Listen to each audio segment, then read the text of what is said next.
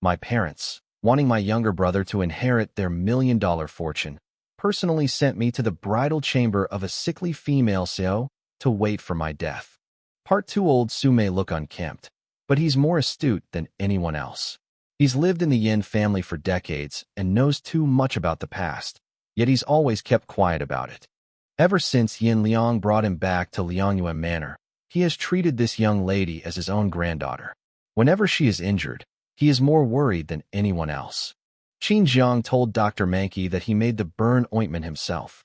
After returning to the Qin family, he learned pharmaceutical manufacturing from his second uncle, and he was also exposed to pharmacology at a young age due to the influence of his adoptive mother. But after taking Yin Liang's pulse countless times, he could only tell that she was severely weak internally, as if her body was being hollowed out little by something. After examining him, Dr. Mankey finally revealed the truth. It was a strange illness passed down through generations of women in the Yin family. Yin Liang's body was like an hourglass. Her health would continuously deplete, and when it was completely depleted, her life would come to an end. He didn't finish his last sentence, but everyone present instantly turned grim. Qin Jiang could barely breathe.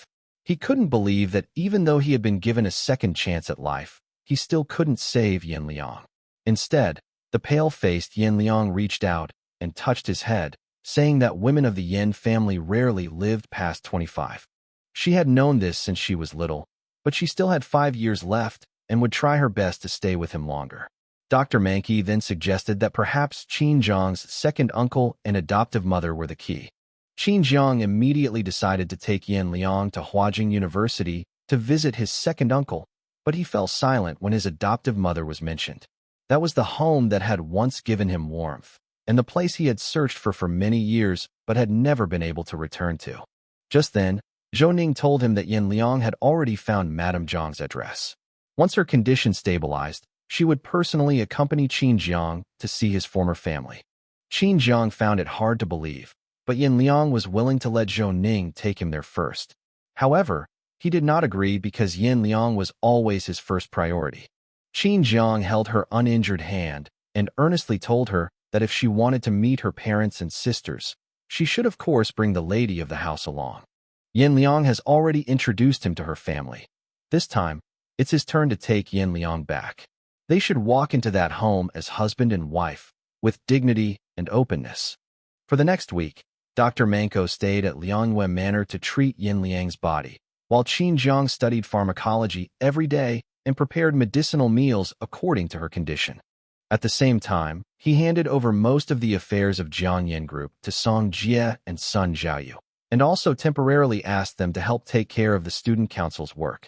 Song Jie called soon after, saying that Zhong Yuding had brought a fruit basket to the company, and the employees were all speculating about her relationship with Qin Jiang, but he couldn't very well kick her out. Just as he was in a dilemma, a tall and elegant woman carrying a limited edition designer handbag walked into the office and coldly asked, "Who is Zhong Yuding?" Song Jie felt as if the scene of his impending doom had arrived. Song Jie was on the phone reporting to Qin Jiang when Yin Bing suddenly walked into the company and coldly asked who Zhong Yuding was. Qin Jiang on the other end of the phone immediately sensed something was wrong, and even joked that since Yin Bing had taken the initiative to come to him, Song Jie should stop hiding. Once a woman from the Yin family sets her mind on someone, she can't escape even if she wants to. But Song Jie didn't dare take it seriously at all. In his eyes, Yin Bing was a proud and aloof A-list celebrity, a goddess he could only look up to. He always felt that the two of them did not belong to the same world, and that Yin Bing's attention to him was just a passing fancy. If he really took himself seriously, that would be the biggest joke. After hanging up the phone, Yin Bing walked towards the reception room in her high heels and immediately saw Zhong Yuding waiting for Qin Jiang. This minor internet celebrity had recently gained a lot of popularity by promoting Jiang Yin Group's cosmeceuticals, but now she wanted to meet Qin Jiang alone under the guise of delivering a fruit basket and repaying a debt of gratitude. Zhong Yuding had indeed helped Qin Jiang in the past. The two had worked part-time together, and she had long harbored feelings for this junior who was working so hard to earn money. Upon learning that Qin Jiang had worked so hard all those years ago just to buy designer bags for Bai Chu Chu, She felt like a joke and immediately left. Now that Qin Jiang has achieved great success, she feels her chance has returned. In her view, Qin Jiang doesn't truly love Yin Liang. He's just trapped by a powerful, wealthy woman. She believes that as long as she acts gentle and considerate and brings up the hardships they endured together, Qin Jiang will eventually waver again. She had just finished sending a voice message to Qin Jiang, saying that she had personally picked his favorite peaches, when Yin Bing pushed open the door to the guest room. Yin Bing smiled and sat down next to her, deliberately calling Qin Jiang her uncle, and saying that he was always bothering Yin Liang and was so busy that he couldn't even take care of the company's affairs. Zhong Yuding immediately understood the warning, but instead retorted that what men truly need is understanding and companionship, and that strong women only offer empty shells. She also claimed to know Qin Jiang best, knowing his likes and dislikes perfectly, implying that Yin Liang could never truly enter his heart. Yin Bing didn't get angry after listening. Instead, she smiled and let Zhong Yuding continue. Zhong Yuding became more and more smug as she spoke, unaware that Yin Bing had already turned on the recorder and written down all of these so-called preferences. Song Jie watched from outside the door, his scalp tingling. He never expected that the women of the Yin family would actually copy someone else's homework when it came to pursuing men. After Zhong Yuding finished speaking, Yin Bing calmly announced that she had been fired from Jiang Yin Group and was no longer even qualified to be dealt with by Yin Liang personally. Zhong Yuding's expression changed drastically, and she questioned her on the spot about what gave her the right. Yin Bing just smiled lightly, and that gentleness finally revealed its sharp edge. Yin Bing casually replied that she was ruthless and powerful, and then told Song Jie to come out and see the guest off, and then go to the president's office to find her immediately. Song Jie's mind went on alert. What were they discussing? Were they going to discuss human reproduction and inheritance in biology? Zhong Yuding wanted to continue arguing, but Song Jie quickly ushered her out of the reception room. She knew very well that Yin Bing was a top-tier celebrity in the entertainment industry, backed by the entire Yin family, and was someone a small internet celebrity like her could not afford to offend. Zhong Yuding firmly believed that feelings couldn't be determined by power and money. The more the Yin family tried to prevent her from seeing Qin Jiang, the more it showed that she would threaten their relationship. If Qin Jiang truly didn't care for her, why would he entrust her with the group's most important cosmetics promotion opportunity? Thinking this through, Zhong Yuding calmed down. After all, this was Jiang Yin Group, and the real president was Qin Jiang. Without Qin Jiang's personal order, what right did Yin Bing have to fire her? She decided to leave first, and once Qin Jiang found out about this, he would naturally seek justice for her. Song Jie escorted her all the way to the company entrance, his heart filled with conflicting emotions. Zhong Yuding had helped them a great deal when they were at their lowest point, and simply kicking her out would indeed seem ungrateful. However, her feelings for Qin Jiang were too obvious, and if this got back to Yin Liang, the consequences would be even more dire. Ultimately, Song Jie, on behalf of the group, officially terminated her contract and promised to compensate her with 6 months' basic salary. Out of consideration for their past relationship, he and Qin Jiang were willing to help Zhong Yuding if she needed business resources to establish her own studio in the future, but it was best to put aside any other thoughts as soon as possible. Zhong Yuding, however, was convinced that Qin Jiang and Song Jie were only acting under pressure from the Yin family. She stated that she had helped Qin Jiang in the first place because she liked him, and regardless of whether Qin Jiang accepted her, she would continue to wait. Before leaving, she also insisted that Song Jie personally deliver the box of peaches to Qin Jiang. In Zhong Yuding's view, she and Qin Jiang shared similar childhoods and had experienced the poorest days together. This tacit understanding was irreplaceable. Even if Qin Jiang were to lose everything again, she would still be willing to stay by his side.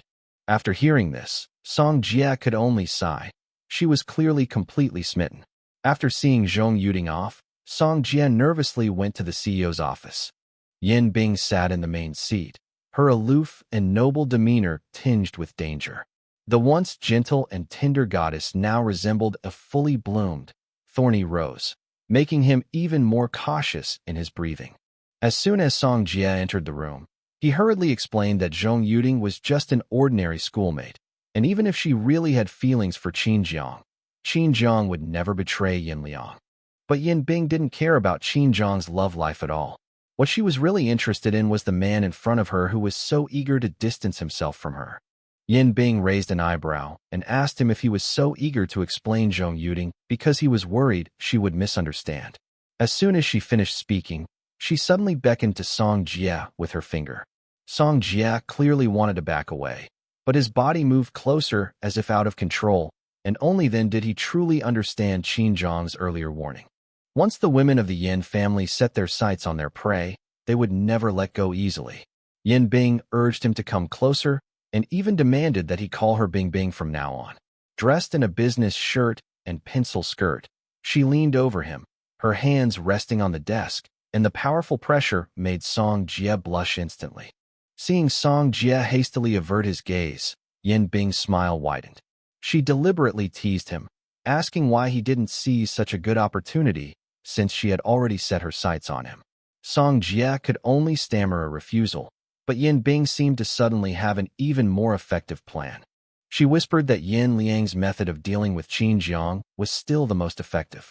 The next second, with a click, Song Jie's wrists were firmly locked in handcuffs. He stared at the scene before him in disbelief, feeling as if his brain was about to explode. Wait, isn't this Brother Zhang's script? Inside Liangyuan Manor, Qin Jiang, with the help of Dr. Mankey, began applying for traditional Chinese medicine patents for several newly developed cosmeceutical products. Mass production would require coordinating personnel, equipment, and management, which he should have personally overseen. However, Yin Liang had not yet recovered, so he had to put all these tasks aside for the time being. Yin Liang didn't really rest either. Even with her hand wrapped in bandages, the international meetings continued one after another, and Zhou Ning was extremely busy. Fortunately, the core team of Qin Yin Group had followed her for many years, and the various departments had already formed a complete system, so there wouldn't be any major problems in the short term. What Qin Jiang truly couldn't refuse was the upcoming underground racing competition. He had to win the championship because Yi Qian, the AI genius Qin Shangyun had recruited abroad in his previous life, would also be participating. This man was a racing fanatic who had already declared that anyone who wanted to recruit him had to defeat him on the track first. Many investors have already set their sights on Yi Qian, seeking top racers to compete. However, Qin Jiang understands better than anyone that future AI technology will determine the group's upper limit and influence the industrial development of the entire Dragon Kingdom. Therefore, no matter the cost, he must bring Yi Qian under his wing as soon as possible. That evening, Qin Jiang told Yin Liang about his plan. Yin Liang also had a positive outlook on the AI industry and admired his exceptional business acumen. She told Qin Jiang to go for it, and that as long as this path could be successfully established, he could be in charge of all AI projects for the Qin Yin Group in the future. Yin Liang knew very well that Qin Jiang's world shouldn't revolve solely around her. Sooner or later, he would have to stand on his own and prove himself on a bigger stage. She was willing to give him enough freedom. Qin Jiang never betrayed her trust, always planning ahead of others in every endeavor. In the study, Yin Liang leaned back on the soft sofa, placing her long legs on Qin Jiang's lap. Qin Jiang, head bowed, patiently massaged her, his movements as gentle as if handling a precious treasure. Looking at his focused expression, Yin Liang suddenly said her hand was healed and she wanted to return to work at the company. Qin Jiang immediately frowned and refused, telling her to continue resting at home. With Zhou Ning and Lao Su overseeing things at the company, there was no need for her to push herself through her injury. If she was really bored, he could accompany her out for a walk, but in short, her daily work time had to be strictly limited.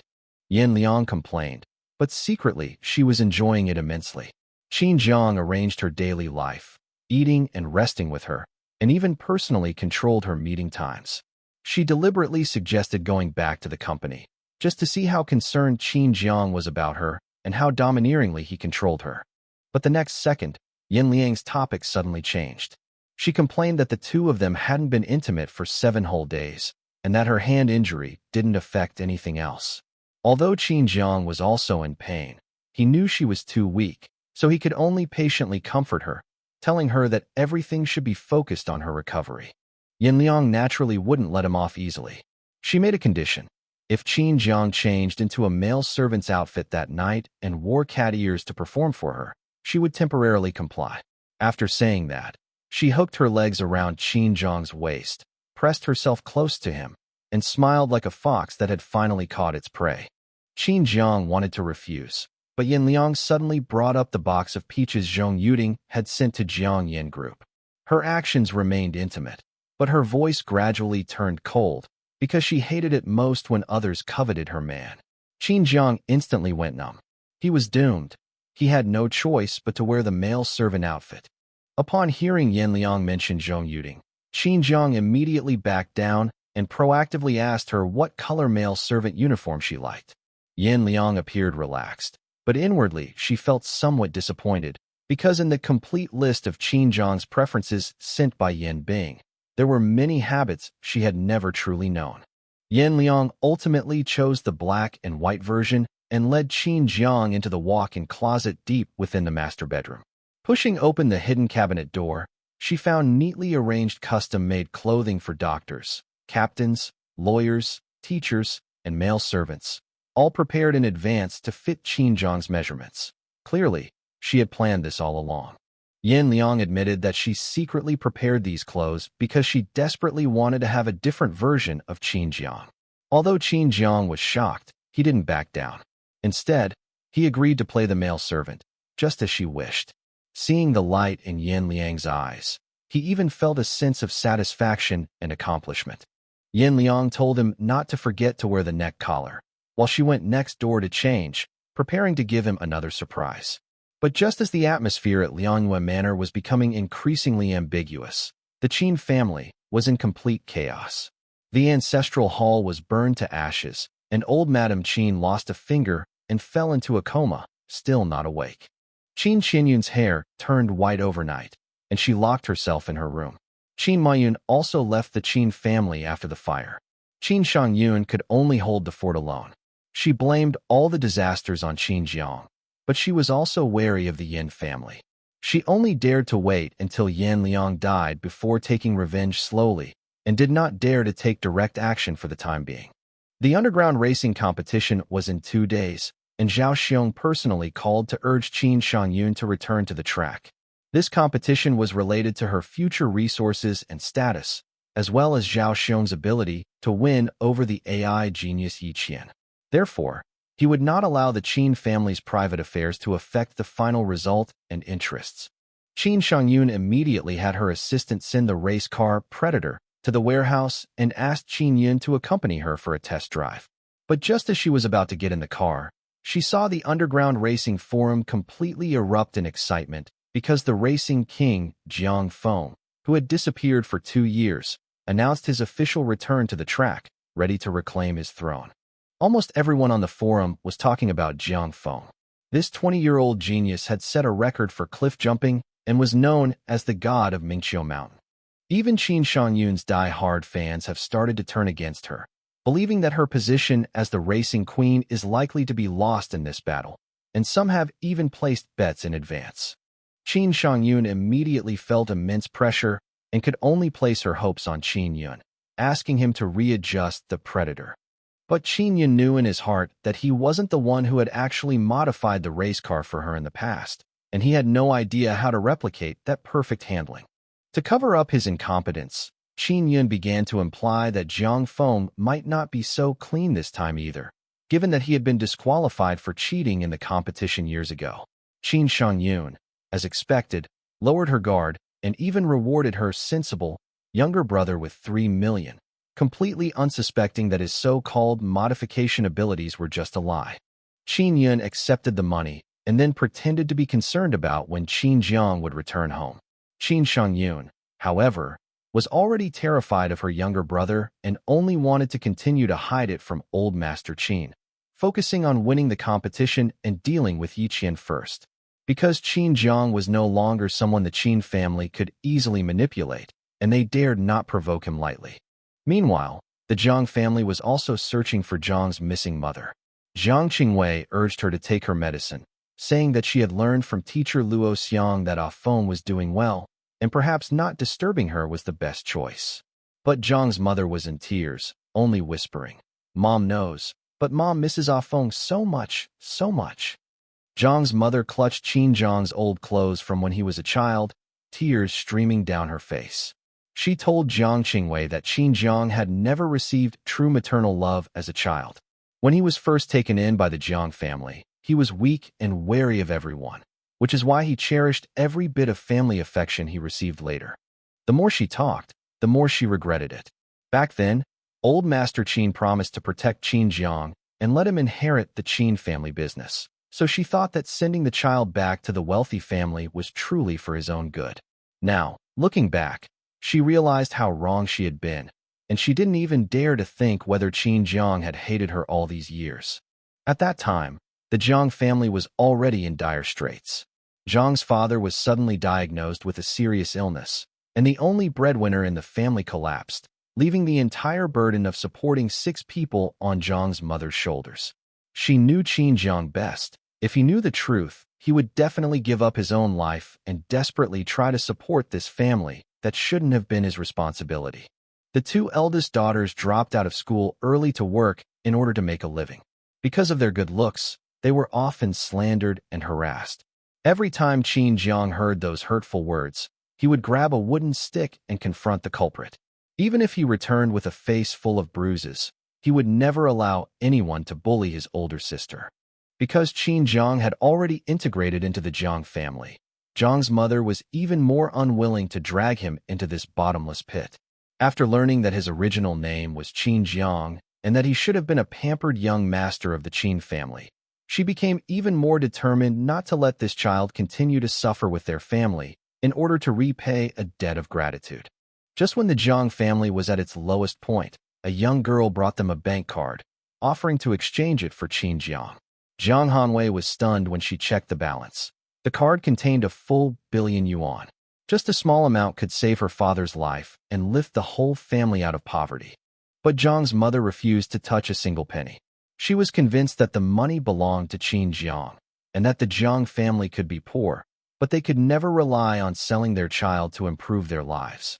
Even as her husband's condition continued to worsen, she insisted that everything must be earned with their own hands, and that they could not take away money that did not belong to them. Jiang Hanwei advised her to only take a few tens of thousands of yuan for the emergency, but Jiang's mother still refused. She said that Qin Jiang had brought enough warmth to the Jiang family over the years, and if his biological family could give him a better life, even if they completely withdrew from his world, they could not continue to be a shackle that dragged him down. Not long after, old Master Qin personally visited Qin Jiang and offered another 100,000 yuan as a deposit, promising to provide him with the best education, connections, and medical resources.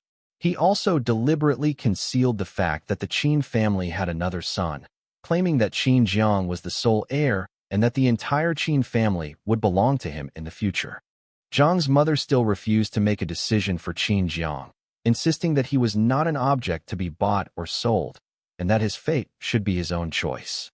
However, old Master Qin produced a genetic disease report, claiming that Qin Jiang had been suffering from a pre-existing condition since birth, and that without systematic treatment, his condition could worsen at any time.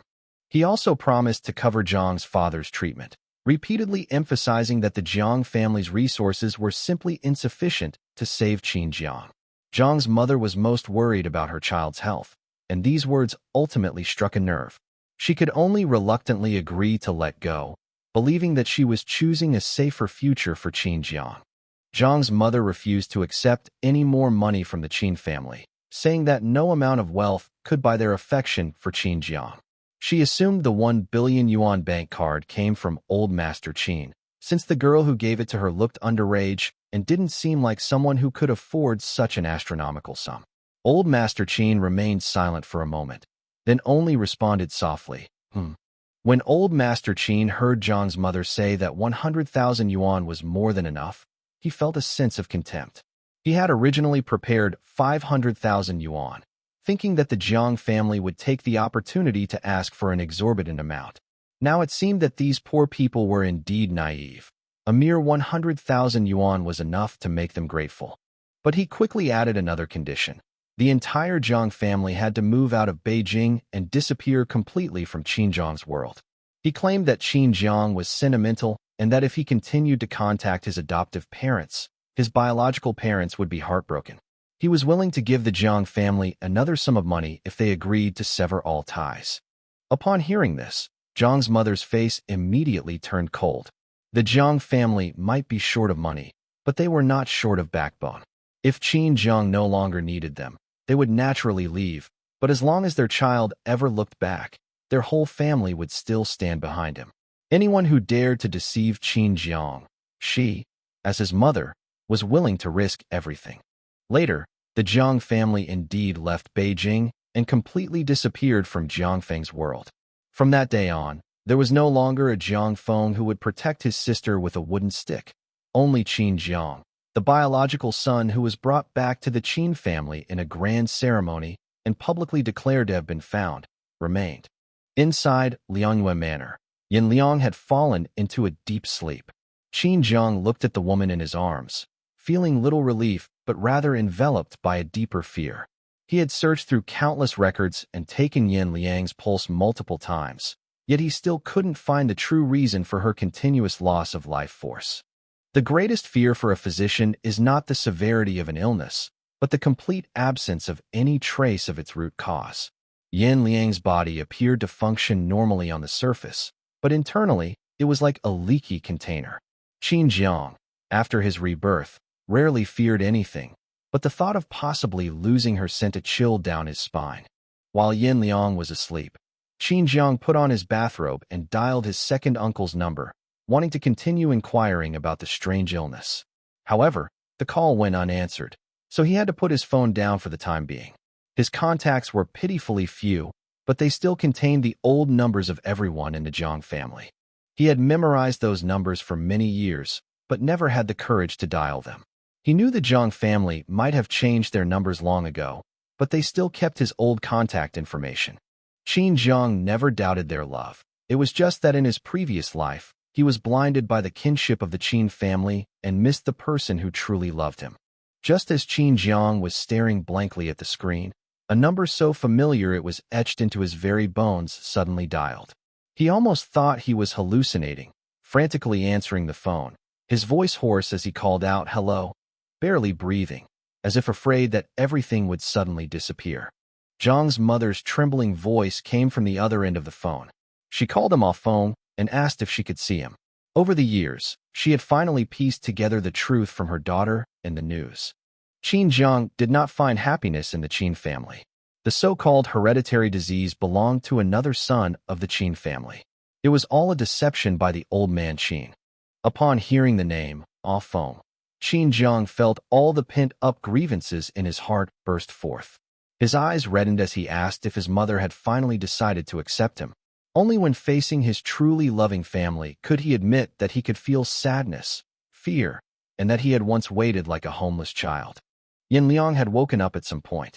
She walked behind Qin Jiang, gently patted his back, and told him not to back down because of fear.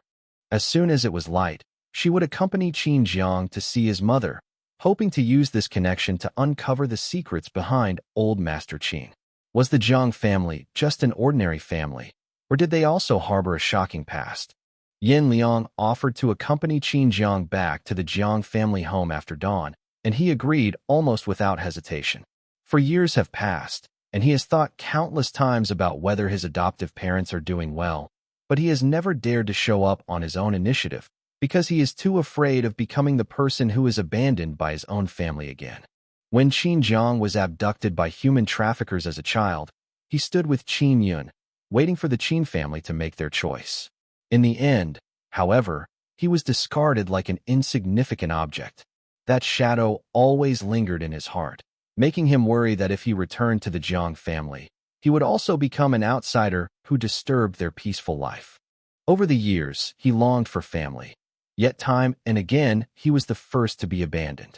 Until Yin Liang appeared in his life. Holding him in the palm of her hand, he realized for the first time that even an unwanted wild child could be chosen with unwavering resolve and become someone else's most precious existence. On the other end of the phone, Zhang's mother cautiously asked if she could still call him off phone, and then excitedly confirmed if they were really willing to come home at dawn. Before Qin Jiang could answer, she had already started arranging breakfast, saying she would make his favorite dumplings, and earnestly asked her new daughter-in-law if she had any dietary restrictions. Zhang's mother never cared about outsiders' opinions of Yin Liang.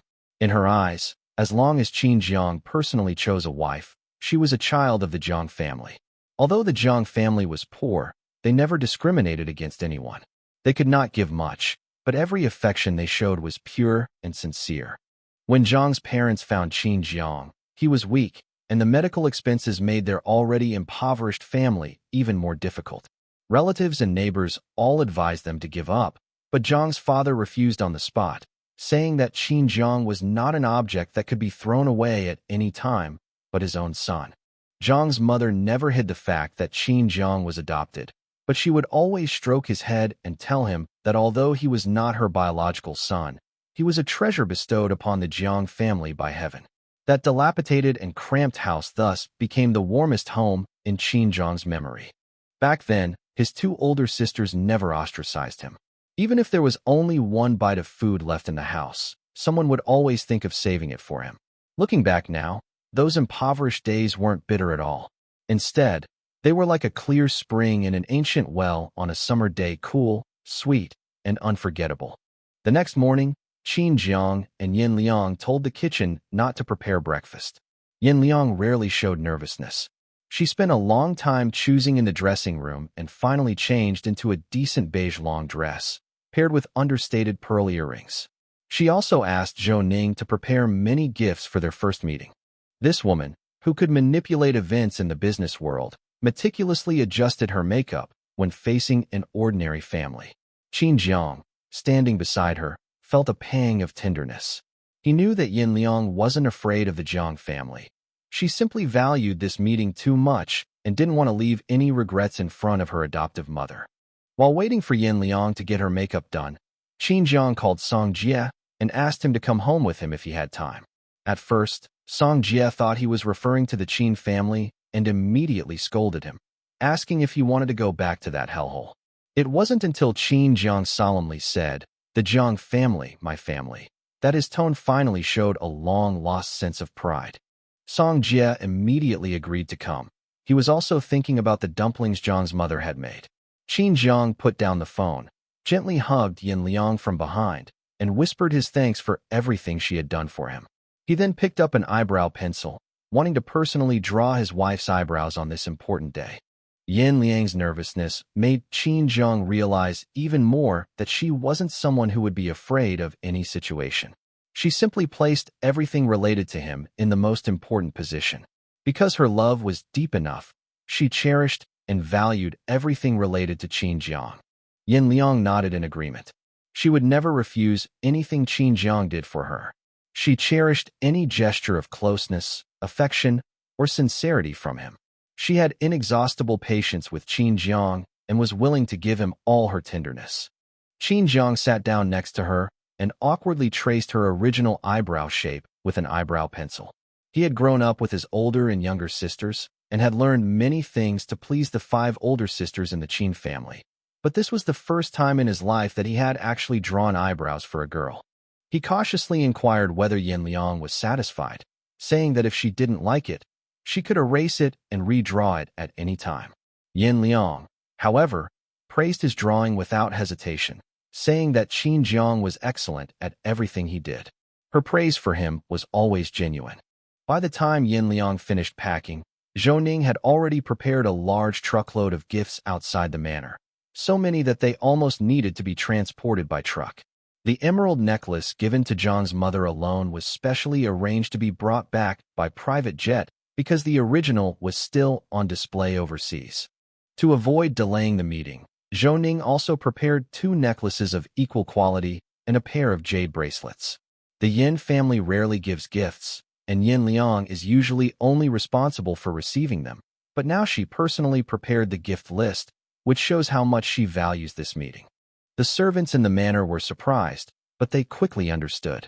Over the years, the only person Yin Liang had ever received such a visit, such a personal gift, and such a humbling attitude from was Qin Jiang. Since it was a visit to her son-in-law's house, such a show of force seemed quite appropriate. Yin Liang was in a great mood and immediately announced that Zhou Ning and everyone in the manor would receive a 10% increase in their year-end bonuses. Qin Jiang looked at the car full of gifts, worried that the grand display would frighten his ordinary mother, but he couldn't bear to refuse Yin Liang's carefully prepared gifts. He took the initiative to handle the follow-up arrangements, telling Yin Liang not to worry anymore, and reassured her that Zhang's mother had a gentle personality and would definitely like her. But these words only made Yin Liang more uneasy. For the first time, she quietly admitted that her reputation outside didn't seem to be very good.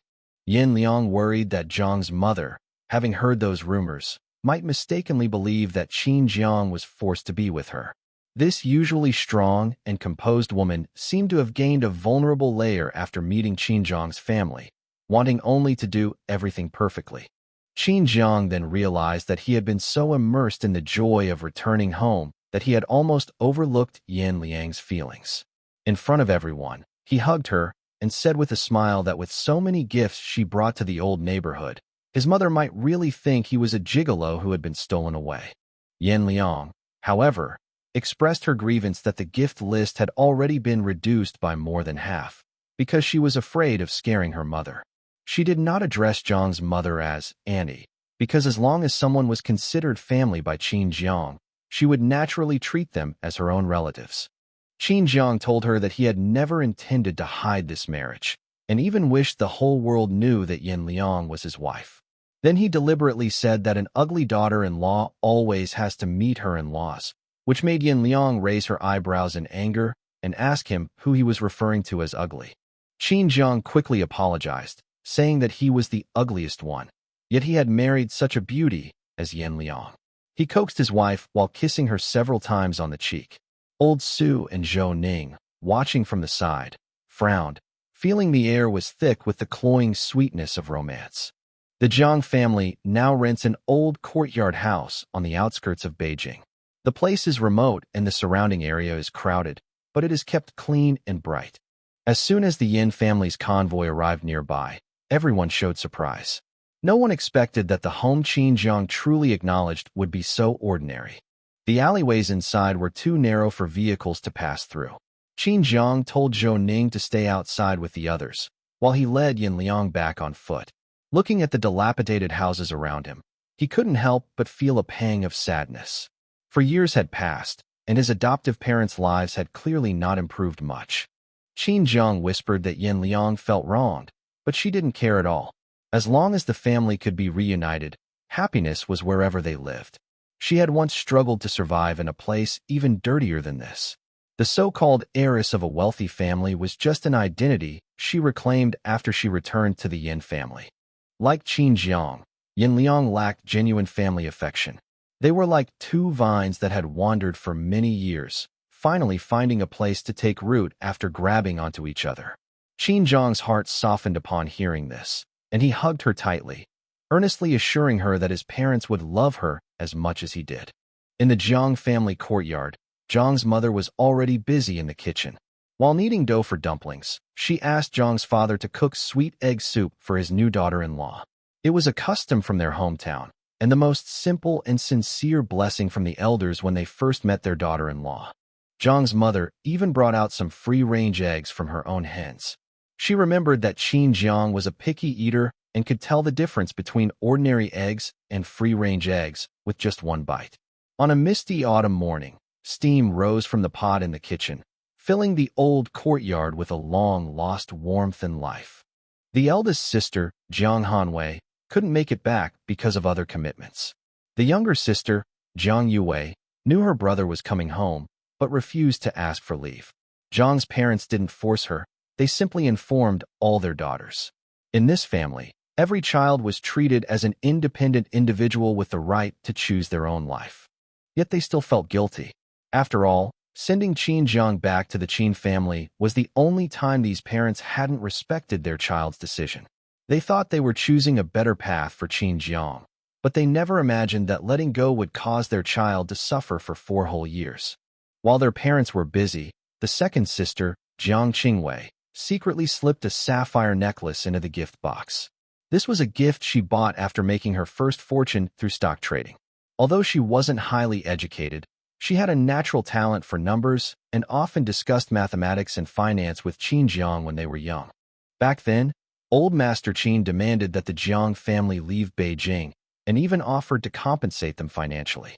Jiang Qingwei and her eldest sister refused to accept the idea of selling their brother, but they also understood that with their adoptive parents' status and impoverished circumstances, they simply couldn't provide Qin Jiang with a smooth future. The two sisters ultimately refused the cash, instead asking the Qin family for opportunities to continue their studies and advance their careers. They always remembered that the Jiang family lost Qin Jiang because they were too weak to be his support, so they had to change their fate and bring their brother home themselves in the future. Jiang Qingwei stated directly that she wanted to study at a top-tier science and engineering university overseas. Grandpa Qin was stunned, believing that a poor girl who had dropped out of school years ago couldn't possibly get in. Jiang Qingwei, however, only asked him to cover the expenses and paperwork. She would handle everything else herself.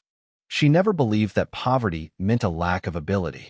Now that fate had finally given her a vine to climb, she would strive to reach it. Once she truly had the ability, she would bring Ah Feng back to the Jiang family in style. This was her understanding of family affection, that everyone should live a better and better life. Jiang Hanwei's conditions were similar to those of her second sister, Jiang Qingwei. She didn't want cash. She only wanted old Master Qin to open the door for her to enter the top scientific research circle. She had already identified the direction of global scientific research development, and her target was an extremely secretive international elite research institution. To get in, one must pass both domestic and international tests, a level of difficulty even higher than the prestigious science and engineering university Jiang Qingwei applied to. No matter how outstanding an ordinary person is, it's difficult to reach that level. Therefore, the two sisters only asked old Master Qin to provide the qualifications. The rest depended entirely on their own abilities. Although old Master Qin looked down on the Jiang family, he had to admit that these two girls were extremely ambitious. Even the Qin family's granddaughters, who were considered the pride of heaven, dared not challenge them, yet they dared to take this step.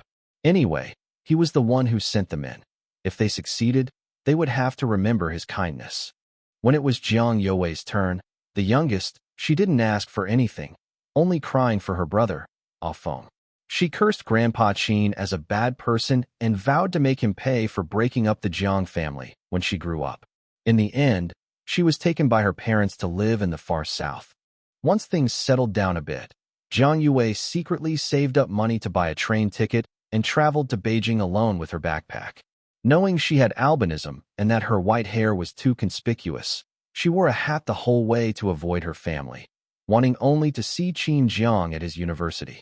She finally met Qin Jiang, but the once spirited brother Feng was now fawning over the fifth sister of the Qin family.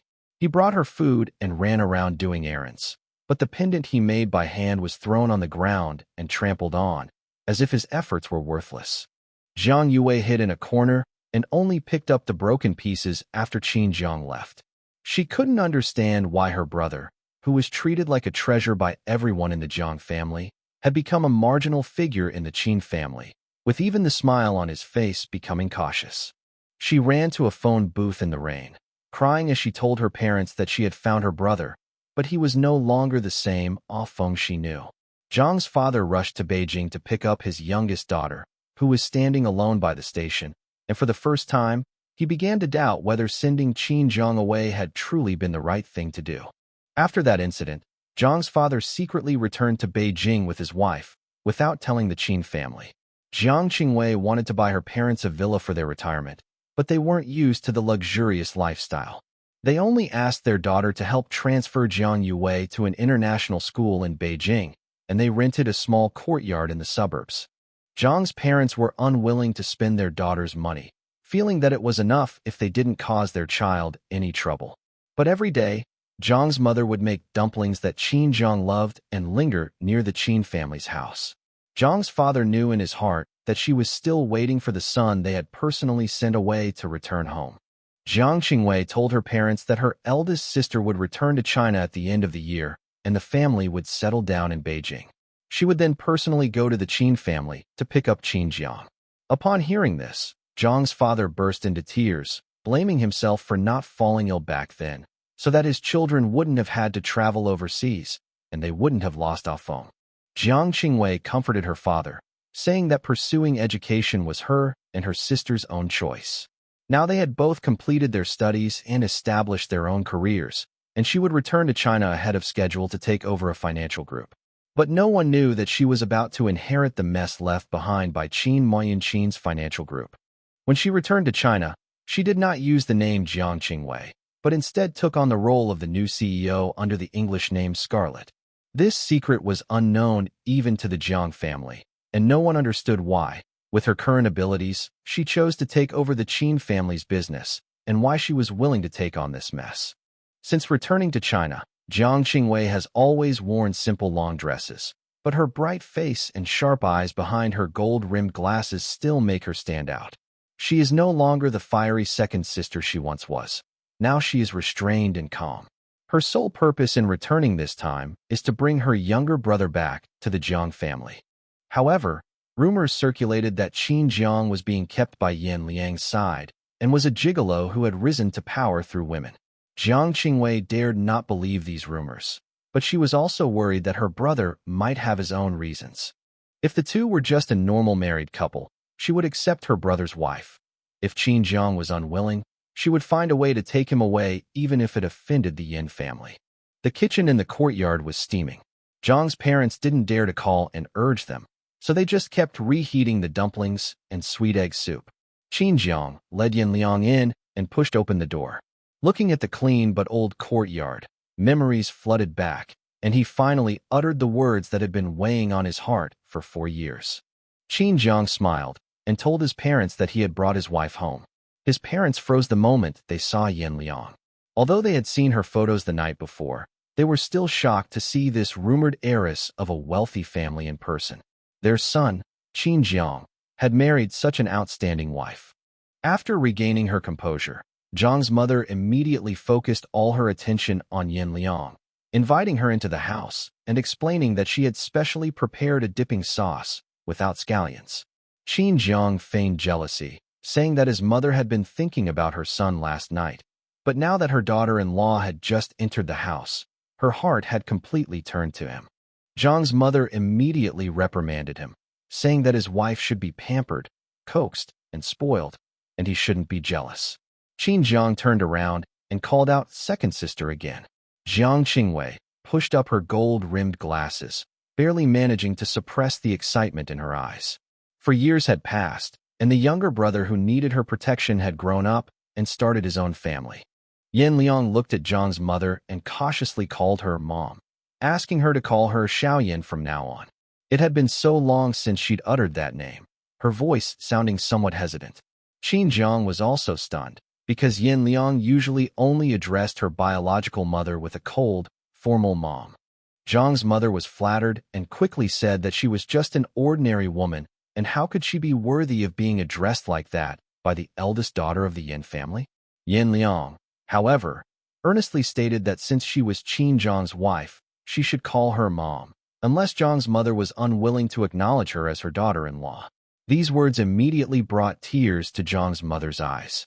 Jiang's mother excitedly grasped Yan Liang's hand, repeatedly saying she was overjoyed, and then invited everyone inside to eat dumplings. Jiang's father, not good with words, simply watched them with red eyes. If he hadn't fallen ill back then, this family would have remained happily together forever.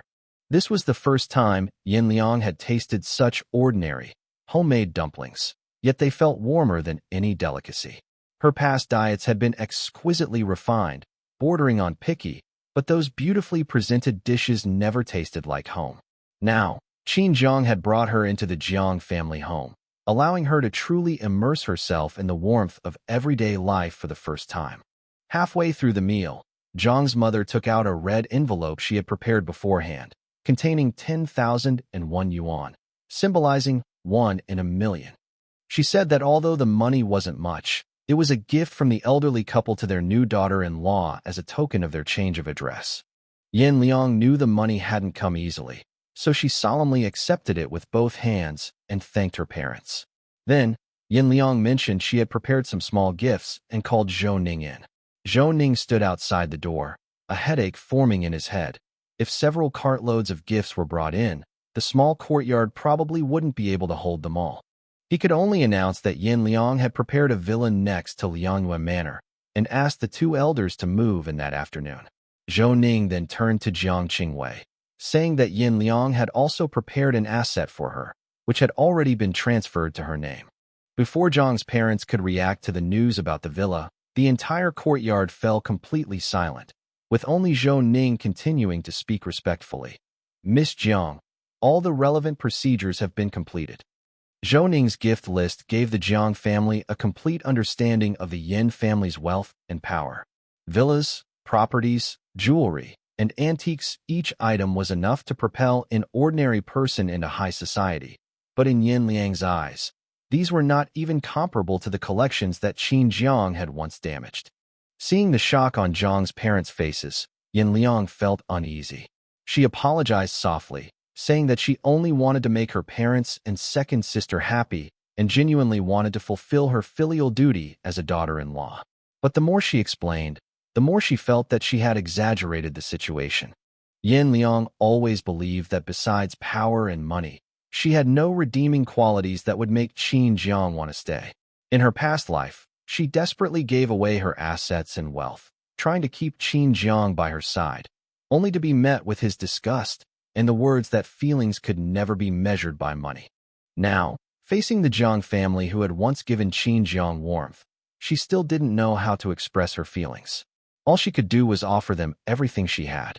She was afraid these gifts were too tacky, but she was even more afraid that if she did nothing, she wouldn't be able to let Qin Jiang's family feel her sincerity. Mr. and Mrs. Jiang had been frugal their whole lives, reluctant to spend the money their daughters sent them. Now, on their daughter-in-law's first visit, wealth rained down like hail, leaving the elderly couple completely stunned and at a loss. Accepting it seemed too extravagant, while refusing risked hurting Yin Liang's feelings. Seeing this, Qin Jiang immediately reassured his parents that they could accept the money without worry. He had also bought an apartment in the city center, very close to Jiang Yin Group. Even if his parents didn't want to enjoy it, they could occasionally stay there for a few days, so that when he was tired from work, he could come home and have a meal of dumplings made by his mother. After saying that, he put his arm around Yin Liang and gently patted her back, explaining that her parents had simply never seen anything like this before, and it wasn't that they disliked her gift. Yin Liang's tense emotions finally eased, but Qin Jiang was still curious about what kind of business she had prepared for her second sister. Yin Liang calmly gave her answer. She had acquired Qin's financial at a low price and planned to hand it over to Jiang Qingwei for management. Since Qin Maiyun was incapable of running it, then someone truly capable would take over. As for the name Qin's Financial, it should be changed to Jiang's Financial. Upon hearing this, Qin Jiang immediately understood that Yin Liang was deliberately trying to cause trouble for the Qin family. She had previously left the right to retaliate against the Qin family to him, but this time she took matters into her own hands. Clearly, this was because the Jiang family had once genuinely cared for Qin Jiang, and she was willing to use her own methods to seek justice for them. Upon hearing Qin Jiang question Yin Liang, Jiang's mother immediately stood up to defend her daughter-in-law. She said that Yin Liang had done everything for him, and Qin Jiang was not allowed to blame her. Then, she finally revealed the truth from back then. Old Master Qin had lied to them, claiming that the Qin family only had Qin Jiang as their child. Grandpa Qin also produced a genetic disease report, saying that Qin Jiang's health was at risk of deterioration at any time, and the Jiang family simply couldn't afford to treat him. Coupled with Jiang's father's serious illness at the time, Jiang's mother reluctantly agreed to let go and leave Beijing with the whole family so that Qin Jiang could have a better future. What convinced Jiang's mother even more of the Qin family's trust was the bank card containing 1 billion yuan. She thought that since the Qin family was willing to pay such a huge price, they would surely treat Qin Jiang as their sole heir and nurture and protect him well. Who could have imagined that those promises were a scam from the very beginning? Zhang's mother also told Qin Jiang that they had never truly given up on him. His two older sisters worked tirelessly to study and develop their careers, hoping to one day bring him back. His youngest sister, Jiang Yuwei, even traveled thousands of miles alone to Beijing, just to catch a glimpse of her beloved brother from afar. Hearing these words, Qin Jiang's last shred of hope shattered completely. The old man Qin had taken him back to the Qin family not out of love for his long-lost grandson, but because Qin Yun needed his blood. He had been nothing more than a carefully crafted tool to be tricked into returning. Qin Jiang once thought that even when everyone in the Qin family loathed him, at least his grandfather genuinely stood by him. Now he realized that all that protection and promises were merely a ploy to make him willingly stay in the Qin family, forever becoming Qin Yun's readily available blood bank. He suppressed his surging emotions and looked at Yan Liang, who was still standing beside him. He finally understood the true source of the 10 billion.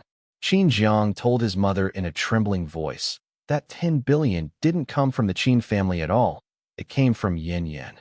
Yin Yin beat the Qin family to it. She wanted me. Chapter 212, Taking the Pulse of the Young Lady's Illness. Old Master Qin arrives. The truth has finally been revealed at this moment. It was given to you by Yin. Xiaoyan. Yes, Mom remembers now. That card was indeed given to me by a girl with a very cold demeanor. But it was too dark at the time, and I thought it was a girl handing out flyers and cards, so I took it. But all I heard her say was, the money in this card was used to buy Jiang phone. I was so surprised at the time, and before I could return it to her, the girl had already walked away.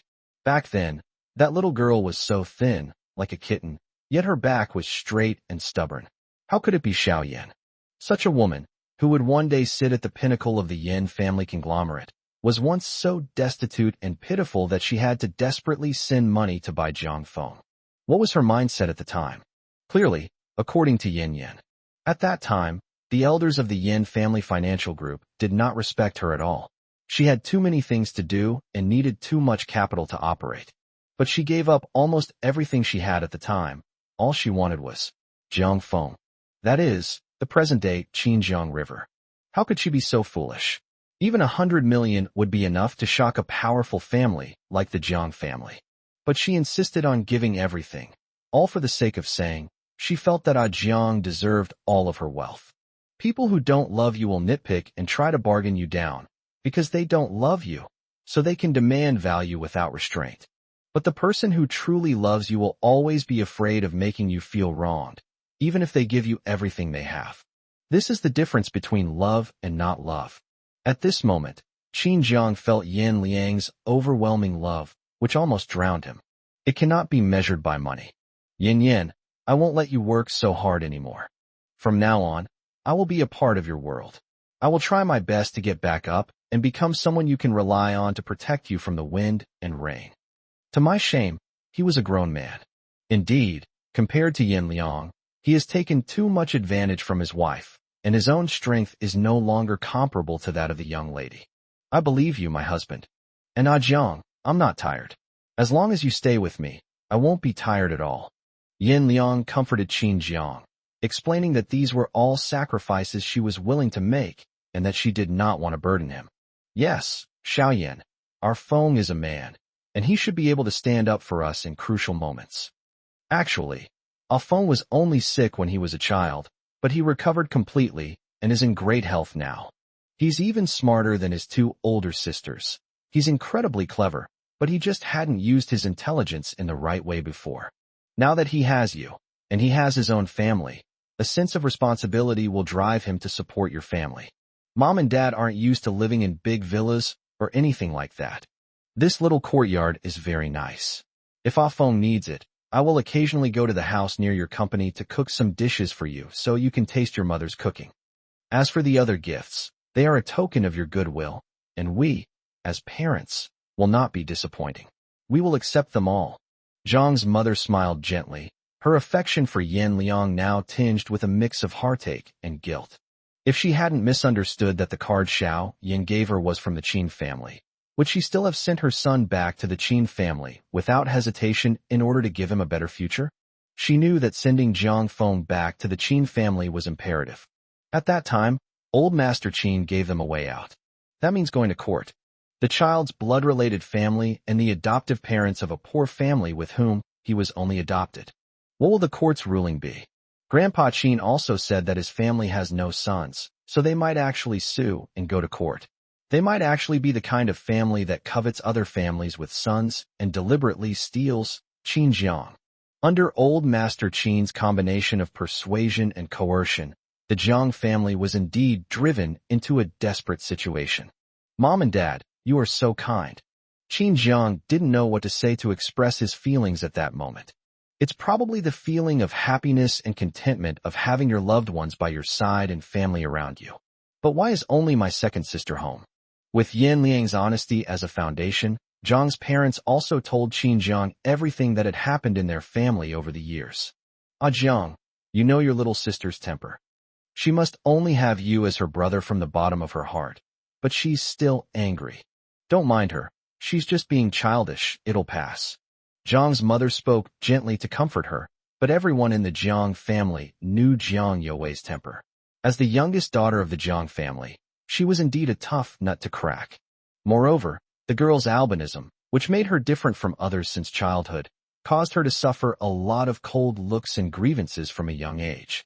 Xinjiang had personally picked her up and dropped her off at school every day since she was a child, and Jiang Feng would severely teach any of the classmates who bullied or mocked Jiang Youwei a lesson. They supported each other through long and impoverished days, but it was this closeness that brought them closer together, and they became united as one. Xinjiang recalled the white-haired girl he had seen by chance the last time. She was clearly the little sister from before who had grown up. The little rascal even knew to come see him. It seems they still have a conscience. Don't worry, Mom and Dad. I will personally communicate with my little sister. She's at the age where she's going through a rebellious phase and is very sensitive, so please don't always criticize her. As the older brother, Xinjiang thought that Xiao Yue wouldn't really forget him. By the way, Mom, could you please take Yin Yan's pulse? Yin Yan isn't feeling well. Jiang's mother had taught Xinjiang a lot about pharmacology since he was a child, and he had indeed never seen such a difficult and complicated disease as Yin Yan's before. She could only hope that her mother might be more knowledgeable and understand Yin Yan's illness better. After the meal, Jiang's mother led the young couple into the bedroom to take their pulses. Jiang's mother's room was clean and tidy, and it also had a faint smell of medicine. Xiaoyan's body is acting strangely. There is a slow loss of energy. What she needs to do is strengthen her foundation and nourish her vital energy. However, ordinary medicinal herbs cannot stop the damage. There is indeed no way to cure Mom's condition completely, but Xiaoyan's body is so depleted that the most urgent task is to strengthen its foundation and stop this loss. Otherwise, no matter how much tonic is given, it will all be depleted, and the fundamental problem will not be solved. Mom, which medicinal herb do you need? Xinjiang couldn't wait, and the pulse he felt was the same. He had also been giving Yin nourishing foods. But he also knew that if the foundation wasn't strengthened, no amount of supplementation would be effective. But without the ability to strengthen the body's foundation, he could only focus on nourishing Yin first. Red pill not. I only saw one wild one in the mountains with my grandfather when I was a child. I have never seen one in the medicinal herb market since. Moreover, given the changing times, they are probably very rare to see on the market now. But now that you have the ability, do your best to find it. Xiaoyan, don't worry too much about your health, you'll get better. Mom will find a way. However, the hesitation and worry on Zhang's mother's face betrayed her heavy thoughts. It's clear that she wasn't entirely confident either. Yin Liang was already used to this kind of moment. She was wealthy and powerful, and had consulted all kinds of doctors, from well-known ones to those famous in the mountains and fields. The chances were already slim, and she never really held out any hope for it. Not wanting Ah Jiang to be sad, she continued to actively seek possible treatment. After Xinjiang and his wife left, Zhang's mother sat in the courtyard in silence for a long time. Sigh, how could such a perfect couple suffer so much? Xiao Yin is a good girl, and Afeng likes her so much. If something really happens to her, how will Afeng live in the future? Or rather, is Afeng still alive? Zhang's mother dared not think any further. She knew that Afeng was a man with big ideas in his mind, and once he made a decision, no one could change it. She was afraid that when that time really came, Afon will do something stupid. What I fear even more is that such a good girl is really going to disappear from this world. Fate played a cruel trick on her, but she sensed the couple's shared resentment and unwillingness to give up. That's enough. As a mother, she can't really do nothing for her child. Honey, let's go back to Sichuan. My maternal grandfather was a skilled doctor and was a local gentry and landlord in the past. My mother told me that my grandfather had some medical books buried in the fields of our old home. I used to think that they were just some books and not worth looking for, and besides, we didn't have enough money to go back and search for that small place that I hadn't been back to for decades. But right now, our son and daughter-in-law need our help, and we as elders can't just sit back and enjoy the fruits of our children's hard work without any benefit to them. Let's set off tomorrow. Qingwei, your younger sister Yue is impetuous and stubborn. I'm afraid she might really cause trouble for your brother. You need to keep an eye on her. Jiang Qingwei learned the truth and felt quite regretful. Of course she knew about this bizarre curse of the wealthy Yin family. After all, it was an open secret. She just didn't expect that Ah Feng's younger brother and Miss Yan's love was truly stronger than gold. Furthermore, she was given direct control of Qin's financial. So, the most pressing issue right now is, nothing could be more serious than the young lady's illness. Mom and Dad, please be careful when you go back to your hometown in Sichuan. I'll keep an eye on Yue. Zhang's parents left in a hurry and didn't notice that after they embarked on their journey back to their hometown, another figure arrived at their old family courtyard. The newcomer, leaning on a dragon-patterned golden Nanmu cane, coughed every 3 steps and panted every 5, but was followed by a dozen spirited bodyguards. Jiang Qingwei noticed the commotion and, as soon as she pushed open the door, she saw the old man in the center of the courtyard. Qingwei, it's been a long time. In just 4 short years, you've blossomed into a beautiful young woman. You're quite capable.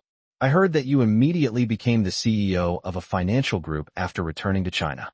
And coincidentally, it's Qin's Financial? Chapter 213 The medicine to save the young lady must be exchanged for Qin Jiang. Inside Lianghua Manor. After learning that red elixir could strengthen Yin Yan's body, Qin Jiang immediately immersed himself in the medical laboratory to study medical books. And he instructed Dr. Manko to find the medicine within his capabilities. Zhou Ning also directly leveraged the unique power and influence of the Yin family, a powerful financial group, to conduct a global search. He was very clear about one thing. Even if the red elixir cannot cure Yin Yan's illness, it can at least prolong her life. Given Yin Yan's current physical condition, her lifespan is slipping away like sand through an hourglass. The red elixir is like a plug that can seal the gap. If she continues to take supplements, it might be possible to restore the young lady's body to a normal state. Even if it doesn't reach that level, it's enough to break that ridiculous curse that says you have to die at 25. In this lifetime, Qin Jiang will never believe in fate again. A day has passed. Yin Liang continued with her official duties as usual. She did not stop Qin Jiang's efforts, but she also did not care too much about whether or not she could find the red elixir. No matter what, the worst that can happen is death. If I cannot live with Jiang, it would be good to die with him. She is despicable, vicious, and selfish. If she can't bring herself to let Jiang live and remarry someone else, then she won't find peace even as a ghost. Found it. Mr. Liang, our search for the red elixir tree has caused too much of a stir. We finally got information from a businessman in Country G that he has a red elixir tree that his ancestors looted from China and brought to them across the ocean. But no matter how high the price we offered, or even if we threatened him, he was still unwilling to hand it over. This man is James, the boss of YK Technology Group. Some time ago, his son-in-law won the secret of their group's semiconductor supply chain when he made a bet with Qin Shangyun. James said, "If we hand over our son-in-law to him, he will give us the red elixir." Zhou Ning's voice grew softer and softer as she spoke. It was a lie to say that she didn't blame her son-in-law. After all, wasn't that bet just a ploy to mess with Qin Laosan? Ultimately, the Yin family conglomerate did indeed profit the most, as the supply region of that semiconductor industry chain was enough to reduce the Yin family's raw material costs by tens of billions in the long run. Qin Jiang is indeed doing practical things for the young lady. However, Now that things are really going on, the trouble he's caused is threatening the young lady's health. All things considered, it's a losing proposition again. But Zhou Ning dared not say these words, and knew that his thoughts were narrow-minded. But aren't humans inherently selfish and afraid of death? James Lee, how dare he trade my husband to me with a red elixir? The Dragon Kingdom's goods, looted by our ancestors, have become his own after more than 100 years. I've always believed in the principle of, if I can't have it, I'll destroy it. If he's unwilling to hand it over with both hands, I wouldn't mind blowing YK technology to ashes. Yin Liang was furious, not really because of the red pill knot, but because some so-called mixed-race merchants from abroad who clearly still had Chinese blood flowing through their veins really treated foreign lands as their own. Just a stray dog back then. Do you think you can wash away your past sins after you've made your fortune with stolen money? Yin Liang despises this kind of trash more than anything in her life. James knows he can't compete with the young lady's power and influence. He said that if we are unwilling and want to destroy YK technology, he will destroy the red pill not in advance, so that we will get nothing. Miss, I haven't spoken to the young master yet. What do you think? Zhou Ning had no choice but to lower his eyes and wait for the young lady's instructions. Then let's destroy YK technology. Dare to threaten me? Such a person hasn't even been born yet. But Qin Jiang still heard it. No, I must obtain the red elixir. Chapter 214, Jiang Feng returns. The young lady's illness requires only Jiang. Qin Jiang stood at the door of the study, his eyes, already bloodshot from searching for the red elixir, now fixed intently on Yin Liang. He knew that Yin Yan's decision was all for his sake, but this whole thing was caused by him. Of course, it doesn't mean they have to fight to the death with James. He stood there, his figure ramrod straight, as if in silent defiance. He wouldn't allow Yin Yan to give up such a hard-won opportunity for treatment. Yin Yan, don't be impulsive. Let me handle this, okay? I won't let him destroy the red pill. Merchants are only after profit. If I have something here that can satisfy him even more, then he'll have to look elsewhere. As Qin Jiang stood there, his mind raced, and he came up with a foolproof plan. In her previous life, Qin Shangyun won a racing competition and received Yi Qian's help. She developed a top-notch AI industry and optimized the system, which propelled her to become one of the world's leading technology groups. James Lee was undoubtedly successful, but now he has a formidable opponent, himself. He also set his sights on conquering Yi Qian. Whether he can obtain AI technology ahead of schedule remains to be seen, but he certainly needs a genius like Yi Qian to accelerate the development of AI. Once he knew his opponent's needs, he had essentially given James Lee leverage over him. In the past, the racetrack never saw the return of Jiang Feng. But this time, yes. Both Qin Shangyun and James Lee would surely be terrified by the name Jiang Feng, the racing legend. There's no other reason than that Jiang Feng has always been Yi Qian's idol in the racing world, which is an open secret. Therefore, Qin Jiang had no way to negotiate with James Lee. Jiang Feng can do it. Moreover, he had long found the name Qin Jiang an eyesore. This is the name given to him by the Qin family. Qin Yun, Qin Jiang. One is in the sky, the other is on the ground. It turns out that everything was destined long ago, right after he was born. The name Jiang Feng was carefully chosen for him by his parents. They hoped their child, Jiang Feng, can live freely and unrestrainedly, just like the wind. The world is filled with crisscrossing rules and frameworks, but the only thing that cannot be trapped is the wind.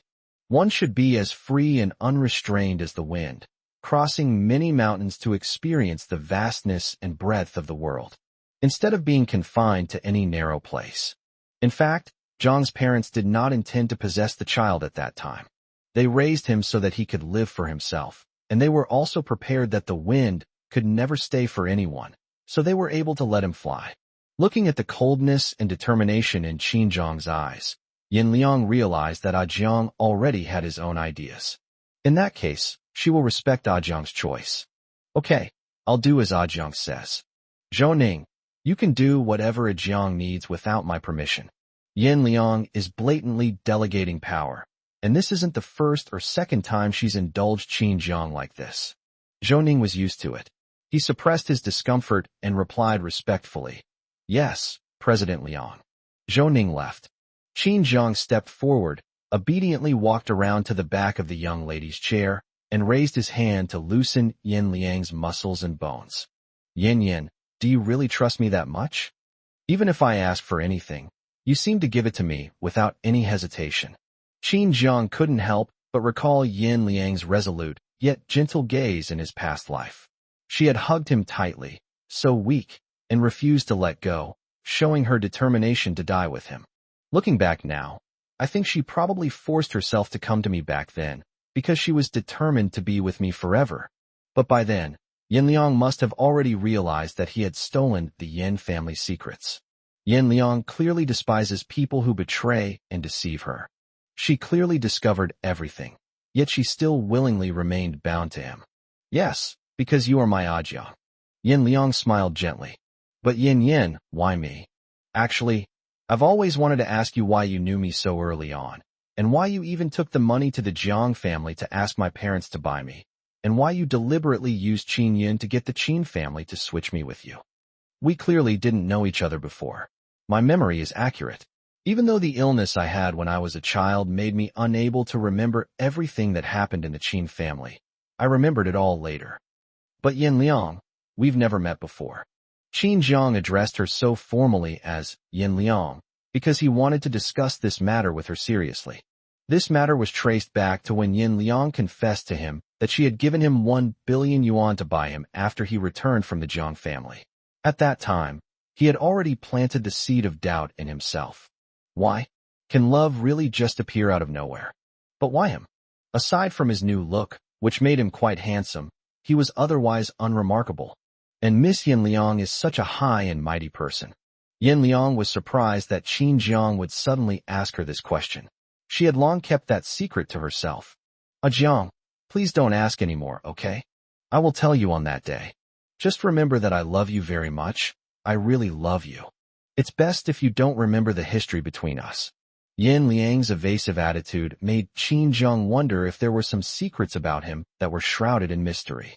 At this moment, Yin Liang looked up at Qin Zhang and her eyes were filled with tears. The hidden vulnerability of the proud young lady was torn open in an instant. Qin Zhang's heart tightened, and he quickly stopped himself from asking the question that was running wild in his mind. Good. If Yin doesn't want to talk about it, then she doesn't have to. Qin Zhang bent down and hugged the young lady, who was somewhat out of control. He could feel that the moment he hugged Yin Liang tightly, the young lady instinctively tried to push him away, but she suppressed it and let Qin Zhang hug her. Jiang, I'm not feeling well. You can go out now. I want to be alone for a while. Yin Liang sat in her seat, her calm, yet icy voice seeming to instantly transport Qin Zhang back to the time immediately following his rebirth. The period when Yin Liang completely distrusted him. And the period when Miss Yin Liang might lose control at any time. But now that Yin Liang had said this much, he had no choice but to leave. Then I'll go make you some warming soup. Yin, you're too cold. This is not the body temperature a living person should have, but Yin Liang has maintained this body temperature for a long time, intermittently. Occasionally at night, she curls up in her own arms, like an ice cube. Qin Zhang could only carefully pull Yin Liang into his arms and try his best to warm her, taking off all his clothes and using his body to warm her. But when it's really too cold, he could only wake Yin Liang, watching her gently untie the belt of the young lady's nightgown, his eyes filled with a longing. Yin, let's do it. If you move around, you won't feel cold. Back then, Miss Yin Liang was like a harmless little rabbit, obediently letting him do as he pleased. Her long, lazy hair was spread out on the bed, and her snow-white body was soft and boneless. Jiang, I'm cold. Give me. Soon, the young lady, like a python awakening from hibernation, wrapped her arms around him, her forked tongue probing into his mouth, greedily possessing him entirely. That way, they won't be cold anymore. On the contrary, the bed was warm and cozy. Chapter 215. The bath is warm. Spring is in full bloom. I only love the river breeze. This time, when Qin Zhang sensed that Yin Liang's body temperature was off again, he said he was going to make soup. But the man had already picked Yin Liang up in a princess carry and strode out with his long legs. They returned to the master bedroom. Qin Jiang placed Yin Liang directly on the bed, his slender fingers gently covering the young lady's cold forehead. He leaned down, his forehead touching the young lady's, his voice hoarse yet filled with a stubborn determination. Yin Yin, don't even think about pushing me away again. When you're not feeling well, I'm your medicine. Instead of that blood-soaked basement, your wounds are always new on top of old ones. Even if you have the best scar removal cream to erase the scars, the pain will always be there. If you ever need to vent, let me be your vessel. Qin Jiang spoke sincerely and earnestly, and suddenly he no longer cared much about why Yin had fallen in love with him. Regardless of how things started, they are truly in love now, aren't they?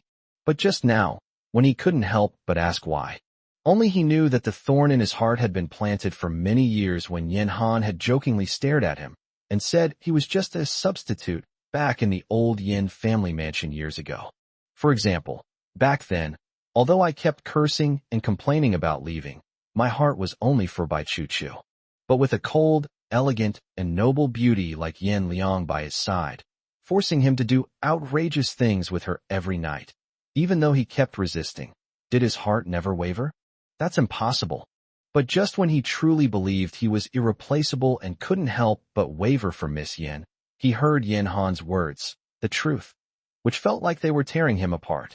For Qin Jiang at that time, it was undoubtedly a bolt from the blue. So his resistance later became even more intense. He had long since forgotten the knot in his heart that he had held in the past. But this time, his suspicions reminded him of Yin Han's words from back then, which is why he couldn't help but ask for the reason. He had never met Yin Liang before. She had never appeared in his life. So, how did she fall in love with herself? When he couldn't find the reason, he couldn't help but let his mind wander. Ah Jiang, don't overthink it. I love you, and only you. Yin Liang seemed to sense Qin Jiang's emotional fluctuations, and, fearing he might overthink things, spoke again. But this time her voice was noticeably weak and listless. She desperately needs a surge of passionate impulse right now. Only then can she escape this extreme, bone-chilling cold. Ah Jiang, I'm cold. I want a hug. We need to apply it. I want you. Yin Liang sat on the edge of the bed, looking at the man who was going to the bathroom to run hot water. The already beautiful and noble young lady now had snow-white skin and red lips that smelled like blood. She tore a hole in her work uniform skirt because she found it in the way, and also ripped open her shirt collar. The scenery, almost overflowing, filled Qin Jiang's view. The young lady's dark red hair was draped lazily over her shoulders, swaying with her movements. The stunningly beautiful woman, like the moon goddess, bared her fangs at him, instantly transforming into a bewitching and seductive demon. Yin, don't worry, I've already started preparing hot water. You need to soak in the hot water to warm up first. Qin Jiang's Adam's apple bobbed as he watched the young lady gracefully stand up and walk towards him, her jade-like feet stepping across the soft carpet. As Yin Liang approached, Qin Jiang couldn't help but feel a little flustered. Don't call me Yin, call me young miss. Call me master. Qin Jiang blinked, his inner turmoil overwhelmed once again. Good heavens, this is clearly the young lady from the beginning. When her domineering side kicks in, she loves to be in a superior position and possess him. She wants to teach him. The young lady who came from hell is back. He's going to suffer terribly. Of course, none of this was enough to make Qin Jiang, who had already been promoted to a seasoned driver serving young ladies, panic like this. Instead, the young lady pulled out handcuffs and shackles from the bedside table again. The familiar, cold touch was incredibly stimulating. Qin Jiang was scared, but there was no way he could escape.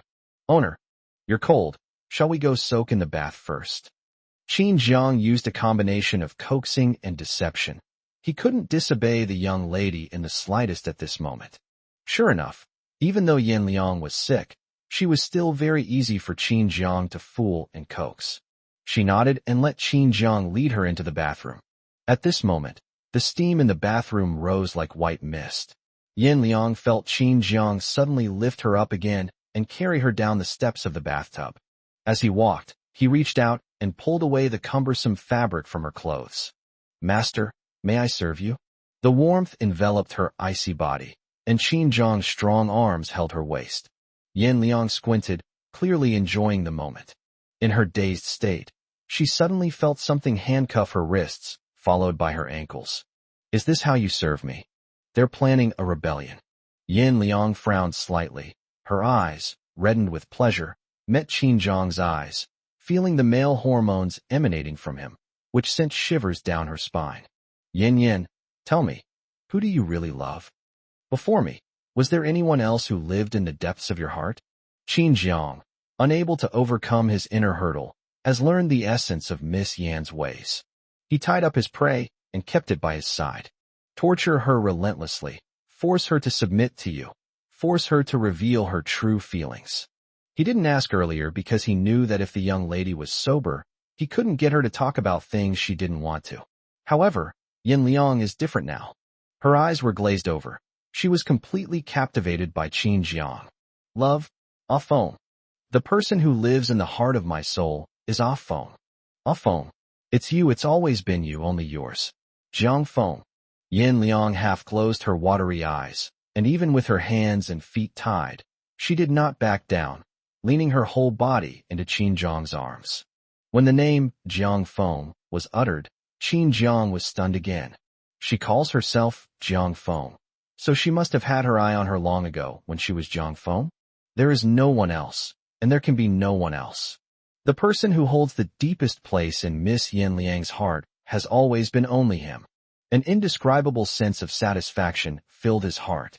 The next moment, the water in the bath churned, just like his restless heart, yearning only to be close to Miss Yin Liang. Chapter 216. I only admire Ah Zhang's coaxing. Boss Liang is furious, leaving millions dead. The next day, Qin Zhang asked Zhou Ning to give him James Li's number and also carefully looked at James Li's information. The things that the Yin family, a powerful conglomerate, wanted to investigate were bound to be extremely detailed, including the entire network of relationships and asset chains of James Go and Li's ancestors for 3 generations. In his previous life, Qin Zhang had indeed watched an interview with James Li on a financial channel. He is a very ambitious businessman, and YK Technology Group is just one of his businesses. This person is also involved in various antique transactions, many of which are national treasures from various countries that have been lost overseas over the past centuries or millennia.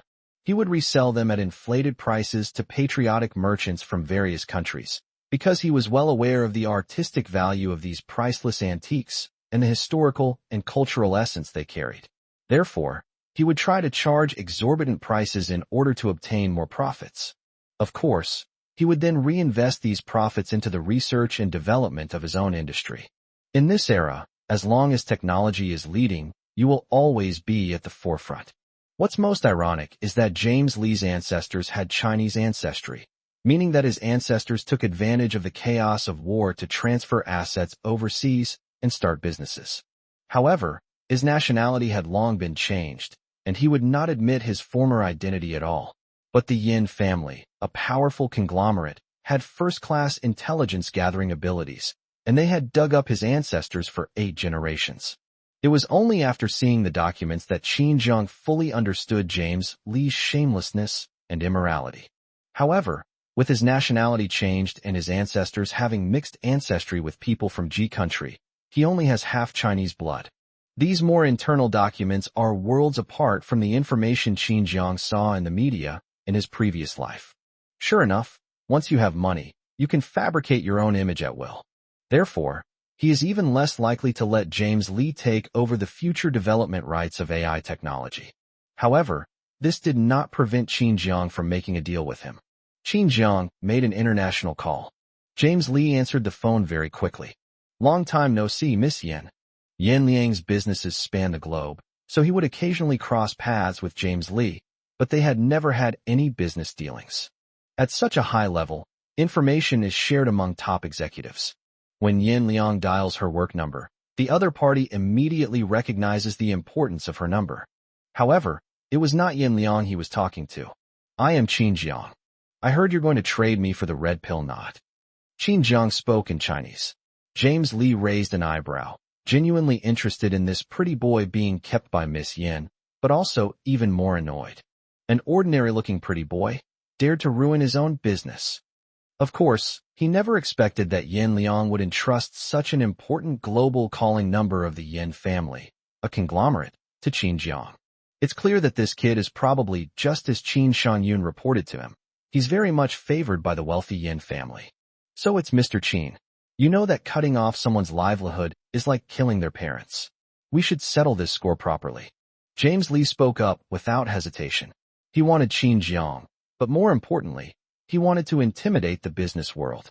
He even managed to bring in and ruin the most beloved gigolo of the Yin family's eldest daughter. What is the Yin family anyway?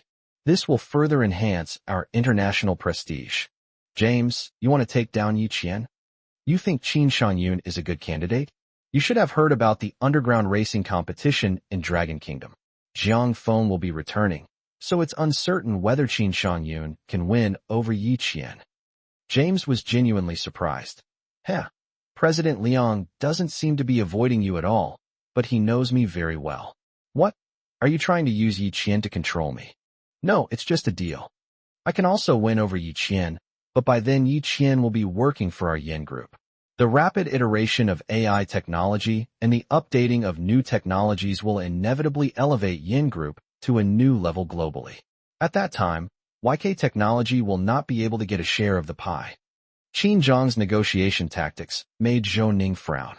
No, when did the son-in-law find out so much information? Qin Shan-yun came on behalf of YK technology with the intention of taking over Yi Qian, and this was done in a highly secretive manner.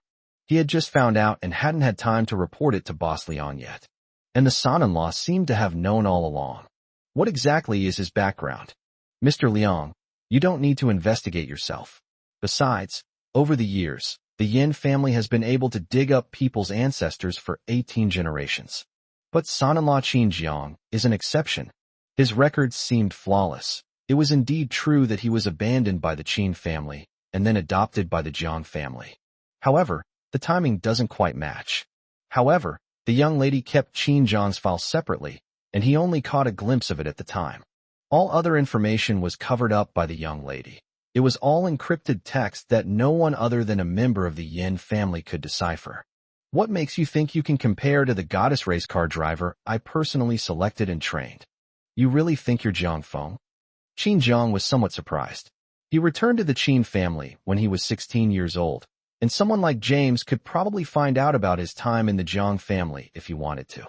But it seems he doesn't know either? Then let's see what I can do. If I gain Yi Qian's trust, then I'll use him to exchange for the red pill nod. How about that? James Lee wouldn't lose anything in this. And of course, he didn't think a pretty boy could really have that kind of ability. TSK. Well then, I'll give Mr. Liang face and agree to your choice. By the way, you should also tell Miss Yan not to get too angry. Anger is bad for her health. I received the deterrent X-ray missile over the high seas of the Pacific Ocean, so I dare not act recklessly. Tell me, we're all business people. There's no need to make it seem like we're about to go to war. Harmony brings wealth. Mr. Qin, it's a pleasure to do business with you. Qin Jiang hung up the phone and sat in his study, pondering James's words. When did the young lady launch the deterrent X-bullet? No. Is this still a conglomerate family? Last time, he thought Yan Yan's statement that she still had bombs to use to blow up the Qin family ancestral hall was just a joke. It turns out that the young lady never tells a lie.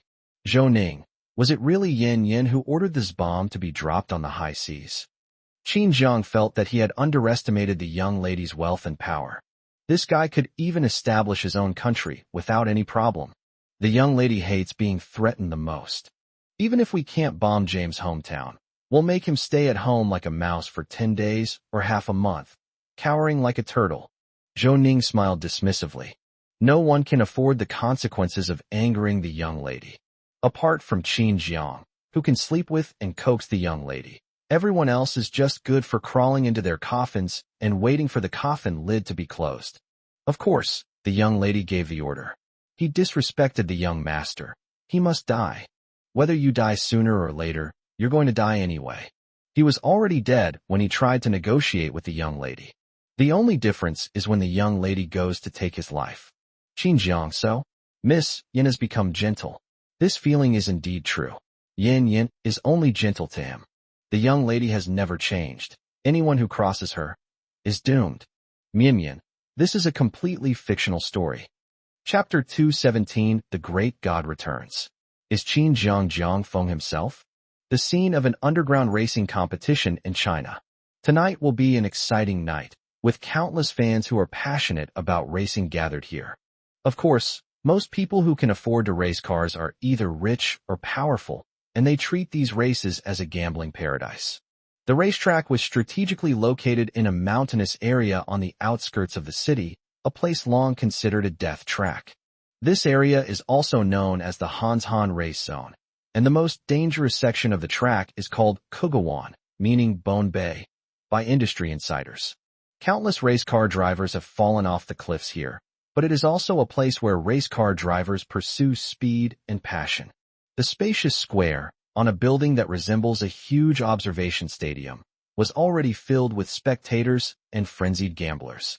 At the very front is a large screen that provides live video feeds, with professional commentary and a professional drone team also ready to go. Race car drivers from all over the world gathered here. After hearing that racing legend Jiang Feng would be returning, many racers who had heard of his reputation came to challenge him and participate. Of course, Qin Shangyun was undoubtedly the most outstanding figure in this racing competition. There are not many female race car drivers to begin with. In addition, Qin Shangyun's hot figure and beauty make her a unique presence in the racing world. She already had a reputation abroad, and this was her first match back in China, so naturally countless fans came to support her. Zhao Xiong certainly wouldn't let such a moment pass by, allowing Qin Shangyun to establish her reputation as a racing goddess. The livestream team was specially arranged to serve Qin Shangyun exclusively. Wow, it's Qin Shangyun, the racing goddess who works flawlessly with racing predators on the international stage. I've finally met her in person. I have to say that the Predator is the most imposing and best-performing racing car I've ever seen. Qin Shangyun's ability to drive it perfectly is truly remarkable. It's truly exhilarating to see a woman achieve such great success in the racing world. You'd better not boil anything else. Am I the only one who came here for Jiang Feng? He became famous at a young age, and at only 18 years old, he had already made a name for himself in the racing world. He is simply a walking racing prodigy. A 2-year ban will surely lead to a triumphant return. Where's Jiang Feng? The race is about to start. Why hasn't he shown up yet? TSK. Could it be that he went to do performance-enhancing drugs again? A leopard can't change its spots. How dare such a scoundrel return to the racing world? Their reputation is utterly rotten. Would they come back to humiliate themselves? While some are looking forward to the return of the legendary Jiang Feng, others are naturally hoping that his past achievements are long gone. When Yi Qian, who is passionate about racing, appeared, he was naturally greeted with enthusiastic cheers from his fans. But what Yi Qian cared about more was, where was Jiang Feng? He carried the helmet and searched around. At this point, all the race cars of the participating drivers had arrived at the center of the racetrack and were lined up at the starting line. Qin Shangyun's Predator racing car is indeed uniquely designed and imposing, with perfect performance.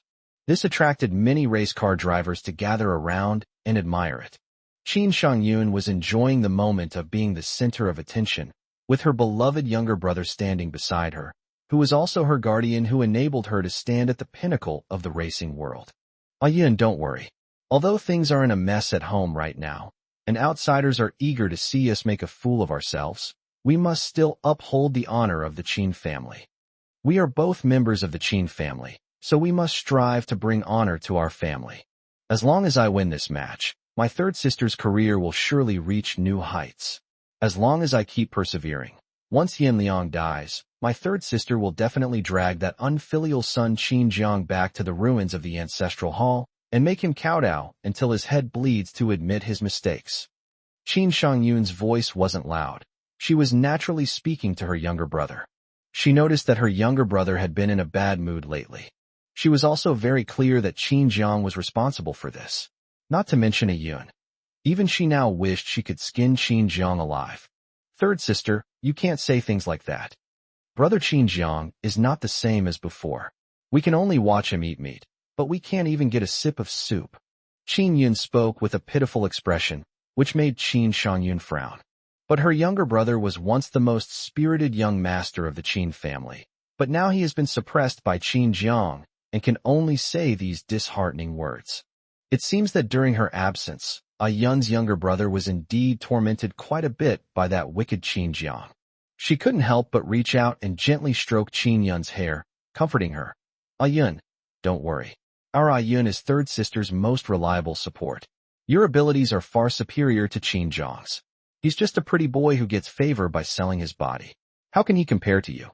Look at the predator you personally modified. How many people envy and are jealous of it? Qin Shangyun deliberately spoke loudly, and several racers who were already gathered around the predator couldn't help but look over. They then spoke with admiration and excitement. Miss Qin, are you saying that the predator's modifications were done by your younger brother, Qin Yun? My goodness, I never imagined my younger brother was so capable. He's truly an exceptional individual. Mr. Qin Yun, if you name your price, I'll also modify my race car for you. Name your price. Mr. Qin Yun, me too. I'll offer 5 million. Mr. Qin Yun, I offer 7 million. Most of the racers are scions of wealthy and powerful families. They had seen Qin Yun before, but they had never paid any attention to so-called young masters like Qin Yun. But now, they are all flocking to him to curry favor. This greatly satisfied Qin Yun's meager vanity. Sorry, I'm only modifying my third sister's clothes. Actually, my brother also modifies race cars, but he probably doesn't need to do it anymore right now, which is such a shame. Qin Yun spoke with regret, as if he were a good younger brother who really missed his older brother's skills. Qin Jiang? Huh. That pretty boy, he probably used all his skills to serve Miss Yin. Yes, but I heard that he took the young lady to blow up the Qin family's ancestral hall a while ago. Qin Yun, did your house really get blown up? My villa area is just next door, not far away. That billowing smoke and deafening roar. Miss, you really dote on your country bumpkin brother. Are you sure you don't want to modify a few race cars for us to earn some money to repair your family's ancestral hall? Upon hearing that Qin Yun wouldn't change his ways, the spoiled brats immediately changed their tune. Qin Shangyun frowned, preparing to retaliate. But then a sudden uproar erupted from the crowd not far away. Ah, it's Jiang Feng. Jiang Feng, the racing legend, is back. We have to thoroughly clean up the racing world tonight. Otherwise, some people might be making a living in racing while also selling their bodies on the side. Jiang Feng is really back? TSK, has he done the doping test? The racers all looked over and saw a tall young man wearing a black mask, his clear eyes revealing an ambitious and fierce aura. With his tall and handsome physique, he exudes an indescribable cool and dashing charm when dressed in professional racing driver attire. He strode up to the Qin siblings with an air of indifference, casually removing his mask with his long, slender fingers. Oh, here to earn money for the ancestral hall reconstruction? The young man looked up, his gaze both mocking and disdainful. Qin Shangyun gasped, then cried out in disbelief. Qin Jiang? How could it be you? You're Jiang Feng. Qin Jiang raised an eyebrow, his gaze icy cold. Unfortunately, that is indeed me. Regarding the doping incident 2 years ago, I happen to have some questions I'd like to ask Ms. Qin Shangyun. Mian, is anyone there? This is a completely fictional story. Please don't take it too seriously. Please give me some gifts. Chapter 2:18 Public opinion is a fearful thing. Third sister empathizes with Qin Jiang's being bullied. Qin Shangyun frowned, her gaze towards Qin Jiang becoming wary. She increasingly felt that this younger brother was truly despicable, and her dislike for him was quite evident. The fire at the family ancestral hall was a watershed moment, burning and destroying all the little affection he had left with the Qin family. As Qin Jiang's third sister, she simply couldn't feel any affection for her younger brother. But Qin Jiang is actually Jiang Feng? She did know that Qin Jiang did have such a name before he returned to the Qin family. However, the most admired genius on the racetrack, Jiang Feng, and the little beggar Jiang Feng, who was adopted by a family in the slums, share the same name, but could never have any other overlap. But right now, Qin Jiang is calling himself Jiang Feng in public, which doesn't seem like he's lying. What a joke. Qin Jiang, you're probably too young to be thinking straight. Even if you really are Jiang Feng, What does the stimulant incident you brought on yourself 2 years ago have to do with me? Stop making baseless accusations. Qin Shangyun looked bewildered, but she felt extremely aggrieved and disgusted by Qin Zhang's unfounded accusations that damaged her reputation. Qin Zhang raised an eyebrow, his youthful and dashing charm immediately captivating everyone's attention. It must be said that Qin Zhang was already quite handsome. During this time, he was nourished by delicious food and drinks and all kinds of delicacies at Lianhua Manor, which made him feel much better. The most obvious improvement was in his overall demeanor and spirit. Indeed, it's to the point that it's impossible not to become obsessed. Qin Jiang really has the ability to be a gigolo. Yes, brother Qin Jiang, don't misunderstand third sister. You've been so rude to the family these past few days, but we've considered our family ties and haven't called the police. Do you really have to keep pushing us so hard? Qin Yun stepped forward, this time clearly acting as a protector of his older sister, as if Qin Jiang was someone who would harm Qin Shangyun. Even though he was afraid of Qin Jiang, who was now powerful and influential, he still resolutely stood up for his family. The difference in their moral character is obvious. Qin Jiang was too lazy to pay attention to his acting. Qin Yun's words made him want to laugh his head off. Huh. As if he dared to call the police, or even if he did, as if those people would actually dare to interfere. Oh, so what if I'm being aggressive? Qin Zhang's expression remained calm, but his words were enough to change the expressions of Qin Shangyun and Qin Yun. It's humiliating. It was the feeling of helplessness of being slapped in the face by Qin Jiang, but having no choice but to desperately endure it. Fortunately, the organizers arrived quickly. I'm so sorry, Mr. Jiang, you finally arrived. The race car prepared for you was temporarily arranged, so you may need to try it out yourself first to see if it suits your needs. With the presence of the event organizer, General Manager He, Qin Zhang's identity as Jiang Feng became even more convincing. However, many people are still taking a wait-and-see approach. After all, it's now common knowledge that Qin Jiang can accomplish many things using his financial power. He could still seamlessly impersonate Jiang Feng. This is the power of capital. This also stems from the overwhelming power of conglomerates over ordinary companies. Then we look forward to Ms. Qin's performance tonight. After Qin Jiang finished speaking, he smiled broadly and followed the organizers to the other end of the preparation area. At this moment, the few spoiled brats standing to the side seemed to catch their breath and spoke up. Hiss, Qin Jiang, that pretty boy, has really turned his life around. My dad recently specifically told me not to mess with Qin Jiang, especially not to mess with him in person. If you see him, avoid him. Now it seems the old man's instructions were right. If Qin Jiang really is Jiang Feng, he's no ordinary person, and with his vindictive nature, I hope he doesn't come and blow up my family's ancestral hall too. The second-generation rich kid's blunt words made Qin Shangyun and Qin Yun's faces turn pale again. Oh my, look at me, you two are still here. I think tonight's real show is just beginning. I'm really looking forward to seeing what racing goddess Miss Qin has to offer. The spoiled brat made no attempt to ridicule the Qin siblings, a stark contrast to his attitude towards Qin Jiang, a difference in attitude that Qin Jiang had to experience before. But now it has become me. Qin Yun's face grew paler and paler, and his fists clenched tighter and tighter. Qin Jiang, don't think you can act recklessly and arrogantly now. If you give Yu Qian a chance to succeed, and you actually get another woman pregnant, I wonder if Miss Yin Liang will still want a man like you? Isn't it just being a gigolo? He wasn't bad-looking, and if he exercised a bit more, serving the young lady wouldn't be out of the question. After all, women who have just broken up with their boyfriends are the most vulnerable to being taken advantage of by men. Third sister, let's go. Qin Yun watched Qin Zhang's departing figure and knew that he was no match for him at this moment. Fortunately, he can still lie low. Look at how pathetic he is.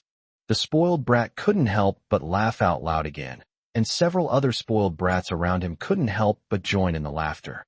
People in this world tend to fawn over the powerful and belittle the weak. Right now, Qin Shangyun and Qin Yun are also experiencing firsthand the humiliation that Qin Jiang once suffered. Qin Shangyun was furious, but for some reason, a memory suddenly flashed into her mind of a banquet held at home, where Qin Jiang was bullied by a group of spoiled rich kids because of his lack of manners. He had his head down at the time, making it impossible to see his expression.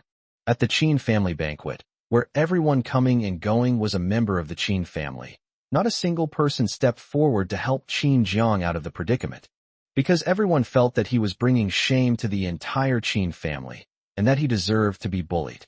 But now that she suddenly remembered it, she had another layer of feeling. Originally, she thought it was just a few harmless jokes from others, and that Qin Jiang would seem petty if he took it to heart. But now, he found himself standing in the same spot that Qin Jiang had stood in countless times before. She suddenly felt a sense of empathy. It turns out that public opinion can be terrifying. It can hurt people, and even kill them. It turns out that their indifference had long since pushed Qin Jiang away. That's what forced him to become covered in thorns like he is now. Qin Shangyun walked away in silence. The news of the Qin family's bombing had even made the news, and everyone in the same circle knew that the Qin family was now in dire straits. The harmony between the siblings naturally faded. The eyes that were both mocking and eager for a good show were always on her. This is the treatment that families without confidence or backing will suffer. She endured it all. Once she won the championship, no one would dare to underestimate her. Meanwhile, Qin Jiang's side drew almost everyone's attention. The red cloth was pulled back, and the organizers had specially prepared 3 topophthalene professional racing cars for Jiang Feng.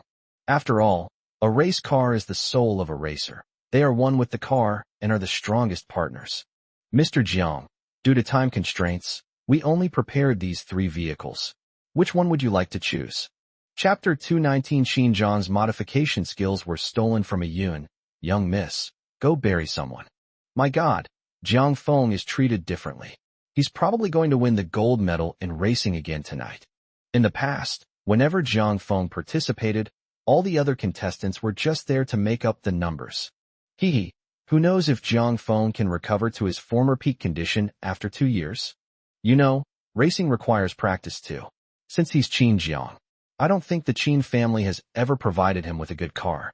I heard he didn't even have his own car in college, so he's probably already rusty. TSK, back then, Jiang Feng did wear a mask the whole time, but after 2 years, who knows how his physique has changed. Maybe Qin Jiang just bought out that name and thought he was being clever. Yes, not just anyone can take on the title of Jiang Feng. Even if you have money, what then? The real test will be on the field. Many people still have doubts about Jiang Feng's identity. Of course, when placing bets, although many people said they couldn't be sure of Jiang Feng's true identity, their actions betrayed their words, and they directly bet on Jiang Feng. Qin Jiang stood in front of the 3 race cars. It had indeed been a long time since he had ever handled a professional-grade race car. Lianhua Manor has a garage full of various supercars with even better performance. He drives a different one every day without repeating the same one, so he has naturally practiced driving them without even realizing it. However, he still needs to carefully consider whether to participate in professional competitions. So he had someone bring him a toolbox. No, what is Jiang Feng going to do? Goodness, is he going to make some crazy modifications to the car on the spot? There's still half an hour left before the race. Will he have enough time? And is he really that good? He even has this skill. Am I the only one who finds Jiang Feng frighteningly calm? With that composed demeanor under pressure, what can't he accomplish? After taking the toolbox, Qin Jiang ignored everyone and directly found the race car that best suited him through his own observation. I want this car. Name your price. Song Jia will go and process the transfer immediately. Qin Jiang's words made the organizers beam with joy. Originally, in addition to valuing Jiang Feng, the main reason for preparing these 3 cars was that they were expensive and could only be rented by ordinary racers at a high price, so they could not be considered new cars. Even if Jiang Feng competes, it won't be a disgrace, nor will it result in a loss. Mr. Jiang, 30 million. Qin Jiang didn't speak, but raised his hand to stop Song Jie's actions. Mister, he's being dishonest. This car isn't new, but he's offering me a new car price. If you make too much money through dishonest means, you might end up losing your life because of it. After learning that Qin Jiang was Jiang Feng, president, he didn't dare to provoke this big shot at all. After all, Qin Jiang gained fame by personally blowing up his own ancestral hall. Not to mention that he has the Yin family, a wealthy family, backing him up. Even without the halo of being a young lady, His willingness to go all out is enough to make people fear him. 3 million. Qin Jiang looked up, easily pried open the hood with his tools, and began the modification work using his professional equipment. Mr. Qin, this is no way to bargain like this. In his excitement, he even started calling him President Qin. This is a business relationship. The 3 million is a deposit. This car will definitely double in value after I become famous in this battle. In the future, I will store it in your group, and I want 80% of the rental fee. As for the car, I'll buy it for 5 million. Qin Jiang continued to tinker, but negotiations with he continued. He should understand the difference between an unknown race car and the race car that witnessed my return to racing 2 years later and won the gold medal, right? Besides, my asking price for a used race car is already very reasonable. Cars don't hold their value. Wear and tear will significantly reduce the value of the product. These are things that insiders know. He could tell from Qin Jiang's methods that he was definitely an insider. Now, all they could do was grit their teeth and nod. Okay, deal. President Qin is also an expert. If there are any areas for cooperation in the future, we hope that President Qin will consider our group. Qin Jiang naturally wouldn't refuse such a request. In the business world, it's always better to build good relationships with as many people as possible. No, has Jiang Feng gone mad? He bought this beat-up, second-hand car for millions, and then personally modified it? Does he really think his DIY modifications can compete with professional race cars? If the safety features aren't up to standard, it could cost him his life. Qin Jiang is really something. Jiangyin Group is growing bigger and bigger, and they can even do business with the racing division of Manhwa International Group. I think he really has guts. Who knows, they might actually turn waste into treasure and make a fortune. Jiang Feng is as arrogant as ever. The way he's negotiating clearly shows that he's determined to get first place. The audience remained thrilled. Yi Qian spotted Qin Jiang from afar. His idol was the racing legend Jiang Feng. As a die-hard otaku who loved racing, his first encounter with racing was when he went to watch Jiang Feng's race. It was he who ignited the torch of his passion for racing. Now that I've seen it, I'm even more excited. But seeing Qin Jiang busy right now, he couldn't go up and disturb him. He could only stand in the crowd and watch intently as Qin Jiang really modified the race car. Every detail, it's clear they're really professional. The commotion here naturally attracted Qin Shangyun's attention. She looked over, somewhat incredulous at Qin Jiang's skillful car modification techniques. He glanced at Qin Yun beside him again. To be honest, she never really believed that Yun's brother's weak body was capable of perfectly modifying a race car that was most suitable for her. But she's the kind of person who only cares about results. As long as the car's performance is truly a perfect match for oneself. Therefore, even if there are unreasonable aspects, she can simply ignore them. But at this moment, she felt as if some fig leaf was being torn away inch by inch before her eyes. It revealed its rotten and filthy undertones. Qin Yun, standing right next to Qin Shangyun, naturally noticed the change in her third sister's emotions. But he dared not move, nor dared he continue to lie on his own.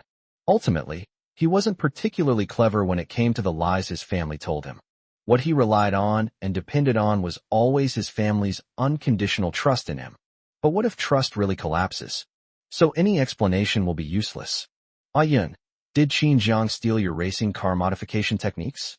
I see that his modification methods are very similar to many aspects of my predator.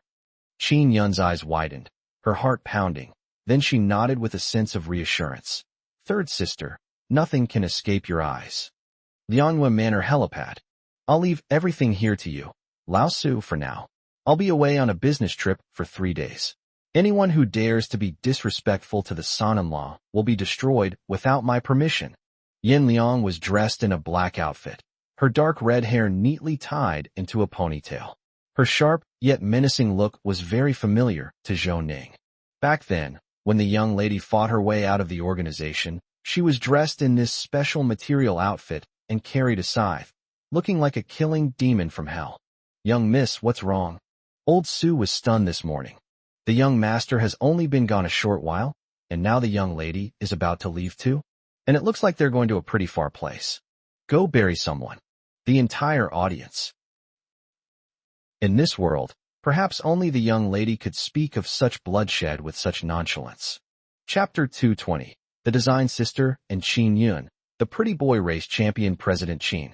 Qin Jiang was carrying a toolbox, which was specially made and contained parts that he had personally designed and prepared long ago.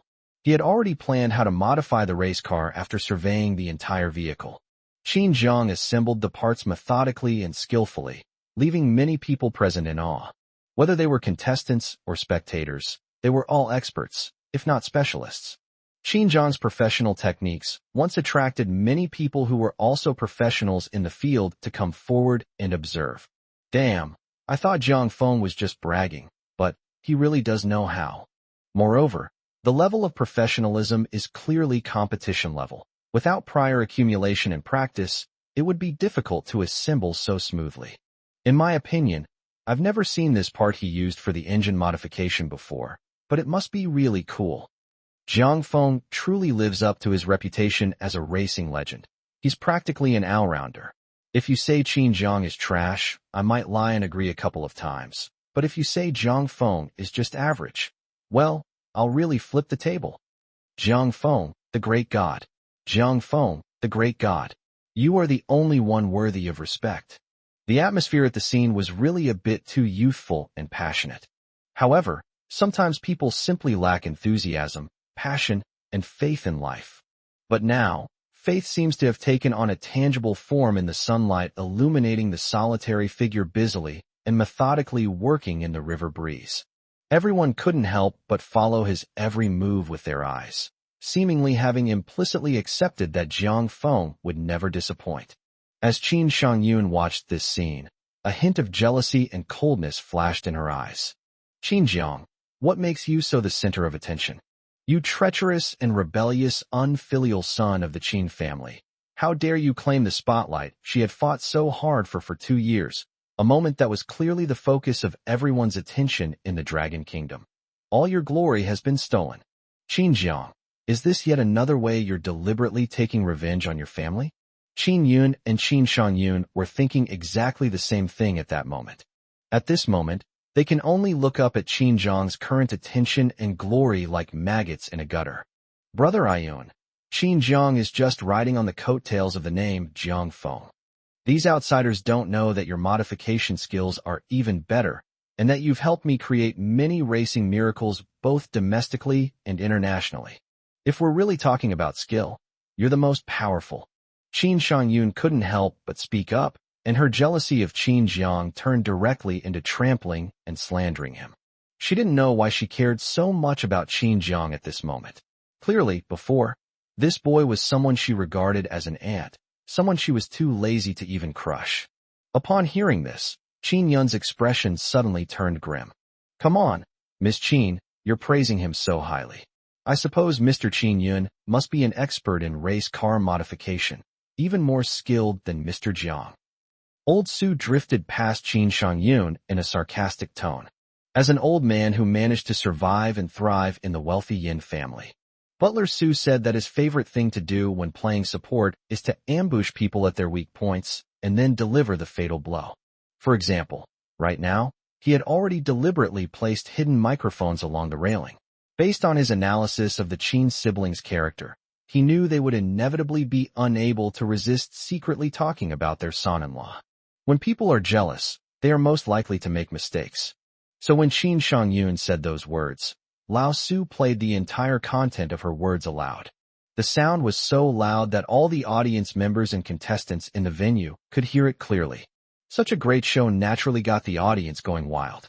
The live stream setup that followed Qin Shangyun was originally a bit far away and hadn't recorded her voice yet, but now the sound that resounded throughout the venue made it clear to the live stream viewers as well. So this is all the racing goddess can do? This is clearly just her jealousy of Jiang Feng, isn't it? TSK. Judging from her limited perspective, she'll probably only be a runner-up in today's race.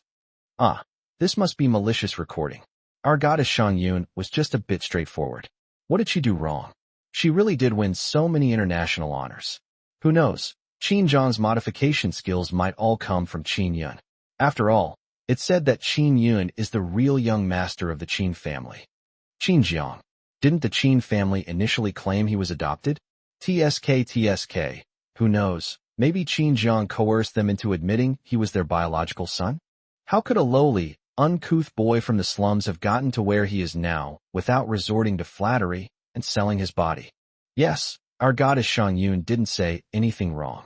This kind of despicable tactic of deliberately recording other people's conversations and playing them aloud is truly low.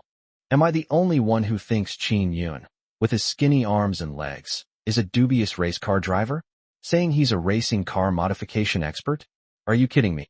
The live stream was in complete chaos, and the scene at the venue was no exception, with two different voices arguing and clashing among the crowd. The organizer, Mr. He, realized that the noise was getting out of hand.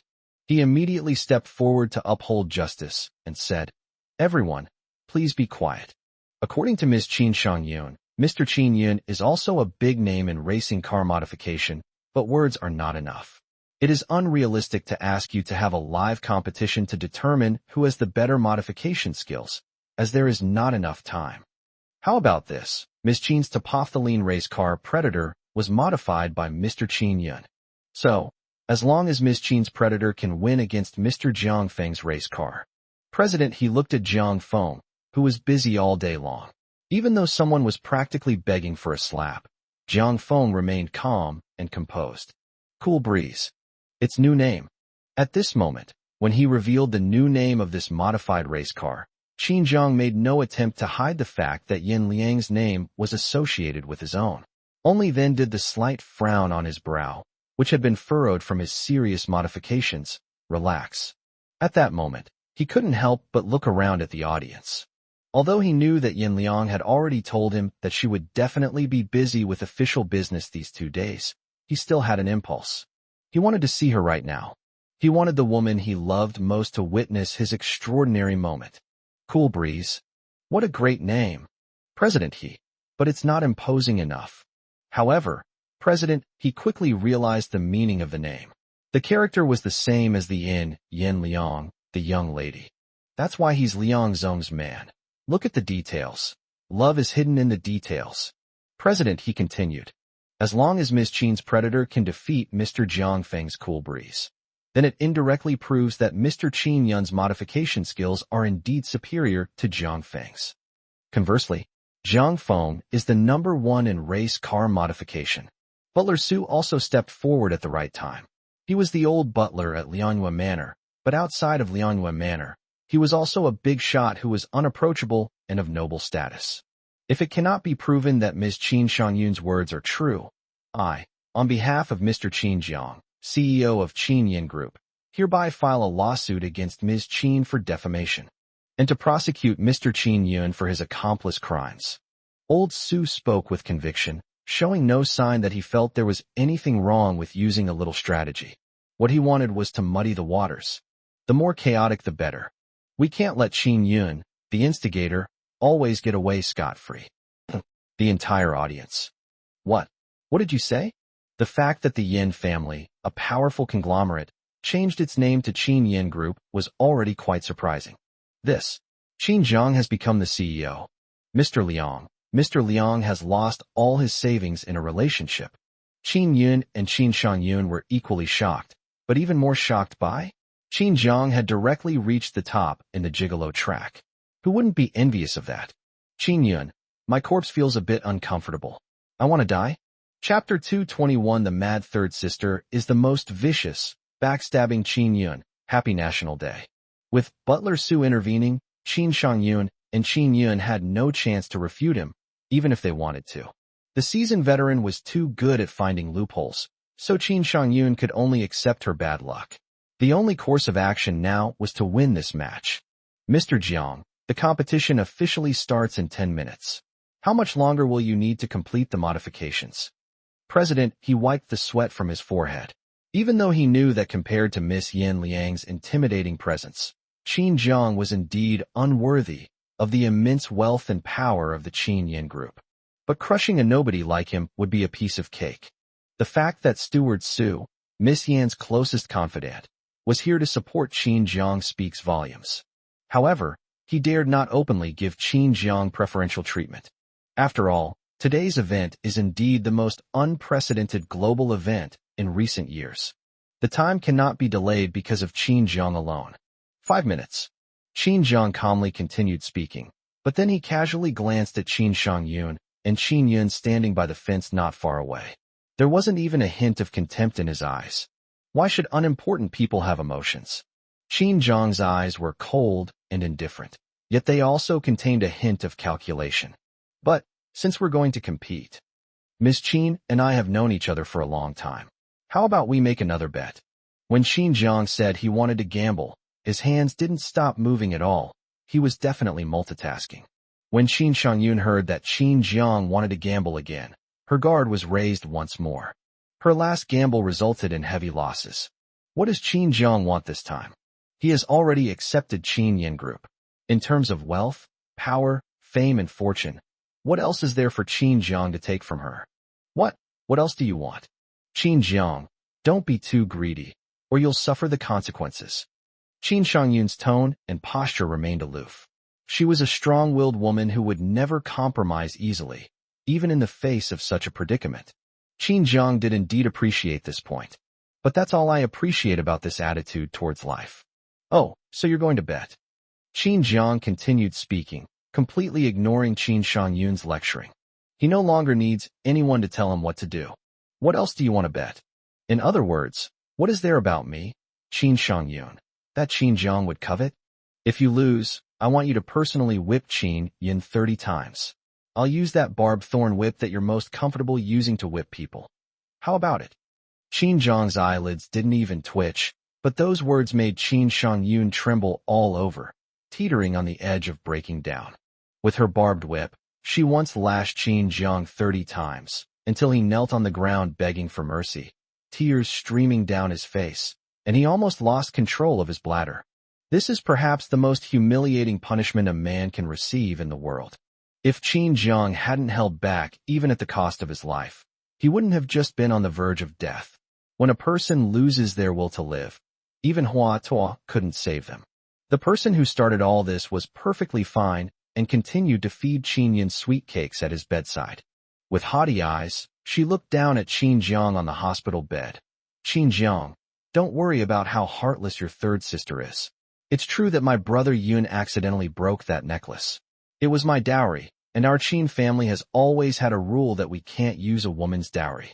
If the dowry is touched, then you will be subject to family discipline. The family discipline involves 50 strokes of the rod and a ruler. Brother Yun is too weak to withstand it, but you are strong and healthy, and as long as you rest properly, you can be lively and energetic again. I've already changed it to 30 lashes for you. Shouldn't you be grateful to your third sister? Also, you saw me gambling, so why are you running away? Are you trying to report me and get me punished too? Qin Jiang, you're my own brother. I'm just covering for third sister. It's not like I'm asking you to die. Why are you refusing? Qin Jiang, your third sister is very disappointed in you. Qin Shangyun was always the most vicious of the 5 older sisters, but even so, she was always very kind to Qin Yun. On the contrary, Qin Jiang was always used by her as a tool to vent her anger and take the blame. Qin Jiang did put up a resistance. His willingness to take the blame for and appease his 4 older sisters in the Qin family stemmed from his longing for familial affection. But towards his third sister, Qin Shangyun, he felt mostly fear. Qin Shangyun would threaten him with a smile. Brother Qin Jiang, if you dare to reveal what I did, then I'll give that beggar couple who raised you a good beating. How about that? TSK, I heard they have a young daughter who's only 11 or 12, just starting a new stage in her life. What if I had someone ruin her reputation?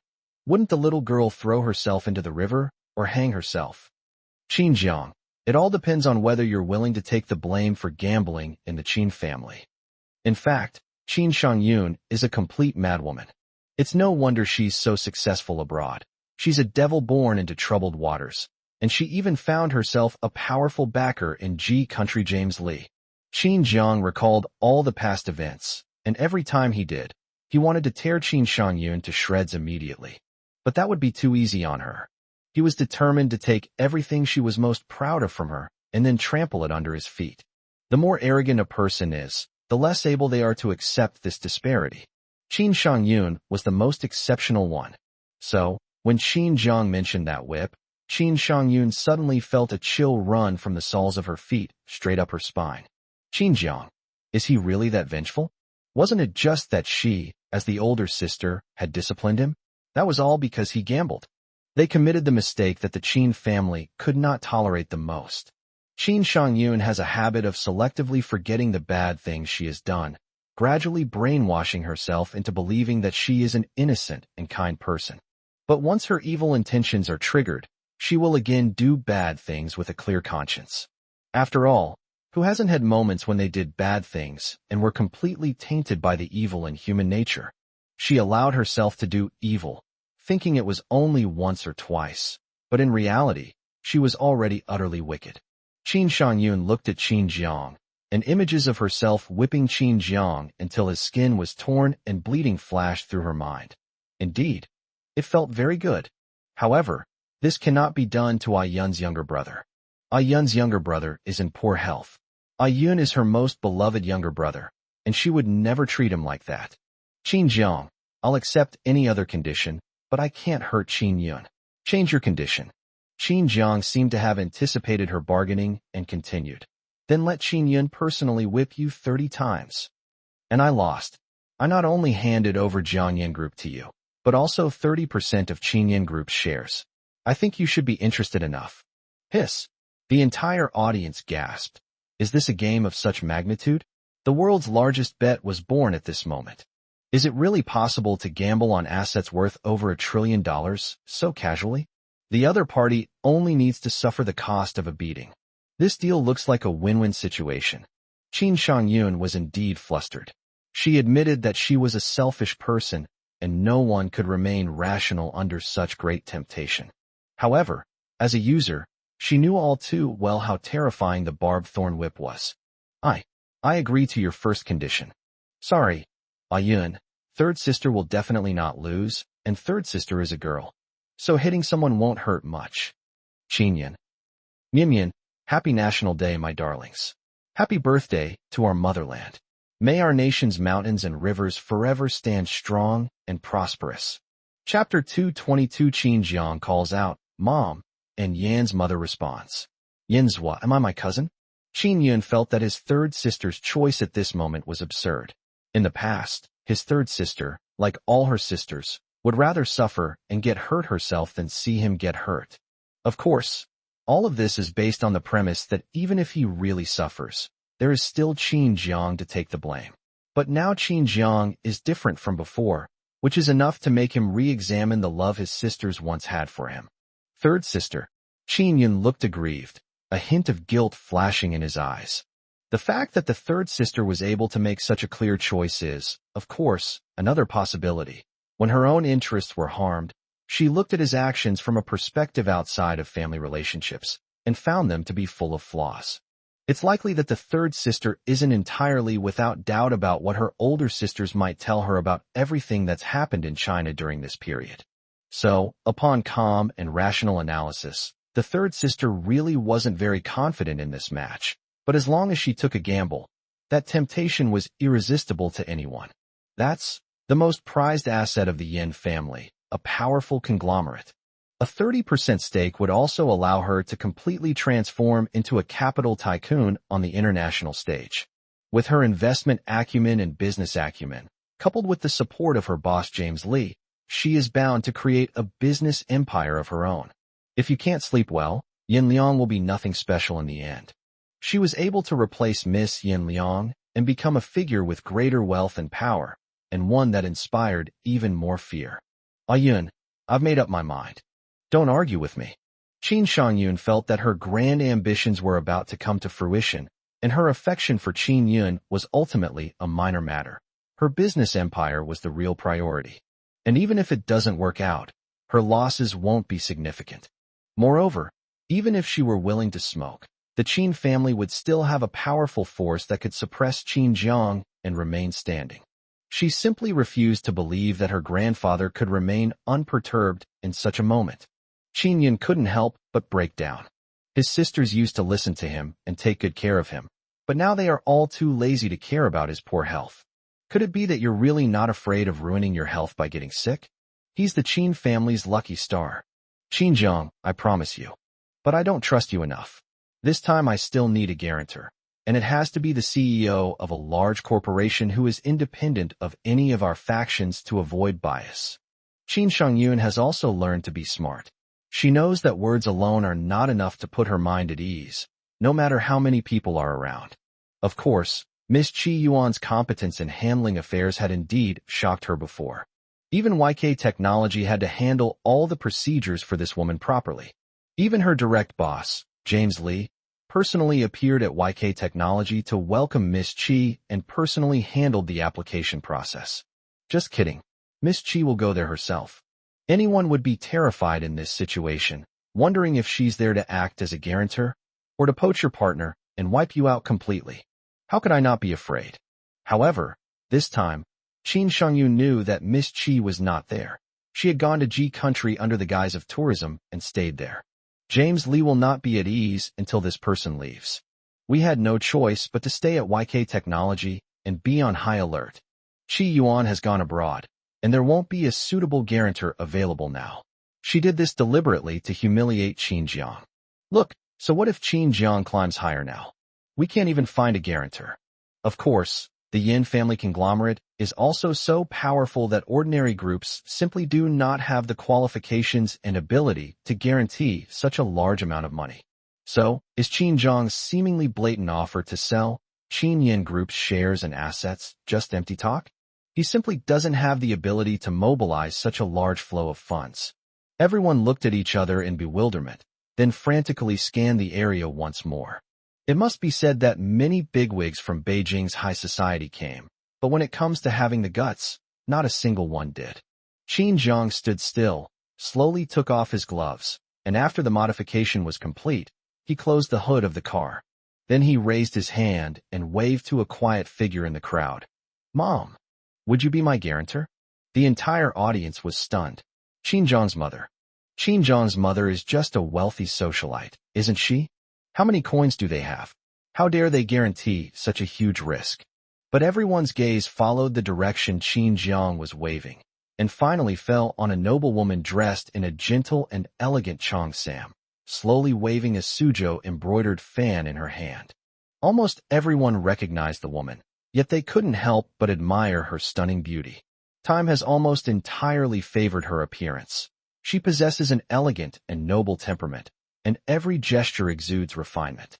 This isn't something that can be created by being surrounded by money. It's absolutely impossible.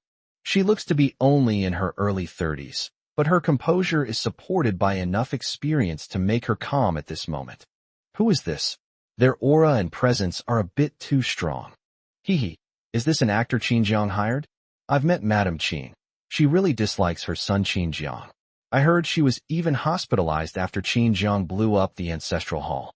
So, we can rule out Madame Qin first. Could it be the mother of the family that adopted Qin Jiang? That's impossible. I heard they were a poor family. As people speculated, many of Qin Shangyun's fans lost patience. Qin Jiang, is this all you're capable of? You keep talking about placing such huge bets, yet you can't even find a guarantor. You even have to hire someone to pretend to be a guarantor? Who is this person who is qualified to guarantee for the Yin family conglomerate? Exactly. If you can't afford to play, just say so. This design is just too cheap. Qin Jiang remained silent, his gaze fixed firmly on the unmoving lady seated in the VIP section. When he first saw her, Qin Jiang was actually quite surprised. After all, this lady actually came to watch herself's race all by herself? To be precise, she may have only come for the competition. But that doesn't make sense either. From the moment Madame Yin appeared, her gaze never left him. He was still confident about this. The 2-minute standoff felt like an eternity. It wasn't until some people who were close to the lady couldn't resist getting closer to take a look, only to be immediately pinned to the ground by bodyguards who appeared out of nowhere, that everyone fell silent in shock. The next moment, Madame Yin, Su Jiayu, casually said while fanning herself with a round fan, "Xiao Jiang, you are very smart and sincere. Consider it me helping a Liang support your good-for-nothing son-in-law this once. I, Su Jiayu, the biological mother of Yin Liang, the direct manager of the Yin family conglomerate, am acting as guarantor for Qin Jiang in the name of the Su Group. Does anyone have any objections? Su Jieyu, as expected of a woman who had been the matriarch of a top conglomerate, exuded an aura that was enough to intimidate the entire room. She didn't even stand up. Her deliberate and slow speech, and the way old Su had to bow and scrape to serve this lady tea with a mere gesture, were enough to demonstrate her status. Just after Yan Liang left the country, Su Jieyu, who was supposedly recuperating in a mental hospital and staying indoors, turned out to be an even more terrifying presence within the Yin family conglomerate. Of course, when Yan Liang is around, she will naturally retreat into seclusion, disappearing into a place where no one can see her, without any sense of presence. The last birthday banquet at Jieyu Manor. Although everyone came from Madame Yan, Su Jieyu, only a few old friends were qualified to enter the inner courtyard to meet Su Jieyu. The rest of the people, including many big shots in the business world, still did not have the right to meet Su Jieyu. Just the presence of her uncle, Su Wenhao, has already shielded this younger sister from many hardships. It also gave her enough space to nurture her body and mind. Su Wenhao probably never imagined that his younger sister would personally come to the racing competition to support Qin Jiang after learning that a Liang had gone abroad. "Thank you, Mom." Qin Jiang smiled, his already clean-cut and handsome face now even more radiant and eye-catching. He was exactly the kind of obedient son-in-law that mothers-in-law love. Look how spineless you are. It's just a 30% stake to play around with. The Yin family can afford to do that. Go do it. Mom. Mom's here. Su Jieyu has been feigning madness for many years, and she only acts normally during the time when Yan Liang is abroad. Over the years, she has also dealt with many people behind Yan Liang's back. But Liang's side was always empty. She walked alone through many thorny places, her feet bleeding as she walked, but she never cried out in pain. As a mother, she was truly heartbroken. But she couldn't show it. She absolutely couldn't. Meanwhile, Yin Zhua, who had heard that her mother had been discharged from the hospital and was coming to watch the race, arrived late. As soon as she rushed into the stadium, she saw her own mother waving a fan, acting as Qin Jiang's mother online. "No. Do you need a son? Just shout that. Qin Jiang is your son. Then what about me? Am I your cousin?" Chapter 223. The pure and kind younger brother Yin Zhua, winning over Mother Yan's sincerity. This is outrageous. This is unbelievable. Qin Jiang actually managed to gain Madame Yan's approval. Does this mean Qin Jiang has already officially joined the Yin family? But speaking of which, isn't Madame Yan in a mental hospital? Rumor has it she's been locked up by Miss Yan. My goodness. What's going on today? Such an important figure personally came out to take charge for Qin Jiang. If I may be so bold as to say, does Qin Jiang even deserve it? Pa. I, Jiang Feng, am top tier, okay. The guarantee was personally approved and stamped by Madame Yan, and everyone knows that Miss Yan Liang and her mother, Madame Yan, have a tense relationship. Who knows what kind of conspiracy this is, orchestrated by some noble family. Our boss Jiang Feng is the one who's really at a disadvantage, okay? To be honest, I really envy Jiang Feng's life. He married into a top-tier conglomerate. He could have lived a carefree life just by lying down, but he still had to cause such a big fuss. It's practically the pinnacle of life. The audience had differing opinions, but they all remained silent. Madame Yan, Su Jieyu, was guaranteed by the Su Group. The Su family in Beijing is also a wealthy and powerful family. Even if they are not as powerful as the Yin family, they are still a family that countless other families can only dream of. Mom, why were you discharged from the hospital? Let me check if you're all right. Are you mentally unstable? That's Qin Jiang down there, not Yin Zhua. I'm your biological son. Yin Zhua rushed to the VIP seating area, crying and wailing all the way. However, before he could even reach Madame Yan, Su Jieyu, he was grabbed by the bodyguard and pinned to the side. "Madam, the young master has arrived." Yin Zhua, with half his face pressed against the back of the sofa, his entire face rubbed raw from being thrown to the floor. "No, I did come. So why are you making me pose like this?" His biological mother must have been too ill. She's hallucinating and mistaking other sons for him. As his own son, how could he not care? "Oh, What's he doing here? Madame Yin loved her children quite a bit and treated them all equally, but her approach to their education was completely different. She has always doted on and spoiled her daughter. When Liang was little, she was raised like a princess. Yin Zhua, who was younger than Yin Liang, was quite independent from a young age. As soon as she learned to walk, she often followed behind Yin Liang like a little tail. However, given the family's social standing, Su Jieyu had already watched helplessly as her eldest son, under the tutelage of her husband Yin Rongin, went further and further astray and became quite cold-blooded. Su Jieyu was afraid that her youngest son would end up like that. So he had his older brother, Su Wenhao, put pressure on Yin Ronggan, citing the reason that his maternal grandmother, Su's mother, was too lonely living alone abroad, and sent Yin Zhuo abroad when he was just 10 years old. And for many years, apart from trying to visit him abroad, she has never wanted him to return to China. Therefore, Yin Zhuo always thought that his sister was doing well at home, and would often be happy for half a day because of the gifts Yin Liang sent him. In reality, those gifts were not given by Yin Liang. Yin Liang had already been sent away. She herself couldn't escape from the hellish Yin family tycoon, but her children couldn't be imprisoned in such a place forever like her. Although Yin Zhuo was raised by her maternal grandmother, she's a bit domineering and flamboyant, but deep down she's kind, and even now that she's grown up, she still wants to be Yin Liang's little shadow. Yin Zhuo also wanted to be close to his mother, but she was always ill and refused to let him visit. Yin Zhuo genuinely believed that Su Jieyu had a severe mental illness, and even secretly, he would often visit his mother through the glass.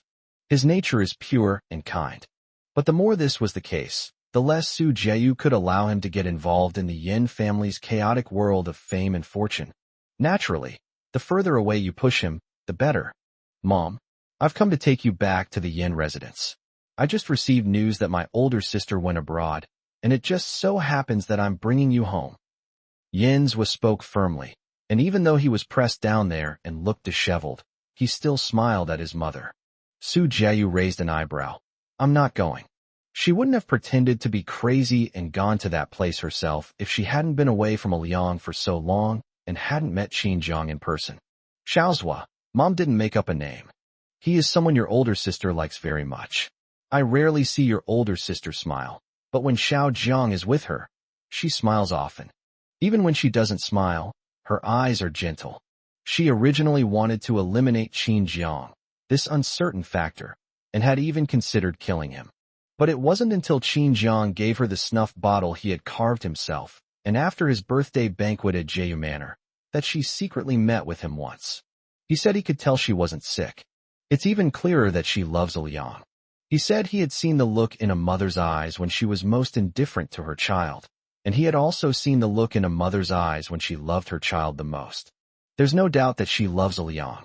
Regardless of the reason for their falling out, he would still regard her as his mother because she did not deprive Liang of maternal love. Xinjiang gave her another dose of traditional Chinese medicine. Rhinitis also requires internal conditioning of the body, and he brought medicine for her. It has to be said that, from that moment on, Su Jieyu began to truly take Xinjiang, the gigolo rumored to be kept by Liang, seriously. This child, to be honest, she likes him. Mian Mian, Goose Skirt ID. Open the table of contents. The first volume title is it. Welcome, my darlings, to join us. Chapter 224 Jiang Feng, the Great God, is going to take Qin Shangyun's life? But, okay, my sister really likes Qin Jiang, brother-in-law Qin Jiang. But that's what my older sister likes. How come even my mother has turned against me now? Is Qin Jiang here to steal our home? He's trying to abduct my favorite family members. The second sentence made Yin Zhuo mutter to himself, but he had to admit that Xinjiang did have his own personal charm, and it was no exaggeration to say that he was completely different from the good-for-nothing he used to think of. Fine, he'll win. The Yin family property originally belonged to my elder sister, and I have no objection to her being willing to gamble with my brother-in-law Xinjiang. Of course, he also lacked the ability to offer advice. Yin Zhuo, looking aggrieved, saw his mother, Su Jieyu, in a rare moment of lucidity. Even though he was a wild and unruly boy, he was still only a 17-year-old. At that moment, tears welled up in his eyes as he rushed towards his mother. But Mom, you're not allowed to like Qin Jiang. Brother-in-law even more. He is her real child. Yeah, you're really competitive and eager to grab things. Su Jiayu rarely had such a relaxed moment, so she simply let down her guard for a short while and reached out to rub Yin's head, which looked like a large dog begging for a hug. Smooth the hair. With Su Jiayu's absolute and authoritative guarantee, Qin Shangyun felt confident, and Qin Jiang was even more excited. Welcome everyone to the Mingqiu Mountain International Racing Competition hosted by our company. Tonight is destined to be a thrilling night, so please unleash your passion. Now, contestants, take your positions. On the vast starting track, the racers were full of vigor, gripping the steering wheel with professionalism and resolute eyes.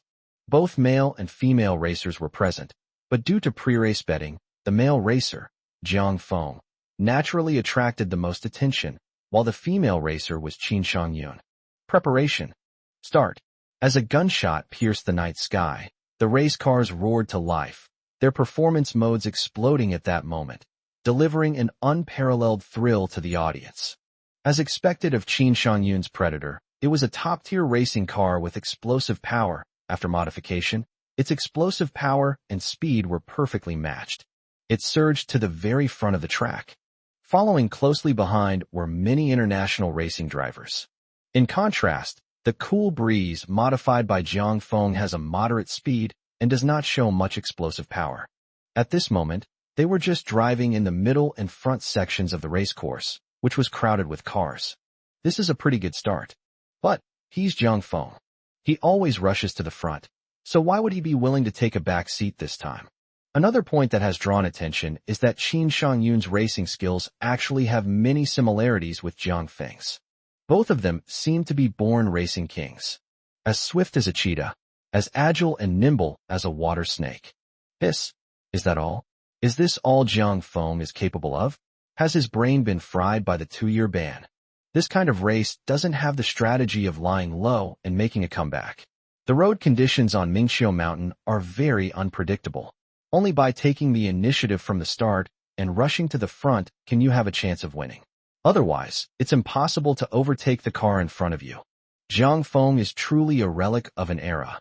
The age of genius gods is indeed over. He's lost that explosive power. Qin Shangyun is indeed capable. I think if Jiang Feng loses, the price he will have to pay will probably make Miss Yanliang see how arrogant and ignorant he is. It's only a matter of time before we dump that pretty boy. Whether in the live broadcast room or at the scene, as soon as the competition started, a variety of speculations followed. On the racetrack, the Mingqiu Mountain Racing Competition is divided into 3 stages. Phase 1, Rockfall Zone. The road conditions are poor, and whenever rocks fall from the cliff, they randomly hit the racers, eliminating some of them. Of course, some people who were hit by the object continued to participate, but that would damage the car's performance and inevitably cause the driver to miss out on the championship. Soon, the first batch of the fastest race cars arrived at the area where rocks had fallen. Mingqiu Mountain has a steep terrain, and while the drivers are all passionate about racing, they are not the kind of people who would throw the game without thinking. Everyone slowed down, as speeding past would inevitably attract falling rocks. But Qin Shangyun didn't want to lose, so she didn't care whether the others would be hit by the rocks. If she's fast enough, she can eliminate some of the players who are close to her without getting hit. She was never a kind enough person. When it comes to personal gain, her own interests are paramount. As for the other contestants, even if they died in the rockfall zone, wasn't that because of their poor skills and bad luck? Who can be blamed for this? Soon, Qin Jiang also arrived at the rockfall area, where he saw Qin Shangyun driving the Predator at full throttle, recklessly charging ahead. Moreover, because she made too much noise. Sure enough, pebbles started rolling down the surrounding cliffs, and the pebbles were getting bigger and bigger, and they might even block the cars that came later in the race at the first stage. That's the nature of competition. It's truly brutal. However, a competition is a game of strategy, and it's also the easiest way to see a person's character. Qin Jiang weaved through the rocks with ease, while some cars, trying to avoid the loose stones, were indeed crashing around on the track.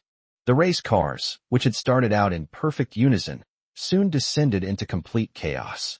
Qin Jiang remained as steady as a rock, maneuvering the steering wheel like a swift storm amidst a turbulent sea of rocks. And surprisingly, he began his first acceleration despite the lurking danger of falling rocks.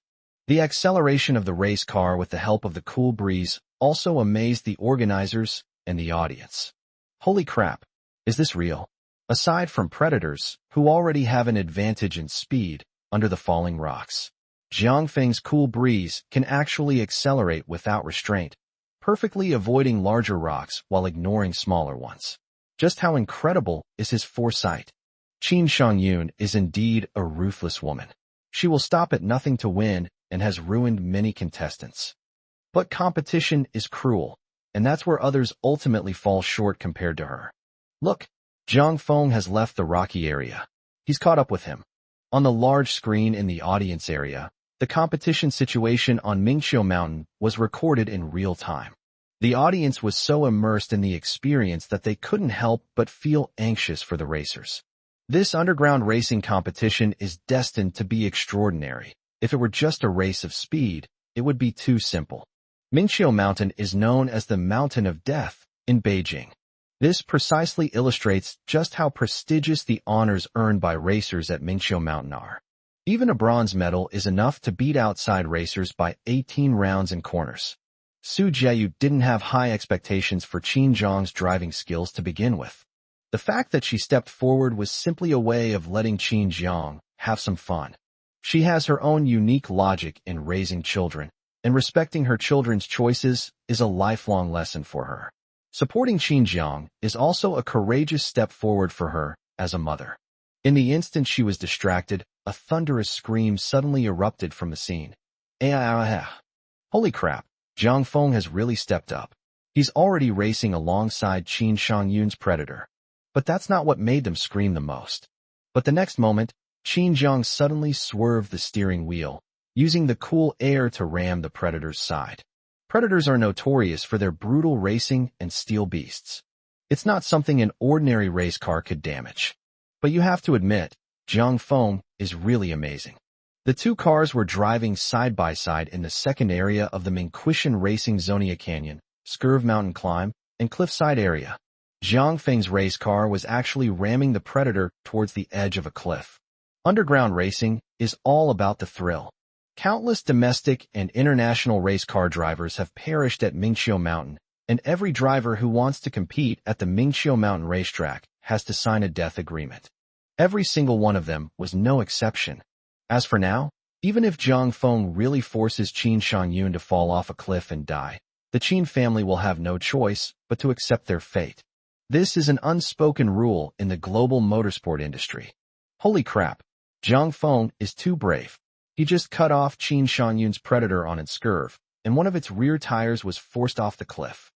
This Qinjiang River, after going around in circles, is it all for Qin Shangyun's life?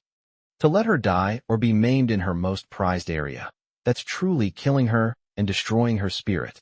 Chapter 225, a brutal slap in the face, snatching first place right under third sister's nose. Qin Shangyun was suddenly forced to the edge of a cliff by Qin Jiang. For the first time, she, who had always been in control, felt the terrifying feeling of being passive and facing death. Her eyes widened, and she rolled down the car window, yelling at Qin Jiang. Qin Jiang, are you crazy? I'm your third sister, no matter what the outcome of the race. You can't put me in this situation. She was furious, but Qin Jiang didn't even bother to give her a second glance. Instead, he slowly turned his head, his gaze mocking hers, one hand on the steering wheel, the other making a friendly gesture towards Qin Shangyun. Qin Shangyun really didn't expect Qin Jiang to become so cheap and shameless. Shocked, all they could do was let Qin Jiang blow a mouthful of exhaust fumes from the car. Who would sit there and listen to her complain? Now is not the time to argue, but rather a good opportunity to keep her on the defensive. In less than a minute, other race cars caught up and were shocked to see that Qin Shangyun's predator had been forced to stop. The predator is widely recognized as the performance king in the racing world, both domestically and internationally. So, all that freshness was forced to stop? In the world of motorsports, being forced to stop is a great disgrace. Several later racers couldn't help but honk their horns in mockery before continuing their sprint forward. The curve leading up the mountain is rugged and extremely difficult. To avoid being thrown off the cliff by the car's excessive speed, one cannot afford to prioritize speed. This is also the most difficult point for the racing legends who have been trying to conquer Mingqiu Mountain over the years. However, Qin Jiang had already sprinted ahead with great passion, leaving the race cars behind him more than 100 meters away. Qin Shangyun regained her senses and continued the pursuit, but the predator that could once perfectly showcase its strong performance on the curve and maintain speed while climbing the curve seemed weak and powerless today. Qin Shangyun could clearly feel that its performance was nowhere near as good as any of the previous modifications she had made for Qin Yun or herself. But now the die is cast, and the arrow must be released. Although it can't reach the peak of the predator, it can still easily surpass the few small fry who used to mock it. Soon, she pressed her advantage once again. The car zigzagged along the road, battling its way across the cliff face. She rammed into a race car blocking her way, just like before, forcing her car to hang precariously on the edge of a cliff. The arena is essentially a contest between hunters and the strong. She's determined to be a predator, a king born to stand at the top of the food chain. The exciting and thrilling competition unfolded on the field, with the most captivating moment for the audience being the contest between Qin Jiang and Qin Shangyun. Soon, the gap between Qin Jiang and Qin Shangyun was gradually shortened, and Qin Shangyun was finally able to see the tail of Qin Jiang's car far ahead. At this moment, she felt somewhat discouraged. She's used to being the queen of the track, and in the past 2 years, she's never been left so far behind. Qin Jiang, as expected, does have some skills, but she will never give in. Yi Qian, who had been left far behind in the second tier, was stunned. He had once admired Qin Shangyun's driving skills, but seeing Zhang Feng make his appearance again today was a shock. As expected, the Zhang Feng he admired was on a completely different level from Qin Shangyun, who was only admired to a certain degree. The third stage is the cliff jump from the mountaintop. This is also where the most racing legends have fallen on Mingqiu Mountain. Under normal circumstances, the race on Mingqiu Mountain is over once the race reaches the top of the mountain. But this time, at the other end of the abyss, 20 meters away, a red flag bearing the banner of the Dragon Kingdom fluttered. It was as if the most dazzling honor was beckoning to them. The competition has reached its most intense stage. Qin Jiang and Qin Shangyun did not immediately continue their courageous advance here. Qin Jiang started reversing, moving the car more than 100 meters away. Qin Shangyun had already prepared her strategy. For this most difficult part of the third stage, she retreated to a place more than 100 meters away, ready to gather her strength for a final push. A true warrior is one who dares to face his fear. "Oh, Ms. Qin, are you really planning to push for the third stage?" Just then, Qin Jiang suddenly opened the car window, his mocking voice full of sarcasm. Qin Shangyun was already furious, and she secretly glanced at him. "Qin Jiang, don't be so arrogant. It's just going over cliffs. After so many years of racing training, what kind of event haven't I seen or practiced?" As Qin Shangyun spoke, she was the first to step on the gas, continuously building up power in preparation for a final push. Qin Jiang raised an eyebrow and followed closely behind Qin Shangyun. This time, he's actually willing to take a back seat? But Qin Shangyun didn't have time to think about it. She saw that many race cars had already arrived at the top of the mountain and were preparing to jump off the cliff. She has to be number one. Only she deserves that boundless honor. Hiss, what is Zhang Feng doing? He seems to be deliberately slowing down, following Qin Shangyun's predator. I wonder if you have ever heard of the most cruel cliff-jumping method on Mingqiu Mountain. That's called human pyramid, using the speeding race car in front as a stepping stone, with the car using the first race car as a fulcrum, successfully leaping onto the opposite cliff, while the race car used as the stepping stone falls to its death, never to be seen again. Yes. I think Zhang Feng was planning this move. Brilliant.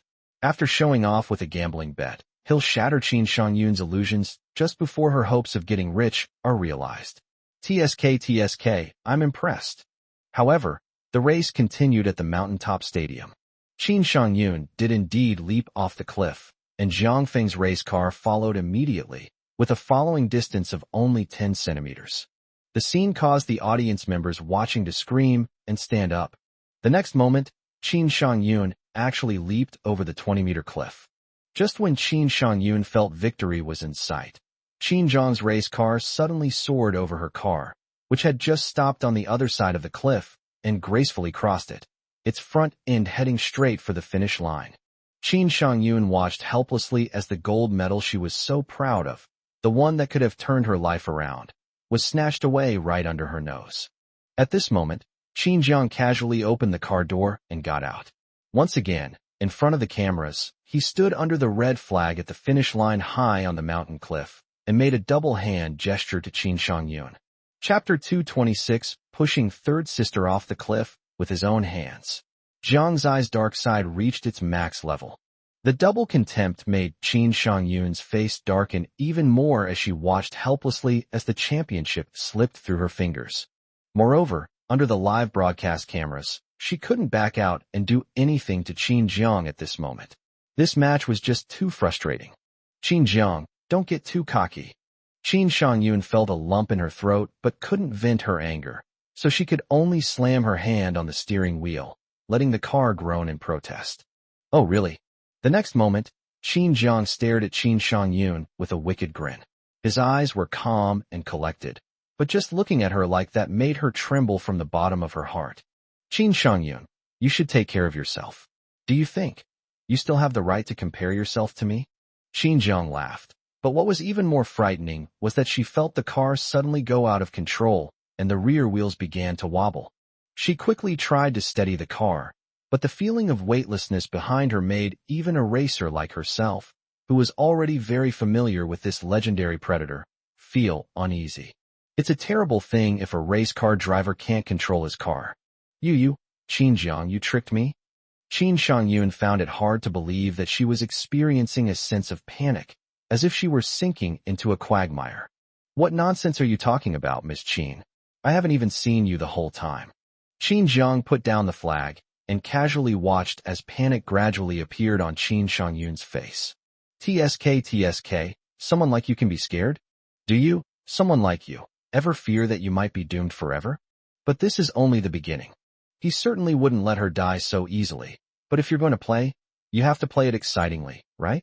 So Qin Zhang walked step by step toward Qin Shangyun's car, which was clearly at risk of collapsing at the spot where the rear tires were anchored on the edge of the cliff. This is what a predator is? He saw this moment as nothing more than lambs to the slaughter. The audience at the scene was shocked and amazed by Jiang Feng's abilities, while also genuinely worried for Qin Shangyun. The predator's vehicle was clearly unable to maintain its balance. Moreover, the rocks on the cliff under its vehicle have clearly become irreparably loose. On the other side of the cliff, countless other racing cars were eager to try, but seeing Qin Shangyun's miserable state, they all stopped for a moment and could only watch this battle of the kings with longing eyes. My God, Jiang Feng, what are you doing? Are you trying to silence them in front of everyone? That's too much. Jiang Feng, you've only just returned to racing. Don't do anything stupid and end up on a sewing machine. Qin Zhang is really something. He's going to settle scores with Qin Shangyun on the cliff. If we put President Qin in that situation, wouldn't this be a classic male protagonist wish fulfillment story? After all, when Qin Zhang mentioned punishing Qin Yun with a whip, it wasn't hard to tell from the expressions of the Qin siblings that Qin Zhang was the victim in the past. His current counterattack is merely an attempt to seek justice for the injustices he suffered. Why shouldn't he fight back? Imagine yourself being bullied badly, and now that you have the power, you want to teach those scoundrels a lesson. Jiang Feng is absolutely awesome, isn't he? Yes. Support Jiang Feng. Whatever choice he makes, the Qin family deserves to suffer this. The audience screamed and were on tenterhooks, but all eyes were glued to Jiang Feng's next move. At this moment, no one was more flustered than Qin Shangyun. Qin Zhang, what exactly do you want? Whatever conditions you propose, third sister will agree to them, okay? Don't come any closer. The terrain around this cliff is already unstable. Qin Shangyun felt as if she were about to shatter at this moment. There's always the risk of being scared to death. What's even more frightening is Qin Zhang's approaching steps. He was like a demon who had returned from the flames of hell. He had come to take his own life. Fear was slicing her fragile nerves into tiny blades, threatening to snap them at any moment. Oh, wouldn't that be perfect? Doesn't Ms. Chin love seeing people grovel and beg for mercy when it comes to matters of life and death? What? Now you're scared. Qin Jiang stepped forward, his long legs landing on the predator's canopy without hesitation, and then gave it a hard shake. Hey, help, help. Is anyone there? Someone please save me. Please, someone please save me. Qin Jiang is trying to harm me. He's going to kill me. I don't want to die. Please, I don't want to die. Qin Shangyun completely broke down in an instant. She tried to step on the gas, trying to get herself out of the mud, but with each struggle, she realized that her efforts were futile and would only bring her one step closer to death. Wow, that sounds really good. Keep screaming. I love to hear the sound of your dying struggle. Qin Jiang approached, his long legs still relentlessly pushing the car outwards by stepping on the roof. With every inch Qin Shangyun moved, the expression on her face grew more fearful. Wow, he seems to be having a really good time. Monster, Qin Jiang, you're a monster too. You really are the jinx of our Qin family. You are destined to be lonely for the rest of your life. Even if you really manage to get together with that monster Yan Liang, so what? She's a short-lived ghost. Do you think you can live for long without Yan Liang in a place like the Yan family, a den of dragons and tigers? Qin Jiang, leaving others a way out is also leaving yourself a way out. Qin Shangyun had completely broken down and shouted out the ending she had long accepted in her heart when negotiating with Qin Jiang. But those words made it even less likely for her to continue living. What did you say? Qin Jiang tilted his head, his expression sinister and ruthless, his clear eyes reflecting a cold and indifferent ruthlessness. He moved forward a little further and yanked the predator right to the very edge of the cliff. If he continues to exert himself, Qin Shangyun will be doomed forever. Yan Yin will live to be 100 years old. Her life will be much longer than yours. Miss Qin, you are welcome to try it if you don't believe me. The clear light in Qin Jiang's eyes seemed to be swallowed up by all the dark elements in an instant. He watched Qin Shangyun struggle like an ant in her dying state, without caring about anything else. The smile on her lips grew increasingly gentle. Ah, so this is what it feels like to be insane. Given his current status, what difference would it make if he really pushed Qin Shangyun off a cliff? Qin Jiang, you're insane. I am your own sister. It's one thing for you to be unfilial to your elders, but now you're even turning against your own siblings. Qin Jiang, what the fortune teller grandma asked was indeed true. You are a cursed star, destined for a life of misfortune and misfortune. You will bring misfortune to your family, and the woman you marry is already near death. Being with you will only make her die even more. Hurry up. The wind whistling in my ears. The sudden feeling of being lifted into the air made Qin Shangyun believe that she was about to go to hell. She cursed resentfully, each word piercing Qin Jiang's lungs, but what shocked every audience member even more was her utter astonishment. So you're really not afraid of death? They even dare to threaten Miss Yan's life and death. Falling continuously. The race car suddenly landed on a giant net that had been laid out beforehand. Qin Shangyun felt not only tears and snot streaming down her face, but also, she was so scared she peed herself. Several drones suddenly hovered overhead, perfectly capturing this moment. Qin Shangyun collapsed and fainted. She was finished. Even if she survived, it would have been better to die a clean death. Chapter 227 General White Lion lends his assistance. Is the young lady a living llama? Country G, Sistis Manor. The general landed with its large paws with an imposing air. Its cold-blooded and domineering aura as a carnivore was enough to make all animals within 1,000 miles submit. The white lion waved its paws. The enormous beast seemed to have broken away from the stereotypical image of lions in people's eyes. It was 4 meters long and was the largest lion in the world. A purebred Cape lion, with the rarest snow-white coat. No other male lion in the global record can be found as perfect. And he willingly submitted to Yan Liang. Although he seemed lazy, he was very mindful of his balance. If you look up, you'll see a graceful woman in black sitting on the back of a large lion. A custom-made cushion makes her more comfortable in controlling the lion. Zhou Ning, a tall man standing at 1.9 meters, appeared surprisingly small and inconspicuous standing next to the general. Yan Liang casually stroked the general's long white fur, pointed to the manor in front of her. She had just landed and had fed the general briefly before personally driving him here. She was alone. There was only Zhou Ning. When you're burying someone, the more elaborate the burial, the less likely you are to actually succeed. That's what makes it more interesting to arrive in such a low-key manner. According to James Lee's current information, Yan Liang must still be in Beijing, but little did he know that she had already secretly entered his backyard. The general still had bits of bloody meat and soup left at the corners of his mouth, clearly indicating that he hadn't eaten enough. But a lion that hasn't eaten its fill is also the strongest and most terrifying in combat. Yan Liang liked to train his generals this way, keeping them in peak condition for battle at all times. Time difference. It's midnight in country G, but for the wealthy, the nights are often filled with extreme extravagance and debauchery. Tonight happens to be the day James Lee is hosting a wine tasting at the Sistau estate, and most of the guests have already left, with only a few still partying and getting drunk. James Lee sat by the pool, casually enjoying the post-party relaxation. But there were still some things on my mind. There's no substantial news from over there. Could it be that Miss Yan Liang has really changed her mind for a pretty boy? She has never been a ruler who can withstand being threatened. This is a flaw that Miss Qi Yuan, another member of the duo of tycoons, also has. And coincidentally, Miss Qi Yuan has also been roaming around his territory recently. This forced him to focus his attention on guarding against this Miss Qi. After all, Qi Yuan seems to be at odds with Yan Liang all the time. The two are clearly werewolves of the same class, but they have never really fought each other. It seems that the two are not as sworn enemies as the rumors suggest. Have you received any news from Beijing? Keep a close eye on Qin Shangyun's progress in the Dragon Kingdom racing competition. She's an invaluable asset to me. I can't afford to waste her.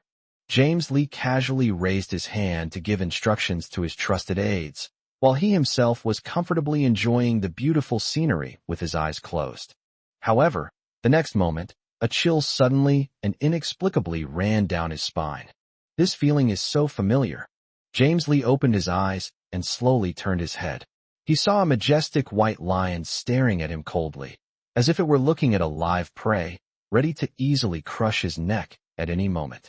Looking up further, he saw that the usually silent Miss Yan had suddenly appeared right in front of him, looking so beautiful and charming. Miss Yan? Miss Yan Liang? James Lee built his business to such an extent in his life. He was a prodigy from a young age, a future heir to capital, and his eyes were always filled with arrogance and disdain. No one could stir any emotion in him. However, the current nightmare for second-generation rich kids around the world is these two tycoons. Now, not only can we not get rid of Miss Qi Yuan, but another one with murderous intent has arrived. Even though he prided himself on having seen too much of the world, he couldn't help but panic at this moment. Mr. Liang, why did you come to my humble abode in person? How naughty of you. Since you came looking for me, why didn't you contact me earlier?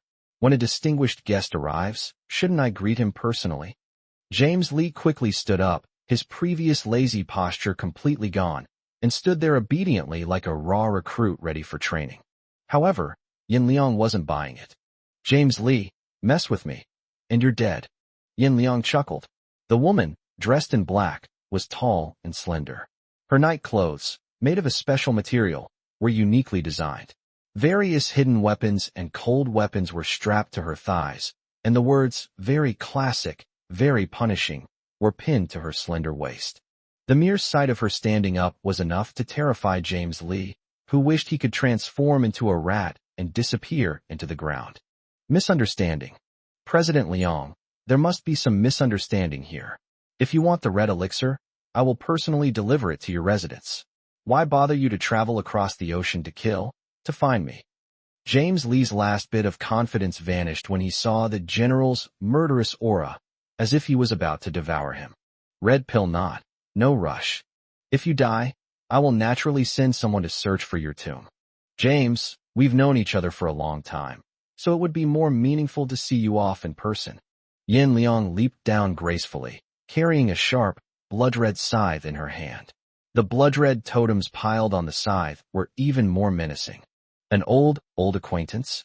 James Lee rarely returned to China, and even though he was indeed half Chinese, he had a very low sense of national identity. Moreover, they have also made a lot of money from patriotic Chinese merchants by going against their conscience. For him, as long as money can be made, he can betray his soul. He is an absolute and unscrupulous capitalist. But now, as he looked at Yin Liang again, the fear in his eyes grew inch by inch the moment Yin Liang approached. I've been so busy these past few years that I forgot there were still some who slipped through the net overseas. James Lee, you've lived a few more years, but your brain still hasn't grown any smarter. Why don't I cut it open myself, so you can see for yourself how much tofu dregs are inside? Yin Liang continued to smile gently, but that was the most terrifying part. In the midst of laughter and conversation, a life could be taken. Who could stand this? You were there? That top-secret place that only future top heirs can enter, the elite club.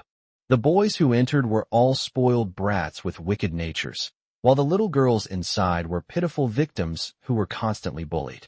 But there was one little girl among them who wasn't pitiful. That is the Moon.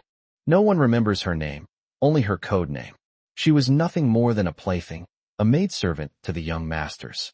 But she became so feared among the elite that people trembled at the mere mention of her name. She would bite people, and she was even crazy enough to tear off her own skin just to scare a spoiled brat who wanted to bully her into a daze. However, in just a few years, the young people who used to be part of the elite club have all inherited their family businesses and have long since put the past behind them. And then came a series of bizarre deaths. Were all of these made by the Moon? Those who know the secret will have to go to hell and be boiled in oil with them. But Mr. James is an exception. Going to hell and being boiled in oil is no fun at all. Why not do it now? James Lee. Holy crap, you're a living devil.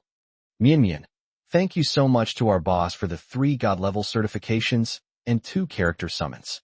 Wishing you continued wealth and prosperity, love you.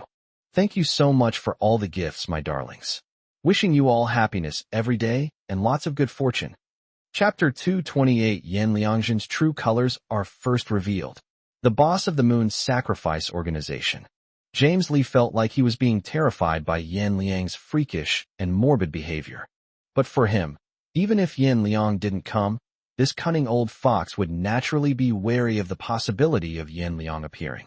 What he truly couldn't understand was that, according to the information he found, Yin Liang doted on the pretty boy he had made a deal with. Since that's the case, then he will definitely be given a chance to perform, so that he can resolve the transactions and games with himself. This is the ending he envisioned. However, he clearly underestimated this young lady. Even alone, she could sneak up on him and punish him. Yin Liang, are you really you? No, this is impossible. You is clearly dead. How could you and her be the same person? Yin Liang, who are you trying to fool? James Lee looked incredulous and stood up in response to the surprise gesture. Behind him was the swimming pool, and in front of him, Miss Yin Liang, dressed in a black outfit, was approaching step by step with a scythe in hand, like a demon from hell. Moon. Yes, she's dead. But the only ones in this world who can be completely one with her are her closest blood relatives. Yin Liang is the continuation of Yin Yu's life. Everyone says she is dead, but Yin Liang doesn't believe it. The life of the elder sister is extended by her, and all those bad people who once bullied the elder sister must pay the price one by one. Thinking of Yue again, Yin Liang felt a sharp, throbbing pain in her head. Every time she thought of Yue, she had a strange feeling. It was as if she had personally experienced all the pain that Yue had gone through. Yin Liang rubbed her forehead, the intense tension that tore at her nerves causing a surge of murderous intent to rise within her once again. As the sharp scythe drew near, James Lee finally couldn't sit still any longer and raised his hand. Yin Liang, have you forgotten whose territory this is? Do you really think you can come to my territory all by yourself and leave unscathed? Miss Yin is far too naive. As James Lee raised his hand, he saw that the shadow guards had surrounded the manor, and the dark shadows made James Lee feel very safe. Yin Liang, so what if you ride your beloved lion? How can a ferocious beast escape a hail of bullets? Yin Liang, I think you are indeed quite beautiful. If you are willing to marry me, I might spare the life of your pretty boy lover. Otherwise, so what if it's the capital of Dragon Kingdom? I can still make him. Yin Liang, you're a madman. Seeing his growing power and the reversal of the situation, James Lee became instantly energized. They even dared to covet Yin Liang's beauty. It has to be said that if Miss Yin Liang weren't so powerful, domineering, and ruthless that people would hesitate to approach her, such a beauty would have been pursued so much that the threshold of Lianghua Manor would have been worn down by suitors long ago. Why is it that no one cares about it? A beauty of this caliber, without any cunning or skill, would probably have already been taken by some powerful figures. Unfortunately, Miss Yin Liang is the female CEO of a conglomerate who stands above these big shots. No one dared to covet it, yet it still tempted men to secretly covet and spy on it. Before James Lee could finish speaking, Yin Liang's scythe had already mercilessly slashed across his arm. Once the young lady makes a move, she won't stop until blood is drawn. For Yin Liang, touching Qin Jiang was touching her sore spot. Her Jiang is very strong, not the gigolo these people describe. At this moment, Yin Liang felt a pang of sorrow in her heart. It seems she still doesn't receive enough love and support from Jiang, which often leads others to mistakenly believe he's her kept man. Even here, there are still people who gossip. Not to mention when I wasn't there. Jiang must have suffered a lot of grievances. Yin Liang looked at the bright red sickle in his hand, his eyes filled with a coldness mixed with a hint of complexity and regret. Just an arm. You deserve to be scolded, Jiang. Yin Liang looked down at the man with an air of self-righteousness, completely disregarding James Lee. Not to mention that nearly half of James Lee's men are her trusted confidants, who were the covert assassins scattered around the world after the organization she had overthrown in the United States disbanded. Yin Liang isn't an idiot. She wouldn't actually dare to single-handedly invade James Lee's territory. In essence, it all boils down to whether Yin Liang is willing to take him under her wing. What are you all standing there for? This crazy woman has already tried to kill me. What are your guns for? Quickly, kill this monster, this madman. He couldn't bring himself to sleep with a woman as ruthless and vicious as a snake, no matter how much he desired her. As excruciating pain struck, he could only roar helplessly. He tried to get his trusted confidants to do some real work. Of course, some members of the large group of bodyguards also brazenly raised the truth, and, as instructed by Mr. James, aimed it at Yin Liang. But the next moment, a figure beside him turned and killed him. His movements were clean and efficient. He was clearly a professional and skilled worker. No. Why are you killing each other? Outrageous. Utterly outrageous. You are clearly my people. I've spent a fortune training you, and this is how you report on me. James Lee is starting to lose his composure. But they didn't want to lose in terms of momentum. He could only writhe in a helpless rage, clutching his injured arm and nearly fainting from anger. James, they are my men. Do you remember the top-tier organization that suddenly disappeared for years ago Moon Festival? Yin Liang continued to laugh, but her smile made James Lee uneasy. Ew. Yin Liang, you're not Yin Liang at all, are you? The Moon Sacrifice Organization was destroyed long ago. It was clearly that person who destroyed the Moon Sacrifice Organization. It couldn't possibly be you. Yin Liang, you're terrifying. James Lee's eyes widened suddenly as he stared at Yin Liang in disbelief, as if he had truly seen a ghost. Does she need the red elixir to prolong her life? No medicine can prolong her life, because she was meant to die 4 years ago. Thinking this, James Lee's eyes widened, and the ghostly horror receded. The general paid no attention to the others. It hadn't eaten its fill to begin with, and now, smelling the blood, it was already itching to devour it. The proud and domineering head lowered, tearing off the arm that was half hanging on James, chewing it wantonly, and feeling the crunchy sensation of the broken bone. Hey, anyone who knows the secret has to die. The scythe was stained with blood again, and James Lee didn't even have time to continue his low growls for help. With his remaining willpower, he looked around, trying to find a lifeline. However, he watched helplessly as those he had once considered his confidants rolled up their sleeves, revealing the unique symbols of the moon worship organization, which had once struck fear into the hearts of the world. Snap! Snap! Snap! Even as he was covered in blood, he had not yet lost consciousness and died. He could only watch helplessly as the general held his body down, tore at his flesh, and tasted it. Yin Liang, do you know how terrifying you are? Or rather, he's not just a kept man, but prey that you, this monster, have been eyeing for a long time.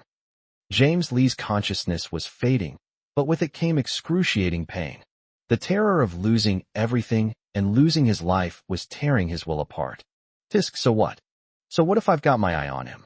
James Lee, he's mine, and he can only be mine. A dark vortex surged in Yin Liang's eyes, as if she were about to explode at any moment. The sickle in his hand always wanted to slice through flesh and blood, to enjoy the thrill of manipulating life. Liang, Mr. Liang. The son-in-law's video. Chapter 229. The young lady's pout. I'm a little hungry, I want to eat you. With a swishing sound, the blood-stained sickle fell to the ground, and Yin Liang's cold eyes finally regained some of their human color. Once outside the Dragon Kingdom, Yin Liang unleashed her true nature. She was never one to suppress her temper, and having come for revenge and to teach the scoundrels a lesson, she naturally began to let loose. But now, faced with her precious Ah Zhang's sudden video inquiry, the aloof and ruthless Miss Yin Liang quickly wiped the blood off her face. And in front of her former followers in the Moon Festival organization, she was visibly panicked. In the next moment of panic, she sat down on the poolside chair where James Lee had just been lying and enjoying himself, and tried her best to press the answer button with a gentle and perfect posture. At her feet, the general who had sensed the imposing aura of Miss Yin Liang also obediently stopped chewing. That's right. Even the great white lion has to obey Miss Yin Liang's mood. Yin Liang, on the other hand, was only gentle and affectionate towards Qin Jiang. Ah Jiang, do you miss me? Yin Liang picked up her phone, found her most perfect angle, and smiled at Qin Jiang. In reality, her high heels were treading on the drenched bones, and she was casually chiseling at the skull with a blood-red scythe, as if she were handling a handy toy. Of course, James Lee is not dead. Yin Liang has a habit. The more he dislikes someone, the less likely he is to let him get away with it easily. She had just instructed Zhou Ning to feed James Lee a specially made life-extending pill from Yan's private laboratory. It keeps the user alert to the greatest extent possible, and the anesthetic effect renders them completely immobile, so that they completely lose the ability to bite their tongue in pain. This is the ultimate form of punishment. Yeah, I miss Yin Yin. Yin Yin, what are you doing? Is your trip abroad going smoothly? Don't worry, I will definitely get the red elixir back. I've already won first place in the domestic underground racing competition. Although my abilities are limited, I won't let you suffer, Yin Yin. Qin Jiang sat in the restroom, and during the brief time he spent changing clothes, he seized every second to share his happiness with Yin Liang. What he wanted to do was simply to become better and better, to become someone that Miss Yin Liang could rely on. Although this path is destined to be very difficult, but a man must have an indomitable spirit. Ah Jiang, you're so kind. It doesn't matter whether you got the red elixir or not. Zhou Ning has already found another one, and I've already bought it. Ah Jiang doesn't need to feel too burdened. Everything is with Yin Yin. I won't let you lose me. Similarly, Yin Liang would never give him the chance to lose himself. Qin Jiang was surprised that Yin Liang had found a new red pill tree so easily. Since that's the case, he can rest assured for now. As long as Yin Yin is all right, it doesn't matter who found the medicine. That's good. Yin Yin, I miss you. I'll come to see you after I finish my domestic racing competitions. Where are you? Qin Jiang spoke earnestly, for some reason. He had a premonition that his sudden, manic excitement was not a recent development. It seems he has had a similar experience before. But he was clearly just an ordinary person.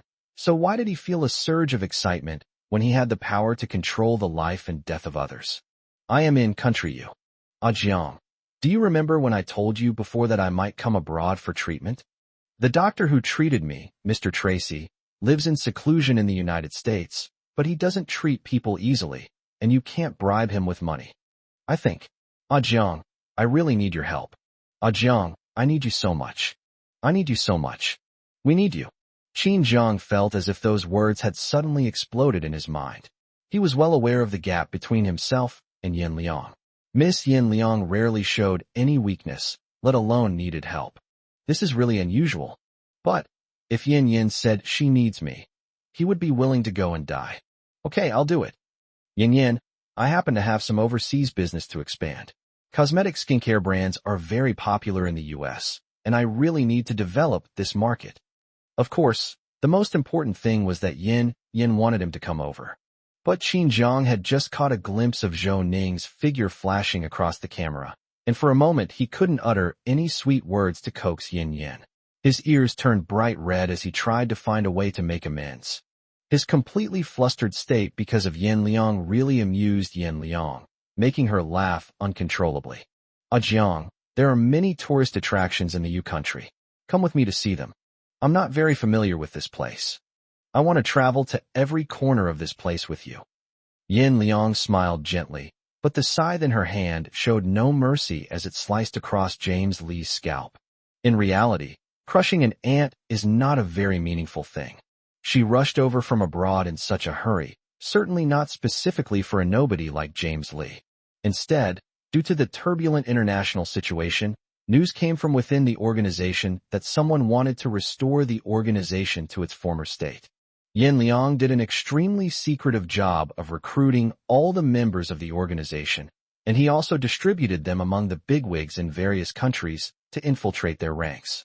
It can be said that although the organization is scattered, its core has never been broken. The one who truly controls everything is still Miss Yin Liang, the ruthless young lady who initially returned to the Dragon Kingdom and seized the position of family head in one fell swoop. Good. Wherever Yin wants to go, I'll go with you. I've already contacted my second uncle. He's been teaching at Peking University recently and seems to have run into some trouble. I've indeed received a lot of help from him while I was with the Qin family, and I want to help him. Qin Jiang hesitated, though he secretly longed to fly to the US to be with Yin. However, he was not entirely at ease with his second uncle. I want to check things out for myself. After all, second uncle was actually a candidate who could be considered a potential cure for Yan's strange illness. Jiang, I also have some things I haven't finished taking care of. See you in the U country in 3 days. I miss you so much. I used up a lot of energy today, and I'm a little hungry. I want to eat you. It's delicious. Chapter 2:30 Punishing Qin Yin. I'm your brother. Blood is thicker than water.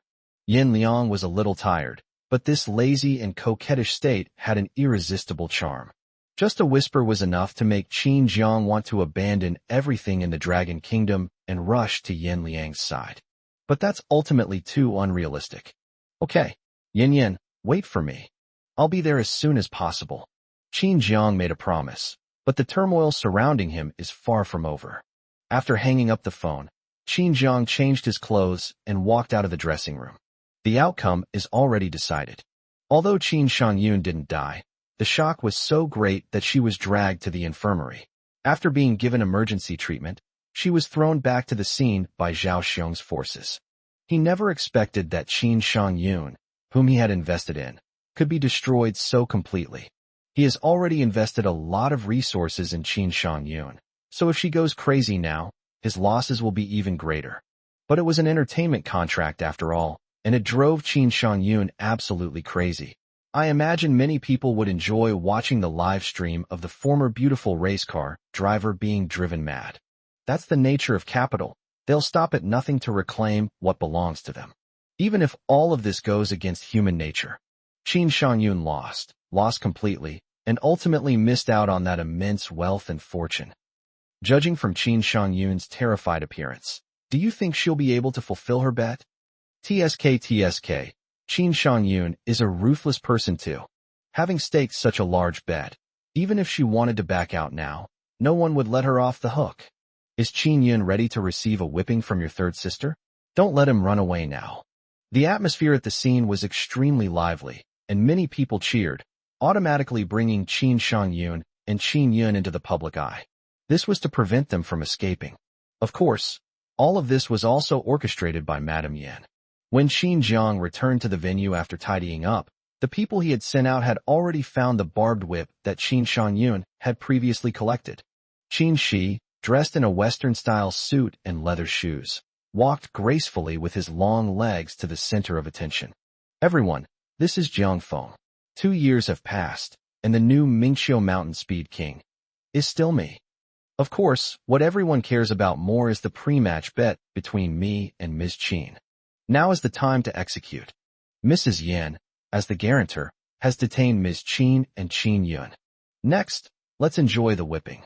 Qin Jiang raised his head, his gaze sweeping coldly across the entire audience, and then watched helplessly as Qin Yun's frail figure was ruthlessly tied up and thrown in front of the stage.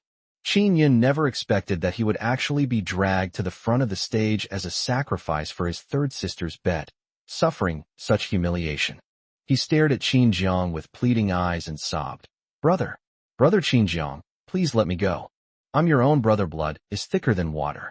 Qin Jiang stood still and gestured for someone to hand the whip to Qin Shangyun. Then, while Qin Shangyun was not fully conscious, he instructed her to punish her with a whip. Crack!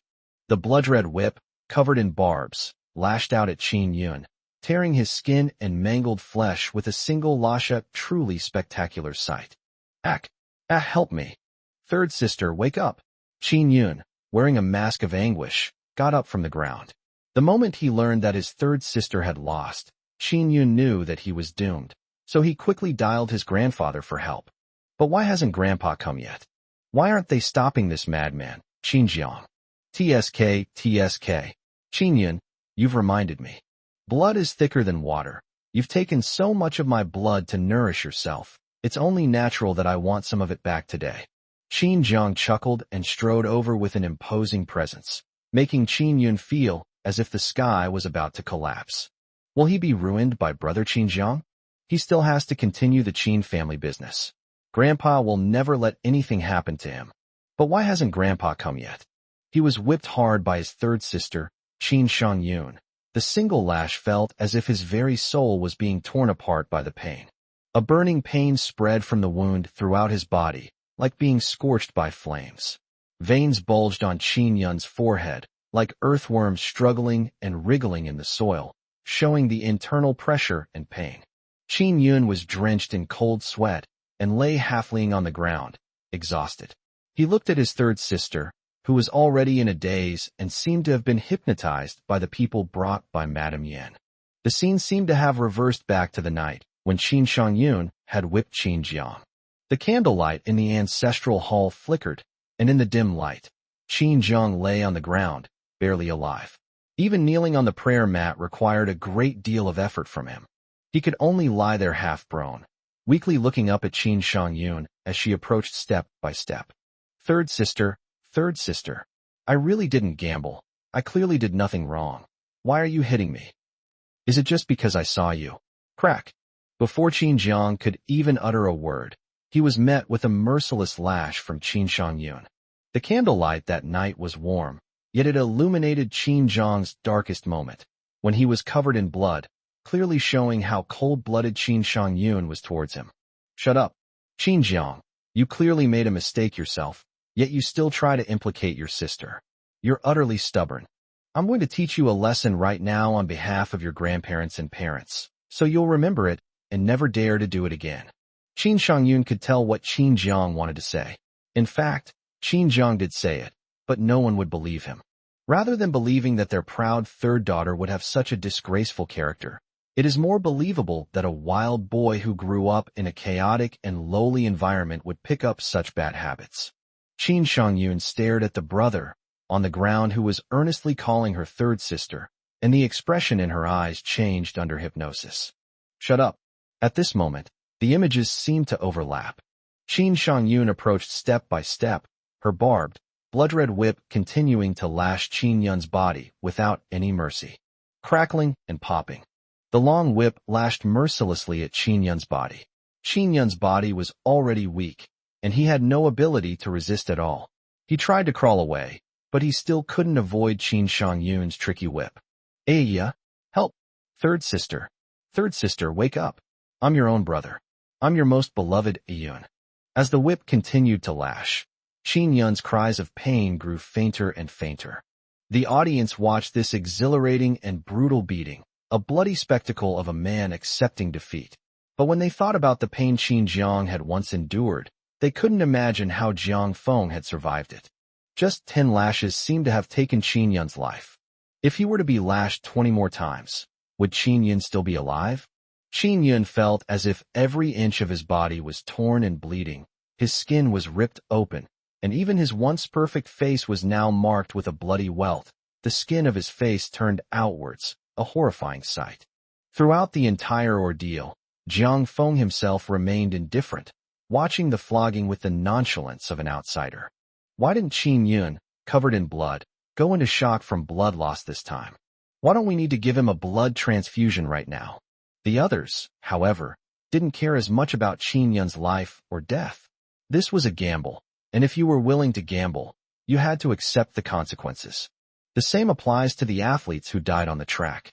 Once you sign a death pact to participate in the competition, you have to accept the worst possible outcome. Everyone present understood these rules. Therefore, I have no extra sympathy for Qin Shangyun and Qin Yun. After all, if she wins, the Yin group will inevitably have to pay the price. For a full half hour, Qin Yun had already fainted, but all 30 barbed whips had been lashed onto his body without missing a single one. After the whipping, Qin Shangyun stood there in a daze for a long time. 2 minutes later, she seemed to finally come to her senses and screamed, lunging straight at Qin Yun, who was lying on the ground, unrecognizable. Ayun, wake up. Third sister was wrong. Third sister shouldn't have used you as a gamble. Third sister will never do it again. When Qin Shangyun came to her senses, she, who was already on the verge of a mental breakdown, felt as if her soul had been torn apart. The feeling was like someone putting a toothpick under her fingernail and then forcefully pressing it into the wall. In that instant, Qin Shangyun was terrified.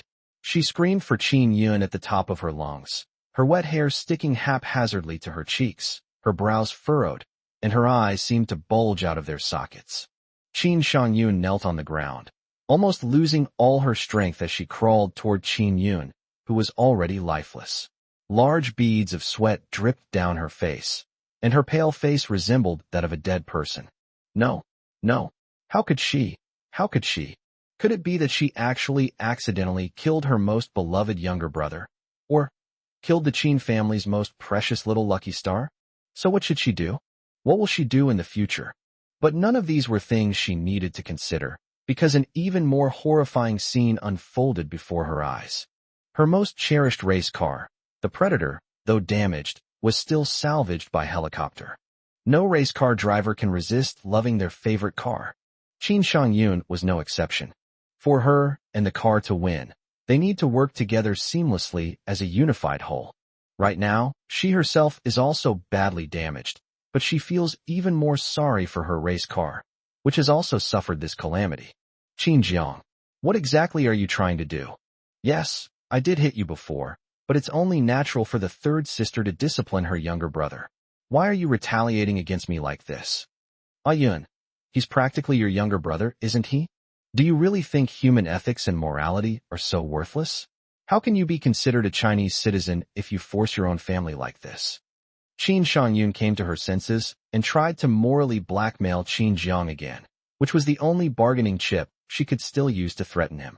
You can humiliate me all you want, but the Predator was specially modified for me by Ayun, and I won't allow you to. Qin Shangyun, still rambling on, dragged her corpse-like body to confront Qin Jiang. Qin Jiang stood still, watching Qin Shangyun's miserable state with a cold and indifferent gaze. He should have felt happy at that moment, but he felt no pleasure at all. It turns out that people only care about whether someone has repented when they truly care. I was unwilling to accept it back then. Now it's about revenge. We can't let Qin Shangyun get away with this. He no longer wanted the Qin family to realize their mistakes, nor did he want to express his remorse and indignation. Instead, it was to avenge the boy who had been wantonly trampled upon by the Qin family and was so wounded that he could only curl up and keep warm by himself, so that all his wounds would not have been in vain. Qin Shangyun, do you really think that the Predator was modified by Qin Yun? You are the user of the Predator. You should know how powerful the Predator's locking system is. Even if the rear half of the Predator's wheels hadn't touched the ground, I wouldn't have been able to throw it off the cliff. You could have easily driven the car to stand still on the cliff. But this time the gripping device's capabilities are completely different from before. Don't you think there might be something fishy going on here? So, who is the one who really wants to kill you? Qin Jiang stood still and had someone help Qin Shangyun to the Predator. Check it yourself. Qin Shangyun looked around, then collapsed to the ground, completely drained of all her strength. No, that's impossible. Even if Yun really wasn't the modification mechanic, shouldn't he have checked such an important part as the car's locking mechanism? The signs here made Qin Shangyun's heart sink. This is impossible. At this moment, a well-known car modification mechanic came out and placed a video in front of Qin Shangyun. Miss Qin, Mr. Qin Yun contacted me a few days ago. I was in charge of modifying the Predator this time. From a professional perspective, the original modification method of your car is very similar to the method used by Mr. Jiang Feng to modify the Cool Breeze car. The locking device was a hidden danger I left behind, and I am willing to withdraw from the racing car modification field from now on. As for Ms. Qin's safety, it is indeed something that Mr. Qin Yun has not considered. Mr. Qin Yun emphasized the explosive power of the Predator. The modification mechanic was already well known in the industry, and Qin Shangyun recognized him. At that moment, she felt as if a nerve in her head had been stretched to its maximum, and then snapped violently. Snap! Torn by excruciating pain and suffering a mental breakdown, Qin Shangyun could no longer hold on and fainted. Mr. Jiang, what's happening now? The modification mechanic was bewildered and asked Qin Jiang. Send them all to the hospital. What's the point if they're all dead? The Qin family's waters seem to be more murky than they appear. For example, old Master Qin, who never showed his face from beginning to end, still did not appear in this competition. He clearly knew that his most beloved lucky grandson was in imminent danger, but he still remained calm. It seems he really is no pushover. Qin Shangyun, on the other hand, is needed as a string in his game against James Lee. The match ended, and the spectators gradually dispersed.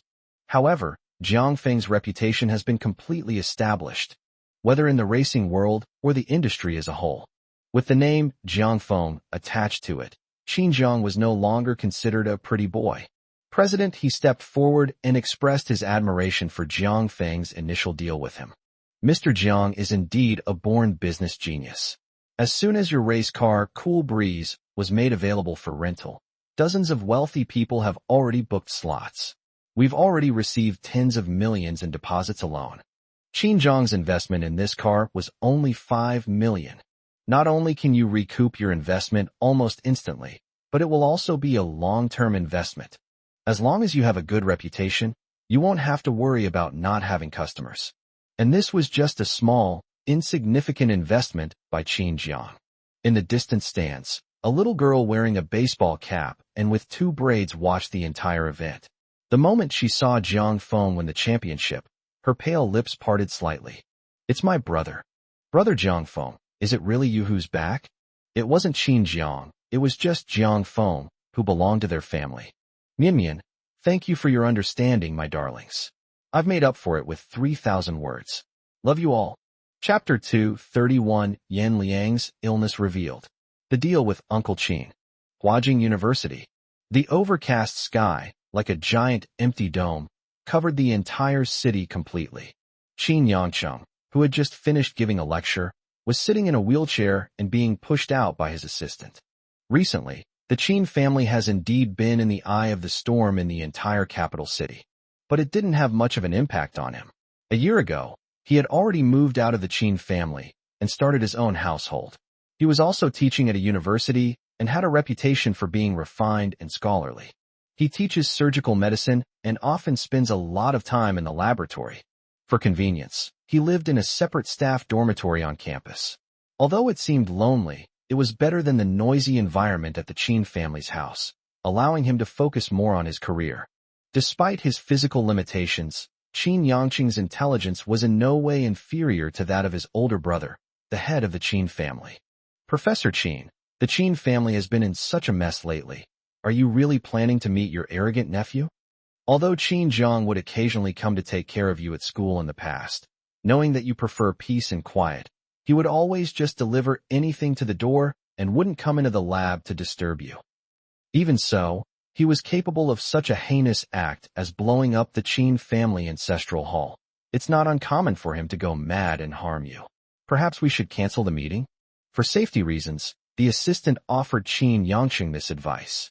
But he knew even better that although the second Master Qin had seemed calm and collected all these years, he had actually been in complete control over the Qin family's every move. He had been observing Qin Jiang for so long without showing up, but now he agreed to a meeting with Qin Jiang, which was really puzzling. My nephew isn't really crazy. Every wrong has its perpetrator, and every debt its debtor. He didn't go looking for the wrong person. Naturally, I wouldn't make trouble for others. All right, drop me off at the lab and you can go now. I'll give you half a day off today. After the assistant left, Qin Jiang arrived as promised, and there was no awkwardness between the uncle and nephew. Qin Jiang, unusually, still showed some polite respect to the Qin family.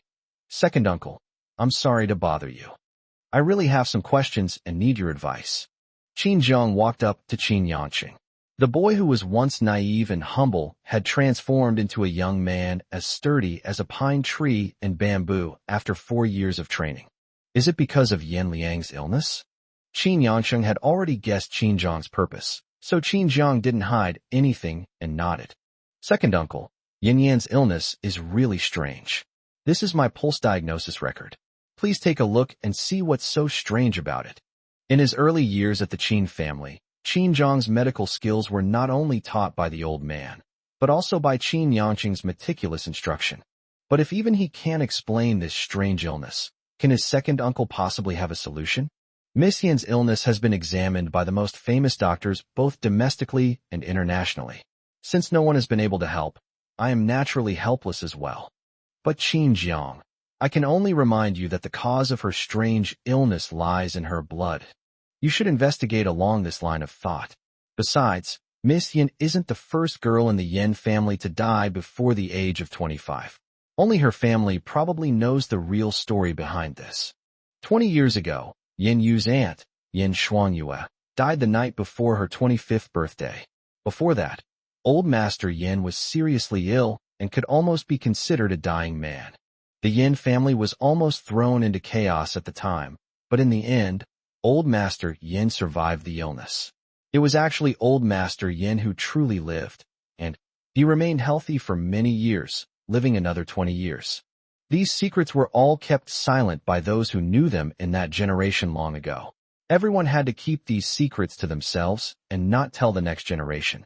Otherwise, the Yan family conglomerate would exterminate his entire clan. Qin Jiang, I can only tell you, our Qin family has been doctors for generations. In fact, my father was just a doctor who couldn't even settle down in Beijing in his early years. How could he have enabled the Qin family to take root in Beijing like this? Is there really no reason behind it? Qin Yangqing's words made Qin Jiang frown, and then he felt a chill run down his spine, making him almost lose his breath for a moment. If such a secret is true, then no one would dare to mention it. Even if they sense something fishy going on, the Yan family conglomerate is not one that anyone would dare to mess with.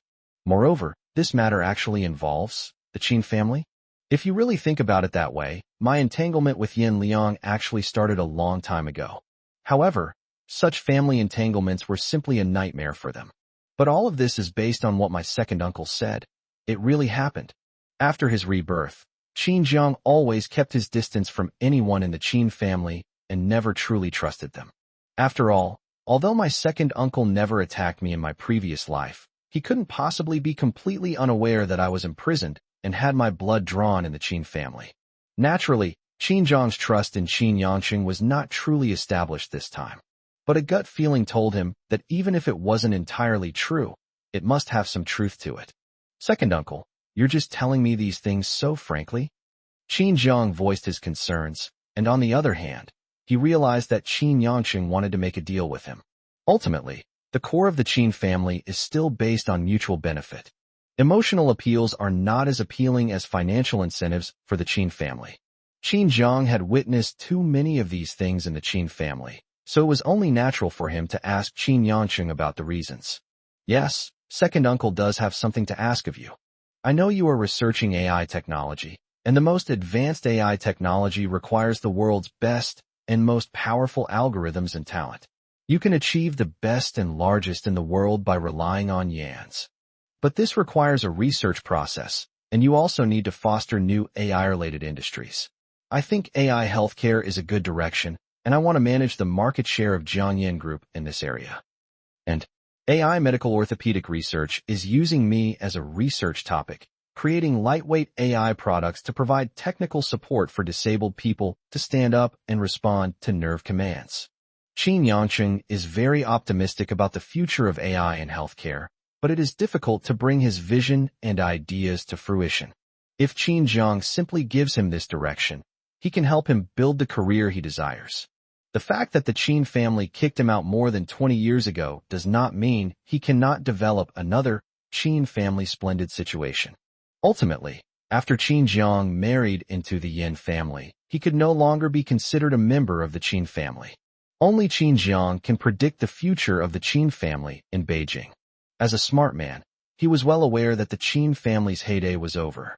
It is also the moment when I can ride the wind and rise.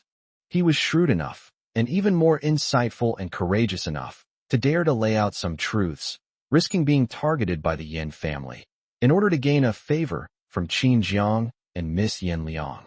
But if he loses the gamble, he'll just be a disabled person. If he wins, he can stand up and gain both fame and fortune. Second uncle, you have quite the ambition. But it's been a pleasure working with you. Qin Jiang knew that Qin Yangcheng was an expert in the medical field, and having him to research AI in healthcare was a good choice. What he cared about more was, if what Uncle Qin said was true, does this mean that the secret of the Yin family, a powerful conglomerate, is a secret known to everyone in the family, but only the daughters of the Yin family truly regard it as a curse? Yin Liang had told him that when she was a child, her father would always take her to the clan's ancestral hall around her birthday. She was given various injections, and her mother, Su Jiayu, and any members of the Su family were not allowed to participate. She was young at the time, and her father treated her with tenderness and care. Naturally, she felt like a princess cherished by her family, so she was completely unguarded with her own family. But if what Uncle Qin said is true, so those injections that Yin Liang had been given in her blood since she was a child, that's the root of this strange disease. The truth was too cruel, making Qin Jiang unwilling to continue speculating. Jiang, cherish the last few years you have with Miss Yin. The Yin family, a conglomerate, has never had an easy target, and Miss Yin Liang's life isn't as glamorous as it seems on the surface. If she really dies at 25, all the trouble you've caused and the consequences of your overly high-profile behavior will come back to haunt you at that time. You might not be able to bear the consequences. While Miss Yin Liang loves you now, she might be willing to let go if she knows the truth. You're a man. Losing one woman is just the beginning. You can find many more in the future. Marry another wife who can support you. You have a long life ahead of you. Don't get stuck on just one person. Qin Yangcheng has never married, but he has never been without women in his life. In this day and age, money makes the world go round, and he has no shortage of them. Not marrying is simply because he doesn't need a wife to support his career at the moment. He is also an extreme example of a sophisticated egoist. His kindness towards Qin Jiang back then was naturally based on his foresight and strategic planning. Right now, it's just that it's actually being used. Qin Jiang's eyes turned cold at Qin Yangcheng's words, which were indeed for his own good. In this life, I will only have Yin Liang as my woman, and she will be my only wife. Second uncle, thank you for telling me all this and for helping me find a good way out. But Yin Liang is my life, and I won't let anything happen to her. Absolutely not.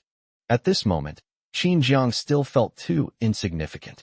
The Yin family, a powerful conglomerate, was indeed deeply entrenched, and even Yin, who was in the midst of it, was being manipulated. The Yin family's influence was indeed much deeper than he had imagined. But he and Yin Liang weren't a truly vegetarian couple. Qin Yangcheng watched Qin Jiang's departing figure, his fingers tightening little by little. Then he lowered his eyes and suddenly let out a cold laugh. TSK, Are there really people in this world who think love is more important than life? Ridiculous. Utterly ridiculous. This reminded him of his fiancée, who resolutely broke off their engagement and married someone else right after his car accident. I am disabled, and I really can't let my fiancé's life be ruined. But that woman loved him so much just a moment ago. It is clear that emotions are the most elusive and ethereal thing in the world. He was with the ill-fated Miss Yin Liang. Qin Jiang, you'll regret this sooner or later. Chapter 232 Qin's Mother's Grief and Repentance. A Jiang has a mother, Madame Jiang. Qin Jiang. Qin Jiang has gone completely mad. No matter how much hatred he harbored, Yun was still his own brother. They shared the same blood. How could he have such a vicious thought of killing his own brother? He deserved to die a horrible death. Old Mrs. Qin was still recovering from her own illness, and the pain of having her finger cut off was excruciating. Fortunately, my finger wasn't damaged much after it was cut off, and the nerve necrosis wasn't too severe. With my son there, I was able to learn on the way to the hospital that my finger had been saved and had been brought there. Her finger was reattached through professional surgery, but it will inevitably affect its use. From now on, her hands will be useless. She needs to be fed even to eat, let alone perform everyday actions that require using her hands. Her fingers have become nothing more than ornaments, completely losing their function. Even so, when she learned that Qin Yun's grandson had been admitted to the emergency room, she still had someone help her to wait outside the ward. But this time, she waited for a long time, and not a single person from the Qin family came. What's going on?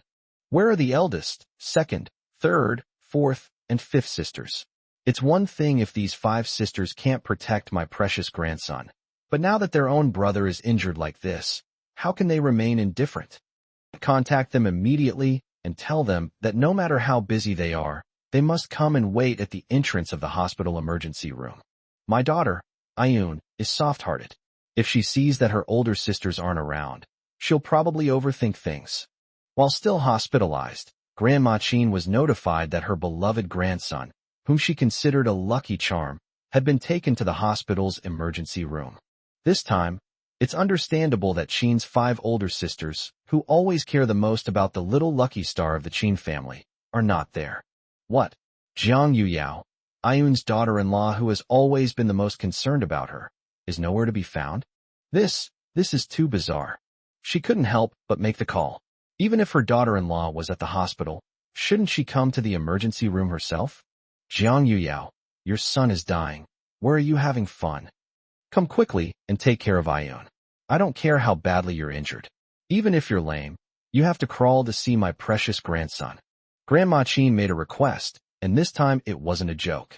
The doctor said that Yun was really in critical condition, and her injuries could kill her at any moment. So what if he's dead? I gave birth to such a demon. I am the sinner. When Qin's mother, Jiang Yuyao, thought about the culprit who had to cut off the skin on her chest, and the various things Xiao Wu had told her about Qin Yun's lies, she felt a surge of emotion. Yes, you really should repent, for giving birth to such a jinx and demon as Qin Jiang. Stop dawdling, Ayun.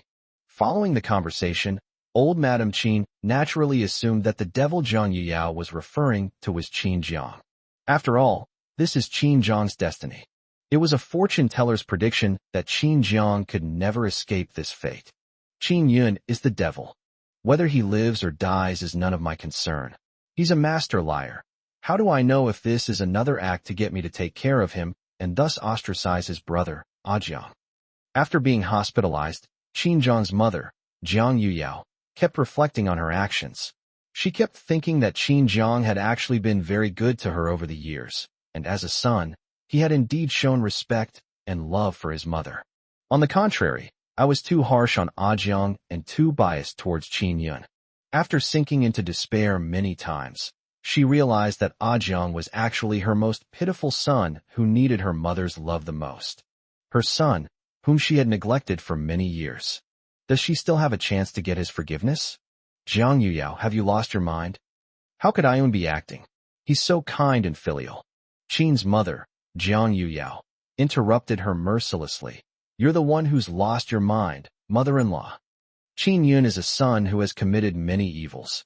Even if he dies, It cannot make up for the lack of maternal love that Ajiang has received from me all these years. Mother-in-law, I've been the obedient daughter-in-law in your eyes for too long, but people also have their own thoughts and pride. Now, Ajiang needs me more.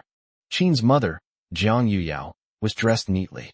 Although she had lost a finger, it was only her little finger, and after it was reattached, it didn't affect her normal use much. She was incredibly grateful that she hadn't chosen to cut off her own finger, but instead had cut off her mother-in-law's. Qin's mother received news that Qin Jiang would be attending a business district alumni dinner hosted by Huajing University today, for no other reason than to gather more talent reserves for Jiang Yin Group. Back then, Jiang Yuyao would always lock Qin Jiang in the kitchen to cook for the Qin family's dinner parties. Qin Yun had grown tired of drinking all sorts of nourishing soups that she had prepared herself since she was a child, but Qin Jiang had never tasted a single drop. This is her dereliction of duty as a mother. I want to make up for it, even if it's just making up for the little bit of maternal love I lacked for my son. Even just a little bit would be enough. Ajiang, Mom was wrong.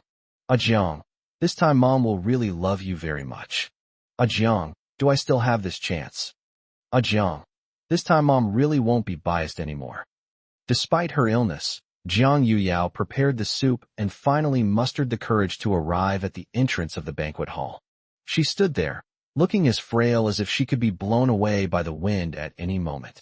A mother's love makes her strong. She finally mustered the courage to go inside. Hello, may I ask who you are? I am Qin Jiang's mother, and I've come to bring him soup. Excuse me, madam, there is no Mr. Qin Jiang here, only Mr. Jiang Feng. Mrs. Jiang has already prepared soup for Mr. Jiang. Jiang, Madam Jiang, that lowly country bumpkin is worthy of being called Jiang's mother. Chapter 233 Madam Qin's defenses crumble. Did Yu Qin orchestrate a situation to have Qin Jiang's child? Qin's mother, Jiang Yuyao, could not accept it. When she heard the words, Madam Jiang, she felt as if her scalp was about to explode. That woman in the slum was not even worth one of my fingers. She was already incredibly lucky to have the honor of raising my son. She only had a misunderstanding with her own son. How could he possibly take advantage of the situation? Madam, please respect Mr. Jiang's mother. Otherwise we will kick you out. The security guard stopped Jiang Yuyao at the entrance and, as instructed by President Jiang, did not allow anyone associated with the Qin family to approach the place. Madam Qin, Jiang Yuyao, was always a regular in high society circles. She would dress up carefully for any banquet, always wearing a radiant dress and an exquisite hairstyle, exuding the air of a noble woman. But she is clearly different today. If the banquet security guards hadn't been so familiar with Madam Qin's appearance, they probably would have mistaken her for someone else. Jiang Yuyao, a woman who used to be exquisite down to the last hair, looked haggard and disheveled today. Her complexion was also poor, and the dark circles under her eyes betrayed her poor mental state. No, this is impossible. What right does that woman have to call herself my son's mother? Qin Jiang's surname is Qin, and he is the son I carried for 10 months and gave birth to with great difficulty. How can that bitch Jiang so easily take advantage of me and become my son's mother? Let me in immediately. I am Madam Qin. Don't you have any sense of propriety? Upon hearing the name, Madam Jiang, Madam Qin felt as if her position had been brazenly stolen by a lowly woman she had always looked down upon. This is an insult to her, and it makes her lose all face. Madam Qin, if you continue to disrupt the banquet, we will kick you out immediately. Jiang Yuyao refused to accept it. She had been to this banquet many times, but she had never been so humiliated as to be kicked out. This is clearly a deliberate act of self-humiliation. But there was nothing she could do. Go tell Qin Jiang. Tell him his biological mother has arrived. No matter how he tries to avoid it, I am his mother. Our blood is thicker than water. He can't abandon me. Jiang Yuyao broke down too quickly. What she was most proud of in her life was her status as a noblewoman, Madam Qin. But even with that identity, she is now being turned away. And his 2 biological sons. One claimed to be critically ill and in critical condition, while the other didn't even recognize herself and instead adopted a woman she looked down upon as her mother. Madam Qin felt as if the sky had fallen. Smack! Miss Qin, It was you who insisted on barging in. Tonight's banquet is for distinguished guests like Mr. Jiang, so you'd better save your energy.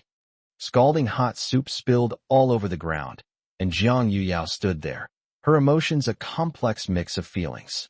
She also smashed countless soup bowls that Qin Jiang had brought for himself and Qin Yunwan. At the time, she thought it was just a bowl of soup, and that it didn't matter if it broke. But when she actually stood in the same spot where Qin Jiang had once stood, she clearly felt how much pain she was in. That was more than just a bowl of soup. It was her heartfelt sentiment. What was shattered was her heart, full of joy and a desire for reconciliation. It turns out that my attempt to make peace was so cheap. By the time she, the mother, turned around, Jiang had already found herself a new mother. Just as she was heartbroken, an extraordinary figure walked out from the inner courtyard of the banquet hall. The young man was as tall and straight as a pine tree, with an elegant and noble demeanor. Jiang Yuyao, who had fallen to the ground, quickly got up, turned her back, and straightened her disheveled clothes and messy hair. My son has come. He must have come for me. She has hurt Jiang too much. We can't cause him any more trouble. So when Madame Qin finished tidying herself up and turned around to greet Qin Jiang's smiling face, she saw a luxury nanny van parked not far from the door. It was a level of luxury and opulence that even she had never experienced before. Mom, why did you have to make soup for me yourself? Wouldn't it have been the same if you just stayed home and waited for me? The car door opened, and Qin Jiang immediately bowed to greet him, his words filled with an intimacy that Qin's mother, Jiang Yuyao, had never seen in him before. It was as if they were the closest mother and son, and he was a complete outsider at this moment. Silly Jiang, what mother doesn't worry about her son? Your father has already taken care of things back home. He thinks it's not good for you to be without a mother to take care of you in Beijing. Although Xiao Yin and you are at the age where you are inseparable, a family needs a mother to support it. He then went south alone to his hometown to find medicine. Both you and Xiaoyan aren't in good health, so it's best if I can personally take care of Xiaoyan for the time being. Jiang's mother gently patted Qin Jiang's hand and brought out the nourishing soup she had personally cooked, which she had told her son over the phone long ago. Phone, you should spend less money in the future. Mom is used to taking the bus and can find this place herself. Why send someone to pick her up personally?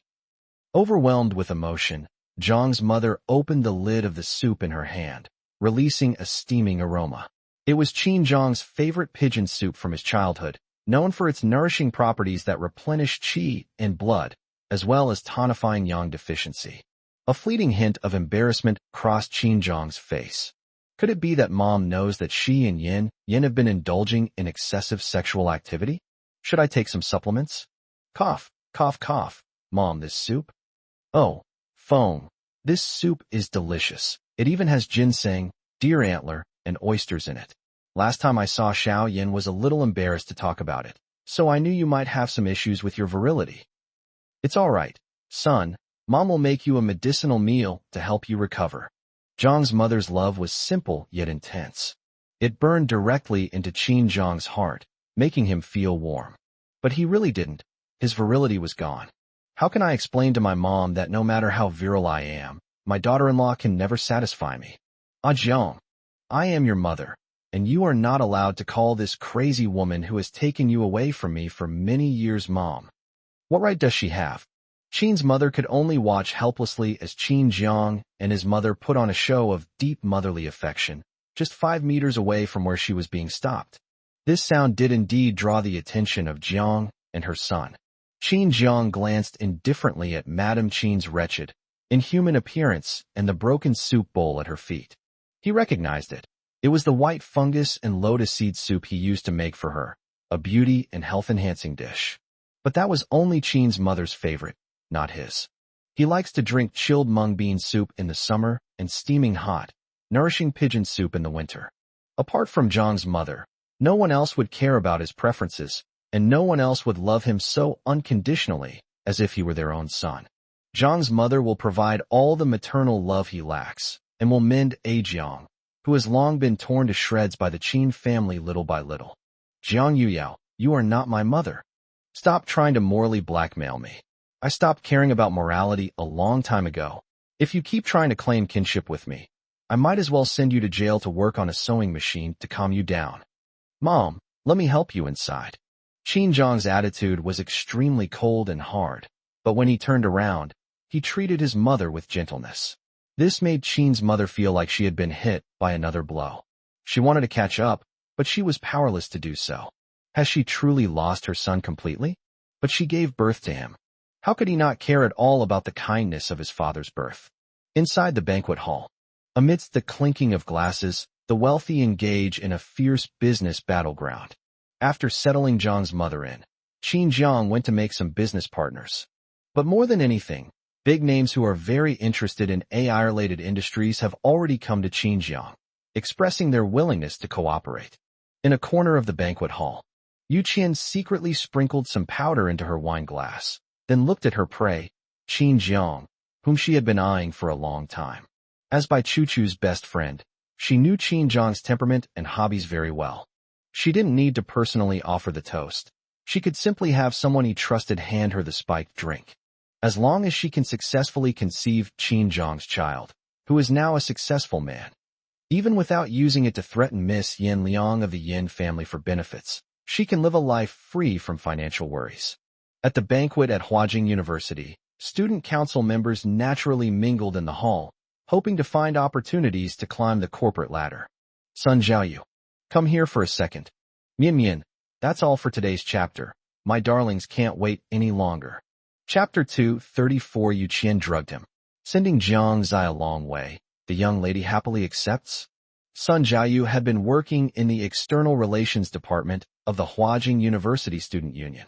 His connection with Qin Zhang began after his grandfather's painting was sold for the price of a masterpiece, which led to his link with Qin Zhang. Currently, Song Jia has temporarily faded from the center of power in the student union due to being targeted by it, and Sun Zhaoyu has naturally taken over those tasks for Qin Zhang. These days, he's been doing very well in the student union. Yu Qian was naturally eloquent and articulate.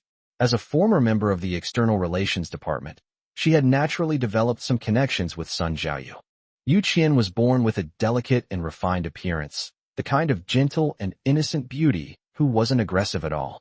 Dealing with a guy like Sun Zhaoyu, who hadn't been approached by girls much, was a piece of cake for her. At this moment, Yu Qian made him even more infatuated and obsessed. At one point, Sun Zhaoyu couldn't resist diverting some of the money his grandfather earned from selling paintings to secretly buy Yu Qian a bag. Qian, you were looking for me? I have something to talk to Brother Jiang about. Can you wait here for me for a bit? Sun Zhaoyu scratched the back of his head. It was the first time such a beautiful girl had taken the initiative to approach him. He understood Yu Qian's reserve, and as a man, he naturally had to take the initiative to pursue her. So I bought her favorite new Chanel bag to cheer her up, and I plan to confess my feelings tonight. Ayu, you know I had a misunderstanding with Qin Zhang because of my best friend Bai Chuchu. After all, he's your brother Jiang. How am I supposed to face you if I have to be with you in the future? Yu Qian lowered her eyes, looking lost in thought. She had always been Sun Zhaoyu's confidant, and their ambiguous relationship had lasted for some time. Yet this was the first time she had called him Ayu. This made Sun Zhaoyu feel a little overconfident for a moment. Qian, it's no big deal. Don't worry, I'll explain to Brother Jiang for you. After all, it was Bai Chuchu who had a romantic entanglement with Brother Jiang before. You and Bai Chuchu are not the same person. Brother Jiang is not the kind of person who would hold a grudge against others. Don't worry. Leave this to me. Sun Zhaoyu was completely infatuated and patted his chest, indicating that he could handle it. But Yu Qian was not about to agree. What she wanted was to be close to Qin Zhang. If Sun Zhaoyu really spoke up, wouldn't the value of her trip be ruined? Ayu, listen to me. I need to handle this myself. I'm not the kind of person who relies on others to resolve conflicts. I want to explain myself. You know, Ayu, I'm quite strong-willed, and I don't want any misunderstandings or conflicts between you and your brother Jiang because of me. Ayu, can you understand my good intentions? Yu Qian lowered her eyes, looking pitiful yet gentle and strong, making Sun Zhaoyu want to slap himself. He nodded, agreeing with everything Qian said, and they were also thinking of themselves. Ignoring everything else, he stepped forward to take Yu Qian's hand, but Yu Qian shyly dodged away, saying, "No. So many people.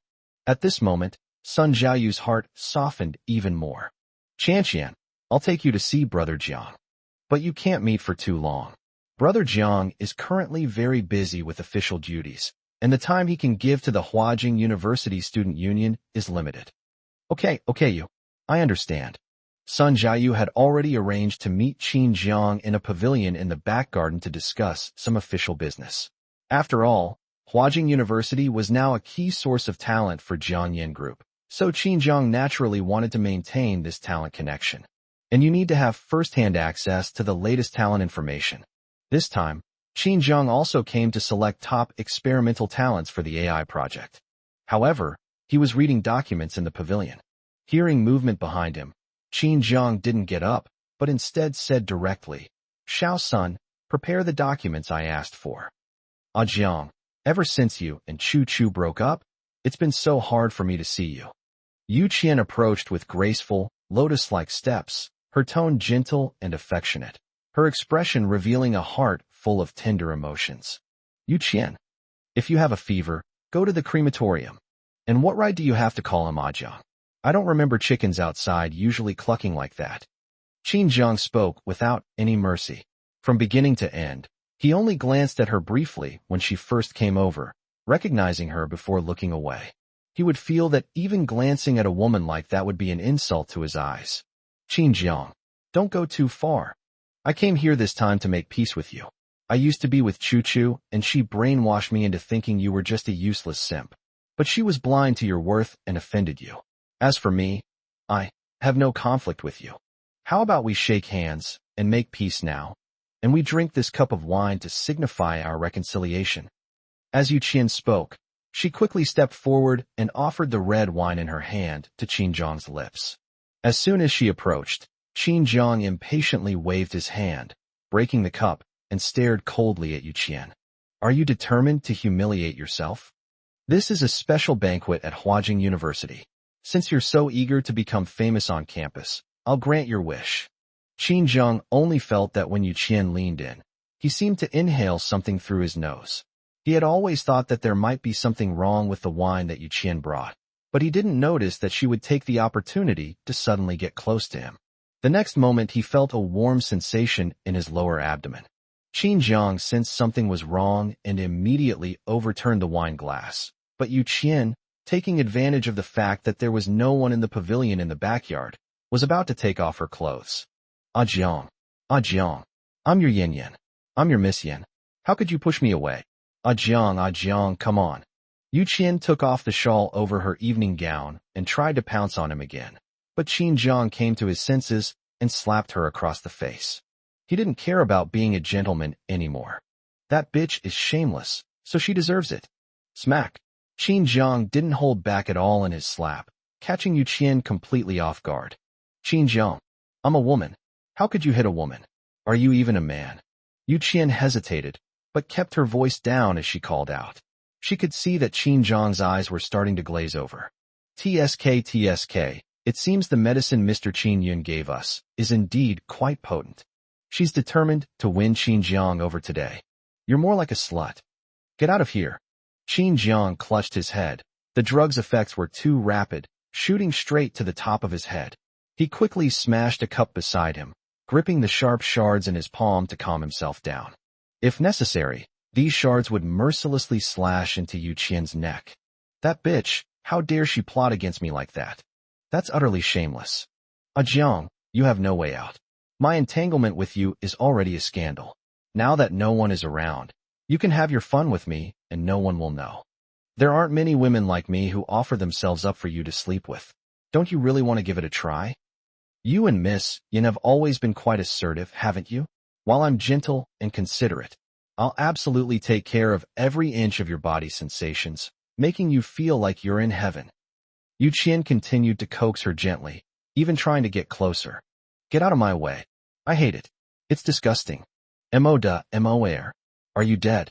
Mo and Mo air expressed their innocence, saying that the young lady had told them they could only appear when the young master's life was in danger. Otherwise, the young master would be angry if he found out they were secretly monitoring him. But they hid so well. How come they've been discovered again? Ahem, son-in-law. Strip her naked, throw her into the pool, and catch a few poisonous snakes and throw them in too. They must soak for 3 days before they can be taken out. Qin Jiang was furious, and the punishment that followed was equally swift and severe. Young master, where are you going? We need to find some silicone for you. Emoda looked at a certain spot on Qin Jiang's body, feeling his head buzzing. The young lady had indeed told them to take good care of the young master. But given the young master's current condition, he couldn't possibly take care of him. He wouldn't do it even if you offered him more money. MOAir, what do we do? Sent by plane, right? A rocket sent from thousands of miles away, a small gift, but a big sentiment. Xinjiang. Chapter 235, A Long Journey to Keep Our Promise.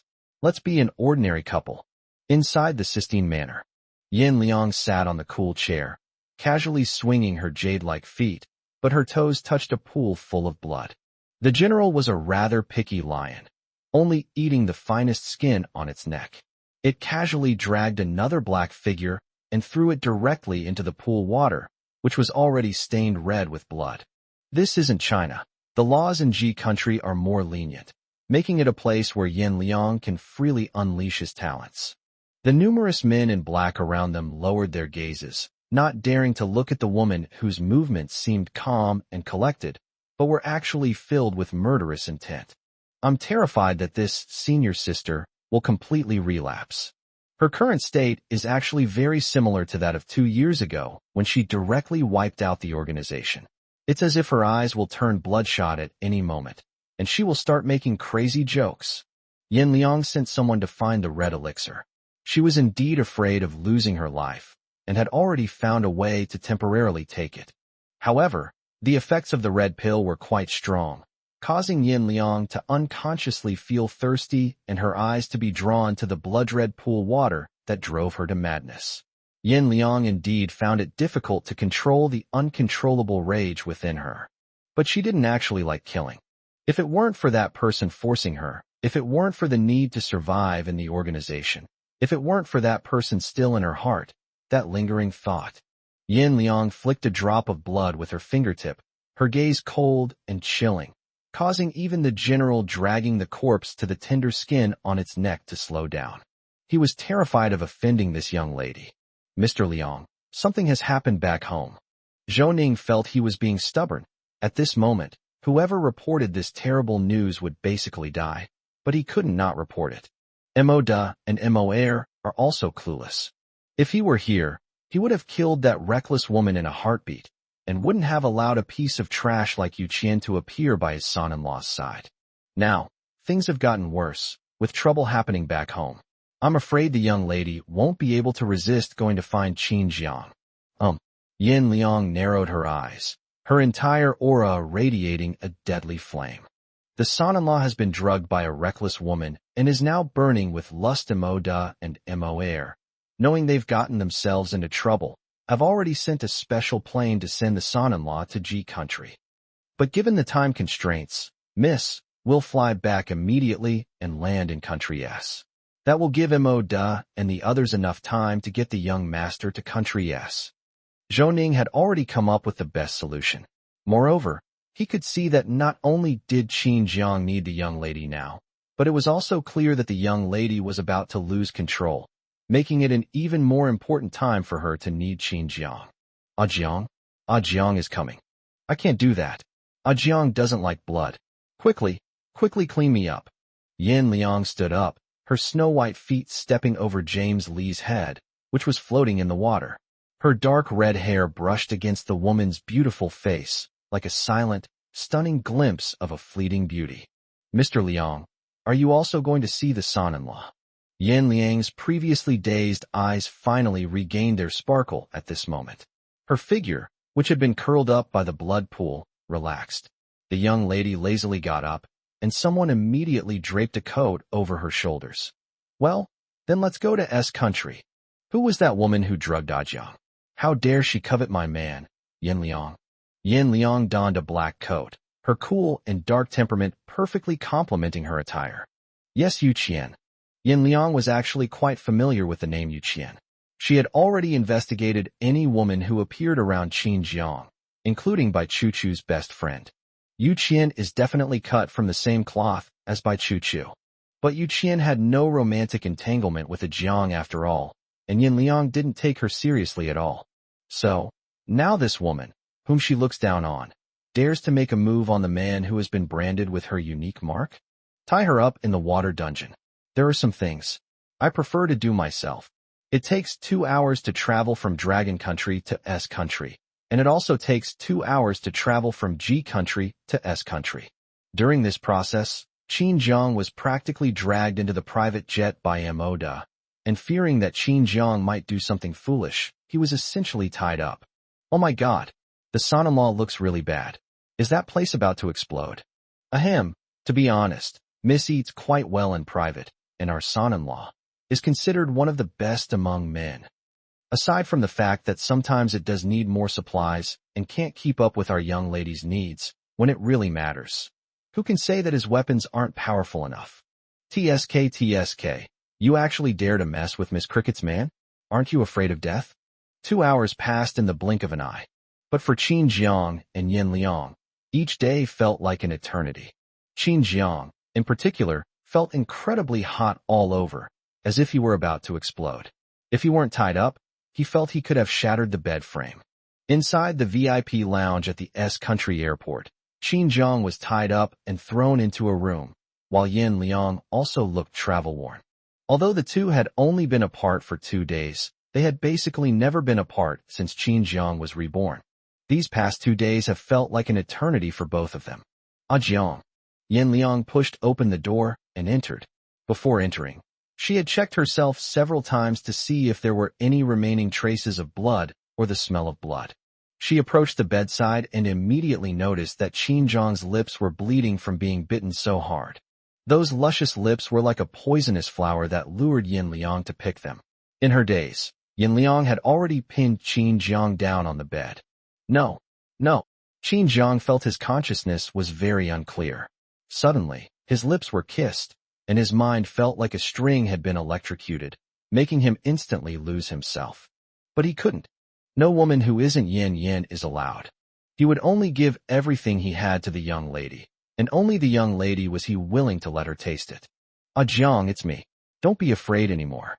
I'm here. Leave it to me. I'll soothe you. I want you. Don't resist, okay? Yin Liang continued to move closer, not annoyed by Qin Jiang's shoving, but instead easily untied the ropes binding Qin Jiang. With slender fingertips, the woman parted Qin Jiang's already sweat-soaked shirt, leaned down and kissed him, nibbling at his skin inch by inch, as if gently caressing his emotions. But soon, the young lady's patience ran out. A familiar, domineering, and all-consuming love washes over you. His waist was hooked up, and someone sat on his waist. Jiang, it's me. Call my name, Jiang. Qin Jiang's almost exploding madness was finally filled at that moment, as if he had suddenly fallen into a warm spring and been covered by the surging hot spring water. One night of madness. A night of madness. Yin, I only have this for you. Yin, I only love you. Qin Jiang, whose body was almost completely drained, gently bit Yin Liang's ear before collapsing into a deep sleep, and finally felt refreshed. Jiang, let's try to be an ordinary couple. This will fulfill her long-cherished wish. Chapter 236, Fulfilling the Young Lady's Longing for an Ordinary Married Life. When Qin Jiang opened his eyes again, he felt a familiar sense of emptiness in his body, and the soft, furry touch in his arms made him feel safe and secure. The familiar scent emanating from the woman made Qin Jiang feel at ease, and he couldn't help but reach out his other hand to gently stroke Yin Liang's fair face, which was covered by her dark red hair. In his arms, the woman lay quietly and peacefully in his embrace, like a curled-up little animal. Her fair face and exquisite features had shed all defenses and sharp disguises, revealing her softest belly to him. Qin Jiang suddenly had a feeling that if he could hold Yin like this for a lifetime, that would be nice, and he would be happy to do so. Yin, did I hurt you last night? Are you all right? I'll go prepare some medicine and apply it to your wounds. Last night, Qin Jiang displayed a ferocity and ruthlessness that Yin Liang had never seen before. At one point, Qin Jiang overpowered Yin Liang's domineering actions and took the initiative. But Yin Liang said that she actually enjoys Ajiang's brave state. It's like a warrior at his peak. Having experienced such an invincible state, how could one possibly feel disgusted or back down? Yin Liang nestled in the blankets. Although she had indeed had her fill of qin jiang last night, she had also suffered a minor injury. This minor injury was far too small for her. Compared to the bone-cutting wounds she had suffered in the organization before, it was insignificant. Even so, Yin Liang couldn't help but snuggle into Qin Jiang's arms under the covers. Jiang, last night, you were so strong. I'm in some pain. If Zhou Ning heard these words, his jaw would drop in shock. Over the years, the only man who could earn such praise from the young lady. No, the only person who could earn such praise. Those are absolutely impossible. Ahem, this was all an accident. Don't worry, Yin Yan, I'll handle it. But Yin Yan's injuries can't be left untreated. I'll go find some medicine right away. Qin Jiang got up. His clothes were nowhere to be found, and many were torn, some pieces still soaking in the bathtub. This shows how crazy he was last night. Fortunately, Yin Yan came, otherwise he really doesn't know how he would have gotten through it. This drugging was so purposeful. Even if Yu Qian had 800 lives, she wouldn't dare to do it. There must be someone behind this. He simply doesn't have time to verify it right now. Of course, Yin Yan is the most important one. Everyone else has to take a back seat.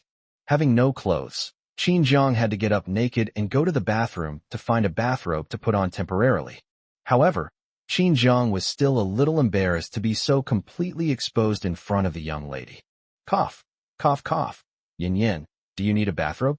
Qin Jiang's ears turned red, and as he looked at the marks on Yin Liang's neck, his eyes couldn't help but fill with heat. Fortunately, he was still able to suppress it this time. Jiang, this is S country. Zhou Ning has already prepared the ointment. You can just go to the door to get it. Zhou Ning has gained considerable insight into the state of the young lady after tasting Qin Jiang's young master over the years. In short, ointment is always kept on hand. But it was always Qin Jiang who had bite marks and scratches of all sizes on his body. It was rare for Miss Yin Liang to need the ointment, so Qin Jiang took it and strode back to his room with great pride, much to Zhou Ning's astonishment. At that moment, he felt a rare sense of liberation, like a serf finally singing a song of triumph. Inside the suite, outside the floor-to-ceiling windows, is a private airport for private jets. Inside the room, Yin Liang didn't put on a bathrobe. She simply lifted the covers and sat up, looking fresh and clean. Jiang, come here. What are you standing there for? It's not like you haven't seen or touched it before, huh? Qin Jiang felt a tingling, fiery sensation about to ignite again. But fortunately, Yin Liang turned to the side at the right moment, her winered hair cascading down, partially obscuring her snow-white skin. It is precisely this kind of beauty, so subtle and alluring, that is most captivating. Qin Jiang quickly wiped his mouth, picked up the ointment, and walked to the bedside. Yin Yan, you must tell me if it hurts. He seemed to have said the same thing last night. But there was not a shred of pity. As if suddenly realizing this, Qin Jiang turned completely red, his whole body as red as a shrimp just taken out of the pot, almost steaming. Jiang, why are you shy? Jiang wasn't like this last night. Jiang, last night you. Yin Liang felt the sensation of Qin Jiang's fingers, which were covered in ointment, applying it to her back. I could feel his heavy breathing. I could feel his fingers trembling. I could feel his shame that made his toes clench. TSK, TSK. You've done it so many times, why are you still shy? A man should act like he did last night. She actually likes that. A sly glint flashed in Yin Liang's eyes. She gently pressed herself against Qin Jiang's shoulder, wrapped her arms around his, and lazily nestled into his embrace. The young lady whispered increasingly lewd and suggestive words in Qin Jiang's ear. Qin Jiang, help. This young lady really doesn't discriminate between meat and vegetables. But he likes it. Jiang, the medicine application on your back is finished. What about the front? Qin Jiang, I concede defeat. Country S is a free country with a loose rule of law, and it is also a country known for its tourism industry. The locals here generally have a low level of education. It's not a developed country. They've made their fortunes by taking advantage of its geographical location, which is favorable for global trade. As a result, The cultural and entertainment industry and its gray market have also flourished. But there is an advantage to such a place. No one will recognize Yan Liang and Qin Jiang, and they can travel and vacation here just like ordinary people. Jiang, I'm taking 3 days off. I want to be your ordinary wife for once, okay? Yan Liang was always well aware that the numerous conveniences brought by her identity had indeed successfully bound Qin Jiang to her side. However, she has never experienced the truly ordinary married life as a woman with her husband. They live in a home that isn't very big. After finishing their respective official duties, the two would take a walk in the sunset after dinner, go to the supermarket together to buy daily necessities, and do many intimate things together. Qin Jiang nodded. He had indeed never been to country S. This is just a vacation. This time, Yan Liang did not stay at the manor, but instead found an ordinary villa area in S country and a house with an area of no more than 3,000 square meters. Qin Jiang, who promised to experience the life of an ordinary married couple. No, this isn't ordinary either, is it? Yan Liang had experienced hardship, but she still couldn't bear to skimp on Qin Jiang's food, clothing, shelter, and transportation. Jiang had suffered too much mistreatment in the Qin family, and she still hoped to make Qin Jiang's days comfortable and happy within her means. An ordinary life is not about living a miserable life. Yan Liang is rich, so she's not the kind of person who would endure hardship without facing it. So, Yan, how do you want to live an ordinary married life? How about I take you for a stroll in an underground casino in country S tonight? Jiang, I'll give you 30 million in principal. Let's go home after we lose. Qin Jiang. Okay, is this how you play it? But, why does it feel so good? Chapter 2, 37 Sweet Vacation. By Choo Choo falls into the red light district of Country S. Country S's underground city is internationally recognized as a paradise for free trade, and its thriving gray industry chain naturally provides a place for countless wealthy people to spend their time and make transactions. This place is not only a tourist destination, but also a haven for certain illegal transactions. But here, everything is legal. Under Yan Liang's arrangement, the higher-ups here were unaware of Miss Yan's arrival, and everything remained peaceful. After Yan Liang showed Qin Jiang around the manor where they had been staying for the past 3 days, the two of them, at Yan Liang's suggestion, went to Hurricane Bay, the most chaotic and violent place in S country. This time, they strolled through the night market like any other tourist couple, their hands firmly clasped together under the colorful lights. Jiang, this squid skewer looks pretty good. Yan Liang's outfit today also shed its business feel, featuring a bright and eye-catching floral dress, and her dark red long hair was casually braided into a side braid that gently draped over her shoulder, exuding gentleness and elegance. Yan Liang followed Qin Jiang, letting him hold her hand and shield her from the crowds, enjoying the feeling of him carefully protecting her by her side. Jiang is so wonderful. She loves him more and more each time. Yan, have a taste. Qin Jiang took a few steps forward to wait for the squid skewers to be grilled. In the bustling night market, their hands were clasped together, clearly showing them to be an ordinary, loving couple. Yan Liang leaned forward and obediently nestled into Qin Jiang's arms. She doesn't actually like crowded and noisy places, but for Jiang, she can adapt to any place. Yan Liang's diet is also very simple, and she subconsciously rejects these snacks because of her long-term anorexia. But today, she felt a strong appetite for all the snacks in the night market. Yan Liang nodded, obediently took a bite of the squid skewer, and the next second her beautiful eyes sparkled as she looked up at Qin Jiang and exclaimed softly, so delicious. Yan Liang took another bite, her mouth stuffed full of squid meat, her little mouth bulging like a greedy groundhog. Qin Jiang was completely charmed by Yan's adorable contrast. He lowered his eyes and took a bite himself. It really tastes good. Yan Liang's little gestures were exactly like those of a girl immersed in the atmosphere of love. When Qin Jiang couldn't help but reach out and poke her puffed-out cheeks. Sweetie, eat slowly. There are lots of delicious foods at this night market. We'll try them all, as long as you like them. Qin Jiangxin was almost melting. The image of Miss Yan as a weak, obedient girl who needed his care was now vividly embodied in his mind. Unbeknownst to them, on the rooftop of a towering office building not far from the night market, the general stood overlooking the entire city, his gaze fixed with an extremely cold intensity on a figure he knew all too well. Zhou Ning stood beside the general, not daring to flatter him in the slightest. Ahem. It's not that she doesn't love you anymore. It's just that her husband is her true love. Zhou Ning sensed the powerful aura emanating from the general. As the Cape lion, one of the rarest species in the world and even claimed to be extinct, the general was not only enormous in size, but also possessed intelligence. Throughout the entire Liangyuan manor, very few people dared to trespass on his territory. The only ones who could get close to him were Zhou Ning and Steward Su. And there's Qin Jiang, who used to be reckless. He deliberately broke into the lion's cage, hoping to get the general to bite him, so that he could threaten Miss Yin with suicide and force her to let go. Unexpectedly, the general, who was supposed to bite off Qin Jiang, a stranger, instead bent down and rubbed his huge head against Qin Jiang's body. That force wasn't much for the beast, but it directly led Qin Jiang into a ditch.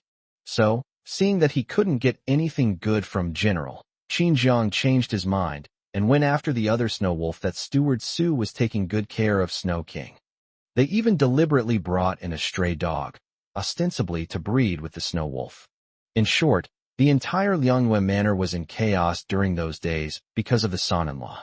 But everyone had to admit that it was also a time when everyone in Liangyuan manor could often see the young lady come home.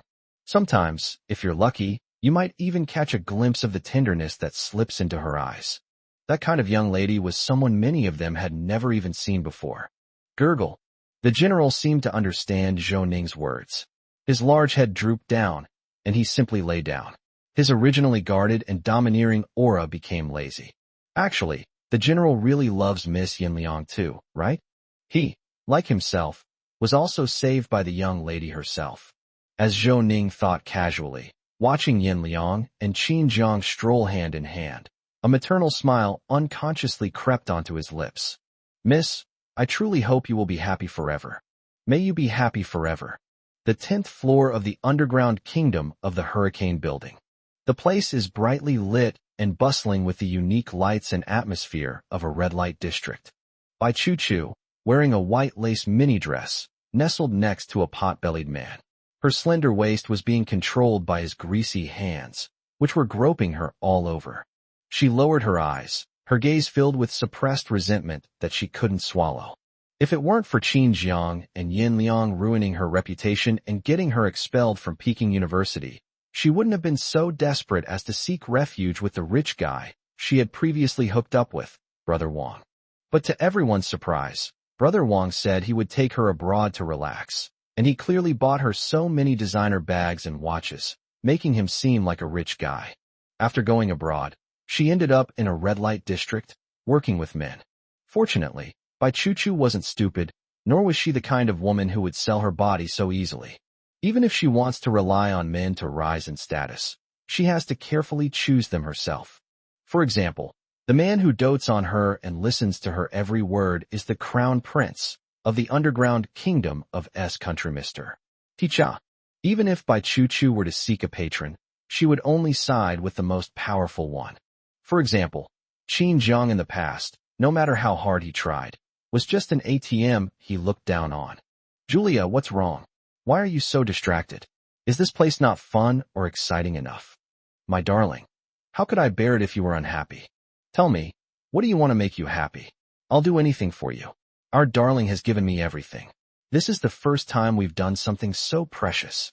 Of course, your brother must treat you extremely well to live up to Julia's willing love and affection for him. Mr. Ticha's lewd hands casually brushed over Bai Chu-Chu's slender waist, brazenly climbing upwards, his desire for Bai Chu-Chu in his eyes even more undisguised. Bai Chu-Chu feigned reluctance, but she was also very proud that she had conquered the most powerful man in the area. But country is not her final destination. She has to find a way to return to Dragon Country. Right now, she needs to choose another man from the Dragon Kingdom who can make Mr. Ticha wary. Before she left Dragon Kingdom, she heard many people say that Qin Jiang had changed completely and was now dominating the business world with the help of Yin Liang's aunt's influence, and his business was booming. However, she knew Qin Jiang well. Even if she fell from grace, he would still have some lingering feelings for his beloved. All I need to do is go back and wait for Aunt Yin Liang to die. Qin Jiang no longer needs to pretend. By then, he will have already seized the Yin family's assets, and Ah Jiang will eventually accept his. Everything about her in Country S can be erased. Returning to the Dragon Kingdom, and going back to Qin Jiang's side as his white moonlight. Even though she had been violated, Ah Jiang should still feel sorry for her, and only want to make it up to her. Thinking this way, Bai Chuchu became even more determined to return to the Dragon Kingdom. Julia was the only woman in S country who ended up in the red light district. It wasn't her, Bai Chuchu. Brother Tichak, I heard you also manage casinos, but I've never seen one before. Could you show me around? Bai Chuchu knew very well that many wealthy people in China couldn't access this kind of thing domestically, and many would come to the less law-abiding country of S specifically to relax and seek pleasure. And this is a great opportunity for her. Chapter 238 The Lava Couple is so sweet. My aunt is naughty. Qin Jiang and Yin Liang strolled around the night market and were a little tired, but in fact, it was rare for the young lady to be so happy, and they just hoped that this time could last a little longer. But what's even more interesting are the activities that follow the night market. The nights in Country S are shrouded in a mesmerizing and alluring glow of neon lights. Anyone who comes here, especially if they are wealthy or powerful, will definitely not miss it. Hurricane Tower. Ah Jiang, you've probably heard of the Hurricane Building, right? Let's go take a look around this time.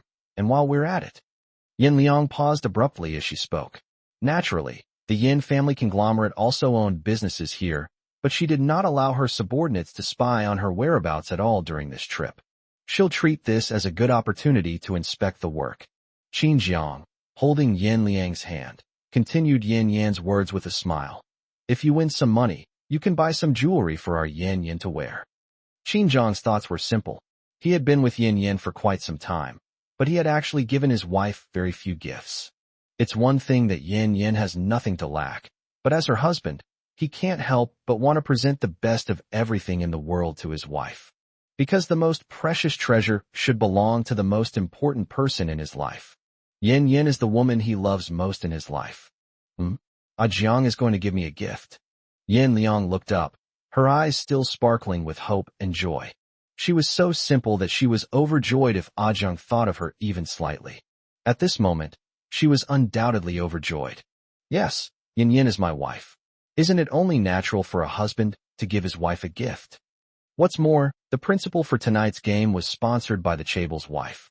Yin Liang suddenly realized that being a wife could bring so much. In the past, she only thought that because she was Ah Jiang's wife, she could do whatever she wanted to Ah Jiang and completely possess him. She constantly had the right to be good to Ah Jiang and the right to stand by his side.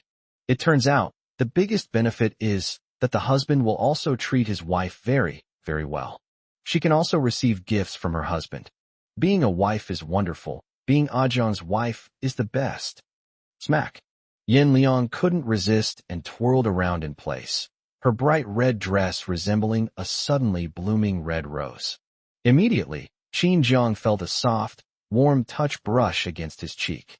It has a gentle touch and exudes a unique fragrance befitting a young lady. The next moment, Qin Jiang's eyebrows shot up in a smug grin. Look, the most beautiful girl in the entire night market, even in the whole of S country, is his wife, and she even kissed him. A wife's beauty is a husband's glory. At this moment, Qin Jiang felt that his mouth was about to reach the sky, so he quickly held it back. Then he leaned down again, grabbed Yin Liang's slender waist with his large hand, and pulled Yin Liang to the alley entrance next to him. In the pitch-black alley, in a corner where even the dim light of the street lamp couldn't reach, Qin Jiang took the initiative and captured the lips that had long been arousing his desire. The way the young lady eats is so cute. The way she skipped and hopped around, holding his hand, was something Qin Jiang had never seen before. Even in his past life, it was something he could never have imagined. God knows how hard he was holding it in. Only then could he suppress the wicked thought that wanted to take liberties with the young lady on the spot. But just now, it was clearly the young lady who seduced him first. Then he would no longer stand on ceremony. In the alley, the young lady's red dress had crisscrossing backless straps on the back. Qin Jiang couldn't help but pull off the ribbon that was wrapped around the young lady's hair, letting her dark red hair fall loose, half covering her enchanting, snow-white skin. Qin Jiang couldn't help but cover it with his hand, his large palm shamelessly enjoying the smooth, tender texture. Her lips also lowered to kiss Yin Liang's lips. Transit, intake, and fusion. Yin Liang felt that it was rare for her to make such a gesture of accepting a kiss. Most of the time, she was the one who took the initiative. But now, it's clear that Jiang is taking the initiative more and more often. And when he gets domineering at times, it's really irresistible to her. Yes, she really found the right person. Furthermore, she enjoys the feeling of being controlled by a man she is gradually assimilating. Yin Liang unconsciously closed her eyes, reached out, and climbed onto Qin Jiang's neck, willingly accepting the man's demands. She would give him anything he wanted. A kiss that made the world go round and round. When the two came out again, Qin Jiang was clearly still not satisfied, and felt that all his nerves were stiff and he could not relieve them. Yin Liang's clear, indifferent eyes seemed to soften, like a pool of spring water flowing gently. The two held hands and walked towards the hurricane building. Ahem. Yin, too much isn't good. Let's go have some fun first. I couldn't control myself, so please don't be angry. Qin Jiang couldn't help but recall his loss of control just now. His Adam's apple bobbed, and he cursed himself inwardly as a bastard. Yin Yan's wife. How can he become more and more unrestrained in those kinds of places? Yin Liang nodded in agreement. Whenever she wanted to eat, she could conjure up a bed anywhere. Unfortunately, although Jiang is becoming more and more proactive, his courage still needs more practice. Okay, I'll do whatever Jiang says. The two walked hand in hand into the hurricane building, where all the information about ordinary people had been prepared. The capital verification process went smoothly without any obstacles. The underground casino they were going to was located in a highly confidential, gray area. The minimum personal asset amount for the capital verification process is 30 million. When Qin Jiang came to the capital verification, he finally understood why the young lady had given him 30 million yuan in initial capital to play with. So it turns out that in the eyes of these big shots, 30 million is just a threshold. So, in their eyes, ordinary people who can get in have to be at this level. Qin Jiang couldn't help but click his tongue in amazement, once again experiencing firsthand how the conglomerates viewed ordinary people. It's not that they don't understand, but rather that they don't need to understand. After the verification of funds, professionals quickly led them into the elevator, a regular elevator leading to the underground city of the hurricane building, where all sorts of people were present. Men are dressed in suits and ties, and women are dressed in gowns. It's rare to see people dressed casually like Qin Jiang and Yin Liang, looking like tourists. Their striking appearances, a beautiful woman paired with a handsome man, were a feast for the eyes and quickly attracted the attention of some people in the elevator. Bro, you're model guy, right? You're really good looking. To be with a rich woman like that, you've got both money and sex. If you ever have any connections like this, could you give me a way out? I don't want to work hard anymore. Inside the elevator, someone couldn't resist slipping me their business card. The man was indeed quite handsome, but he was arm in arm with a woman who looked to be around 50 years old, and he would affectionately kiss the older woman's face from time to time, showing a high level of professionalism. After seeing Yin Liang, he couldn't take his eyes off her at all. She's so beautiful that even when she tries to tone down her aura, her status as a top tycoon is impossible to ignore. She looks like a super rich woman. Do incredibly beautiful and wealthy women really exist? The man couldn't help but quietly move closer to Qin Jiang and whisper about crickets, and every word he said reached Yin Liang's ears. Qin Jiang was about to refuse, but then the young lady suddenly turned her head and glanced curiously at the man. Brother-in-law, what did he say to you? Qin Jiang. Okay, you were kissing so hard in the alley just now, and now you're doing this because nobody knows you? Auntie, Uncle just passed away not long ago. It's really too conspicuous for us to be so openly spending his inheritance like this. Even this brother noticed that our relationship isn't quite proper. Passerby model guy. Brother-in-law? Aunt, He's practically burned out the CPU. Yin Liang smiled slyly and cooperated by speaking again. Who would come here if they were a decent person? Brother-in-law, let's ignore him. As she spoke, Yin Liang leaned over and planted her head on Qin Zhang's shoulder, giving him another unrestrained kiss. They have a mischievous and adorable appearance. Qin Zhang loved it so much that he couldn't put it down. You're so mean. Qin Zhang chuckled from the bottom of his heart and gently flicked the young lady's pretty nose. Love flowed between the two. A certain model guy. You two are really too wicked. Mian, Yin Liang and Qin Zhang's CP name is born. Lava CP. How about it? Passionate, intertwined, inseparable. This is a submission from a reader. I'm claiming it here. Thanks for the submission. Love you all. Amazed face. Chapter 239. Everyone covets the young lady's beauty. Qin Zhang takes control. The elevator goes directly to the casino on the 12th basement level. Those who are able to come to this basic venue are only those who have just met the entry requirements and can only participate in activities in the outer area. The more upscale and higher stakes casinos are located in more private upstairs clubhouses. Qin Zhang and Yin Liang found everything here very novel and just planned to play around casually, without any intention of going to the VIP floor. Qin Zhang was completely overwhelmed by the dazzling array of things before him. For someone like him who had hardly ever been to a gambling establishment, everything here was incredibly novel. He had been to casinos before. In Beijing, when his third sister called him to ask him to bring her 5 million yuan in credit, he also went into that chaotic place. Jiang, there's a savings book in Mom's closet, in the bedside table. Could you deliver it to the Red Town Casino for your third sister? It's just a small errand. The 5 million was originally intended by my mother for me to use in my business. I'm just asking you to bring it. What are you hesitating for? Qin Zhang was initially surprised and delighted that his third sister knew his phone number. She still remembers her younger brother. Qin Zhang couldn't help but feel flattered. At that time, he was so eager for love that he nodded in agreement to Qin Shangyun's words without even thinking about them. Little did he know that on the other end of the phone, Qin Shangyun looked at him with disdain, her expression as if to say, "Fool, you actually believe this?" But if Qin Zhang didn't completely trust his family and value blood ties. That night, Qin Shangyun not only failed to return to the Qin family villa in good health, but she probably also suffered even more abuse. That was also the first time Qin Zhang had set foot in such a place.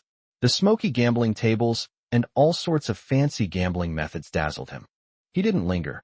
He went to find Qin Shangyun first and presented her with the 5 million. However, Qin Zhang's curious expression immediately piqued the interest of the casino manager who had caught Qin Shangyun, a woman who was already blinded by losses. Xiang, is this your delicate-skinned, sickly younger brother? Although her attire is strange, you can tell she has delicate skin. Since you've already lost so many games today, how about I give you a chance to turn things around one more time? How about I bet on your brother's one night of indulgence? The casino manager was very keen to lure honest people into gambling, and he was most interested in young men like Qin Zhang, whose clear eyes showed he had never been to such places before. Of course, it's the interest in dragging him down into the abyss. Qin Shangyun never expected that the casino manager would take the money and refuse to release the person, and she also knew very well that Qin Zhang was not actually a very important relative to her. However, even though they weren't very close, it was true that Qin Zhang was her own younger brother. Qin Shangyun was also conflicted. Moreover, she needs to cover up the fact that she lost so much money tonight. Finally, her gaze fixed intently on Qin Zhang. Brother Zhang, your third sister has a favor to ask. Don't worry, third sister only came here out of necessity. It doesn't count as breaking the rules. I've played a lot of games, so how about I teach you? Qin Shangyun suddenly remembered that Qin Zhang had only recently returned to the Qin family, and probably wasn't aware of the family rule that Qin family children were not allowed to gamble. So she turned her eyes around, walked up to Qin Zhang, and took his hand. Little brother, your third sister is your older sister. Why would she lie to you? Qin Zhang looked down into Qin Shangyun's eyes.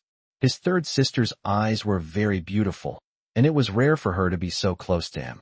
This intimate gesture at close range rather than the haughty disdain she showed when she initially rejected me. Indeed, it made Qin Jiang waver. Third sister, really? Have you truly accepted the fact that you are my sister? Qin Jiang couldn't help but ask, because he really needed his family's love. He was abandoned and was already afraid. Yes, of course, third sister would never lie to her own brother. His name is Zhong Liang. He's the manager of Red Square. If you want to play any game, he'll have someone teach you some basic rules first. Thus, Qin Jiang was a person with a strong thirst for knowledge and a strong learning ability. He quickly learned all the rules of the betting games that interested him. Finally, he sat down at the gambling table with Qin Shangyun, while on the other side was Zhong Liang himself. Are these two crazy? Zhong Liang is a well-known casino kingpin. The fact that he can be the manager of Red Square is enough to show how strong his gambling skills are. These two are completely overestimating themselves, or rather, they've offended Boss Zhong, haven't they? They won't let them leave until they've squeezed every last drop of value out of them. Qin Jiang remained calm. For some reason, he wasn't afraid of such a chaotic and unpleasant setting. In fact, he felt a sense of ease and comfort here. But he dared not explore this feeling too much. They had no choice but to stand beside Qin Shangyun and begin the first round of gambling. Qin Jiang and Qin Shangyun had nothing, and when Boss Zhong pushed out 1,000,000 chips, they were both stunned. Manager Zhong, Jiang is still young. If he offends you in any way, I will go back and teach him a lesson. Why did you have to do it yourself? The meaning of this sentence is also very clear. If Boss Zhong personally deals with a mere novice youth like Qin Jiang, isn't that blatant bullying? Is he going to make her brother die here? Qin Shangyun still intended to protect Qin Jiang. After all, he was her younger brother. She could dislike him, but if others bullied him, they would be bullying the Qin family. Qin Shangyun's act of standing in front of him made Qin Jiang truly feel his sister's love. In an instant, he realized that Boss Zhong had no intention of releasing the person. I'm afraid the only way out of here is to defeat him. Third sister, if we can't win tonight, we won't be able to leave. It would be better to call the police first, and then try to stall Zhong Liang. Qin Shangyun wanted to laugh at Qin Jiang's naivete. In a place like this, calling the police would be useless. However, she also realized that she couldn't leave. So he had no choice but to obediently sit back down at the gambling table. We have run out of chips. What you value in us is our bargaining chip. I'll play with you this round. Qin Jiang stepped forward, believing that since Qin Shangyun had already lost so much, she was even less suitable to play. Although he never actually stood in that position, he was well aware of the importance of luck in gambling.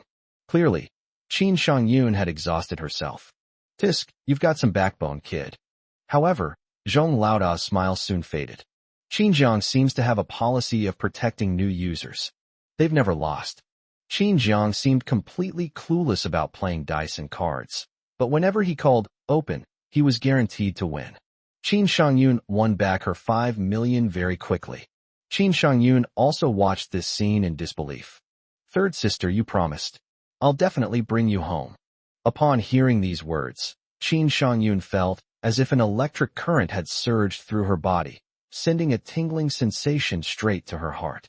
But they were all too high profile tonight. If you win too much, you'll eventually have to keep it a secret. Later, when the reckoning came, Qin Shangyun watched from afar as Qin Jiang was beaten alone without confessing, and she felt a rare, dull pain in her heart. Having lost the race and been disgraced, Qin Shangyun lay in her hospital bed for a long time before finally regaining consciousness.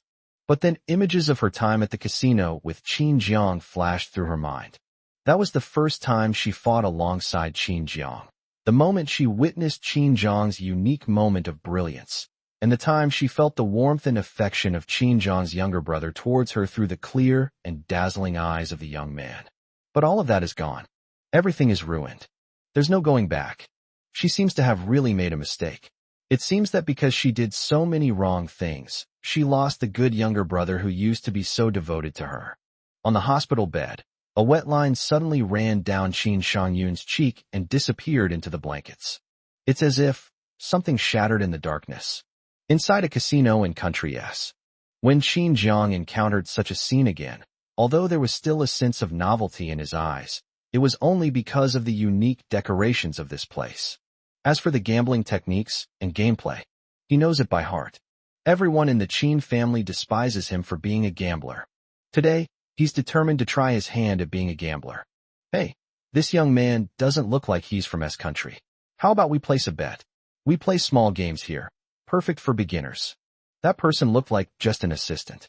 Behind him, many powerful figures were already eyeing Yin Liang, the beautiful woman beside Qin Jiang. What kind of beauties haven't these big shots seen in this kind of setting? But the moment Yin Liang entered the venue, their noses started twitching.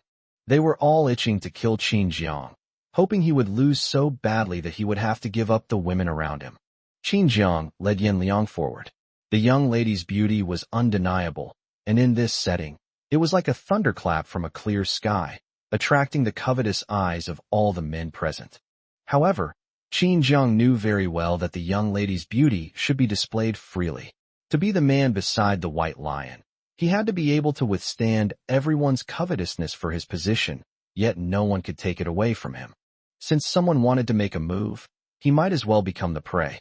You can play it, but we only play with the best people in this place. Yin Liang raised an eyebrow and couldn't help but glance at Qin Jiang. When did Jiang become so arrogant? But she really likes it.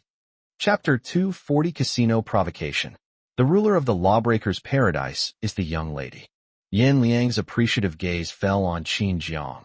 Without the slightest malicious speculation, and without the disgust and aversion that the Qin family showed him as if he were a snake, a rat, an insect.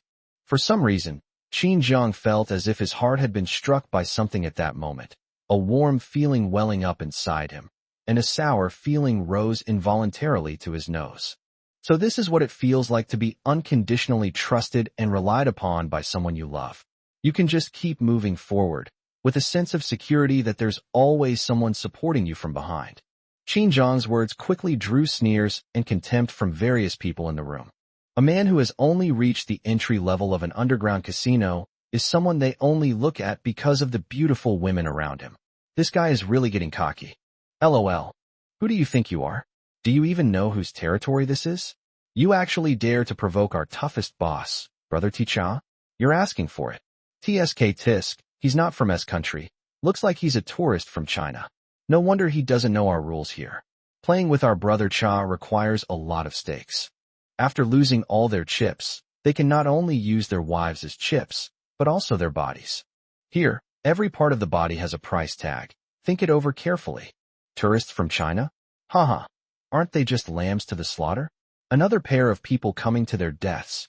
Country S has a thriving tourism industry and relatively lenient laws. This is precisely why the gray areas outside the law naturally harbor serious filth and corruption.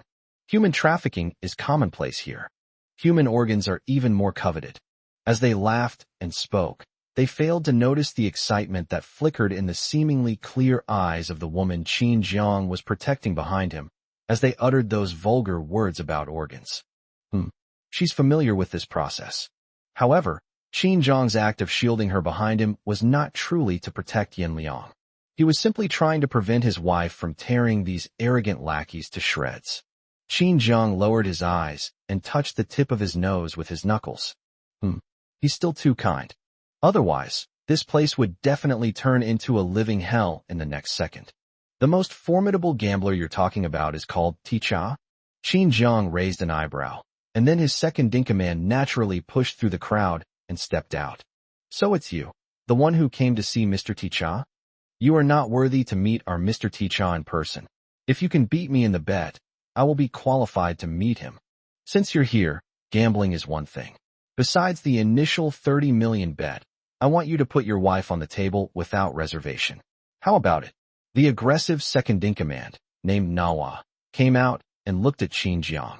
For some reason, he felt that the man's aura was extraordinary. He also felt that Qin Jiang looked somewhat familiar. Manhwa is not from country S. Although he has been appointed as Mr. Ticha's second-in-command, he is a true Chinese. However, he knew very little about what was happening in China. It's even more impossible that they've ever met Qin Jiang or Yin Liang. Manhwa, perhaps I should call you Zhongming. After your younger brother Zhong Liang fled to S country, He should have been working for you all this time, right? He used to be a manager at the Red Town Casino back in China, and now he's working under you. His brother, in Hurricane Bay, he can't be completely unknown, can he? Upon hearing Qin Zhang's words, Manhwa, that is, Zhongming, finally realized why the young man in front of him looked familiar. He had met this young man 3 years ago, when his younger brother got into trouble in China and had to flee to country S to seek refuge with him. He had seen this young man crawling on the ground, his legs almost broken. You are Qin Zhang, the unloved adopted son of the Qin family? It was you. What are you doing here? The time my brother made a scene at the Qin family ancestral hall about your gambling wasn't intentional.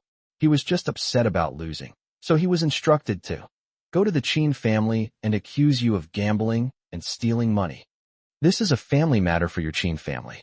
Do you really intend to blame outsiders like us? Nava finally remembered and suddenly became wary of this newcomer. Country's tourism development has already made a lot of business with people from China.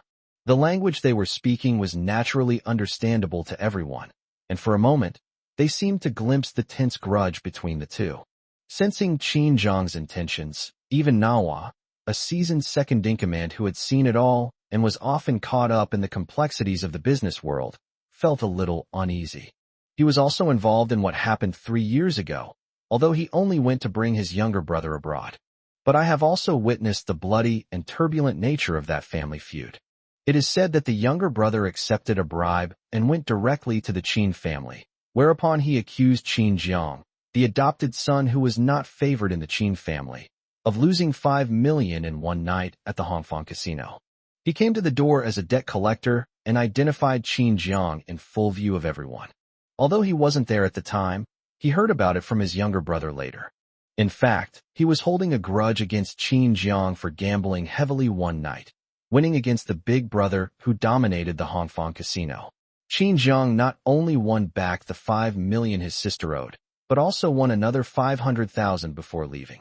He originally didn't want to let them go that night. But there are too many people, and the Red Town Casino cannot break its promise in person.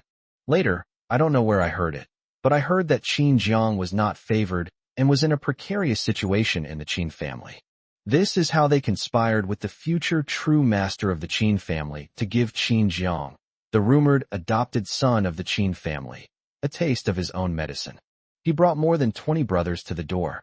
The wealthy and powerful are most averse to being entangled with scoundrels like them, as it would be beneath their dignity. We had no choice but to welcome them in. The Qin family listened attentively to Zhong Liang's accusations, but they didn't really listen to the whole thing. As soon as they heard that he was from the casino and had come to see Qin Zhang, they realized that he was a member of the gambling den. Qin Zhang was thrown out very quickly. The Qin family led Qin Zhang to the ancestral hall. Qin Zhang, you unfilial wretch. How dare you gamble behind your family's back and owe so much money? Tell me. He said you originally lost 10 million and still owe 5 million in debt. Is that true? You're a kid raised in an urban village. Have you ever seen so much money in your life? You stole it, didn't you? Whose money did you steal? Tell me. Qin's father strode over aggressively, ignoring Qin Zhang's attempts to explain, and punched Qin Zhang in the jaw, sending Qin Zhang crashing to the ground. He was only 17 years old and quite thin. Faced with the heavy punches from Qin's father, who was so large and portly, he couldn't dodge them out of respect for his father. He could only watch helplessly as his body was knocked away. Qin Zhang, you have disappointed your mother so much. You have been in the Qin family for almost a year, and you have not learned a thing of your brother's kindness and gentlemanliness? You spend your days with people like this, bringing shame to our Qin family. You and your younger brother Ayun are in the same school. How will your brother face the world in school if you do this? You, apologize to your brother right now. Qin's mother stepped forward, showing no concern whatsoever for Qin Zhang's injuries. Instead, she tried to force him to kneel before Qin Yun. This kind of family atmosphere. For a moment, Zhong Liang, the boss who had come specifically to seek revenge, was stunned. He looked at Qin Shangyun, an acquaintance standing in the crowd, his gaze becoming more thoughtful. Just as Zhong Liang was about to speak, Qin Shangyun rushed out, offering no comfort to Qin Zhang, but instead grabbed him and shoved him away viciously. Qin Zhang, Did you take the 5 million from Mom's room? Qin Jiang. At that moment, he looked up at Qin Shangyun, his eyes filled with disbelief, as if he were about to shatter. Even Zhong Liang, an outsider, found it outrageous. Immediately afterwards, old Madame Qin walked over, leaning on her cane, exuding an air of superiority, and stomped her foot hard on the ground. Qin Jiang, you've broken the Qin family rules, so you should be punished accordingly. Then let's administer the whipping punishment.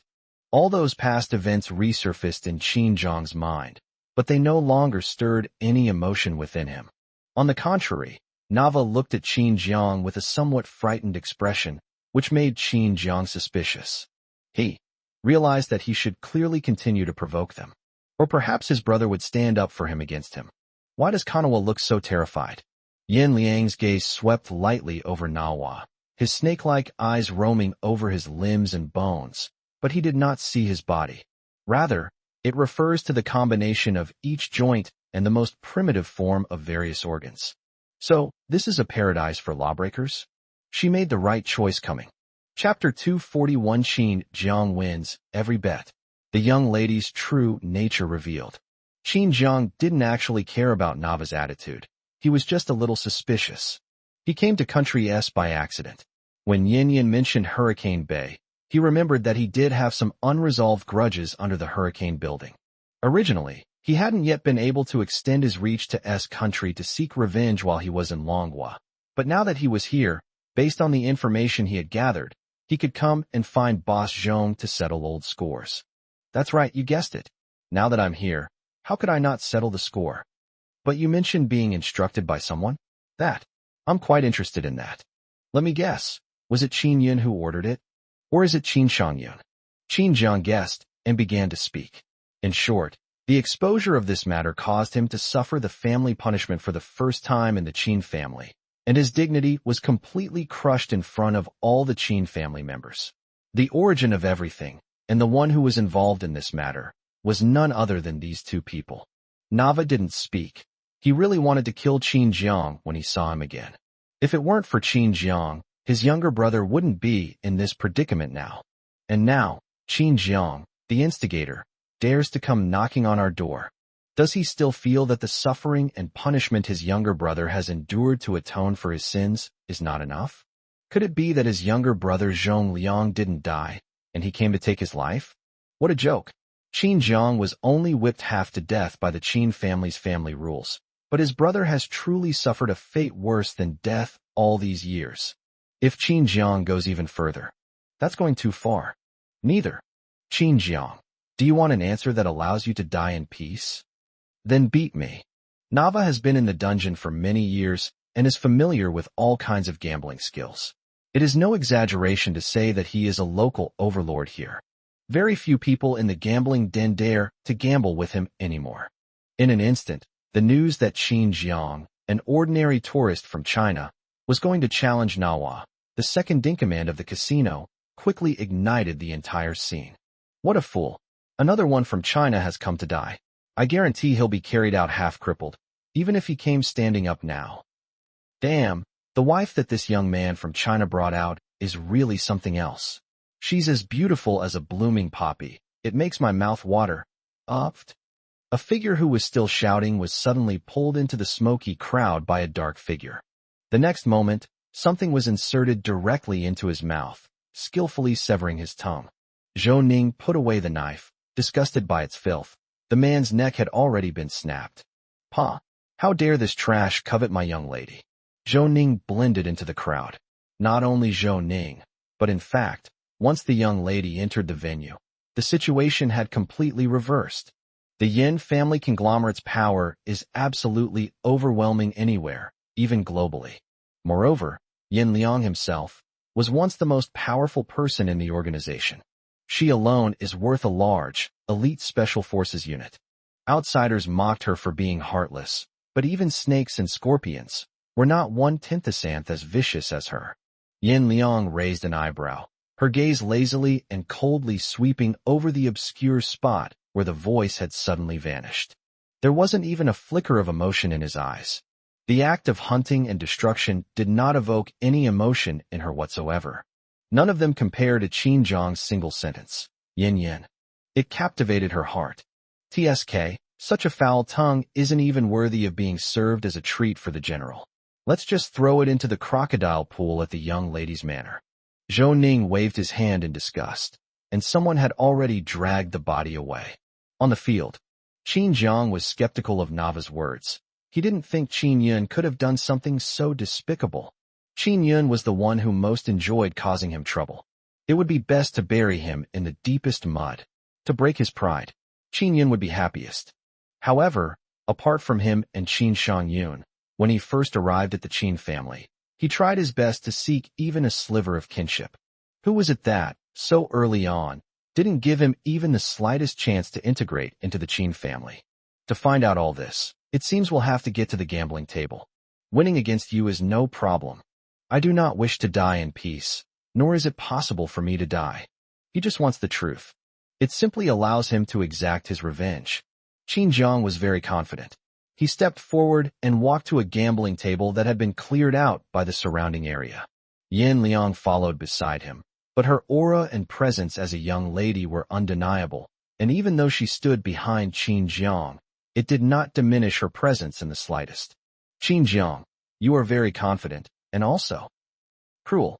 After tormenting his brother like that, you now appear calm and collected, planning to see Zhong Liang one more time.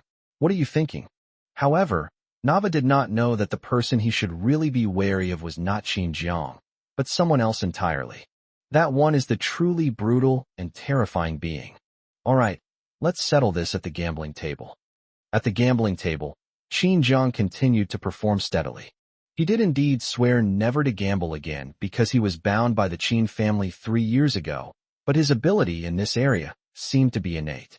He could even discern the size of a dice roll by listening to the sounds coming from inside the dice cup. This feeling was as if he had actually been exposed to gambling before. But that's impossible. Qin Zhang abandoned his previous idea. He had already accumulated a considerable amount of chips. He had entered the game with 30 million chips, and had already won 20 million chips from Nava, and had not lost a single chip from the beginning. This situation shocked not only Nava himself, but everyone in the audience who had initially been watching the spectacle was completely bewildered. What's up with this young man from China? He hasn't lost a single game. That's too weird. Even based on probability, Qin Zhang should have lost 1 or 2 rounds, right? But he seems to be a born gambling god, hitting the bullseye every time. He's definitely cheating, isn't he? Good heavens, he actually dared to cheat in Nava's place. Just wait. He won't be able to take a single penny of this money out of the house. Most importantly, he won't be able to take his beautiful wife out of the house either. The onlookers in the arena never thought things would get any worse, and the discussions were constant. The surrounding area was bustling with activity.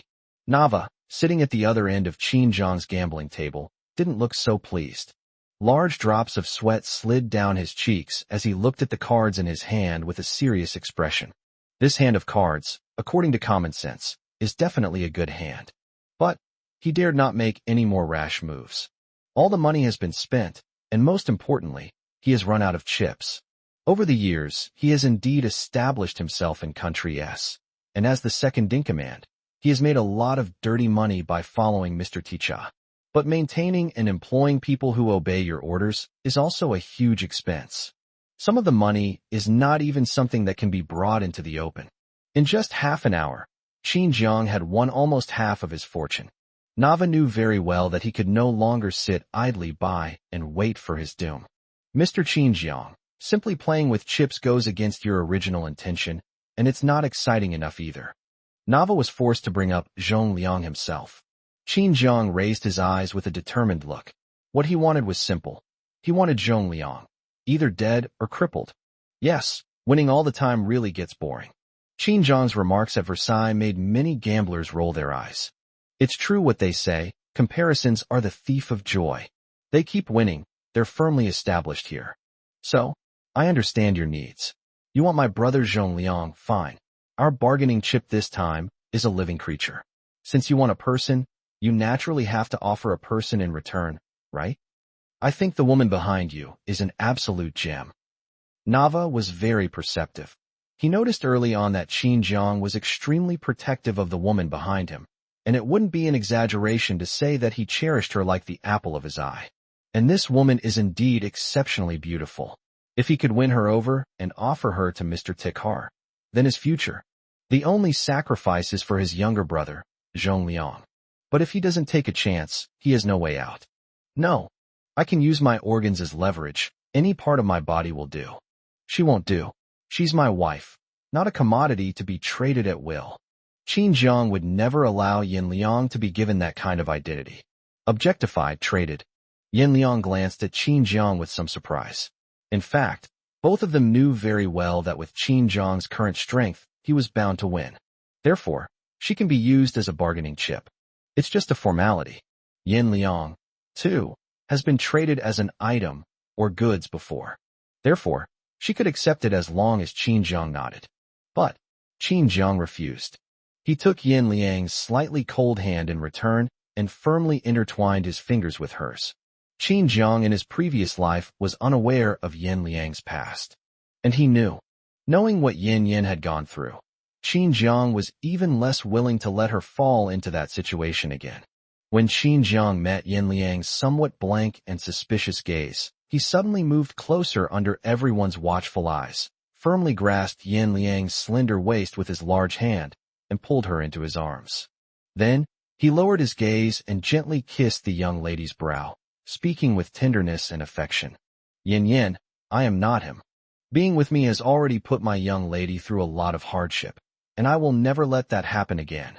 Even without risk, he didn't want Yin Yin to ever again feel like she was being treated like merchandise, carried onto the trading floor or the gambling table.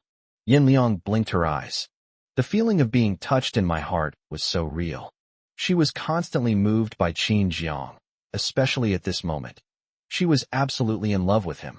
So Yin Liang compromised and said, Then I don't need your organs as collateral. Zhou Ning, come here. Zhou Ning, who was frantically scrambling and deploying his forces in the shadows, suddenly stopped. What? Not the young lady or the son-in-law. Zhou Ning. At Miss Yin Liang's command, Zhou Ning immediately put on a resolute face and obediently pushed through the crowd to appear. Young miss, what are your orders? Yin Liang raised her eyes, her icy beauty fully revealed under the spotlight, her cool and stunning beauty instantly making everyone hold their breath. Go and break one of his arms. You're making things difficult for Ajiang. My Ajiang is willing to gamble with you according to the rules, but I prefer to play by my own rules. Hand over Zhong Liang.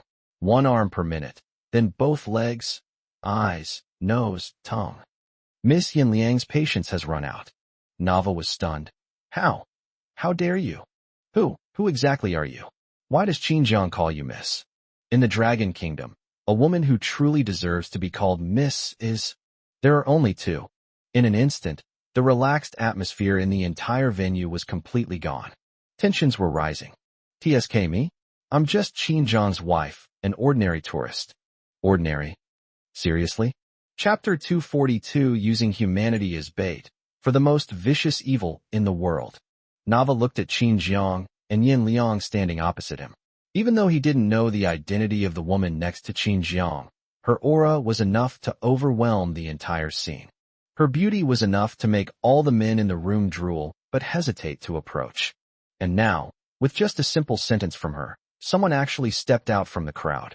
The man was tall and his features were ordinary enough to blend into a crowd, but his aura was incredibly familiar to him. He had spent years in the gray area of the underworld and had seen a lot of bloodshed. Experienced killers always carried an aura of menace, and the man who walked out in front of him was undoubtedly one of the best.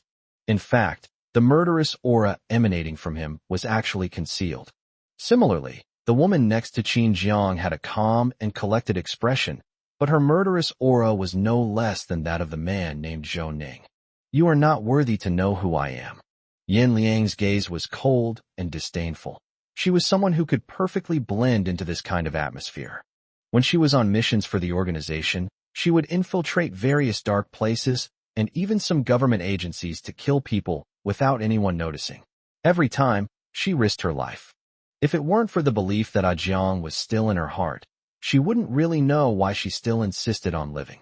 It could be said that Ajong was the reason she lived. She wasn't afraid of death, but she was afraid that after she was gone, Ajong would be taken by someone else. Her possessiveness transformed into a will to survive, and even into a desire to climb and a murderous urge. Anyone who tries to stop her from living will go to hell. Even now, Yin Liang won't give anyone face. In this place, as long as Ajong wants something, she can wave her hand and do it for him to the best of her ability. The murderous intent that surged forth in that instant made Nava feel the fear of impending death. He took a half-step back, staring at Yin Liang with a stiff expression. He vaguely heard Qinjiang call her Yin Yin just now. Yin. In the Dragon Kingdom, which woman with the surname Yin would dare to call herself Miss? No, that's impossible. Why would such an important person visit a small workshop like theirs? Nava felt like the sky was about to fall. He quickly begged for mercy. Wait. I can hand over my brother, but he really doesn't warrant Mr. Qinjiang taking revenge. He's received enough punishment over the years. Nava is a smart man. In a place like this, being able to get by and read people's expressions is even more important. Qinjiang frowned, somewhat suspicious. Zhong Liang was indeed powerless at the time, and after being punished, he was in a state of near death. It was only later that we learned that he had gone abroad with his brother. For him, who was still living in the Qin family at the time and whose family members would still be moved by his affection, he felt resentful, but he didn't have the power to settle scores with him or force him to tell the truth.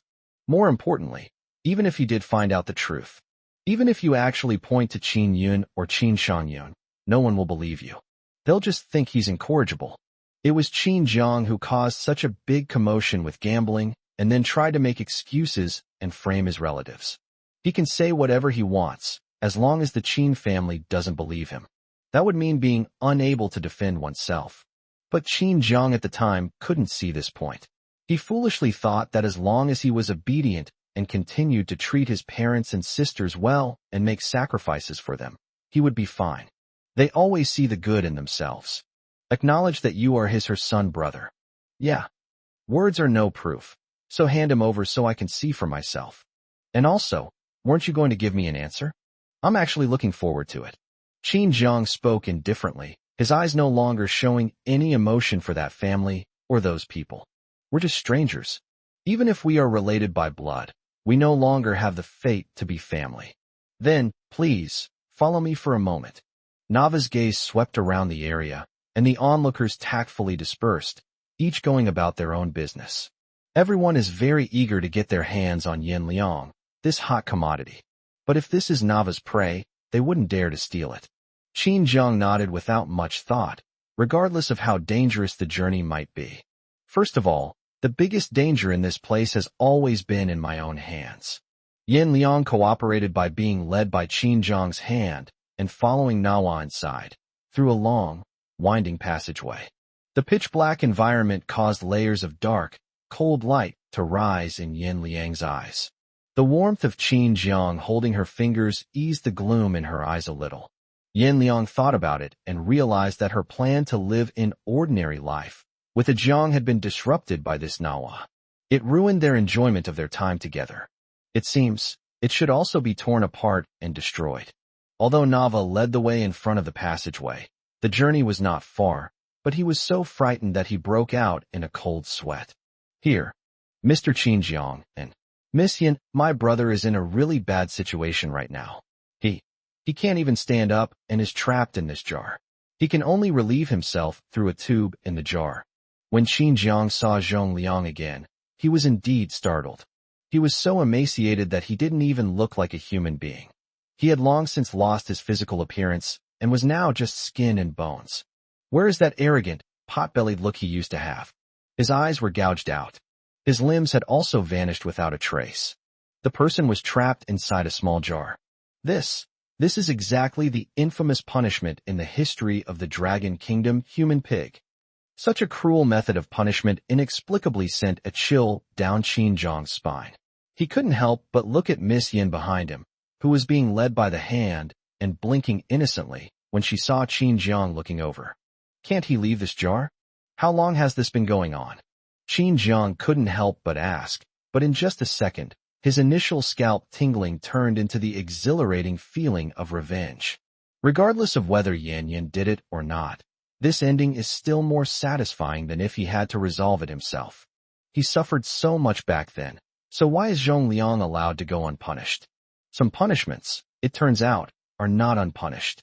Instead, someone had already punished those who had humiliated him to the point of near death in a corner he couldn't see.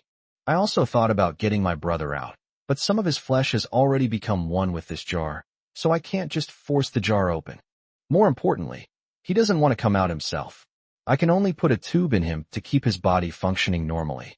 Every day he's lived these past years has been torture, but he's afraid to die. He said he's afraid to die because of me. Mr. Qinjiang, now that you've come in person, could you please give my brother a quick death? Miss Yan, please, I'm begging you, please have mercy. As he spoke, Nava knelt down. There was nothing else to it, because right after Yan Liang and Qinjiang appeared, his younger brother, who had been barely clinging to life, suddenly found strength from somewhere and began to tremble all over. In fact, the closer Yan Liang got, the more frightened he seemed to be, and cold sweat poured down his face. Nava understood in an instant. But even though he was just a small fry, he still had some confidence in dealing with Qinjiang. After realizing that the beautiful woman in front of him was actually the venomous young lady from the Dragon Kingdom, he completely lost the desire to appreciate her beauty. She is like a poisonous flower in full bloom. The more fully she blooms, the stronger her poison becomes. Nava, what are you doing? What does this have to do with me and my wife? Don't make baseless accusations. Since Zhong Liang is already in such a terrible state, if he really dies, you'd be heartbroken. What kind of talk is it for me to give him a quick death? If it's really going to end things, it shouldn't be up to us two strangers to decide. Seeing Zhong Liang's fate, Qinjiang had already vaguely sensed something was amiss. But looking down at Yan Yan's innocent-looking face, he could see that she was a perfect match. Qinjiang's heart softened, and he gently stroked the young lady's soft, dark red hair, his heart melting completely. Nawa, don't make baseless accusations. My Yan Yan is gentle and soft-hearted. She wouldn't even step on an ant on the roadside. When she saw my younger brother like this, she was so scared that she hid behind me, probably afraid that she would have nightmares at night. Why did you ask her to do that? Qinjiang stroked Yan Liang's hair. Even though his wife was cruel, he could still see a certain cuteness in her. Just like now, he didn't find his wife particularly terrifying. On the contrary, I'm even more tempted. Shouldn't evildoers receive the most severe punishment? It's just a pity that he couldn't do it himself. Nava collapsed. Who are you talking about? Who are you calling gentle and soft-hearted? Mr. Qinjiang, my brother did this because he offended you. Nava was not giving up. Looking at the two people in front of him, he felt that he was already in hell, and now he felt that hell was even closer. These two are the real devils. His brother dared not die. This torment, a living hell, was the woman's most cruel method. Using oneself as leverage and humanity as bait, this is the most vicious evil in the world. A person like her is clearly a living evil spirit. Mr. Nava seems to really like this jar. Yan Liang's chilling voice came through in an extremely gentle tone. Nava, behave yourself. Chapter 243 by Chuchu sees Qinjiang again. You love me the most. The Hurricane Casino had just calmed down. A slender figure walked into the venue alongside a portly man. Those who knew Mr. Ticha made way for him.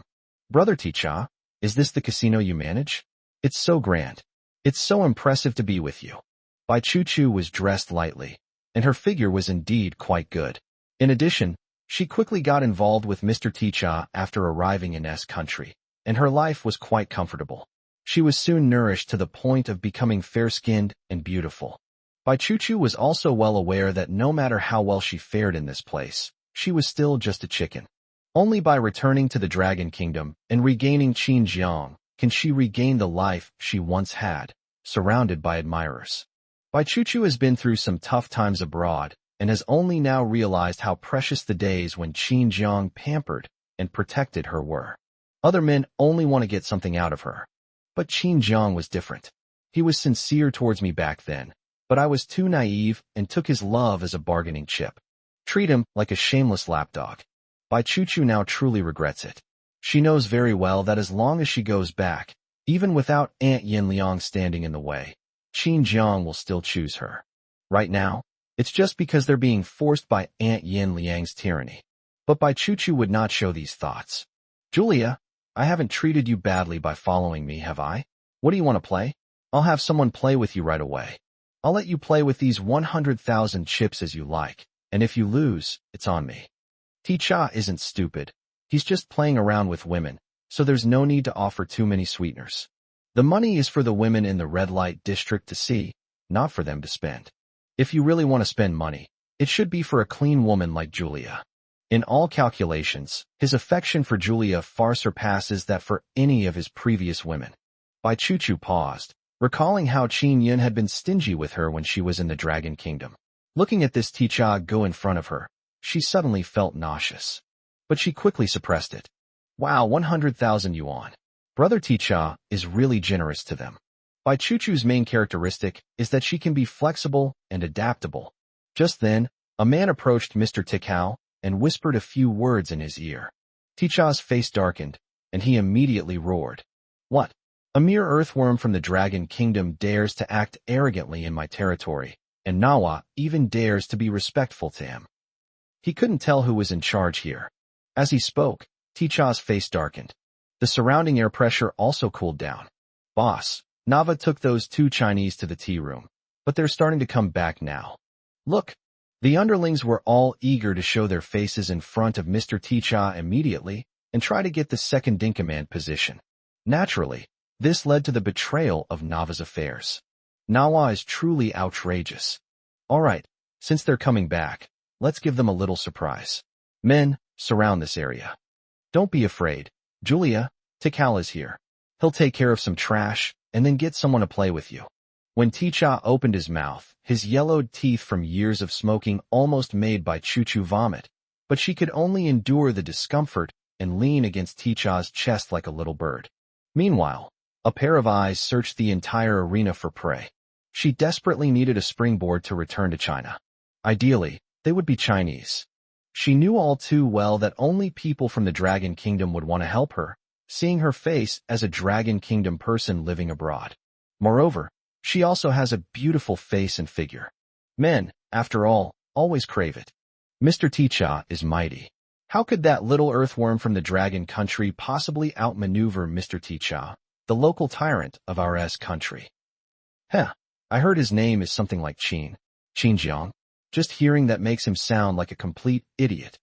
The underling had witnessed the whole thing, and, being able to speak some of the Chinese language, he took the opportunity to memorize Qin Jiang's name to curry favor. But, the moment he uttered that name, Bai Chuchu felt her heart skip a beat. So Qin Jiang had never given up looking for her, right? He actually traveled all the way to Country S just to rescue me? A ripple of tears welled up in Bai Chuchu's eyes. She was finally free from the fear and anxiety of her past. But, what if it's just someone with the same name? Bai Chuchu suppressed her excited heart and trembling hands, and finally saw the man she had been longing for walk out of the passage. Qin Jiang was tall and imposing, and compared to these short and scrawny men, he was incredibly handsome. Bai Chuchu could no longer restrain herself and broke free from Mr. Ticha's embrace, running towards Qin Jiang. Ah Jiang, be careful. She pounced forward, but all around her were people that Mr. Ticha had arranged in advance, and for a moment, she dared not make any rash moves that might harm Mr. Ticha's new favorite. Bai Chuchu's actions directly fueled Mr. Ticha's anger. Ah Jiang, you finally came to find me? Ah Jiang, I knew you wouldn't give up on me. It turns out you still love me the most. Mimian, I updated well today, please praise me. I'm asking for a gift. Chapter 244 Hellish Couple. Two kinds of people can't sleep in the same bed. Bai Chuchu pounced on Qin Jiang almost the instant he walked out. Feeling the warmth and heartbeat of the person holding her, she couldn't help but close her eyes, overwhelmed with emotion, and almost collapsed into Qin Jiang's arms. She didn't notice at all that the man she was hugging wasn't actually much taller than her. She murmured her grievances, and a hand rested on her waist from behind. Bai Chuchu gently opened her eyes and was about to raise her charming eyes to begin telling her story. However, this one look was enough to make her fall to the ground in fright. The man she rushed to hug with all her might was not Qin Jiang, but Nava. She was Mr. Ticha's new favorite, so she had naturally met Nava. Nava, who was also from China, secretly extended many olive branches to her. But this kind of trashy second-in-command is not someone Bai Chuchu would look up to. Therefore, she often looked down on him with disdain, as if he were trash. I never expected that she would throw herself into the arms of such a trashy man at this moment. Bai Chuchu angrily slumped to the ground, then looked up with a wronged expression to search for Qin Jiang's figure. Sure enough, Qin Jiang was indeed the Qin Jiang she had been longing for to come and save her, and the one who regarded her as a goddess. However, at this moment, he was leaning against the pillar, looking at me with a mocking and amused gaze. It seems somewhat unexpected to see myself here. But more often than not, it was a joke. What Bai Chuchu didn't expect was that her Aunt Yin Liang, who was feared by everyone in her family, was looking at her with a cold and indifferent gaze. Under her gaze, which was as cold as a snake, Bai Chuchu felt as if the blood in her body had almost frozen. How come Aunt Yin Liang is here too? Julia, what are you doing? What's your relationship with this earthworm from China? How dare you cheat on me? Upon seeing this scene, he instantly realized what was happening. Isn't this a classic case of one's woman being snatched away by another man? Moreover, it's quite obvious that Julia and that scoundrel Qin Jiang knew each other back in China. This is simply to the point of not taking him, a local tyrant, seriously at all.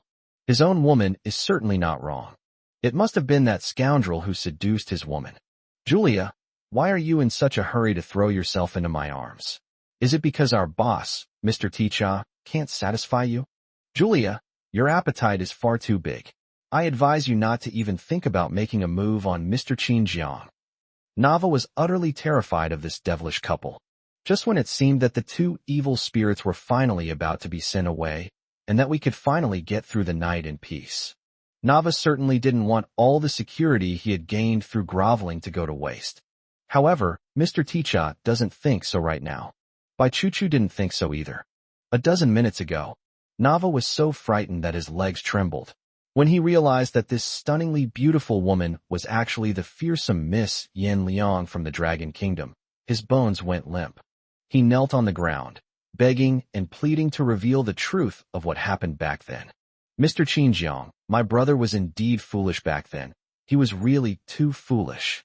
He only dared to go to the Qin family to cause trouble about your gambling, because he was instructed by old Master Qin.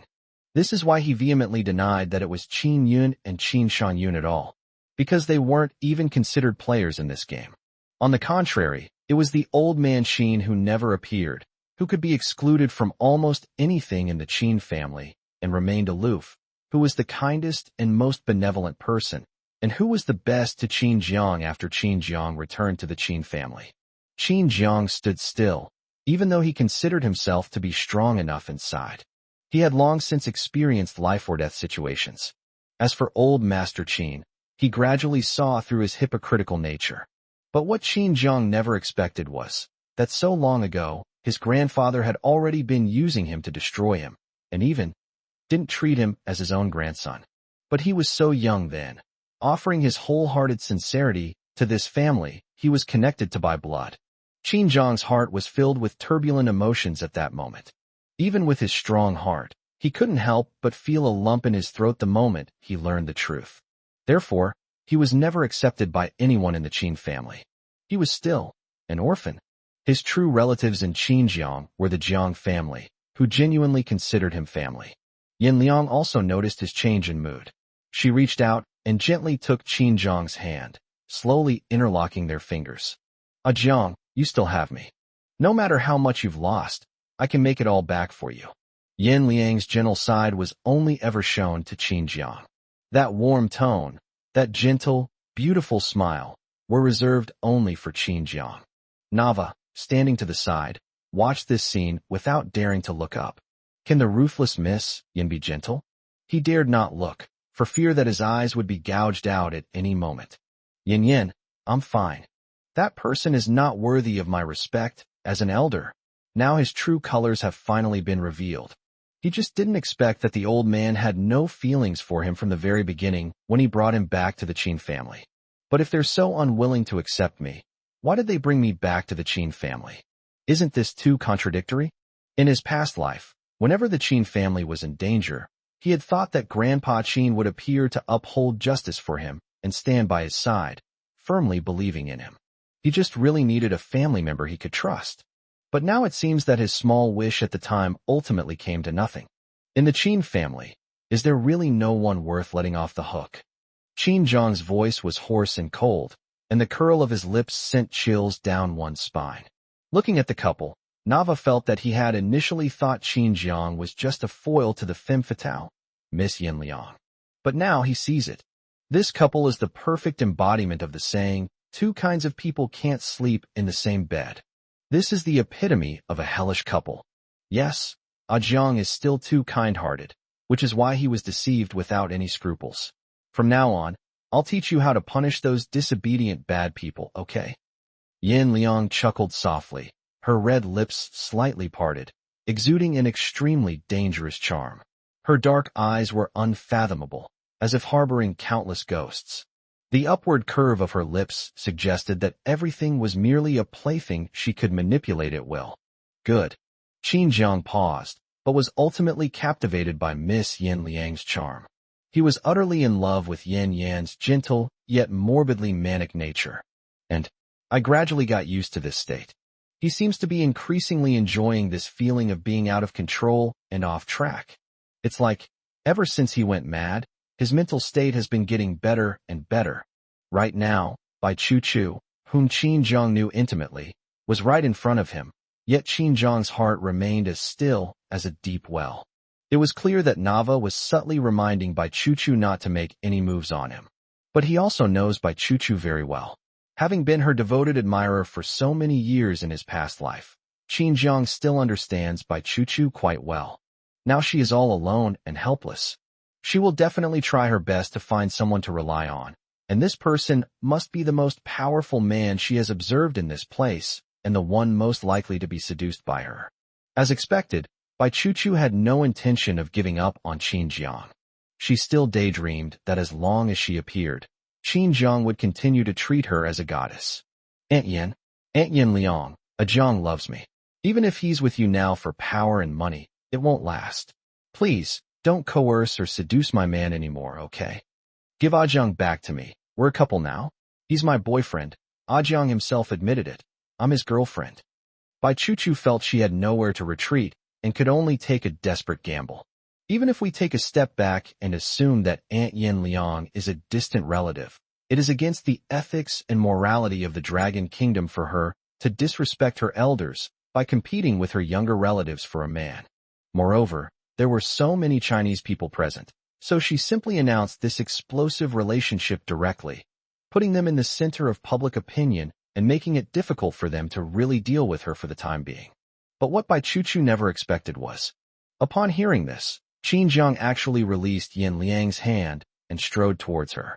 A victorious smile instantly lit up Bai Chu's face, but she still wore a pitiful expression, insisting that Qin Jiang carry her before she would get up. Bang!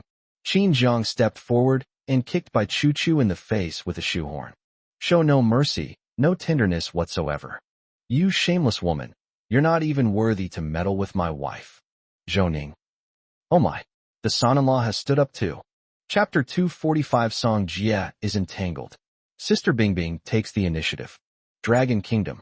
Since Brother Jiang temporarily went abroad, the affairs of Jiangyin Group have been temporarily taken over by Song Jie and Lei Ming, Qin Jiang's tutor. Fortunately, their current business is already in a mature stage, and there isn't much to expand into other industries.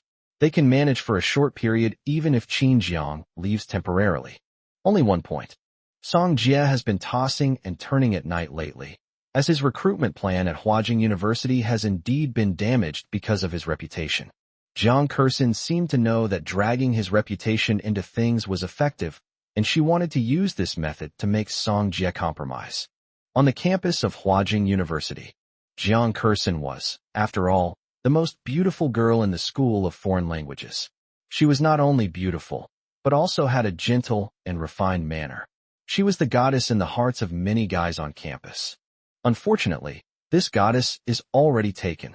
Now the goddess has suddenly been revealed to be pregnant, but the child's father is not taking responsibility. Moreover, everyone knows that Song Jia has now risen to prominence with Qin Jiang, and he is probably a heartless ingrate who doesn't care about his wife and children after achieving success. Within the school, the campaign against Song Jia is gaining momentum. Even teachers and professors from various colleges use this incident to warn female college students to be chaste and not to fall for a scumbag like Song Jia. That day, the school committee specifically requested that Song Jia come to the school. Song Jia knew very well that some things had reached the point where they could be put to rest. He lives in a villa near Lianhua Manor and always drives a sports car when he goes out. A month ago, Song Jia wouldn't have dared to even dream of this. Now that Brother Jiang and Miss Jiang have given him so many gifts, he can't afford to bring negative impacts to Jiang Yin Group because of his personal matters. Song Jia casually put on sunglasses, played DJ music all the way, and drove to Huajing University. With the luxury car leading the way, the car quickly entered the school and stopped in front of the teaching building. Throughout the school, news articles accusing Jiang Yin Group managers Song Jiefei and Huang Tingda of abandoning their girlfriends and children were posted everywhere. Banners were everywhere.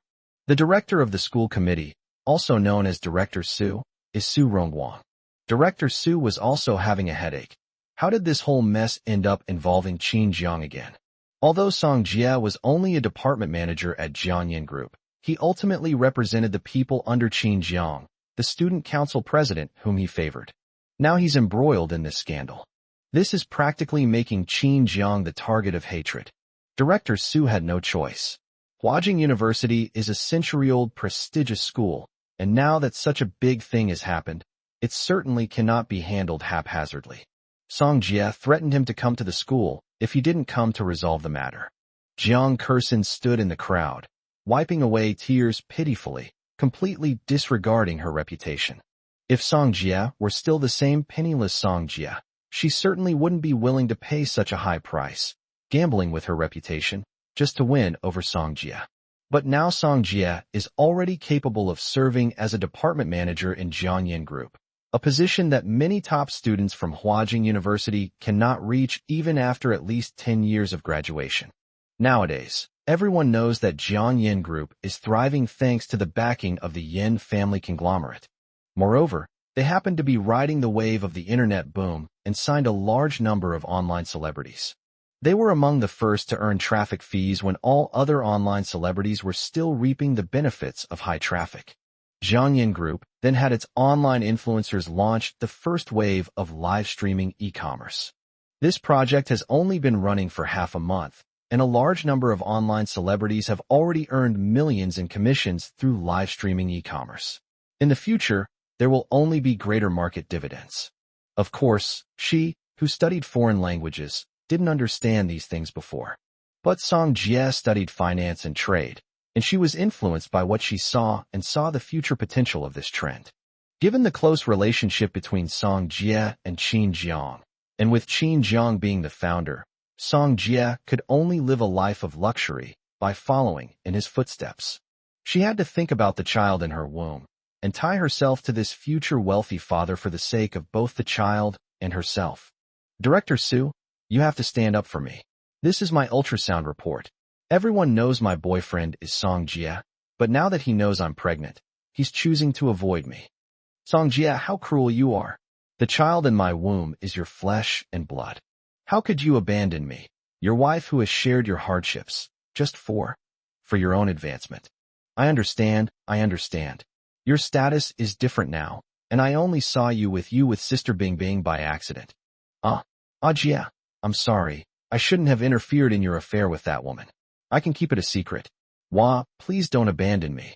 Jiang Kursin's ugly face was revealed, and her image as a cold and intelligent goddess in front of Song Jia was completely destroyed. She wasn't without her pride, but it was only after coming to a bustling metropolis like Beijing that she truly understood that being aloof would get her nowhere. Only by selling yourself can you gain more. She also grew increasingly disdainful of Song Jia. A poor man from a small town, just like her, will eventually drag her back down to the bottom. But having already seen the splendor, how could she easily allow herself to fall back into the mire? As soon as Jiang Kersen said this, the crowd gasped. Oh my god, did Jiang Kersen just drop a bombshell? Bing bing. Could it be the Bing Bing I was thinking of? Holy crap, if this is true, then wouldn't Sister Bing Bing have done a third time? Hiss. A beauty like Bing Bing could fall for a scumbag with such a terrible character who got her pregnant? I absolutely refuse to believe it. Wow. If Jiang Kersen's revelation is true, wouldn't it cause a huge uproar on Weibo's trending topics in no time? Song Jie never expected that Jiang Kersen would drag him into this. They actually dared to involve Sister Bing Bing, who had absolutely no connection to their past grievances. That's Sister Bing Bing. So high and mighty, domineering and aloof.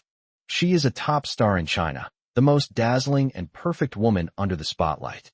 The woman he wouldn't even let touch a single hem of her skirt now seemed to be dragged into the mud and trampled on by Jiang Kersen because of this public opinion. Song Jie finally lost his temper. Jiang Kersen, try spouting nonsense again. You cheated on me, and I can overlook the fact that you treated me like an old bastard, but you can't insult Sister Bing Bing. Neither you nor I are worthy of bringing her down from her pedestal. Just as the two were arguing, a striking red Ferrari sports car hurtled into the crowd, the luxury car honking its horn with an overbearing and domineering attitude. Beep, beep, beep. As everyone was dazzled by the flashing lights, a graceful and alluring figure, dressed in a fiery red dress, opened the car door and appeared. The blood-red high heels were sharp and domineering. At that moment, Song Jie felt his heart was being pulled so hard it was pounding. Thump, thump, thump, thump, thump. My heart was racing, and my scalp was tingling. The woman, swaying like a vibrant red peony, walked towards him without any hesitation in front of everyone. At that moment, he felt that all the soap operas he had ever watched were utterly inadequate. Did she come for herself? Have they disregarded public opinion? Have they disregarded their innocence? Ah! He felt like he was going crazy. Bing Bing is here. The goddess Bing Bing breaks down the dimensional barrier and enters his chaotic and messy life. Don't talk nonsense, Xiao Jie hasn't accepted my advances yet.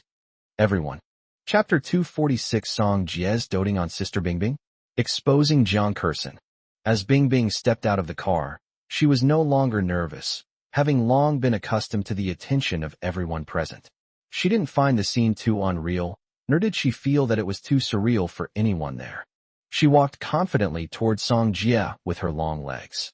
At this moment, she was a completely different person from one that Song Jie had rarely seen before, stunningly beautiful like a bright peony that had suddenly bloomed. Bing Bing's red dress swayed. Her skin was fair and flawless, and her eyes, though cool, revealed a gentleness that miraculously blended perfectly with her bright outfit.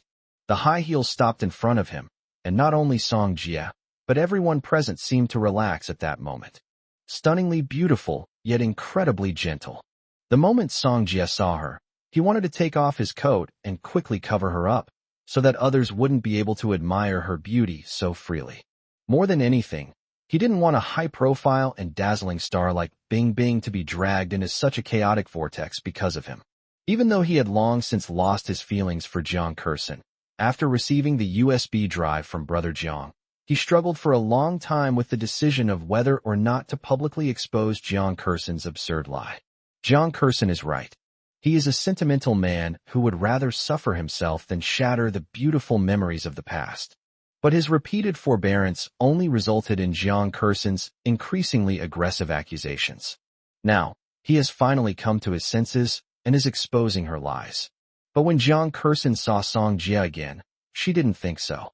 In her eyes, this meant that Song Jie had softened and was compromising, and that he had finally decided to take the initiative to take over so that the child in her childhood sweetheart's belly wouldn't be born without a father. Jiang Kersen revealed a confident smile. But when I saw Bing Bing actually appear, I panicked. No, how could that be? She just deliberately tried to frame and slander Song Jie, claiming he had an affair with Sister Bing Bing. It was just baseless accusations. She never expected that Song Jie, who had just left her, would have such good fortune with women. Song Jie, he was a penniless man named Song Jie. He was a poor man who had nothing when he was with her, and even when she wanted him to buy her a LV bag worth tens of thousands of yuan, he would make excuses and look embarrassed. How could I possibly be favored by Sister Bingbing? This must be because Qin Jiang got involved with Miss Yan and then deliberately paid Song Jie to hire a big star to humiliate her. The scene was chaotic.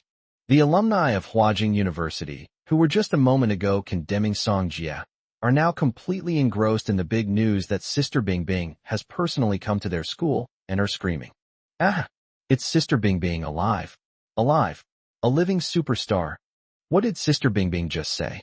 She was completely captivated by her beauty, okay? We are truly honored to have Sister Bingbing come to our school in person, and it seems she came alone. Her bright red dress and radiant appearance are even more captivating than her usual gentle and elegant demeanor. And her skin is so beautiful, fair and rosy. She looks like a woman deeply in love. Holy crap! Holy crap! Did you all miss here? This is huge news, major news. Sister Bingbing actually publicly admitted that she is pursuing Song Jie? Am I crazy, or is Bingbing crazy? Or has the world gone mad? Isn't this Bingbing actually taking a fancy to a scumbag who abandoned his wife and children, and hasn't even succeeded yet? The sky has fallen. The sky really has fallen. The house has collapsed. The house has collapsed. Song Jie, you scumbag, give me back Bingbing's innocence. The onlookers who finally realized what was happening were completely devastated. Some quick-thinking individuals have already taken photos with their phones and posted them on Weibo. The situation was becoming increasingly out of control. Song Jie finally came to his senses, stepped forward and took off his coat, about to put it on Sister Bingbing. He could still evade any ambiguous relationship they might have in private, and he could still protect Bingbing's reputation from being damaged by someone like him. But now, the situation is becoming increasingly uncontrollable. He could no longer remain silent. We also have to take Bingbing's attitude seriously. She seems to be really serious. She's taken a liking to me? But why? He was just an ordinary young man who had nothing and was inferior to Sister Bingbing in every way. Sister Bingbing, don't be confused. Honey, I'll get you in the car right now. You should drive away quickly. I'll find a way to explain everything that happened here to the outside world. You and I have absolutely no connection. We are destined to be from two different worlds. Please don't ruin your acting career for me, okay? Song Jie was extremely flustered. He truly did not want Sister Bingbing to gamble her career for him. His tone when coaxing Bingbing was tinged with a mixture of doting and helplessness that he himself was unaware of. Song Jie himself didn't realize that his heart had gradually leaned towards Sister Bingbing, probably because he had gotten used to being a fan who silently admired and loved her.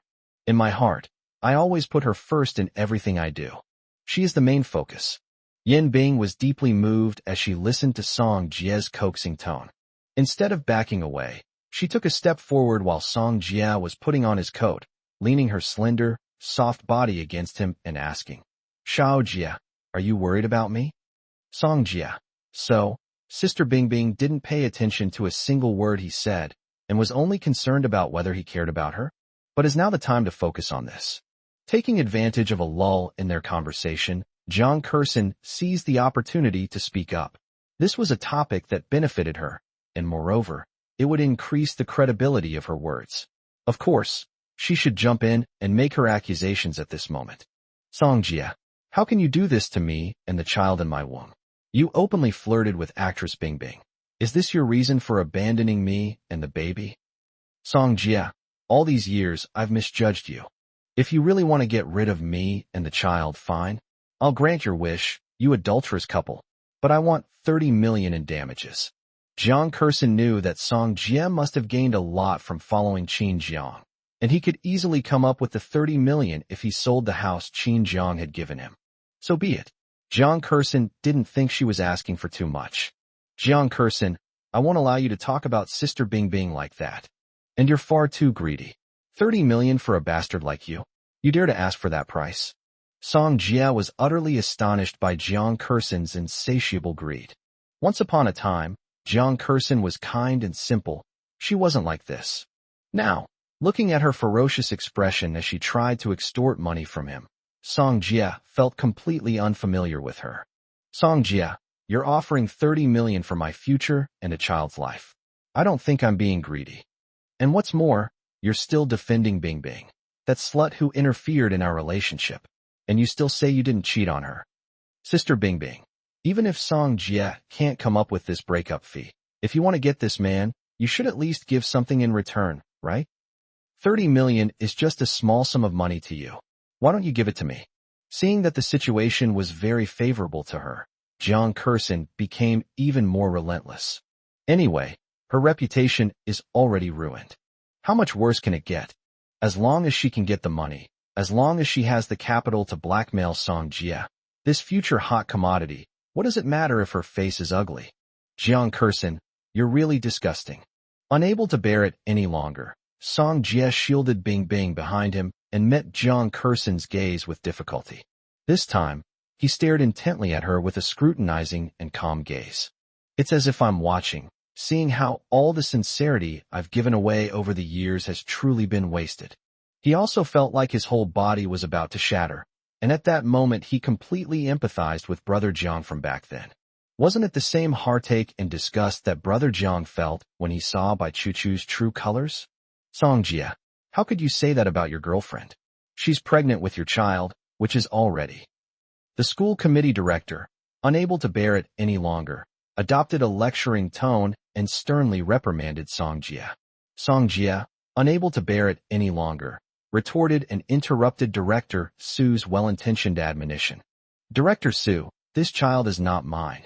I have video evidence and a timeline.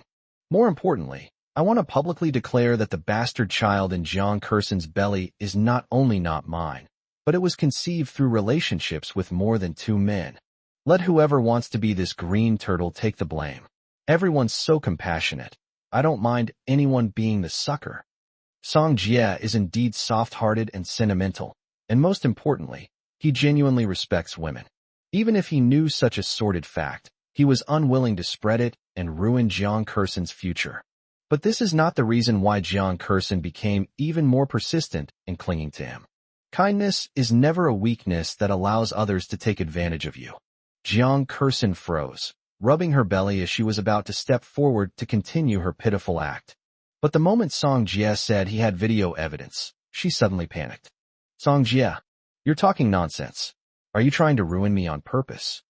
Song Jie sneered, his gaze towards Jiang Kursin devoid of any emotion.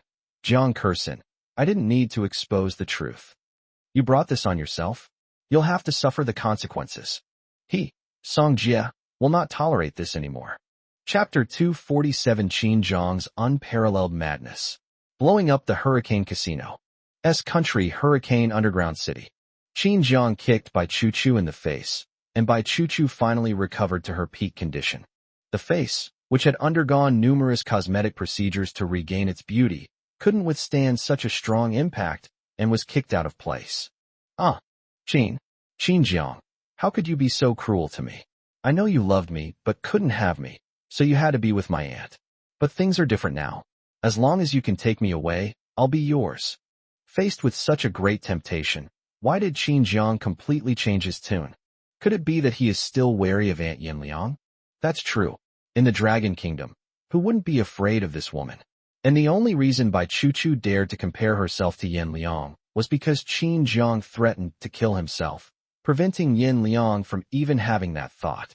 As long as Yanliang hasn't reached the age of 25 and is not yet due to die, no one in the Yin family, including the powerful forces lurking behind the Yin family conglomerate, or even any of the elders of the Yin family, dares to openly oppose Miss Yanliang.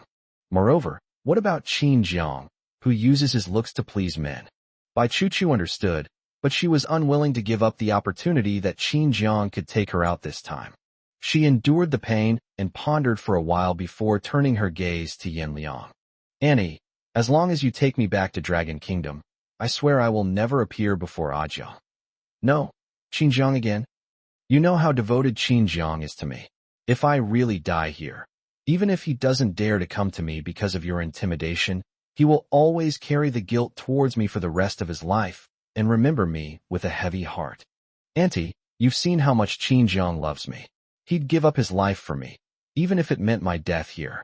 What's more terrifying and unforgettable than a white moonlight is a dead white moonlight. That way, you'll never win his heart. It has to be said that Bai Chuchu's brainwashing skills are always top-notch. If Qin Zheng really hadn't been reborn and hadn't made countless changes to give Yin Liang a sense of security, then this statement would be quite impressive. Yin Liang will really save Bai Chuchu. After all, she wouldn't allow herself to make an enemy of a dead white moonlight. The phrase, white moonlight, is enough to become a leech in Yin Liang's heart. However, Yin Liang and Qin Zheng still lacked mutual trust, just like before. Yin Liang has already taken action. But this time, Yin Liang didn't move. Her gaze swept across Bai Chuchu's face with a cold and indifferent expression. You're absolutely right. Since you want to return to the Dragon Kingdom, I can take you back. Qin Zheng frowned, sensing that certain elements within Yin Liang were collapsing rapidly. Looking up, I saw Yin Liang's red lips curving slightly. That vibrant red was like a soul-binding thread, dangerously threatening to drag me into hell at any moment. In that instant, Qin Zheng was not the only one who noticed. Even Bai Chuchu keenly sensed the murderous intent. Yes, we can take her back, but whether that back is to the Dragon Kingdom or hell is anyone's guess. Bai Chuchu was annoyed. She shouldn't have expected to be able to bargain with a monster like Miss Yin Liang. At this point, Ticha also fully realized what was going on. Julia is his woman, so how did she end up in this absurd mess? He couldn't understand the language of the Dragon Kingdom very well, but he knew that his woman had been beaten by a little earthworm from the Dragon Kingdom. This is a classic example of him causing trouble on his own turf. Don't you take him seriously? This is a big deal.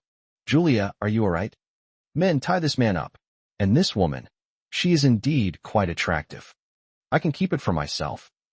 How could a lecherous man like Ticha not covet the beauty of a top-tier woman like Yin Liang? Moreover, he recognized at a glance that the beauty was Qin Zheng's wife. The thought of stealing someone else's wife was enough to get his blood pumping. What do you mean? Yin Liang suddenly looked up, her face clearly showing a smile, her eyes crinkling with laughter. She was undeniably stunningly beautiful, yet at this moment, she sent a chill down one's spine. Nava, in particular, was practically itching to stumble over and offer his boss a final incense stick as a sign of his impending doom. Bai Chuchu also fell silent, lying on the ground, not even daring to sob softly anymore. Mr. Ticha is most likely gone. Of course, it means letting me do whatever I want. TSK, the Dragon Kingdom truly lives up to its reputation as a great nation. It can even raise such a captivating beauty. It's such a waste to go with that pretty boy. Come to your brother's arms. Your physique is the kind that makes a woman feel the safest. The investigation continues, and their courting disaster. Qin Zheng could no longer stand.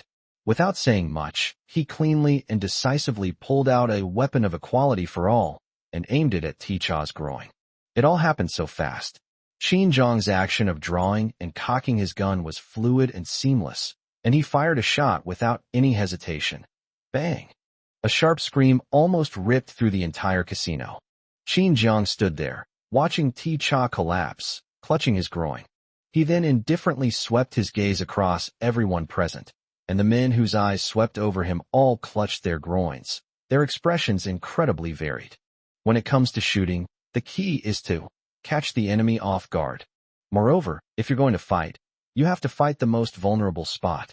Oh, whoa, my bird. The men shrank back, no longer daring to look at Yin Liang. Well, this time, Hurricane Group has really bitten off more than they can chew. Guards, kill this man. With Mr. Ticha's command. Immediately, some members of the already restless crowd drew their guns and prepared to fire at Qin Zheng.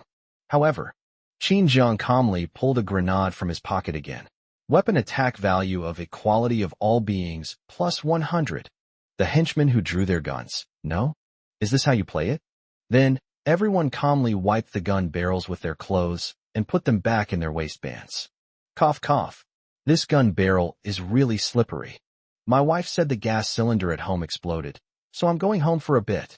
Ticha was on fire right above his head, and he was about to explode. Nobody's allowed to run.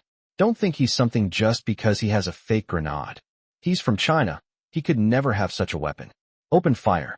Turn him into a sieve. Qin Zheng casually toyed with the grenade in his hand, raising an eyebrow with a relaxed expression. "Oh, you don't believe me?" The next moment, Qin Jiang casually pulled out the fuse. The entire audience. No.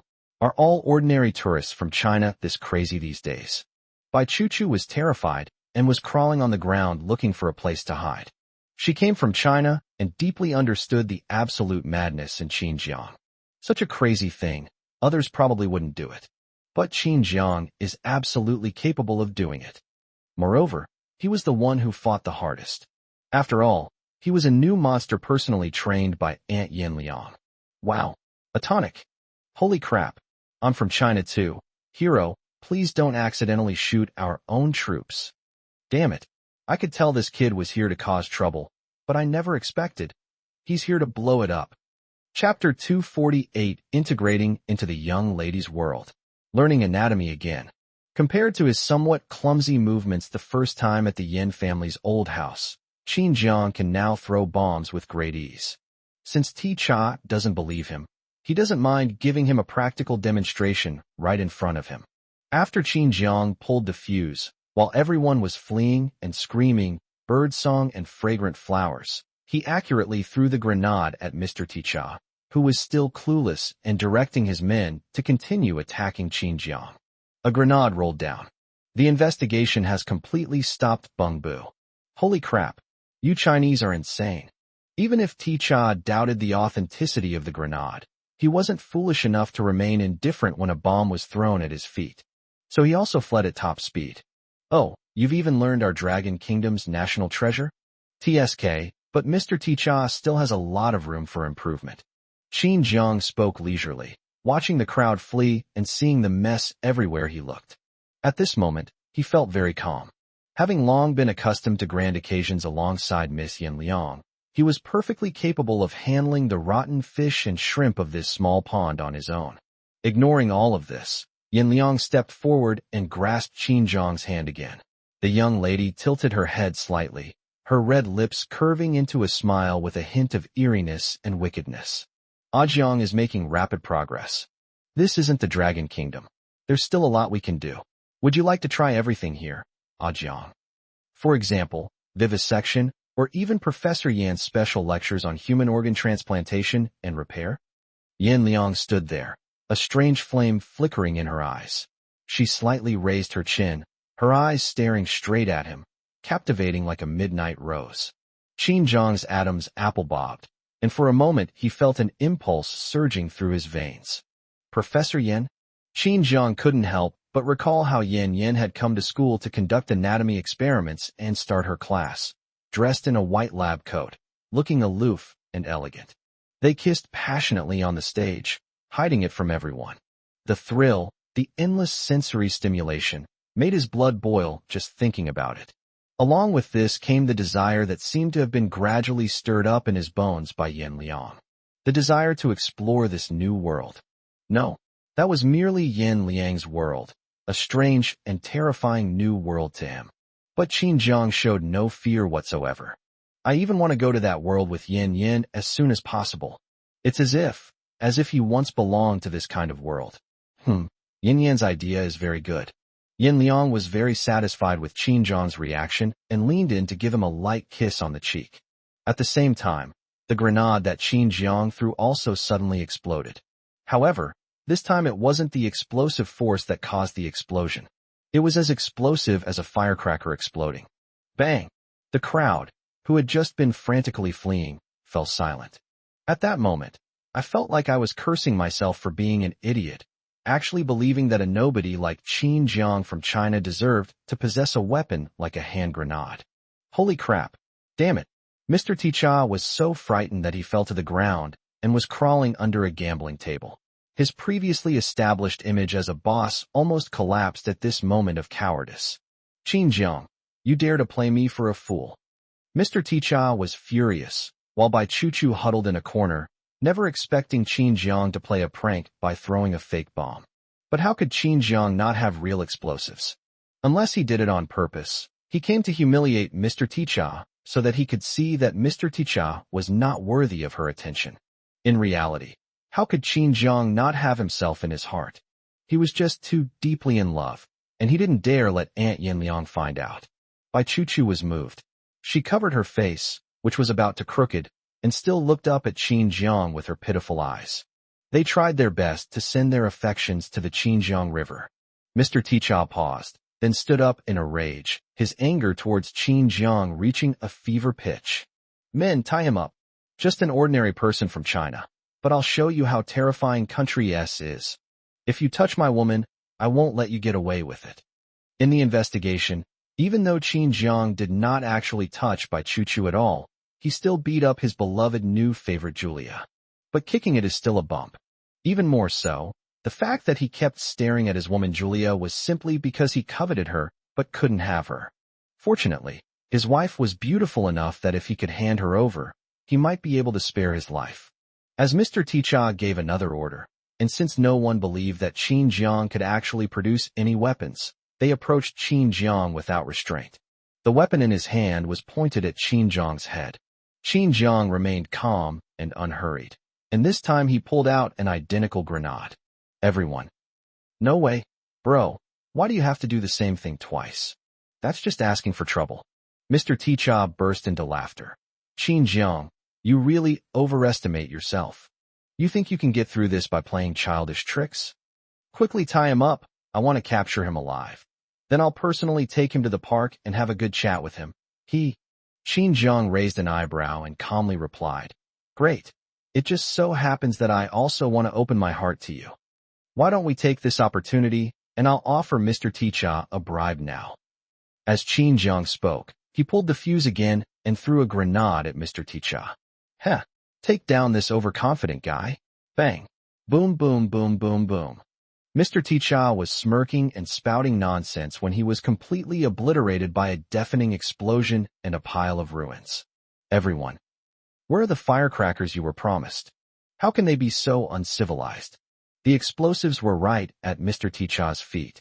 The moment the explosion was heard, he instinctively tried to dodge, but everything happened too fast. He had no time to dodge and just fell to the ground, where he was then engulfed by the explosion. The earth shook violently. Xinjiang instinctively turned around to protect Yin Liang, his warm and broad shoulders pressing against her. Yin Liang's heart, which had remained unmoved even by the explosion, was now stirred by this. Xinjiang held Yin Liang tightly, almost pulling her whole body into his embrace. This time, Yin Liang glanced sideways and happened to hear Xinjiang's words after the explosion.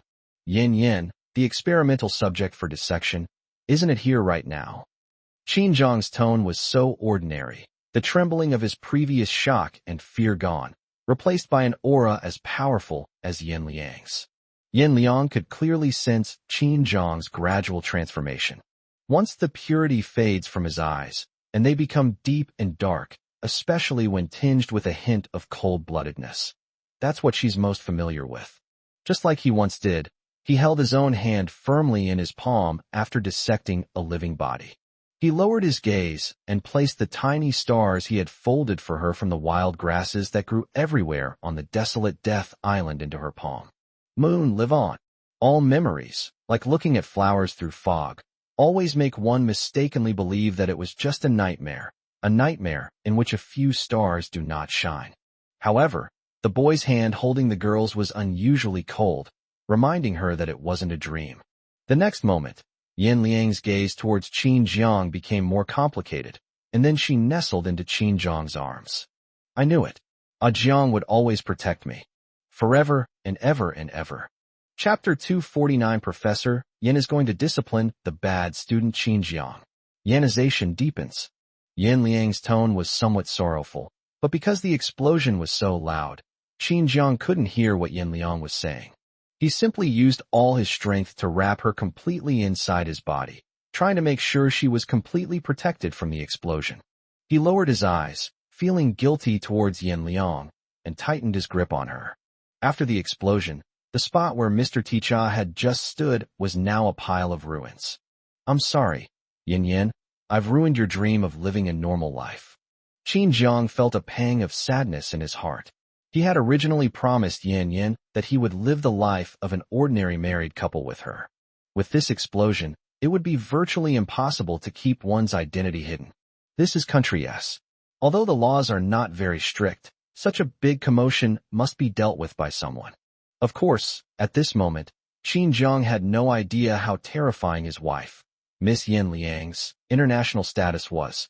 Yin Liang hugged Qin Jiang back, feeling his heartbeat through her clothes, and her heart gradually calmed down. It's okay, Jiang. Isn't this just the life of an ordinary person? This isn't the peaceful and prosperous Dragon Kingdom. Isn't this what ordinary life in country S includes? Relax.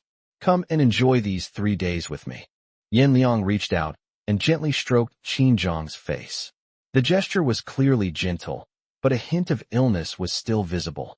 It was as if she was trying her best to resist destroying the beloved thing in front of her. Yes, Jiang belongs to her, and only to her. Even if Bai Chu reappears, Jiang's feelings for her will not waver. Yin Liang certainly had that confidence. But Bai Chu has been Qin Jiang's white moonlight for many years. She had truly witnessed how he loved Bai Chu to the point of being willing to give up his life. So, now that she has the opportunity to deal with Bai Chu, why doesn't she take action? Then, Yin Liang raised her eyes again, her moist and translucent red lips like a red rose spewing venom. Jiang, shall I teach you tonight? Regarding the lesson where Miss Bai was so frightened she lost control of her bladder during my class last time, does Jiang have any objections? Yin Liang's fingers slowly climbed upwards, her fair, pink-tinged fingertips tracing the buttons on his chest. It felt as if I could unfasten one of the buttons at any moment and drill inside to feel the texture of his muscles and the increasingly intense heartbeat. By the way, let Miss Bai be our test subject this time. If Jiang is reluctant to do it, I can teach you step by step. But students with poor grades have to be punished.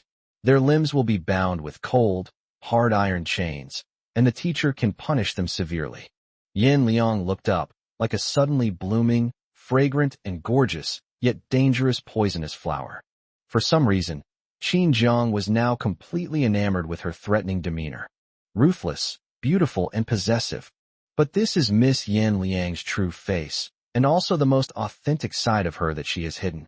Qin Jiang was afraid at first, but gradually accepted it. In the future, he will step into her pale and fading world and plant her favorite flowers in it. Okay, if the students are disobedient and their homework is not done well, then it's up to Teacher Yin to deal with them. Ideally, we should call the bad students into the office, punish them individually, and lock the door in the empty office after all the students have left. Qin Jiang lowered his eyes and couldn't hide his smile.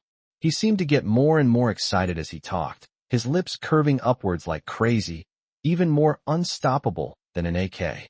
Yin Liang raised an eyebrow, a dangerous ripple appearing in her eyes. Well, Jiang's idea isn't entirely out of the question. It's just that it can't be used in country S right now. This kind of game is most fun when played on the school campus that Jiang is most familiar with. That's a good idea. When we get back to Dragon Kingdom, Jiang, don't run away. Qin Jiang was startled, and his eyes immediately revealed even more curiosity and excitement. After the explosion, the group of survivors looked at Qin Jiang and Yin Liang with eyes filled with terror. Nava had already hidden himself away long ago. Their wariness of Qin Jiang and Yin Liang reached its peak. It also saved his life. Mr. Tichao was not so lucky. He lay under the rubble, his body covered with countless explosion wounds, and he was lying there weakly, on the verge of death. Murder. My goodness, he's serious. Qin Jiang is quite humorous. He even knows how to faint. Mr. Ticha is the top manager of the Hurricane Underground Casino. The fact that he has been harmed like this clearly means that his business has been sabotaged. Hurricane Group is a top-tier gray industry group in Country S, having amassed countless fortunes through its gray industry chain. If he found out his casino had been vandalized by people from China, even if Qin Jiang could escape with his weapons, I guarantee he'd messed with the Hurricane Group and wouldn't be able to leave China. Good heavens, you're still in the mood to analyze whether Qin Jiang can escape or not. I think you should be thinking about whether you can escape yourself. What's Qin Jiang's background anyway? I've never heard of such a powerful figure in the Dragon Kingdom. Some of the wealthy people from around the world affected by the explosion are already stunned.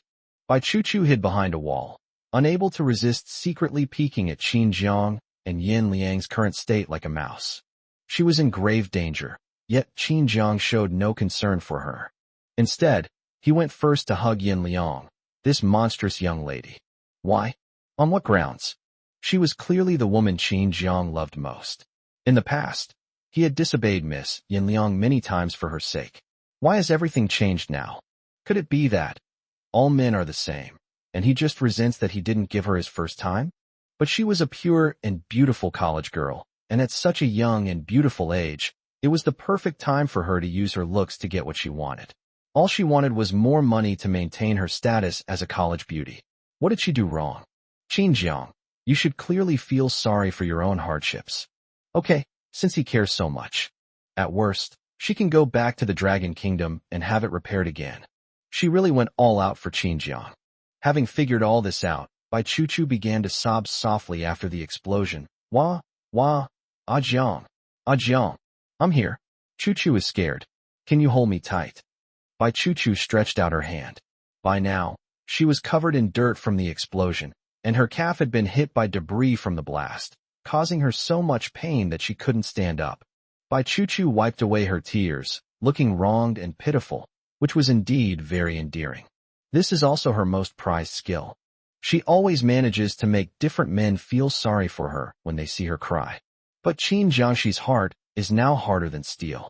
Seeing Bai Chu's disheveled state, he tilted his head strangely, coldly swept his gaze over her entire body, and chuckled. All right. Mian. Thank you Dabai QWQ for the 2 character summons, sending love. Thank you to everyone who sent me a gift and a free gift out of love. I love you all forever. Chapter 250 Greed. Sister Bingbing wants Song Jie to be her personal secretary? Dragon Kingdom. Huajing University. Faced with Jiang Kursen's aggressive behavior, Song Jie's initial intention to let her off the hook hardened again. He could tolerate her recklessly hurting herself, but he could no longer tolerate her using this incident to implicate Sister Bingbing and deliberately damaging Sister Bingbing's reputation. Song Jie, you'll stop at nothing to deny that the child in my belly is yours in order to climb the social ladder. You're so eager to get rid of me and the child, and you even say that you and Sister Bingbing have nothing going on. Song Jie, you are so lucky to have such good fortune after leaving me. It's worth it whether you or Sister Bingbing pay the 30 million. Jiang Kursen was now in a killing frenzy. She had already suffered too many losses, and she couldn't afford to lose her goal of getting money. All right. Then everyone, please take a look at this PPT on my USB drive. The teaching building is a multimedia classroom. I don't mind making this USB drive public, but for privacy reasons, I will only invite someone who can be fair and responsible to identify it. Director Su, I trust you the most to handle this matter. Furthermore, to prevent some people present from later accusing me of bribing the people inside, I will randomly select a group of people to go in and watch, but those who go in are not allowed to take photos or videos. Song Jie respected women's privacy, especially such obscene images. He knew very well that even if the images were made public, they would inevitably be banned by the platform. Why not select a group of people with a voice to watch it themselves? Song Jie, what exactly is on that USB drive you have? Or are you just playing a trick on me? Song Jie, are you trying to force me and my unborn child to die together? Jiang Kursen played the victim again, but this time Song Jie didn't directly present the video evidence on the USB drive. Instead, he took out a few photos. Jiang Kursen, when you tried to cling to me and make me a cuckold, our childhood sweetheart relationship was already over. The reason I'm still standing here talking to you isn't because you're not disgusting enough, but because I have high moral character. Song Jie didn't delay any longer and immediately raised the photo. The photos show still images of Jiang Kursen entering and leaving hotels with different men. What's even more disgusting is that sometimes Jiang Kursen is with 2 men, and they seem quite familiar with each other, clearly indicating that they've been mingling together for a long time. The timeline above actually dates back to the 2nd month of freshman year at Huajing University. Presenting this evidence would be tantamount to giving Jiang Kursen, the aloof and intelligent beauty of the foreign languages department, a resounding slap in the face in front of everyone. How is this possible? How did you take these photos? This is impossible. This is absolutely impossible. How could you have photos from so long ago? Jiang Kerson's defenses were broken on the spot. She did indeed become good friends with Bai Chu Chu in the second month after entering the school. She also introduced several rich second-generation friends to herself. At first, she just pretended to deal with them while holding her books, in order to establish the image of a pure and aloof female college student who was good at studying. Later, he became more and more entangled because he was blinded by the glitz and glamour of the capital. Women are born with the ability to please men. With this capital, she can acquire many high-end luxury brands that she could never earn no matter how hard she tried. It was around that time that she began to dislike Song Jie more and more. Fortunately, after starting university, Song Jie spent most of his time hanging out with his childhood friend Qin Jiang, who was said to have risen to prominence, but didn't seem to have much of a good relationship with her. The two of them did it to make money and to please Bai Chu Chu. He worked day and night on projects for college student competitions to win prizes, and then used the money to please women. But the prize money they earned from working themselves to the bone for months in college competitions was only 20 or 30,000 yuan. How can she compare to the extravagance of those rich second-generation heirs who can casually buy her several designer bags? Unfortunately, Song Jie was completely unaware of all of this. He came from a small town just like me, and his only focus was on studying and making money. He never noticed that everything she carried and wore was a designer brand. Or, a penniless guy like Song Jie probably wouldn't even recognize those top luxury brands. But she couldn't get rid of Song Jie. As her interactions with those men deepened, she became increasingly aware of her fate as a plaything. For example, Wu Xiao gave her to his brother. She also had to serve him happily. What's most perverse about these rich kids is that they prefer her identity as a female college student who already has a boyfriend. They enjoy the thrill of forcing someone else's girlfriend to be their own. And this became the part of Jiang Kerson that made those men most irresistible. She was gradually consumed by this subtle, twisted psychology. But these are all obscure and dark matters that cannot be brought to light. It's the most closely guarded secret in the circle of rich kids. Jiang Kerson, these are just the tip of the iceberg. Do you want me to expose everything to everyone? I told you not to drag Sister Bingbing into our dirty business. But since you didn't keep your word, then you'd better suffer. With Song Jie's photographic evidence and his confident demeanor, coupled with Jiang Kerson's obvious lack of confidence, everyone seemed to understand in an instant. Hiss, I'm getting really scared when I think about it. People's words can be terrifying. I almost misunderstood an innocent young man who was about to be forced to become a cuckold. You know what? Song Jie's family was poor before, but he was known for his excellence in the School of Finance. He's won every major competition. A young man like him, a graduate of a prestigious university with a bright future, making big money, is only a matter of time. I just can't understand why Jiang Kerson is so incomprehensible, insisting on.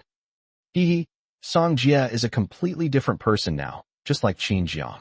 Since he was the victim, and now he's even been chosen by Sister Bingbing. I think his life has been worthwhile. Jiang Kerson, you're confused. Song Jie's current status is enough to directly reserve a senior executive position in a future Fortune 500 company, not to mention his connections with a close friend like Qin Jiang. TSK. Jiang Kerson has really lost out. She's even provoked this guy. Things aren't going to be easy for her from now on. Am I the only one curious about what's on the USB drive? I'm afraid it can get even more shocking. I've heard that the rich kids circle has the most perverted stuff, and Jiang Kerson can actually accept it? Goodness, the reason Jiang Kerson is so insistent on Song Jie becoming a father is probably because she herself doesn't even know who the child's father is, right?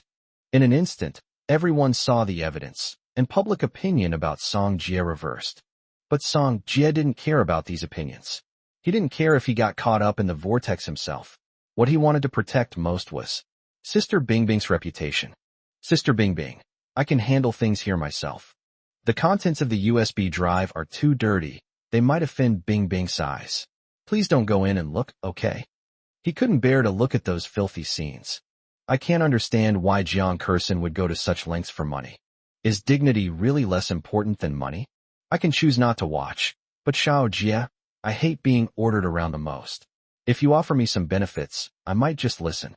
Sister Bingbing chuckled softly, her slender, jade-like fingers caressing Song Jie's profile without any hesitation. TSK. She definitely took a liking to this man first. But Song Jie is just as good. He's really too good. Sincere and pure, like a pure flame. Something Yin Bing longed to possess. Benefit? I have nothing, so what could Sister Bingbing possibly covet?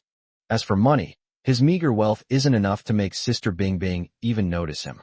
In terms of looks, he can't compare to those top male celebrities in the entertainment industry who are perfectly packaged under the spotlight, right? What exactly made Bingbing, who is used to a Manchu Han imperial feast, take a liking to such a simple bowl of porridge and side dishes? Your body is what I covet. Xiao Jia, you can afford the benefits I want. Be my personal secretary for 3 days? How about it? Song Jia. A secretary is a secretary. Isn't it a bit too ambiguous for a man to be the private secretary of a big star and actress? Chapter 251 Song Jia discovers Qin Jiang has been reborn. A mystery pervades. However, in order to prevent Sister Bingbing from actually going in and seeing those mind-blowing scenes, Song Jia still nodded in agreement. After that, Song Jia simply handed the USB drive to Director Su for arrangements. Jiang Kursin screamed and cried, still trying to struggle, but the students around her quickly held her down. This woman was indeed heartless and crazy, and everyone wanted to know the truth, so they could only hold her down for now. In the multimedia classroom. Soon, someone walked out with a pale face. When they looked at Jiang Kursin, they wished they could spit on her. Pa, how can there be a woman like you in this world? You've dragged the entire class of Huajing University down to rock bottom. Jiang Kursin, how dare you, a piece of trash like you, continue to stay at our Huajing University and try to cling to Song Jia? Fortunately, Song Jia had evidence. Otherwise, you would have ruined a future talent for the country. Song Jia has always had a good reputation on campus, and his outstanding academic ability has always been one of his strengths. Most of the students at Huajing University are top students, and those who can win awards in various school competitions and even national competitions must be the best of the best. Song Jia and Qin Jiang are both top students on the list. This kind of aura cannot be concealed even by poverty. Soon, Director Su also came out with a dark expression. Jiang Kursin, you're coming to my office right now. If I call your parents to the school again, I will expel you. You are a despicable student. Not only have you done so many shameful and filthy things, but you also deliberately used public opinion and teachers and classmates to drag Song Jia into this. You are simply unbelievable. In my more than 30 years in this profession, I have never seen such a shameless student. Call the parents. We absolutely have to call the parents. Director Su was furious. These things must not be spread, as they would damage the school's reputation. Huajing University is a century-old prestigious university, and its century-old reputation should not be ruined because of one Jiang Kursin. Thinking this way, Director Su was very glad that Song Jia did not choose the desperate approach of actually making the USB drive public. At that moment, Song Jia met Director Su's gaze with unwavering determination, and Director Su understood the unspoken meaning behind Song Jia's words. He deliberately suppressed all of this, which could be considered as indirectly doing Huajing University a favor. He is now at the school as the manager of Jiangyan Group to discuss talent recruitment projects for universities. Song Jia suppressed his own grievances and did not expose this scandal. Director Su also needs to respond accordingly. This is a silent social rule that cannot be discussed openly. Song Jia, you've been wronged in this matter. I will clean up the rumors on campus. On behalf of the school committee, I apologize to you. I will definitely handle this matter concerning Jiang Kursin seriously. Director Su admitted his mistake and felt somewhat guilty towards Song Jia, so he naturally treated him very well. Song Jia frowned, looking at Jiang Kursin, who was in a state of collapse, and couldn't help but recall a dream that Jiang Ge had specifically talked to him about. He said that in his dream, he lost everything for Jiang Kursin just to give her justice, but in the end he was like a clown, not even knowing the final truth. Most importantly, Jiang Kursin ultimately committed suicide. But Song Jia saw that even after being exposed like that, Jiang Kersen didn't seem to have any suicidal tendencies. Instead, she looked like she was determined to settle scores with him. This is Jiang Kersen who betrayed her own soul. Would she really jump off a building because of Wu Xiao's departure? For some reason, although Brother Jiang kept emphasizing that it was a dream, his expression revealed a strange sense of mystery. It was as if none of it was a dream at all. It was just like what Brother Jiang had experienced before. Back then, he looked at himself with pity and relief. Those eyes seemed to say, "Thank goodness, Jie isn't dead. He hasn't become someone else's tool for revenge." It was as if Brother Jiang had actually experienced it all. Song Jia also enjoys reading novels in his spare time, so he is no stranger to topics such as rebirth and time travel. Combined with the series of changes that Jiang Gu has undergone since arriving at Huajing University in a luxury car, it's as if he's on a winning streak and always knows where the next big opportunity is. Moreover, he had completely changed. He no longer relentlessly pursued by Chu Chu, but instead cleverly turned to the arms of the popular Miss Yan Liang. This thorough change was exactly the same as the changes he had seen in the novel about rebirth. Could it be that Brother Jiang is someone who came back from the past? He was reborn? Song Jie dared not think about it any further, but deep down he had already accepted this conjecture. As long as Brother Jiang is unwilling to say it outright, he won't go out of his way to cause trouble for Brother Jiang. All he needs to know is that once Brother Jiang gets better, he will get better too. So, in that past life, Jiang Kersen committed suicide? Therefore, after some reasoning, Song Jie decided to give Director Su a heads up. But Song Jie still felt that things were not so simple. If Jiang Kersen really jumped off a building in her previous life, then in this life, she can now choose from thousands of ways to die. Jiang Kersen showed no signs of being heartbroken at the moment. Could it be that she was murdered in her past life? This conjecture made Song Jie wary. Just as Song Jie was completely baffled, Sister Bingbing walked to his side and gently patted his shoulder. "Xiao Jie, what are you thinking about? If you have any secrets, you can share them with me." Chapter 252. Sister Bingbing is pressing closer. Song Jie blushes with embarrassment. Song Jie's thoughts were suddenly interrupted by Sister Bingbing. Of course, he wouldn't tell anyone this secret, not even Sister Bingbing, whom he greatly admired and idolized. In Song Jie's eyes, Brother Jiang was greater than anyone else. Perhaps this is why Jiang Gu said that after he chose to die for love in his previous life, he gave all his remaining possessions to Qin Jiang. His brotherhood with Brother Jiang, their childhood friendship, is irreplaceable by any other relationship. Sister Bingbing, I'm just wondering, why did Jiang Kersen become like this? We relied on each other when we were little, we both had excellent grades, and we walked out of the village hand in hand. No one knows better than me how much effort Jiang Kersen put in. She has a natural talent for studying. Otherwise, she wouldn't have been able to get into Huajing University and leave her mountain village on her own merit. Song Jie didn't understand, but what hurt him even more was that he had been Jiang Kersen's childhood sweetheart since he was a child, and he knew how hard Jiang Kersen's parents had worked. How desperate must her parents be now that their child has turned out like this? But none of these are his responsibility anymore.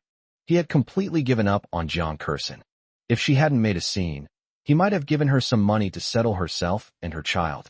Now, he won't spend a single penny on her anymore. Jiang Kersen has changed so much that he doesn't recognize her at all. Xiao Jie, it's her own choice to go astray. You have to believe that no matter what the outcome, she has to bear the consequences herself. Sister Bingbing is really gentle and beautiful. At this moment, she seems to be radiating a dazzling light.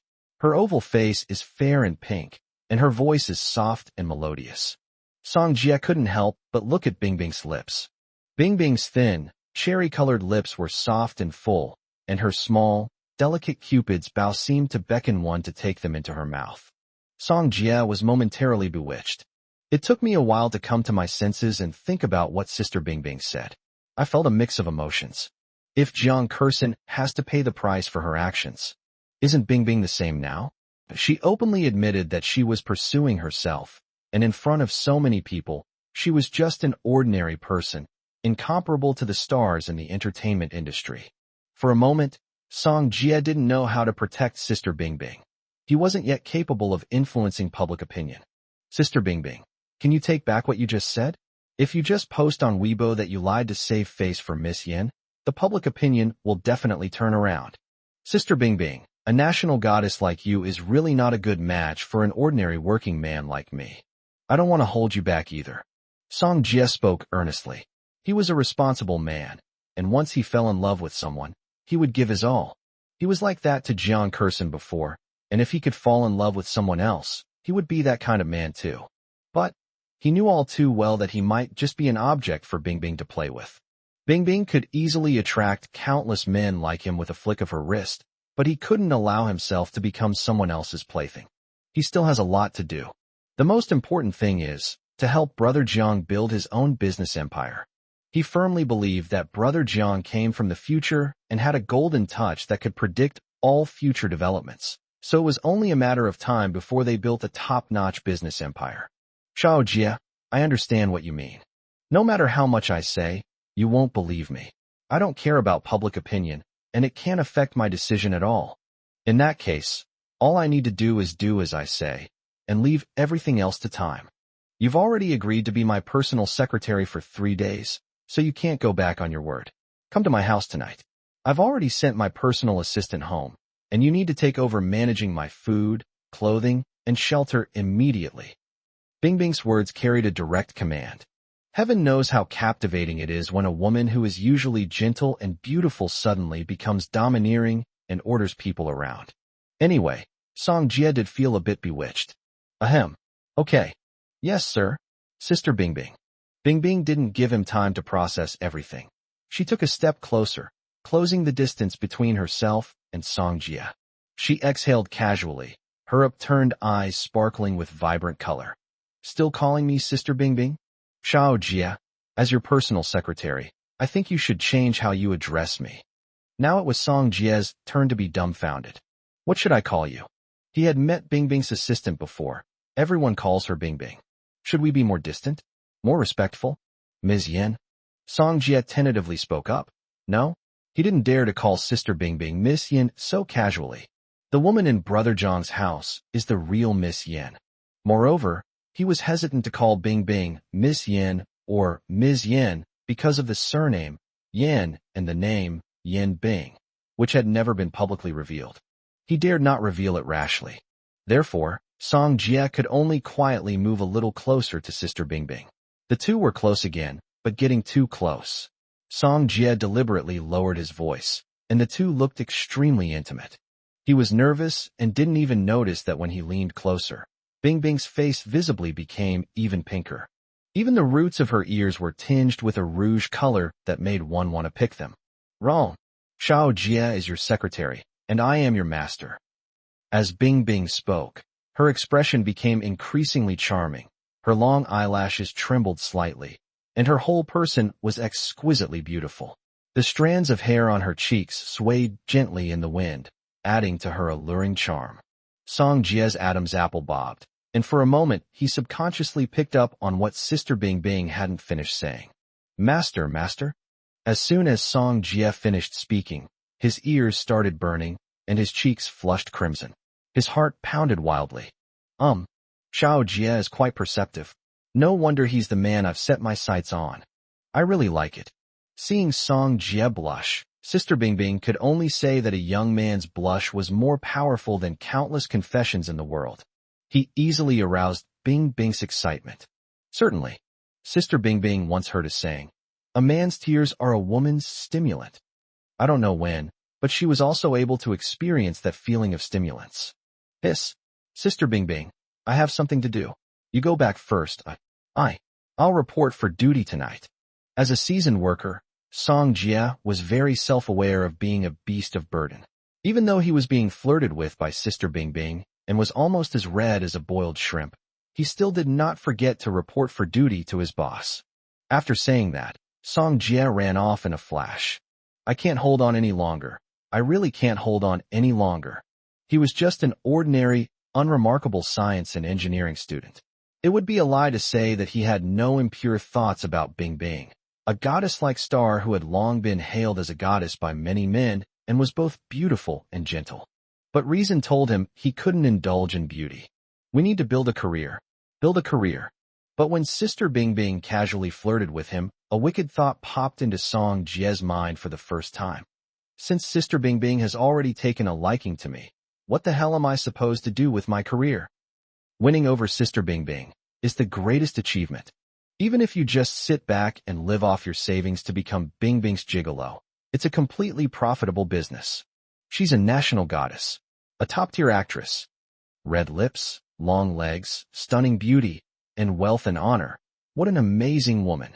Having just one night of it gives you something to brag about for a lifetime. Song Jia was conflicted. Two little figures were fighting fiercely in his mind. Tonight. How am I supposed to face Sister Bingbing tonight? After pondering for a while, Song Jia couldn't help but walk into a shopping mall, and his feet unconsciously stepped into a high-end custom-made suit store that he would never dare to enter on ordinary days. To be worthy of Sister Bingbing and stand beside her, one needs to have a decent outfit. Song Jia tried hard to convince himself. Well, I'm a manager at Jiangyan Group now, so wearing a proper suit is a work requirement. It's not. It's not for showing off in front of Sister Bingbing. A peacock is displaying its tail feathers. Chapter 253 Shao Jia, why don't you take off your clothes? Night falls. After hesitating for a long time, Song Jia obediently put on his newly bought custom-made suit and went to the address that Sister Bingbing had sent him. He had assumed that Sister Bingbing would live in a manor, just like Miss Yin Liang, in a large, independent, and magnificent manor. However, Bingbing's residence is likely for filming convenience. She lives in a large, single-level apartment in an affluent area not far from the film studio. However, security is extremely tight. After Bingbing publicly stated that she was pursuing a male college student who was not a college student, the trending topics on Weibo exploded. Regarding the matter between Jiang Kersen and Song Jia at Huajing University, the university committee has already stepped in to silence the gossiping students. However, this did not prevent some people on Weibo from uncovering Song Jia's identity. And his most direct identity is the manager of Jiangyan Group. And Song Jia's reputation for winning numerous awards and achieving excellent grades at school clearly indicates that he had been specifically instructed to thoroughly investigate his background. Sure enough, Weibo's entertainment trend soon shifted under the deliberate guidance of some kind of capital force. My goodness.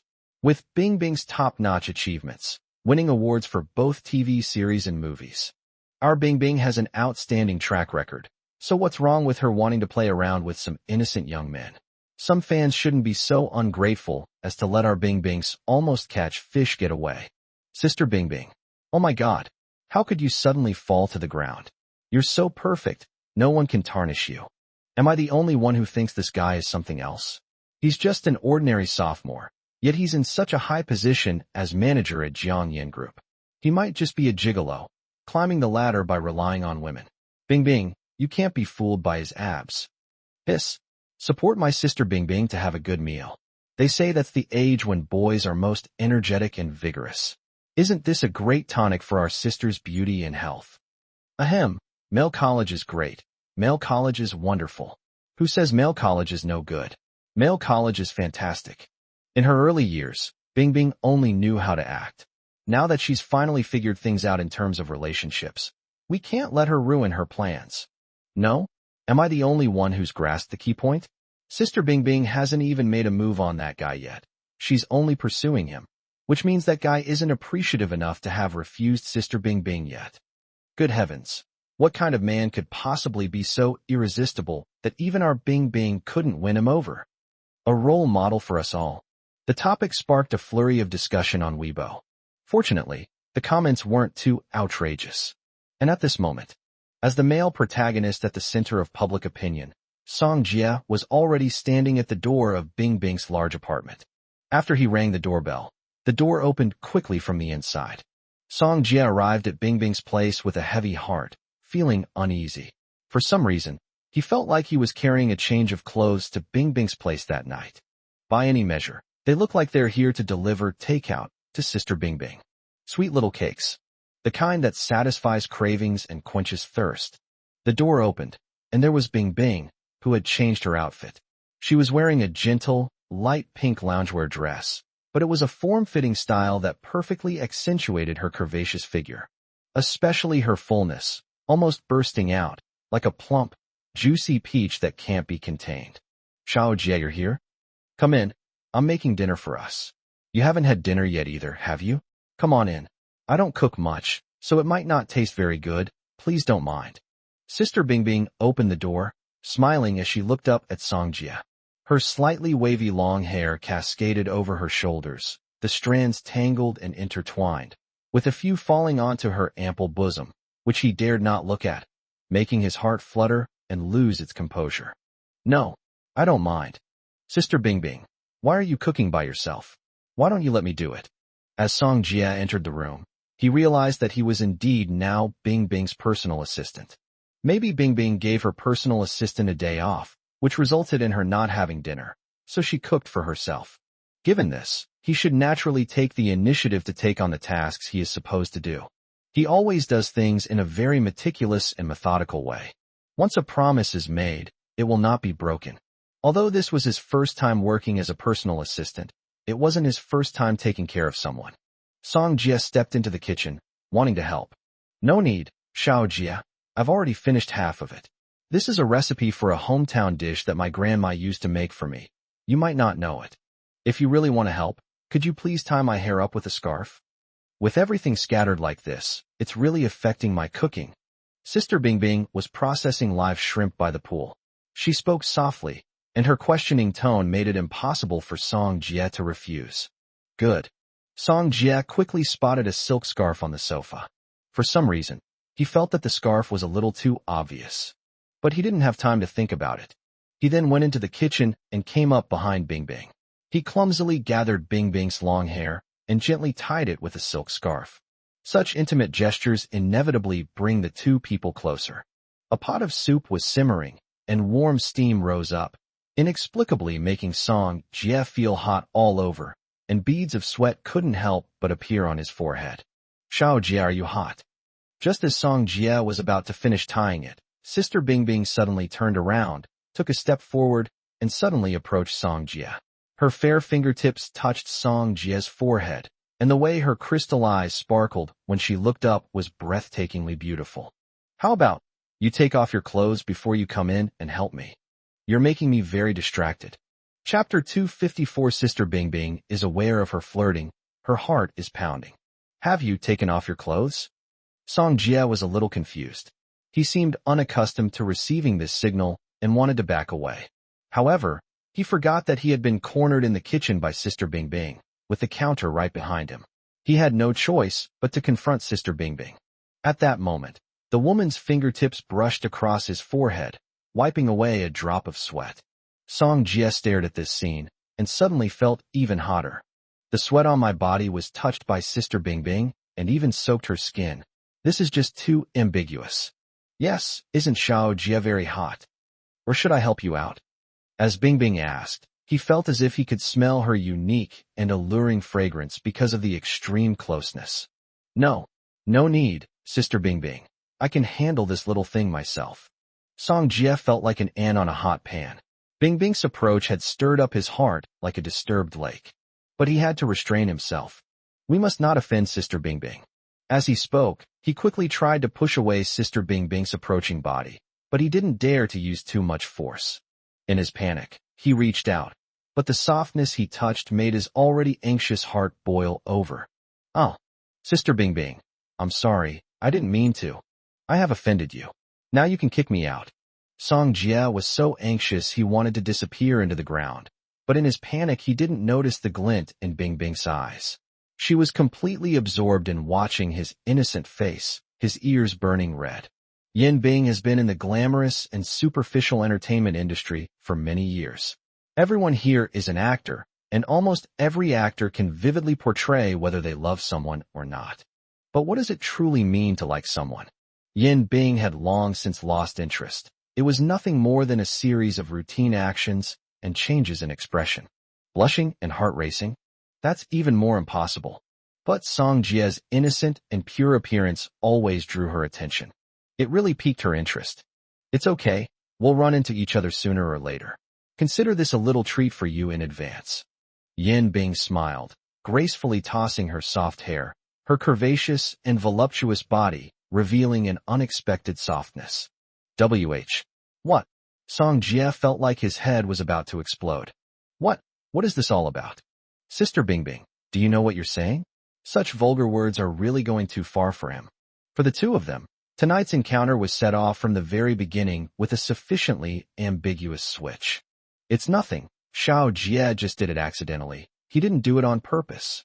Of course I won't hold it against you. Although I am an actress, Xiao Jie, I am more of a woman. A woman's body shouldn't be touched casually.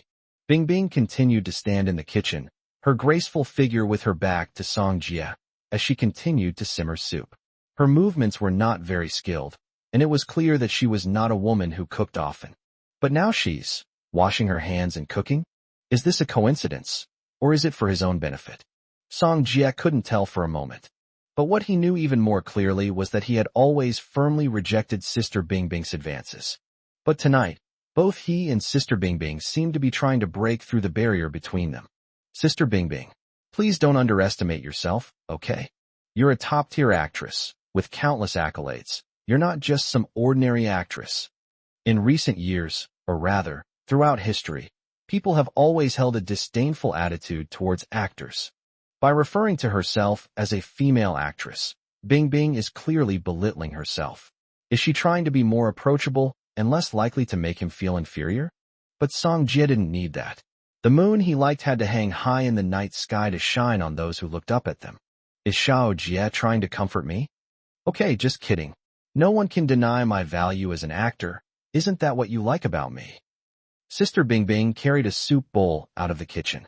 Tonight, she was virtuous and elegant, her long hair tied up with a silk scarf, as if her originally enchanting and sharp nature had been sealed off by the hair.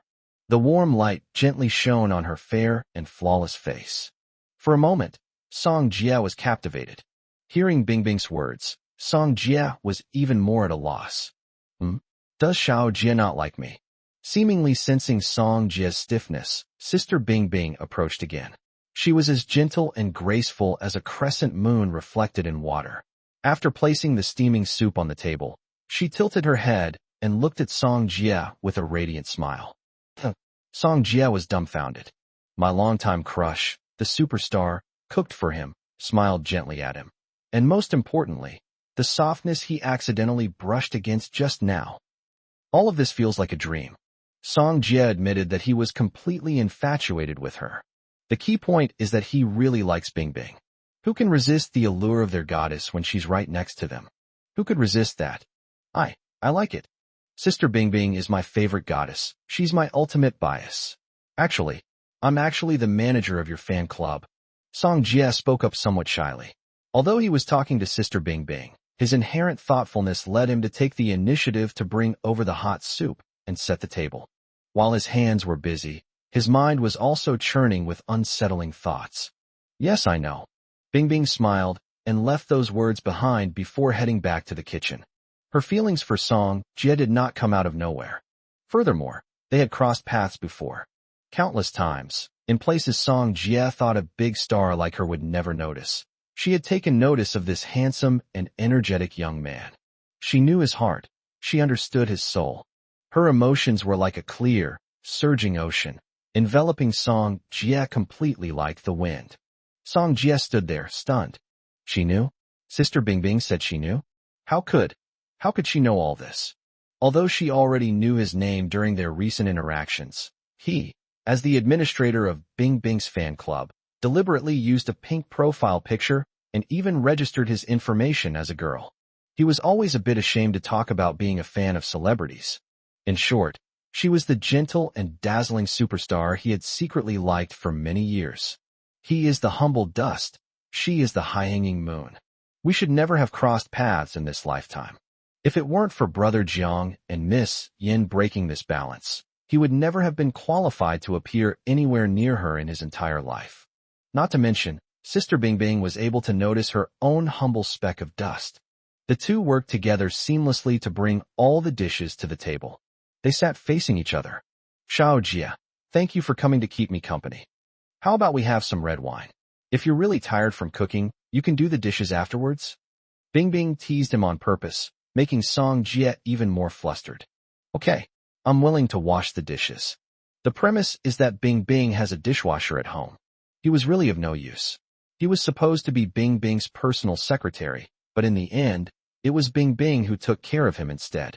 Uff, why are you acting like a little dummy? Come on, try my cooking first. This is a dish from my hometown that my grandma taught me. You're the first man to taste this dish I made. Song Jie choked. Xiao Jie, how can you be so cute? Did you get excited just from hearing the phrase, my first man? Sister Bing Bing started jokingly, the gentle and elegant beauty making a joke, but the topic gradually veered off course. Excited? Or is it some other kind of fluttering or excitement? Chapter 255 Revenge begins. By Choo Choo collapses. Country Hurricane Underground Casino. Qin Jiang gave a strange smile. A smile that sent chills down one's spine when he looked at Bai Choo Choo. Bai Choo Choo also noticed something was off, but Qin Jiang had always been absolutely good to her, giving her everything, from smiles to affection, and she had long been used to that. Qin Jiang's okay was like grasping at the last straw in this foreign land. Jiang, come help me quickly.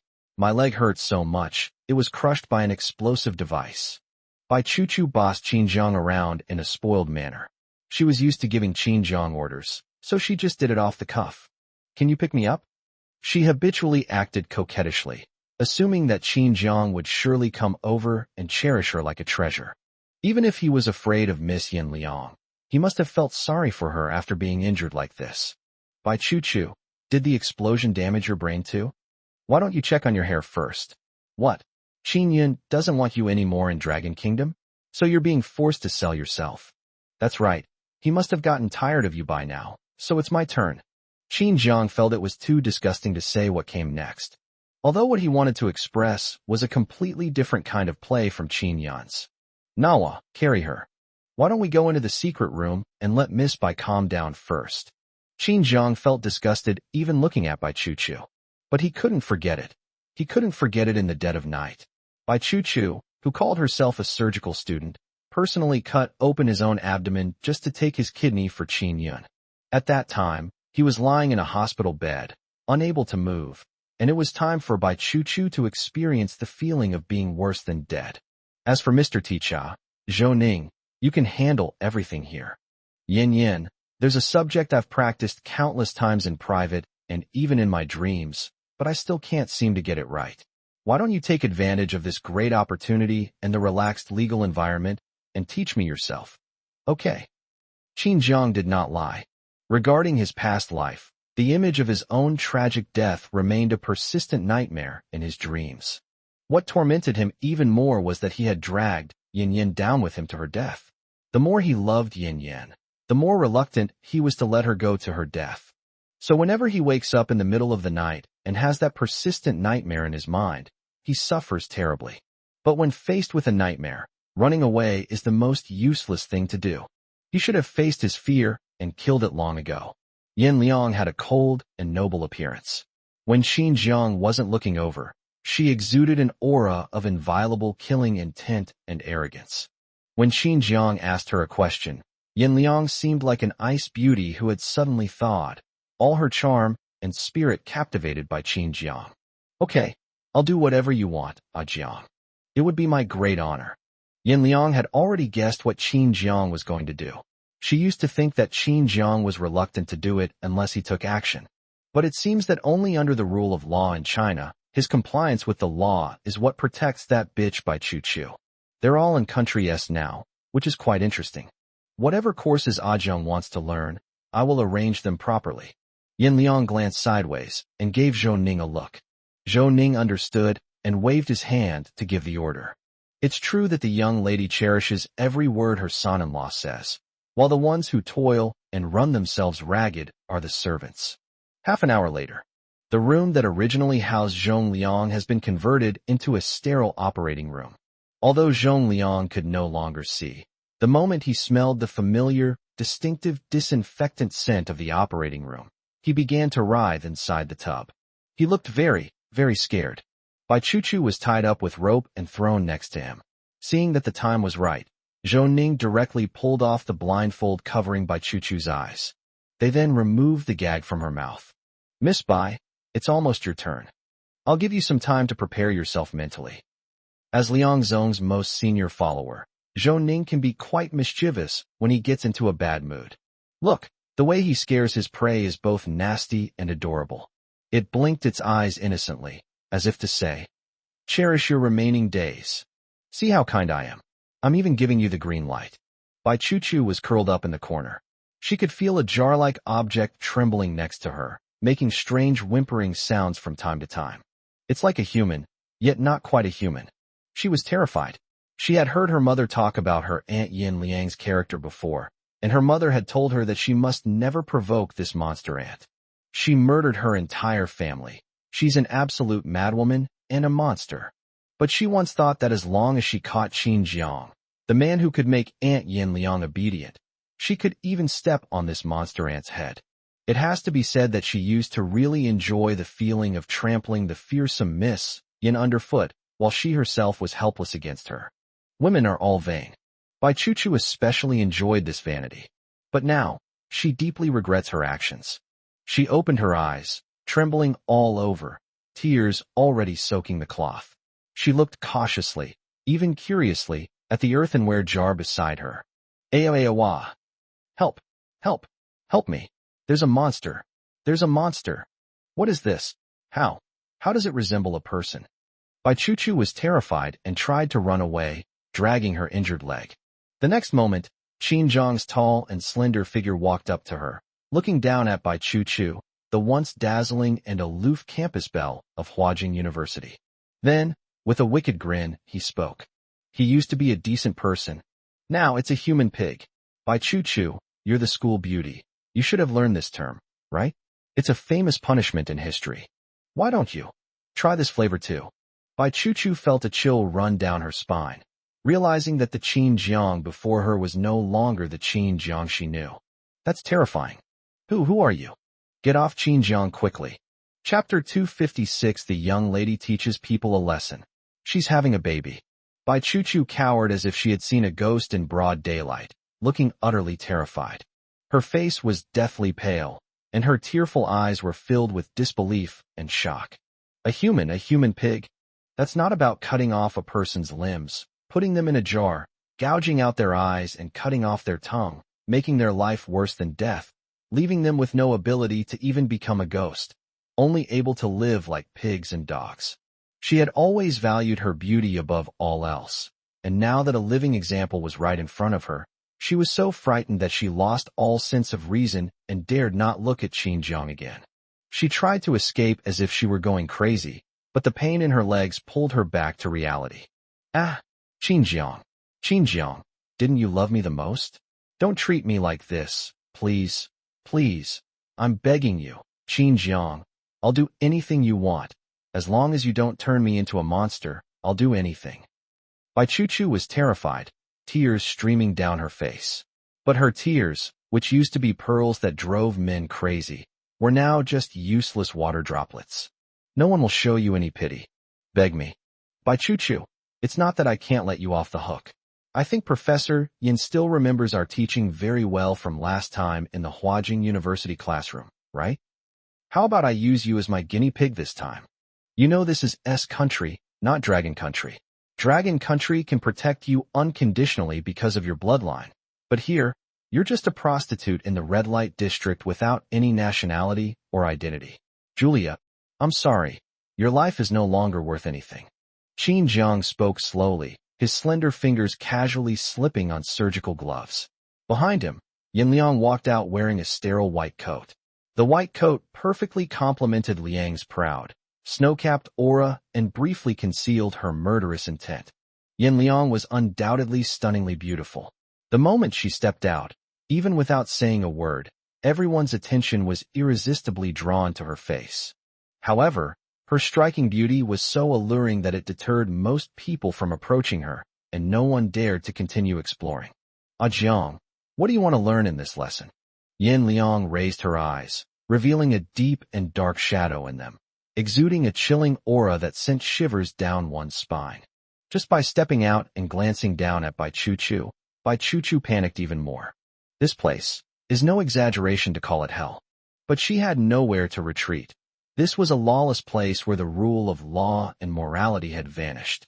Don't say that Qin Jiang can do whatever he wants here. If Qin Jiang hadn't had any power to fight back against Mr. Ticha, he too would have been sent to the organ processing plant by Mr. Ticha. The people here have lost all humanity. Organs can be sold for money, blood can be sold for money, and even living people can be used to attract a steady stream of money through fraud and sexual favors. This place has never been inhuman. But at this moment, Qin Jiang seemed to have integrated into this inhuman place so easily. Does this also mean that Qin Jiang has completely changed? Qin Jiang looked at Yin Liang, and in response to his wife's question, he leisurely curled the corners of his lips. Then let's learn how to dissect a human kidney. In her past life, Bai Chuchu dissected one of her own kidneys, claiming it was to save Qin Yun, without caring at all about his life or death. Some things, once they begin, always need to be ended by someone. Since that's the case, then, let her experience what it's like to be helpless and have no one to turn to. Since Jiang is so diligent in his studies, I naturally cannot treat him unfairly. Bai Chuchu, you are truly blessed to be the first experimental subject born under Jiang's command. Yin Liang slowly walked forward, bent down, and placed her fingertips on Bai Chuchu's face. With a twist of her knuckles, she pinched Bai Chuchu's chin through her medical gloves. Auntie, I beg you to let me go. Qin Jiang and I are over. Even if you hate me, you shouldn't deliberately use Qin Jiang to deal with me. I am the indelible white moonlight in his heart. If you want him to extinguish it with his own hands, even if he obeys you now, he will resent you for the rest of his life. Seeing that she had nowhere to retreat, Bai Chuchu decided to resort to her most prized tactic, sowing discord. But this time, it seems she completely miscalculated. Yeah. White moonlight. Does a white moonlight that was personally extinguished by the original self still count as a white moonlight? Yin Liang is no longer caught up in internal strife. She has been firmly chosen by a Jiang and believes in his love for her. So what is there for her to fear? However, Bai Chuchu was just too much of an eyesore. So Jiang was willing to get rid of her herself, which saved them the trouble of having Zhou Ning deal with her after they left. Bai Chuchu was so frightened, she almost fainted. The next moment, Yin Liang bent down and inserted a tube of transparent reagent into Bai Chuchu's body. Her consciousness was perfectly clear, and she couldn't faint even if she wanted to. This is a famous reagent in Country S. It was originally developed to keep the kidneys in the freshest state when they are dissected using a pig butchering plate, soaking a person in ice to preserve them and temporarily numb their pain, only to have them wake up to find their abdomen ripped open, their internal organs scattered everywhere. That despair and helplessness, I think Miss Bai could try it. You may anger me, but can you bear my wrath? Miss Bai, you should think it over yourself. Yin Liang spoke in a calm tone, as if she were recounting the most ordinary little thing. Bai Chuchu has been in S country for some time now, and moreover, she has been following Mr. Ticha, so she naturally knows about this reagent. It makes people soberly watch themselves being treated as a vessel, with their organs being chosen at will. Even worse, some people, unable to accept the reality upon waking up, chose to commit suicide. Bai Chuchu vowed never to become that kind of person. But at this moment, I am truly afraid. Auntie, I was wrong. Please forgive me. But the next moment, Zhou Ning lifted her up with one hand and carried her into the isolated, sterile operating room. Everything was temporary, so the surgical equipment was rather simple. Noisy. Why not remove the tongue first? Yin Liang picked up the scalpel, and her technique was incredibly skilled. Qin Jiang stood behind Yin Liang, his gaze gentle and without fear, but rather filled with a growing, indulgent affection. Zhou Ning saw the change in her son-in-law's expression. No, isn't the son-in-law quite ill too? The way the young lady is acting like she's about to die should clearly deter ordinary people. The way you look like you practically want to kiss this Rakshasa lady. Isn't that a bit too much of a taste? What does Jiang think? Yin Liang glanced sideways and met Qin Jiang's loving eyes, and her heart couldn't help but flutter. I'll do exactly what Yin Yin teaches me, as long as you and the baby don't get tired. Qin Jiang's gaze darkened, and his eyes seemed to sparkle with starlight, bright, and delightful. He remembered that the drug Yu Qian gave him was very special. After he woke up, he specifically asked Song Jie to investigate the origin of the drug. The background check provided indicated that the first mastermind was Qin Yun. Otherwise, who would go to such lengths to find me? The result, however, surprised even Qin Jiang.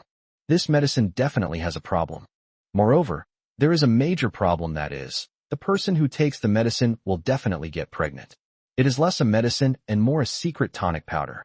So is it possible that Yin is already carrying their baby? Qin Jiang couldn't help but think, and inadvertently revealed his thoughts. Baby? Jiang, you call me baby? Uft. Jiang baby is also loved by Yin. So how could I be tired? Qin Jiang. No. He forgot that Yin sometimes mishears things when she's focused on something. Seeing that Yin hadn't heard him clearly, Qin Jiang breathed a sigh of relief. It's better not to know, since it's still far from certain. Anyway, whether Yin has a baby or not, it's still his beloved baby, so of course he'll spoil him. Qin Jiang smiled and stepped forward. Well, it's because I feel sorry for Yin Bao working so hard. You teach me. I'll follow your instructions stroke by stroke, okay? By Chu-Chu, lying on the operating table with her mouth gagged. No. Am I also part of your play? Chapter 257 Love has an echo. Suicide for love is not an ancient myth.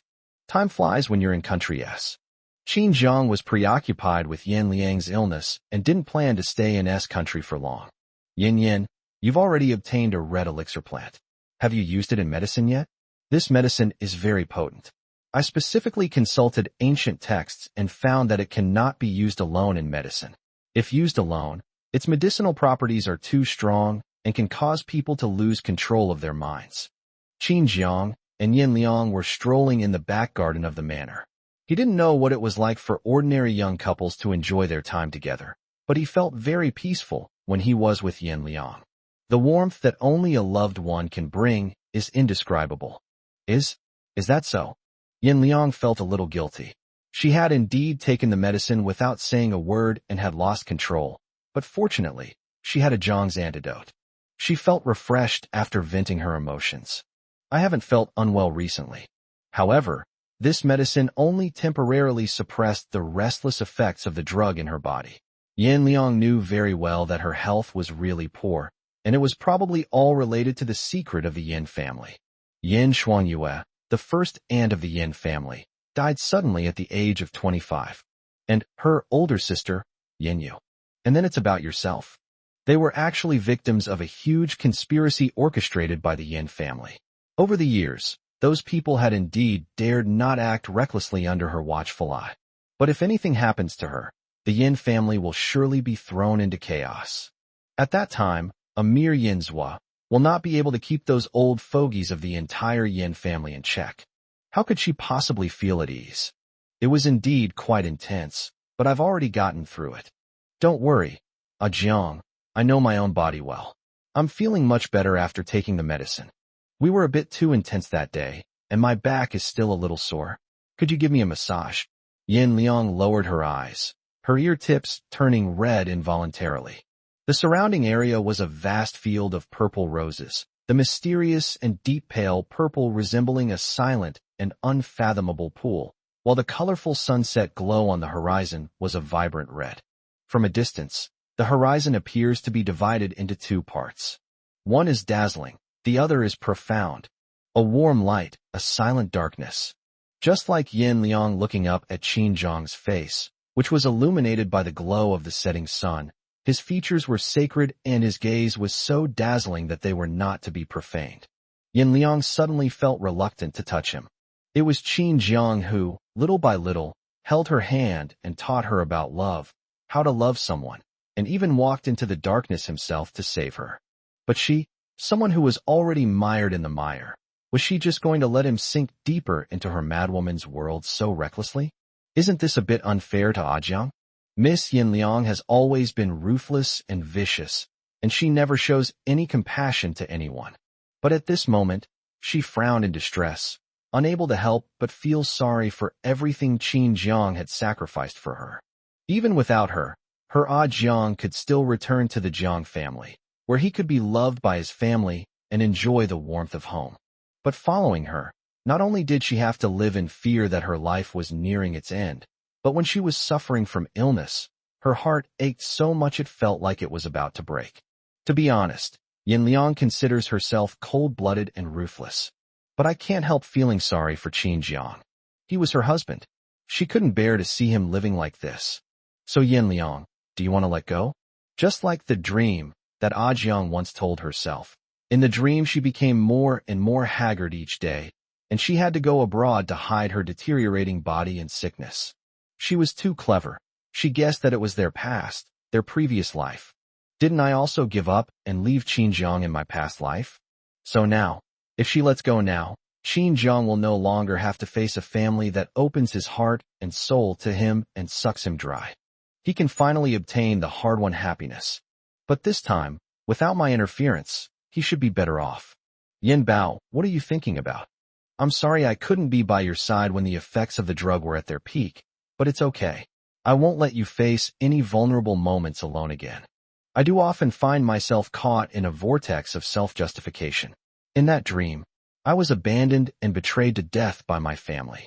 I resented the Qin family and hated them. It was as if my mind was being filled with hatred. So, I want to desperately prove that my abilities are not to be underestimated, that I am the most powerful person in the Qin family, and that they are blind to my worth. But life is my own. I've realized now that you are the most important person in my life. I shouldn't have sacrificed my own health and happiness for the sake of fame and fortune. Yin Yin, I'm sorry. I haven't fulfilled my responsibilities as a husband. Qin Jiang's heart tightened when he heard Yin Liang say that she had made it through. At that moment, he suddenly felt as if he was about to lose control of Yin Yin. It was as if the flower that haunted his dreams had withered just as he was about to grasp it. The feeling that he could barely hold on to it terrified him. The two sat on a bench, and Qin Jiang talked while patiently massaging Yin Yan's slender waist. Yin Yin is still too thin. She looks like a dandelion that is about to fall apart. As soon as the wind blows, every part of her body will disappear into the wind. It makes people feel like they can't possess or protect something. It's okay, Ah Jiang. Can you tell me why you never fell in love with me in that dream? Qin Jiang, do you really love me? Was it because her obsession was so deep that she left him with no way out, and she even committed suicide for him, that Ah Jiang, after being reborn, obediently stayed by her side out of guilt? If that's the case, then if Ah Jiang doesn't witness it with his own eyes when that day really comes, will he not be heartbroken? Upon hearing Yin Liang's words, Qin Jiang's pupils widened involuntarily. He was momentarily at a loss for words when it came to Yin Yan's question. He truly did not love the woman who sacrificed everything for him in his past life. But after his rebirth, the longer he stayed by her side, the more he could feel her burning love for him. A conflicted person like him actually needs a lover he can't shake off no matter what. Miss Yin Liang's possessiveness, her domineering attitude, and her constant protection of him have completely melted his heart. Of course I love you. Yin Yin, what are you thinking? It's just a dream, it doesn't count. I only believe in the present. I love you very much. I want to be with you for the rest of my life. I won't allow you to have any wild thoughts. If you really can't hold on anymore, I'll die with you. Yin Yin, dying for love is not an ancient myth, and I can do it for you too. So, in this lifetime, you can't push me away. I'll get angry. Qin Jiang angrily hugged Yin Liang tightly, but his heart was trembling with fear. They've been inseparable for so long. How could he not understand what kind of person Miss Yin Liang is? The young lady never engages in internal strife. The young lady is ruthless and decisive. The young lady is too possessive. However, the young lady's heart was gradually no longer as hard as it had been in her previous life.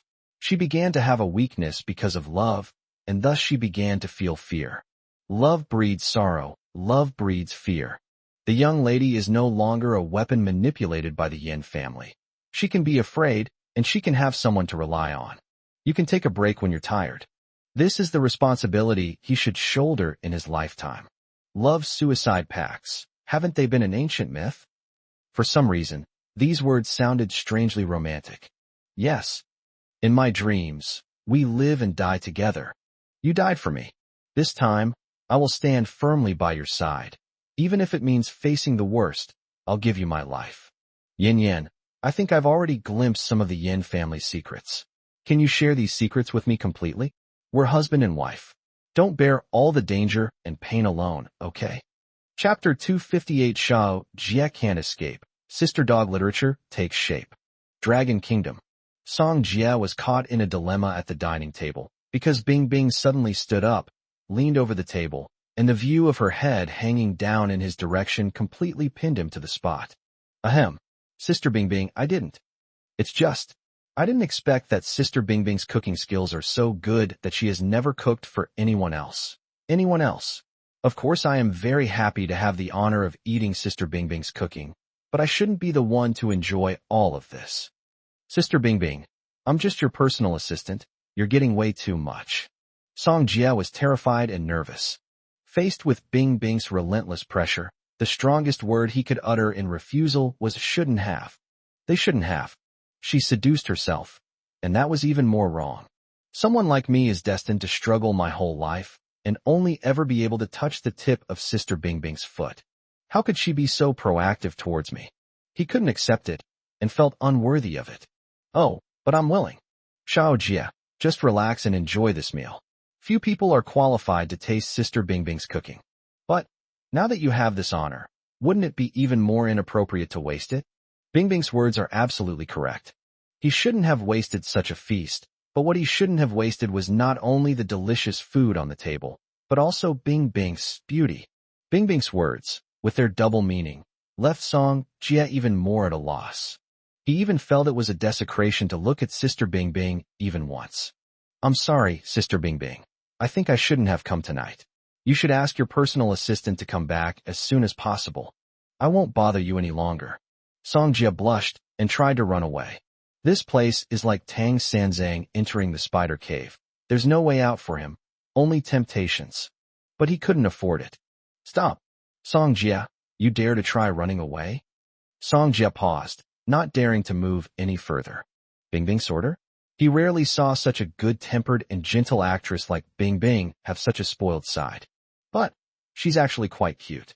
Sister Bing Bing, I really have something to do tonight. Song Jie couldn't help but want to call out to Brother Jiang, since Miss Yin wasn't in the Dragon Kingdom and neither was her son-in-law, Qin Jiang. Given Yin Bing's status, there's really no one who can stop her from doing whatever she wants in the Dragon Kingdom. Sit down. Eat. Yin Bing didn't give the man a friendly look again. This time, she casually sat up straight and stared at the man in front of her with great interest, her eyes filled with a dark and cold determination. Although Song Jie said no, his body language betrayed him and he obediently did as he was told. Song Jie. Spicy. My obedient appearance makes me look like a little puppy being manipulated by Sister Bing Bing.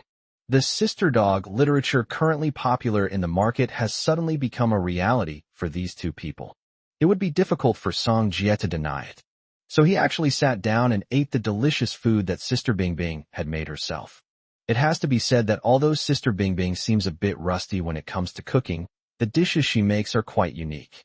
It has a unique flavor and tastes delicious. In the end, Song Jie silently ate 3 large bowls of rice. However, Bing Bing's aggressive gaze across from me did affect my appetite a bit. For no other reason than being stared at by her, Song Jie always had the feeling that Sister Bing Bing was going to feed him first and then devour him, her prey. Cough cough. I've already eaten. Sister Bing Bing, let me tidy up here. Where's my guest room? I'll go tidy up and go to bed in a bit. Yin Bing watched him eat with relish. Although as a female celebrity, she couldn't eat too much to maintain her figure. Seeing Song Jie wolfing down his food made her feel much better. I ate an extra punch's worth of rice compared to usual. The room is over there. It's the one on the very inside. I'm tired too. I'm going to wash up first. Shao Jie, you should clean up the kitchen and get some rest too. Bing Bing got up and stretched, her elegant dress swaying, adding to her graceful charm. Song Jie simply couldn't take his eyes off her. Song Jie stood up and was clearing the dishes, while Sister Bing Bing sat down. Such a stunning sight suddenly came into view. Wow. Awesome. Bing Bing's figure is indeed top-notch. No wonder she's a famous beauty in the entertainment industry. Her face and figure are both top-notch. But the more perfect she is, the more untouchable she becomes. Song Jie didn't dare to think too much and went to the kitchen to wash the dishes, thinking that tonight could finally be over. One blink, and I'm on Christmas Eve. But he had just finished washing the dishes and came out, intending to go to his room to take a shower. But just as he reached the door of the room, the bedroom door opened from the inside with a surprising tactile glimpse. Oh, Xiao Jie. I just finished showering, and I left the hairdryer in this room, so I came here specifically to get it. You don't mind, do you? Tonight, Sister Bingbing exudes a different kind of charm. With a graceful flick of her slightly damp long hair, her captivating eyes sparkle, utterly mesmerizing. She turned around unconsciously, and the scenery behind her was even more alluring. Her robe must be a designer dress. The high slit at the back reveals a glimpse of her bare, fair, and sexy back as her wet hair sways. The undulating lines of her back resemble a snow-capped mountain range. Her movements were slowed down in Song Jie's eyes, frame by frame, time stretched out infinitely. The imagination runs wild. Xiao Jie, my skirt is wet. What to do? Mian, thank you big white baby for the massage gift. Love you, moi. Thank you to everyone who sent Mian a gift, moi. Chapter 259. Bingbing's wish comes true. The young lady's concerns. Since things have come to this, perhaps we should just take it off? Song Jie responded to Bingbing's words without thinking, and said them without even considering the consequences. But after he said it, both he and Sister Bingbing were stunned. Bingbing was also surprised. How come Xiao Jie suddenly became so tough? TSK, but it really suits her just fine. Okay, Xiao Jie, do you see this bow behind me? Just a gentle tug. Yan Bing deliberately didn't continue speaking, leaving everything to Song Jie's imagination. She had witnessed too many entanglements in this world of fame and fortune. Even though she hadn't personally engaged in seducing and bewitching men, she was by no means an ignorant and naive girl. Song Jie stood there, his whole body turning bright red. A surge of electricity shot straight from the soles of his feet to the top of his head, leaving one with a vivid and suggestive image. Sister Bingbing, you're just curious about me. If you can only see that I'm from a completely different world after you take me and get what you want, then I'm willing to give myself to you. Song Jie stepped forward, his Adam's apple bobbing, as if everything in his mind was about to explode in an instant. If Sister Bingbing wants him. In fact, Song Jie knew very well that he was willing. Ultimately, as a grown man, he certainly wasn't at a disadvantage. However, if the relationship hasn't reached that point, and he rashly takes Bingbing as his mistress, he can't refuse if Bingbing asks him to take responsibility. Xiao Jie, you think that all I've done is just out of curiosity for you, right? Bingbing raised an eyebrow and turned around to stare intently at Song Jie, her cold and aloof expression like an unyielding river of ice and snow. Very good, you can sleep peacefully tonight. You can leave here tomorrow. I do have feelings for you, but if you keep belittling yourself like this, then I've lost the reason I initially chose you. Song Jie, you should be brave and fearless, and your feelings should burn like a raging fire, captivating and entangling people. But now, your retreat makes me realize I was wrong from the start. Ugh. Yan Bing used a feigned retreat to advance, taking a step back to create some distance between herself and Song Jie, then looking at Song Jie with disappointed, cold eyes. She liked the passionate young Song Jie. It was like seeing a beam of intense light that captivated her. But now, he has made her hesitate. Bingbing's words were like nails driven into Song Jie's heart. He avoided the kind of honor that ordinary people might pray for their whole lives, but never have. So what would Sister Bingbing think? Is she not attractive enough? Or does he dislike or despise her? Actually, none of that is true. It's just that Song Jie could never overcome his deep-seated inferiority complex. But Sister Bingbing is right. He should be in the age of youthful fearlessness and burning passion. Even if Sister Bingbing doesn't want him in the future, at least he burned for Sister Bingbing and gave his all for her. He will not regret it. Having figured all this out, the young man lowered his head and unabashedly wrapped his large hand around Yan Bing's slender waist. The skin was smooth and silky, delicate and soft to the touch, making him unable to put his hand down.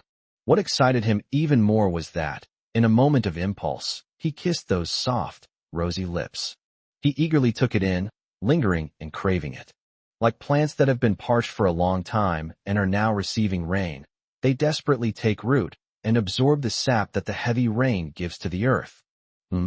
Yin Bing was stunned, but then a passionate look appeared in her eyes that was hard to look away from. She generously reached out and hugged Song Jie's neck.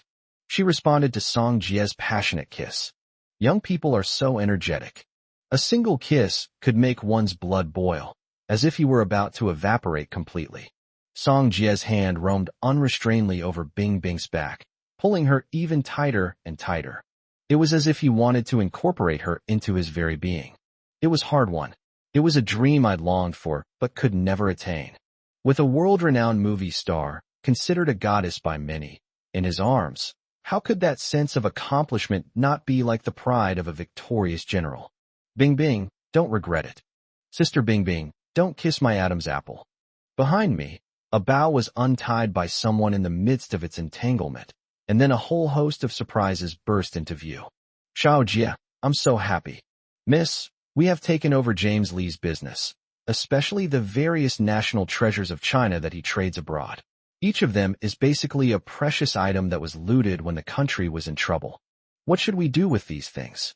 Zhou Ning stood in front of Yin Liang and, while Qin Jiang was away, made a point of reporting to the young lady some of the less than honorable deals they had made in private. Anonymous donation to the Cultural Relics Bureau of China. By the way, since James Lee is dead, let's hand over his semiconductor industry in G country to the Yin family conglomerate. This is a good opportunity to teach those international figures who still dare to look down on me. Yin Liang. Anyone who dares to try and make a deal with me should think twice before giving me a piece of their mind. Yin Liang sat in the main leather chair in the study, her dark red, slightly wavy long hair draped over her shoulders. The woman's bright red lips curled up casually, and her strange, cold eyes locked on his Zhou Ning, like a bewitching demon queen about to suck his blood. She was so beautiful, yet at this moment she possessed a breathtaking, eerie, and stunning beauty that was impossible to look away from. But Zhou Ning only felt terrified. Clearly, not long ago, the young lady was nestled in her son-in-law's arms, vulnerable and tender. Doesn't he deserve to witness the young lady's gentle side as well? Yes, Mr. Liang. Mr. Liang, I've already contacted your attending physician, Mr. Tracy, in the U.S.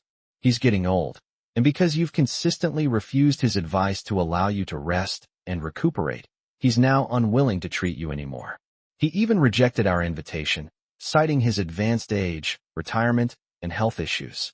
However, it is said that his granddaughter inherited his medical skills and is now a top-notch doctor in the United States. How about you? Make do with this. As Zhou Ning spoke, he couldn't help but secretly worry for the renowned doctor, Mr. Tracy. Of course, the young lady's affairs are all important matters, and she has never compromised on them. Sure enough, the next moment Yin Liang rested her chin on her hand, her slender fingertips tucking a strand of dark red hair from her cheek, swirling it between her fingers. Her deep eyes suddenly turned cold, and her face became tinged with a terrifying, sickly color.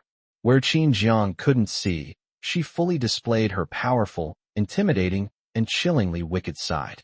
Oh, his granddaughter is indeed a renowned doctor. Do you think if I cut off one of his granddaughter's hands and presented it to him, it could cure his old age and atrophy? Hey, this is a really interesting idea. Why don't we go to the U country for a trip this time? Yin Liang's eyes were alluring. Her red lips curled upwards, revealing her true nature.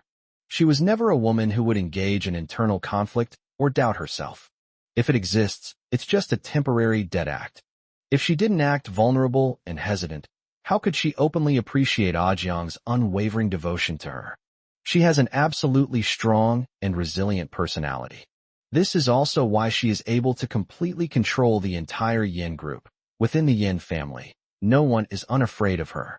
Even if you're tempted to do something, you should think about the consequences of offending her, like being beheaded. She is the most terrifying, stabilizing force of the Yin family conglomerate to date. Mr. Liang, the situation in the U country is not peaceful right now. If you are going there, perhaps I should send some more Yin Wei. Logically speaking, Yin Wei, specially trained by the Yin family, a conglomerate, is spread all over the world, with businesses and bases in almost every country. Wherever Miss Yin Liang appears, the guards there will always step forward to protect her. But the U.S. has always been an exception. The United States is a very strange country. It is located in a remote area of the world, and is even an island nation surrounded by countless archipelagos. Moreover, compared to a chaotic and lawless country like S, its politics are remarkably strict. The United States has a strict immigration policy and rigorously checks the identities of all incoming immigrants. It is also the place where countless wealthy people around the world are most willing to put their assets in U.S. bank savings. But here, the Yin family conglomerate still has its businesses deeply rooted. Even more, industries that even the Yin family conglomerate couldn't touch were controlled by a family that Yin Liang knew extremely well. That is the core birthplace of the organization. The island that Yin Liang fought his way out of a pile of corpses is located in a reef area in the high seas outside the border of the United States. No need. Zhou Ning, I don't know if taking Ajong to the U.S. was the right decision. Yin Liang's voice was unusually tinged with hesitation. Young miss, your decision is the best arrangement. Your son-in-law is just Qin Jiang, an ordinary young man who has never been to the U.S., so you don't need to worry about it. Chapter 260. The young lady is homesick. No, I can't shake this feeling of unease. Since I'm currently protected from the illness by the red elixir, I might as well return to the Dragon Kingdom first. Going abroad is easy. Going to the U.S. is easy too. It's just a business trip. What Yin Liang feared was that secret that kept her awake at night. Young miss, please stop torturing your health. Mr. Tracy said last time that if your body remains healthy for the next 3 months, you're already pushing your life force to the limit. And now you want to back out? How can you do this? When Zhou Ning saw the young lady resting her chin on her hand, he was surprised to find her looking rather adorably dazed. For a moment, I didn't know how to persuade the impulsive young lady. He helplessly tried to persuade her in a low voice. Unfortunately, the young lady's decision left no room for negotiation. It's all right, Zhou Ning. Aren't there 2 red elixir knots in this world? Mom is also trying to find a solution for me. I think I can hold on for a while longer. It wasn't that Yin Liang was afraid of death, but rather that even Mr. Tracy said he wasn't very confident about a complete cure, and the treatment would be lengthy and complicated. In the meantime, those old fogies from the Yin family conglomerate would inevitably start making a fuss again. Most importantly, she finally won Ajong's love. She didn't want to get involved in this potentially fruitless treatment experiment before she had even had enough of Ajong's affection. Moreover, to date, not a single member of the wealthy Yin family has survived this curse of the 25-year-old. She didn't want to try, and was even more afraid that she would fall into a permanent sleep. Yin Liang, I really want to accompany Ajong for a peaceful and tranquil time in good health and a healthy state. Despite her ruthless and decisive nature, Miss Yin eventually succumbed to fate and began to fear losing everything completely due to death. This was the first time she had ever been so indecisive. It was also the first time she had been so gentle and peaceful. In Zhou Ning's eyes, he was surprised by the young lady's change, but also pleased with it. Yin Liang began to say the word mom, a term that was once unfamiliar to her. She didn't call her Madam Yin, Su Jiayu, but rather Zhang's mother. That gentle and simple woman. The way she embraced her family and gave off a warm and comfortable feeling was something Yin Liang had never experienced in the Yin family. It's like when she's been wronged outside, she can go home and snuggle into her mother's arms and have a good cry.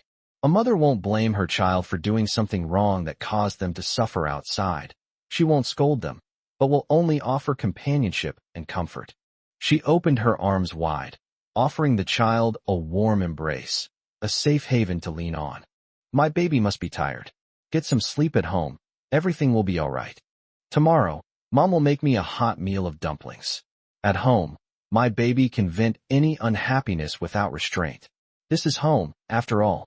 In front of family members, it's only natural to show your true self without restraint.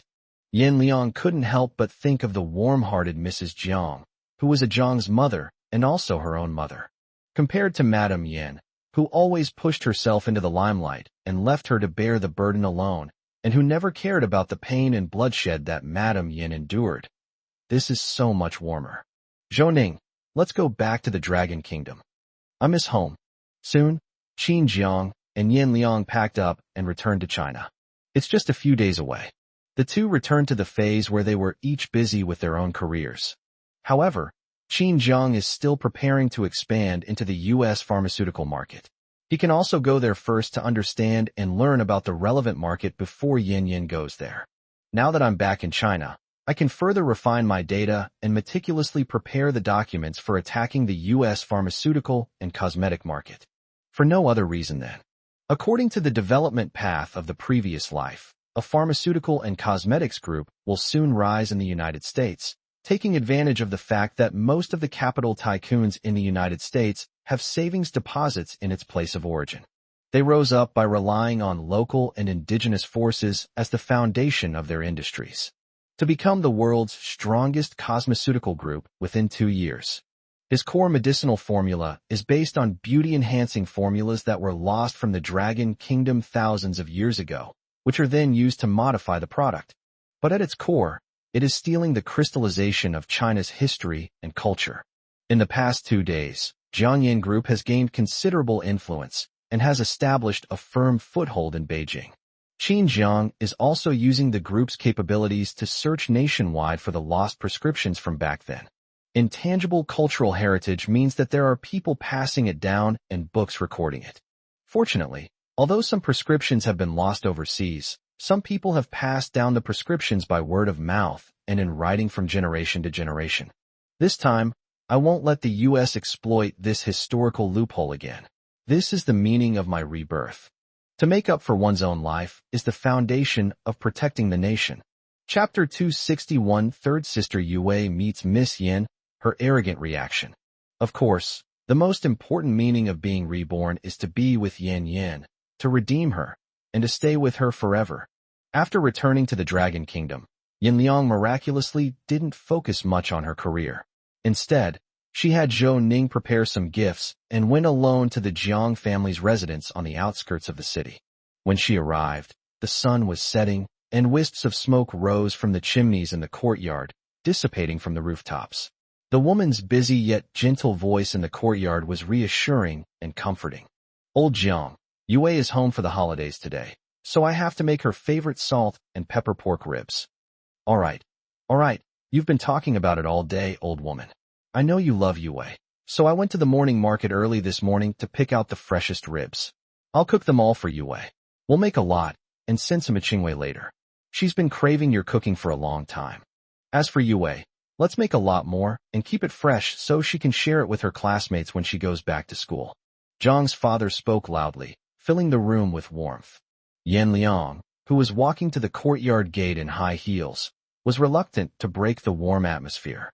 She really rarely experiences such an ordinary yet heartwarming life. Thanks to Jiang, she was able to have such warm and simple parents. For a moment, she stood at the door and couldn't help but have second thoughts. It seems inappropriate for her to appear at this time. She would disturb the peace of the Jiang family. Moreover, she had heard that Jiang's mother had indeed left Beijing to go to her hometown, which had long been forgotten, to search for the red elixir. That is, I heard that she doesn't need it for the time being, and her youngest daughter Jiang Yue's birthday is coming soon. Jiang's mother dotes on and warms each of her children to the extreme, so she naturally doesn't want to miss her child's birthday.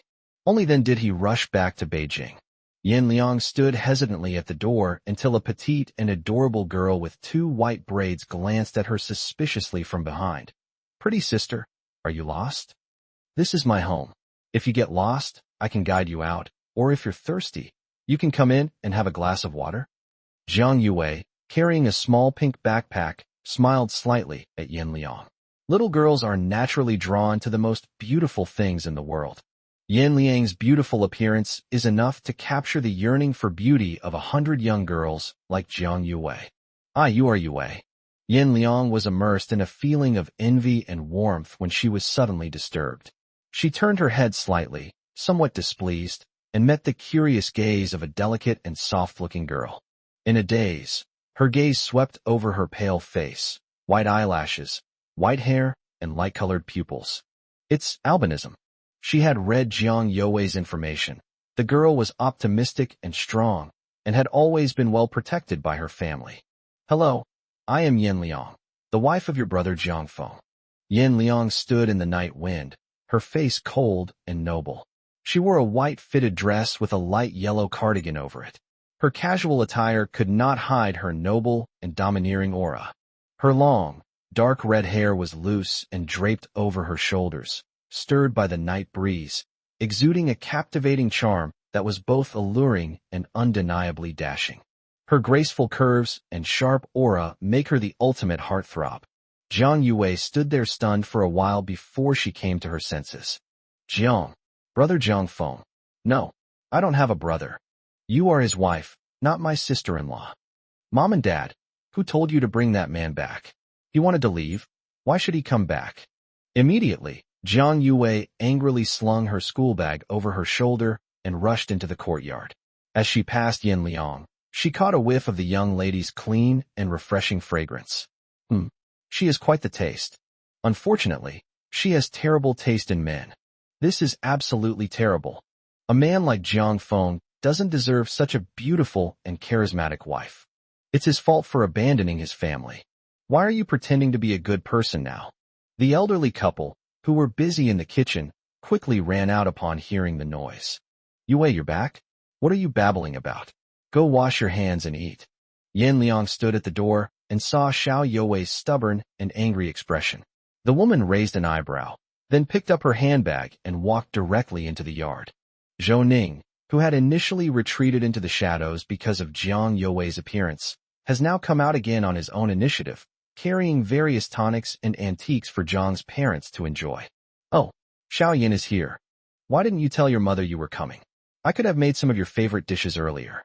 Look at me. I'm almost running out of time to prepare. Old Jiang, hurry up and take the beef out of the fridge. I'll make Xiao Yin some stewed beef, Ah Feng's favorite. I'll invite Ah Feng back for dinner later too.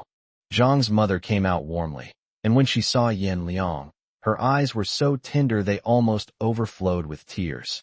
Her affection for Yin Liang was so intense, an affection that couldn't be faked and that touched people's hearts the most. Dad, Mom, we apologize for disturbing you so suddenly. This must be Ah Feng's younger sister. Youwei, right? I happened to be on a business trip to S country with Ah Feng during this time. Ah Feng said that little Youwei likes all kinds of sparkly gems. Your brother even played games and won a lot of gem pendants for you. I just got back to China, so I specially delivered them to little sister Youwei on Ah Feng's behalf. Yin Liang walked confidently into the courtyard, and Zhou Ning and several bodyguards behind him carried in gifts of all sizes, piling them up at the entrance. Following Yin Liang's introduction, Zhou Ning also opened a gift box. Inside were indeed all sorts of sparkling crystal stars. They didn't look particularly expensive, but the effort put into them was commendable. What's even better is that this is something little Jiang Youwei likes, and Jiang Feng, as her older brother, has always remembered it. He even prepared a gift for her. Jiang Youwei suddenly noticed these trinkets, paused for a moment, then turned her head away, feigning disgust. Humph, who cares about these broken stones? Besides, I'm all grown up now. Who would still like these worthless things? Jiang Youwei was sulking, and even her back to Yin Liang exuded a sense of grievance and unease. Yin Liang had already investigated everyone in the Jiang family. Naturally, he knew everything about Jiang Youwei. For example, Jiang Youwei's birthday is coming soon, and as her sister-in-law, she has already bought her an English-style manor. The buildings there are designed to resemble princess fairy tales, including a pink castle whose interior is a one-ton replica of the fairy tale's furnishings. I think Youwei probably won't like these crystal stars anymore when she grows up. So, your sister-in-law has prepared some jewelry that only women like for you. I just packed a box of it in the warehouse. Youwei, do you see any you like? Yin Liang wasn't deliberately trying to please Jiang Youwei. It's just that this is the only trick she has when it comes to winning people over. That is, throwing money around like crazy. In any case, Yin Liang does have significant flaws in social interactions. She can be stern and angry with her subordinates, and even those who offend her can be beheaded in an instant. Even a woman like her, having a home and a place to call home, couldn't help but want to maintain it all. even if it's the same as with Qin Jiang before, a combination of soft and hard tactics. Right now, it's time to take a softer approach. If Jiang Yue continues to be ungrateful, should she tie Jiang Yue up like she did with a Jiang in the past? But why did she tie her up? And there's no need to do what she wants to do. For a moment, Yanliang really had a headache dealing with this stubborn little girl. Yu, how are you so rich? Tell me, my brother. No, Jiang Feng, is this bad guy with you for money? Sister, let me tell you, Jiang Feng is definitely only trying to curry favor with you for money. You're so beautiful and generous. Don't let him get his way. Chapter 262 Breakup with Jiang Feng. The young lady's face changes drastically. A woman as beautiful as you. What kind of man couldn't you find? Why did you have to fall for Jiang Feng? Jiang Yue looked disdainful, and her puffed-up face made Yin Liang want to reach out and rub her head, and then poke her puffed-up cheeks. Yue, how dare you talk to your sister-in-law like that? I finally found your brother, and your brother is even more fortunate to have one Xiaoyan's heart. This is a happy and wonderful thing for everyone. So stop being so stubborn. Jiang's mother stopped Jiang Yue from making outrageous remarks in time. He then pulled Yin Liang into the house and made all the bodyguards come in and sit down without saying a word. He then went to the kitchen with a smile to cook a feast to celebrate the arrival of his youngest daughter and daughter-in-law. This was the first time the group of bodyguards had the honor of sitting at the same table with the young lady. If it weren't for the young lady's deathly glare when Jiang's mother pulled them to sit down, they wouldn't have dared to disobey. But after sitting down, they only felt that they were closer to death. The bodyguards. Oh my God. Money is hard to earn, and life is tough. The young lady's orders were not to be disobeyed, but the little girl's reckless chatting made them wish they could find a hole to crawl into immediately. Pretty lady, why don't you break up with Jiang Feng? I have a wide network of connections. I guarantee I can find you a whole bunch of boyfriends who are much, much younger than him, and in much better physical condition. As Jiang Yue spoke, she felt that she had found another opportunity to trip up Jiang Feng, so she secretly aligned herself with Yan Liang. Oh, but I just like him as a person. Anyone younger than him is out of the question, and anyone more capable than him. I have never seen anyone like him in the world. Yan Liang calmly sipped her flower tea, while Jiang's parents busied themselves in the kitchen preparing dishes. Yan Liang gave Zhou Ning a look, and Zhou Ning immediately understood and asked a five-star chef to go on a business trip to earn extra money. However, Jiang's parents are now exceptionally enthusiastic. They can't stay idle at all. This gave Yan Liang and Xiao Yue an opportunity to spend time together. Huh? What? Miss, you seem to be quite wealthy. How come you haven't seen better men? What's so great about Jiang Feng? He's willing to sacrifice anything to get back into the Qin family and cultivate good relations with those people there. He's utterly degrading. He has no idea how much that kind of behavior is. How pathetic and infuriating. Why do we have to desperately try to please the Qin family and ignore the Jiang family? Is it just because the Jiang family is poor? Jiang Youe's entire childhood was supported by Jiang Feng. She had a persistent high fever, and her family was short of money, so Jiang Feng went to work at an illegal internet cafe. However, he was too young at the time, although he was very skilled and reliable at playing and repairing computers. However, the internet cafe owner, taking advantage of his age, deliberately exploited him by not paying him enough wages. Even so, Jiang Feng could eat bread outside on his own. I will definitely bring Jiang Yue a fragrant and soft cream cake when I get home. All right, kid, why are you crying? Your brother's here. Little brat, remember this. Your brother is like a mountain, protecting you and your older sisters no matter what.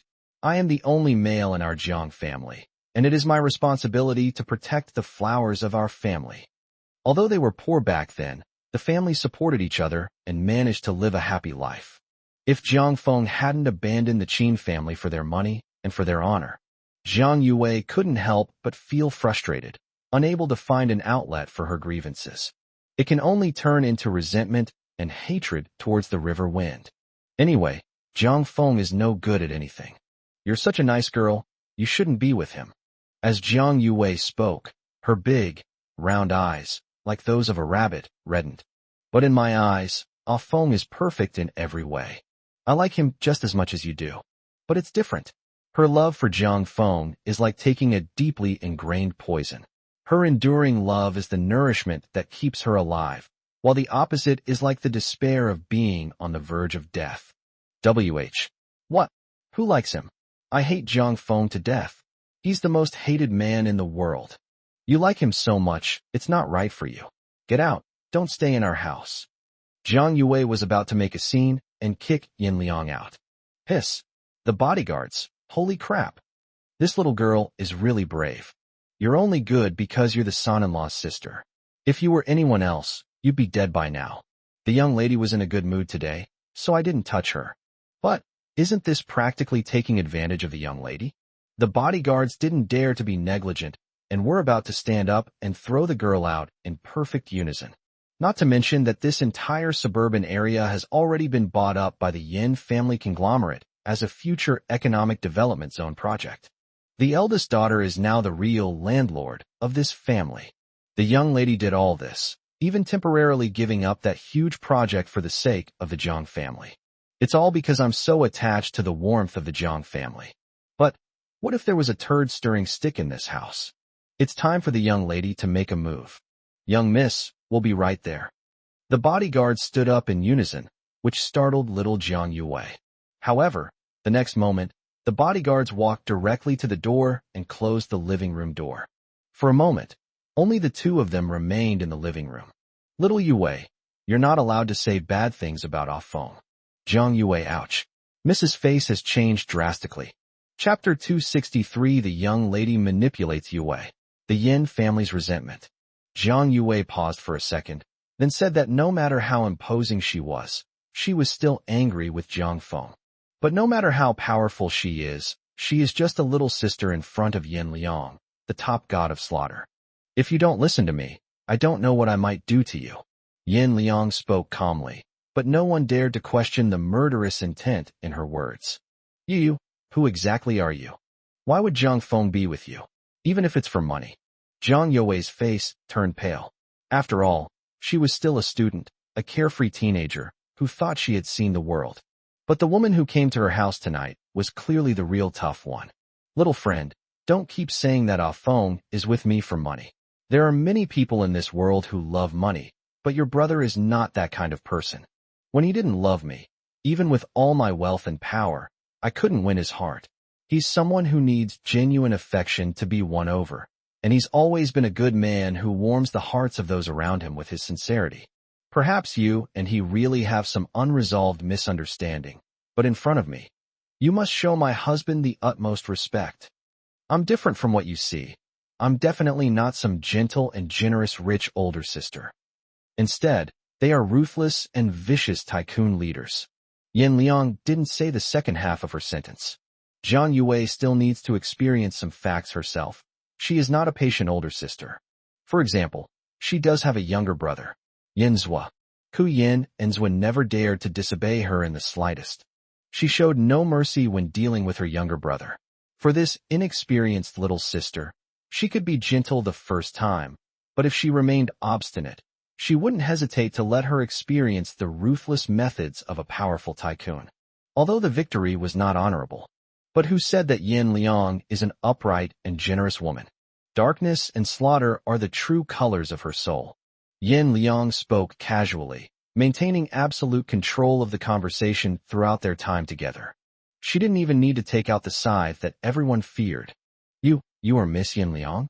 Jiang Feng only got his current position by currying favor with you. How is that any different from how he used to curry favor with the Qin family? Miss Yin Liang, you are indeed someone that ordinary people cannot afford to offend, but I, Jiang Yue, am not afraid of you. Jiang Yue's eyes were filled with deep gloom, and when she looked up, her innocence and sullenness in front of Yin Liang just now seemed like a performance. At this moment, she was stubborn to the core. He even dared to talk back to Yin Liang. The bodyguards standing guard at the door were all secretly worried for this stubborn young lady from the Jiang family. Wow, you're so young, like a newborn calf unafraid of a tiger. If you're going to die, go for the scariest one. Yeah. Yin Liang's lips curled into a faint smile, and just looking directly into Jiang Yue's eyes was enough to send chills down one's spine. The next moment, She suddenly leaned closer. A hand deftly grabbed Jiang Yue by the neck. This little one is being disobedient. She really needs discipline. Yin Liang lowered her eyes, her gaze like a sharp blade, seemingly able to pierce through all pretense, look directly into people's hearts, and probe and expose any secrets. Tisk, Charlie can't control you, so I have to do it myself. Yin Liang slowly moved her hand, which was gripping Jiang Yue's neck, upwards, and then grabbed Jiang Yue's chin. Her breath was as soft as silk as she spoke, and her tone was as gentle as water. But this was the sentence that struck Jiang Yue's heart most directly after the two of them faced off. Her heart even tightened sharply. At this moment, I felt that the woman in front of me, who was pretending to be gentle and kind, was indeed as wicked and vicious as the rumors said. You. Immediately, Jiang Yue recoiled as if she had seen something extremely terrifying, her pupils dilating in shock. She was met with the young lady's sticky, gentle, and generous gaze again. But this time the fear hidden in that gaze was enough to make Jiang Yue dare not continue to court death. Little Yue, what are you afraid of? I'm your sister-in-law, you know. I've been so good to you. Don't be so stubborn. Yin Liang leaned down, her eyes like a dark abyss, seemingly containing the thickest malice in the world. Jiang Yue. He has already behaved himself. Oh dear, look at me. I've been busy in the kitchen and haven't had time to make tea or cut fruit for you yet. Xiaoyan Mom.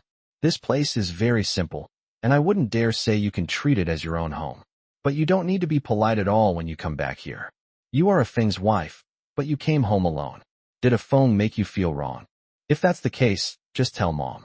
Mom will definitely give Ah Feng a good talking to and call him back to teach him a lesson. Let's get revenge for Xiaoyan. Zhang's mother had been busy for a while, still wearing an apron around her waist. She was a simple and honest person, and only now did she realize that leaving Xiaoyan hanging like this might make her overthink things. He quickly pushed open the door and went in, greeting Yin Liang. Yin Liang had long been accustomed to fear, apprehension, and obsequious gazes elsewhere. Even her own mother, Su Jieyu, could not truly treat her as an ordinary person. But everyone said that Madame Jiang was so lovesick for her son that she had gone mad. It was precisely this somewhat confused yet deeply loving gaze that Yin Liang had never seen before. She really liked the atmosphere of this ordinary family. It warmed her heart. It also allowed her to truly relax and stop feeling like a rat in the gutter, despicable and lonely. Mom, Ah Feng treats me very well. You and Dad don't need to busy yourselves in the kitchen anymore. I've already had someone call a chef over. We'll prepare a delicious meal for Yue today. Zhang's mother pushed open the door, feeling somewhat uneasy. Yue had always harbored resentment towards her brother. The little girl doesn't remember much. When she was little, she loved following Ah Feng around like a little tail, playing and laughing happily. Ah Feng also dotes on this little sister. However, the closer their relationship was, the harder it was for Yue to accept Ah Feng's departure. Excessive longing can turn into resentment over his not coming back to see them, which takes root in their hearts and is hard to heal. As a mother, she understands Xiao Yue's feelings. However, now that Ah Feng's wife Xiao Yan has come to visit, she knows that Xiao Yan's gentle and generous nature will not hold a grudge against Yue, so she can go about her business with peace of mind. But I still have some worries in my heart. To her surprise, when she opened the door, she was greeted by an excessively harmonious and beautiful scene. Xiao Yue obediently pouring tea for Xiao Yan. For a moment, Zhang's mother was quite unaccustomed to seeing Jiang Yue so obedient and well-behaved. That won't do. Of course, the chef's food is better than Mom's, but it's never quite the same as Mom's. Xiao Yan, it's rare for you to come home, so of course you should eat your mother's cooking. Look how thin you are. I'll have to make some soup for you tonight to help you recover. Zhang's mother greeted her with a smile, the night breeze caressing her fluffy hair. Yin Liang looked up and, for some reason, felt a deep chill run through her heart. Does it taste like Mom's cooking? It seems she tasted it when she was very, very young. Thank you, Mom. Yin Liang couldn't help but be moved. She always had a habit of hiding her true nature, but when someone knocked on the door of her heart with love and warmth, she would think, maybe she could also live an ordinary life. Xiao Yan, we're all family, No need to thank me. Ah Feng is really something. He's so busy with work that he doesn't even have time to spend with you. I have to give him a good talking to. Zhang's mother kept talking, but her eyebrows and eyes were full of doting love for her children. Yanliang loves this home very much. It's not big, but it's warm and simple. It was like two inverted worlds compared to the world she lived in. Mom, why do you talk about your son like that when I'm not around? Wherever my wife is, I naturally have to be there too. Don't you know I'm a walking henpecked husband? Qin Jiang strode into the Jiang family's courtyard. He had just finished work and originally planned to go home and bring Yin Yin along. But when he returned to Liangyue Manor, Yin Liang was nowhere to be found. I called Jiang's father and found out that my wife had gotten home before me. And most importantly, Yue is here tonight too. He knew that his wife had never really liked Yue before because of his excessive attention and care for her. This time, he was also worried that something might happen between his wife and sister. Upon receiving the news, he rushed back in a flurry. "Uff, you're such a smooth talker. All right, tonight we're all family together, so Mom has to show off her cooking skills. You stay here and keep your wife and Yue company. Mom will make your favorite braised pork ribs. It's been a long time since I've seen you two siblings. When you were little, your sister loved salt and pepper pork ribs, and you loved braised pork ribs. I think you two are obsessed with pork ribs." When the topic of the unresolved issues between Yue and Jiang Feng came up, Jiang's mother tactfully eased the awkward atmosphere between the siblings who hadn't seen each other for a long time. After saying that, Jiang's mother left the space to the brother and sister she hadn't seen for a long time. "I'm busy in the kitchen now." Qin Jiang touched the tip of his nose, then awkwardly sat down next to Yin Liang, gently taking her hand in his. He asked nervously, "Yin Yin, why did you go home alone without telling me? Is there something wrong with you, or is there something I did wrong?" Qin Jiang's immediate concern for Yin Liang upon sitting down successfully sent a chill down Jiang Yue's spine, who already harbored resentment towards Jiang Feng. "Oh, brother? He's long since become someone else's lapdog. This kind of man doesn't deserve to be her brother.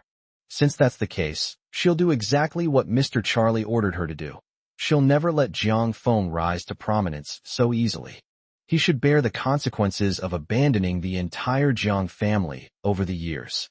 Instead of thinking that just because they have Miss Yin Liang by their side, they can have a smooth life. Yes, I want to come back and see Mom. I'm coming." Another point is that today is actually Madame Yin Su Jieyu's lunar birthday. She remembers from her childhood that her mother's birthday was usually celebrated twice.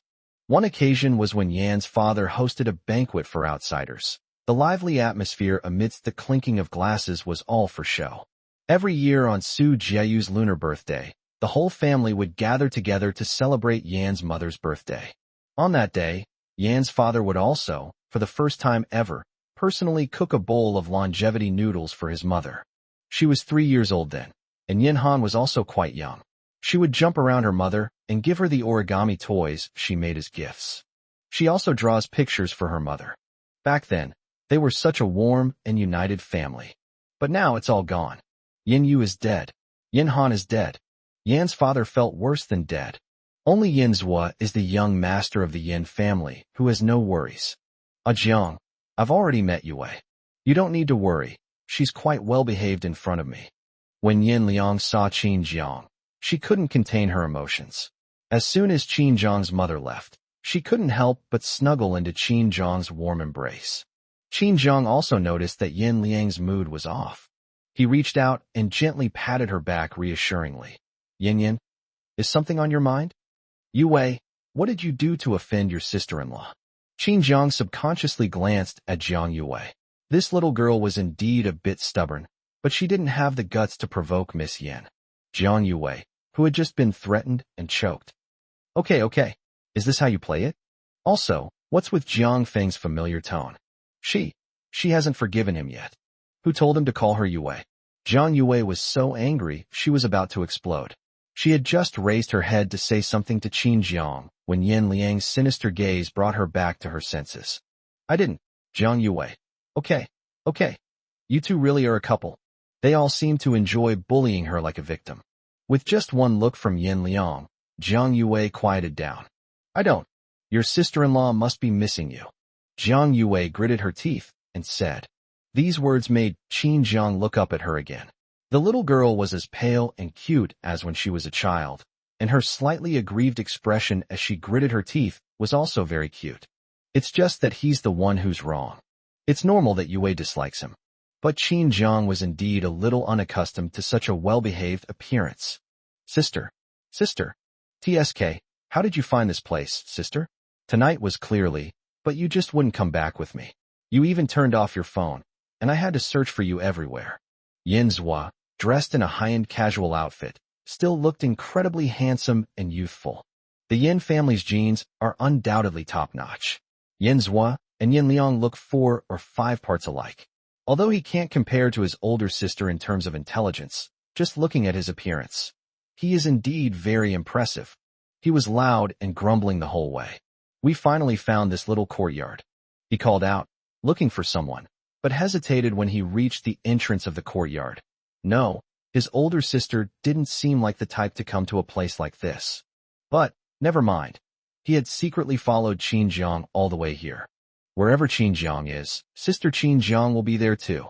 Sister. YANDERE howled like a wolf again. Yin Liang sat in the main hall, her brow furrowing slightly. Zhou Ning. Go drag him in and beat him until he cries. Jiang Yue. No, isn't that Miss Yan's younger brother? So this pretty young girl got a beating? So it seems that her sister-in-law was only threatening and intimidating her, which is actually quite gentle in comparison. Chapter 264, YANDERE clings to a powerful figure. His connection with the little devil Yue. Unaware of the situation, YANDERE was still cursing and jumping around outside the door, acting as if he would give any dog on the street a good beating. No, there's murderous intent. YANDERE stepped into the small courtyard, and as soon as he entered, he carefully retracted one of his long legs. Sure enough, the next moment, Zhou Ning's familiar tall figure appeared, looking so radiant. Before YANDERE could think any further, he instinctively took off running. After being disciplined so many times, he'll activate his self-protective defense mechanism and start running away whenever the atmosphere gets tense. However, just as he was about to escape, the door behind him was automatically and swiftly closed by the bodyguards that Yin Liang had brought. Young Master YANDERE, the young lady you're looking for is in the inner room. But she ordered. You're too noisy and need to be beaten until you cry. Zhou Ning was eager to get started. He was all too experienced in dealing with YANDERE, the young master. No, don't rush to punish me. I need to find my older sister. I really need to talk to her about something. YANDERE shouted anxiously, and Zhang's mother poked her head out from the kitchen. Who? Who is this? Zhang's mother was a little confused and found YANDERE's uninvited arrival strange. However, upon closer inspection, the boy did resemble Xiao Yan somewhat, so he must be a relative of Xiao Yan's family. As Zhang's mother was still wondering, YANDERE rushed towards her, crying. The young master had always been shameless in front of his sister, and at this moment he didn't care about anything else. Mom, you must be my older sister's mother-in-law, right? Qin Jiang is my brother-in-law, and his mother is my mother too. Mom, you don't mind if I call you that, do you? YANDERE is handsome and has a smooth tongue. Even among the most dissolute young men in the capital, he is a beloved figure among the wives of every household. Oh my, you're Xiao Yan's younger brother? Zhang's mother was stunned for a second. She saw that Xiao Yan's bodyguards were all quite respectful to the boy in front of them. Judging from his age, he was about the same age as her own Yue, probably just coming of age. He was quite a lovable little boy. This reminded her of when Ah Feng was 17 or 18 years old, when he had just left her and the Zhang family. That was also the age when she lost the ability to take care of Ah Feng. Seeing YANDERE like this, I felt even more affection and fondness for him. Zhang's mother gently patted YANDERE's head, took his arm, and patted it lightly. Her kind and gentle appearance made YANDERE freeze on the spot. The cunning young master of Beijing was at a loss for how to face such a heartwarming scene. Yes. YANDERE stammered a little, looking down at the woman whose face was already etched with wrinkles. But she looked really beautiful when she smiled, and the tenderness in her eyes was so real and pure. At that moment, he seemed to understand why his older sister had come here on this day. Perhaps they were also looking for a temporary safe haven. It's a safe haven, but also a safe haven from madness. If we continued living in the Yin family, everyone would be crazy. There wouldn't be any normal people among us. My name is YANDERE, and I'm Yin Liang's younger brother, his biological brother. Humph, no one can sow discord between the siblings. They are siblings who are related by blood. As for the eldest brother Yinhan, he only has himself to blame. Everyone who is against my sister is a bad person. Then how about I call you Xiaozhua? Zhang's mother remained as gentle as ever, causing Yanzhua to subconsciously nod obediently. Good. Yanzhua nodded. For some reason, the maternal scent emanating from Zhang's mother was irresistible, even to people like them. This is probably a special kind of magnetic field. Even the most irritable person will automatically become gentle and fond of a warm person like Zhang's mother. Xiaozhua, is there anything you'd like to eat? This is your first time visiting Andes, and I don't have much to prepare for you. How about I make you something delicious?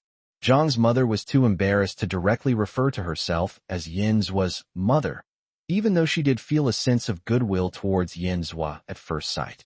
I especially like boys his age. I want to eat braised pork. Yanzhua's ears couldn't help but turn slightly red. He then scratched the back of his head and spoke somewhat shyly and awkwardly. His appearance was truly astonishing to Zhou Ning. However, in this respect, young Master Yanzhua is indeed very much like the young lady. They all yearn for a gentle and warm family. They are also people who can't resist warmth. They all came from the same cold-hearted and mad Yin family, and they all long to feel the redemption of family affection. However, they could only let themselves drift in a dark world without redemption. Also, I want to call you Mom. If my older sister calls you Mom, then I have to call you Mom too. Young Master Yanzhua couldn't help but speak up arrogantly, as if he had learned it all from his older sister, and that he wasn't trying to claim kinship. Seeing how much Yanzhua liked her, Zhang's mother was naturally in a good mood and readily agreed with a smile. Okay, Xiaozhua can call me whatever you want. Mom, then please take me to see my older sister. If my older sister hits me, you'll have to protect me. Yanzhua called out the name so smoothly, and then immediately clung tightly to Zhang's mother, as if she were his lifeline to protect himself. For no other reason than that, as soon as he came and clung to Zhang's mother's leg, Zhou Ning and the others all obediently refrained from coming forward to grab and beat him up. This alone is enough to show that Zhang's mother holds a very special place in the older sister's heart, in addition to the information he had previously researched. The elder sister gave the Jiang family a lot of money and even specially suspended the development plans in the vicinity, all for the sake of the Jiang family. Even his own younger brother doesn't receive this kind of treatment. What nonsense are you talking about? Xiao Yin is so gentle. Why would she hit you? She must be just playing with you. Come on, Mom will take you inside. Zhang's mother thought Yanzhua was just joking with her. She thought that Yanzhua was such a gentle girl, and that she was probably just a little strict with her younger brother. So, Yanzhua finally managed to enter the main hall after clinging to Zhang's mother's leg. Xiaoyan, your little brother Xiaozhua came to our house. It was such a lively evening. Mom is really happy today. Thank you for coming back to spend time with me. Zhang's mother was overjoyed and enthusiastically pushed Yanzhua to sit down opposite her older sister. Yanzhua instantly felt like she was sitting on pins and needles. Okay, Mom will go and make some braised pork that Xiaozhua likes. I'll have your dad bring the cooked dishes up first. We're all family, so don't be shy. Try Mom's cooking first. Zhang's mother smiled, and the happiness radiating from her was infectious to everyone present. However, Zhang Yue was the only one isolated from this atmosphere. She is not happy at all right now. Moreover, when she saw Yanzhua being led into the house by her mother, her clear eyes blinked brightly, and she was about to explode. Mom, why is he here in our house too? What's wrong, Yue? This is Xiaozhua, your sister-in-law's younger brother. We're all family, so you mustn't be rude. Now that you're the little master of the house, you have to take good care of everyone from mommy and daddy. Zhang Yue was still in a state of agitation. She looked up and met Yanzhua's eyes, which narrowed slightly, and then suddenly lit up. Yanzhua slammed his hand on the table. Hiss! You little white-haired thief. Tell me, where did you hide the USB drive containing the real estate development data for the new urban area that you stole from me? That USB drive isn't mine. That USB drive isn't yours. The two men slammed their fists on the table in unison, displaying a fierce and impassioned atmosphere, as if they were about to engage in a fight. Yin Liang and Qin Jiang sat at the table, their gazes sweeping over their younger siblings with a cold and authoritative air. Sister, that USB drive was given to me by my brother-in-law for business purposes, information on how to help Jiangyin Group acquire land. I'm your brother. If you won't let me get involved in your career, then I'd like to do my part for my brother-in-law. Yin's attitude softened instantly, and she looked aggrieved. Jiang Feng, I'm not going to let you have your way. So what if you took the USB drive? Jiang Yue pouted and stubbornly raised her chin. In an instant, Yin Liang and Qin Jiang understood that the two kids had met before and even had a misunderstanding over a USB drive containing information from Qin Jiang. Yin Liang looked at Yin Zhua, realizing that her familial ties were actually quite shallow. But Yin's feelings for her were always intense and straightforward. Fine, I'll spare him a beating. The child has grown up and become sensible. Zhua, I'll give you an extra 100 million in pocket money this year. You can use it for investments or entertainment. You are my brother. The Yin family's money is more than we can spend. If you want to invest in the industry you like, we are not afraid of losing it all. You can squander it all if you want. In short, as long as your older sister is here, you don't need to worry about having nowhere to shelter from the sun or rain. But in the end, she couldn't protect Yin Zhua for a lifetime. Fortunately, she had created an independent foundation for Yin Zhua early on, so that even if things changed in the Yin family in the future, her younger brother, who had never been involved in the core circle of the Yin group, was unlikely to be severely affected. Qin Jiang looked at the little girl in front of him, and he could see a hint of grievance in her stubborn expression. All right, go ahead and try to trip up your brother. But going to find Azwa is indeed a bit dangerous. His bodyguards are Yin Wei from the Yin family. What if they hurt you? Qin Jiang's gentle, older brotherly tone inexplicably made Jiang Youwei's nose tingle slightly. Humph. She would never believe Jiang Feng again. She will never trust Jiang Feng again. He's so annoying. He's the person she hates most in her life. Why should I act like a good person and lecture myself? Jiang Feng. Her real brother Jiang Feng has long since disappeared. I don't need your help. Jiang Yue stood up angrily, wanting to leave.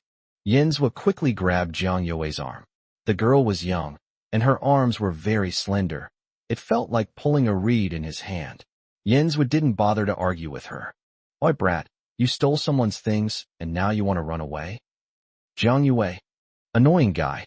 Chapter 265 Bing Bing is inescapable, confirming the relationship. Inside a high-end, single-level apartment in Beijing. In Yin Bing's bedroom, men's and women's clothes were scattered everywhere. Even without seeing the scene on the bed, one could easily imagine how intense the previous night must have been. When Song Jia opened his eyes, he felt as if he were still in a daze, as if he had just had a very long dream.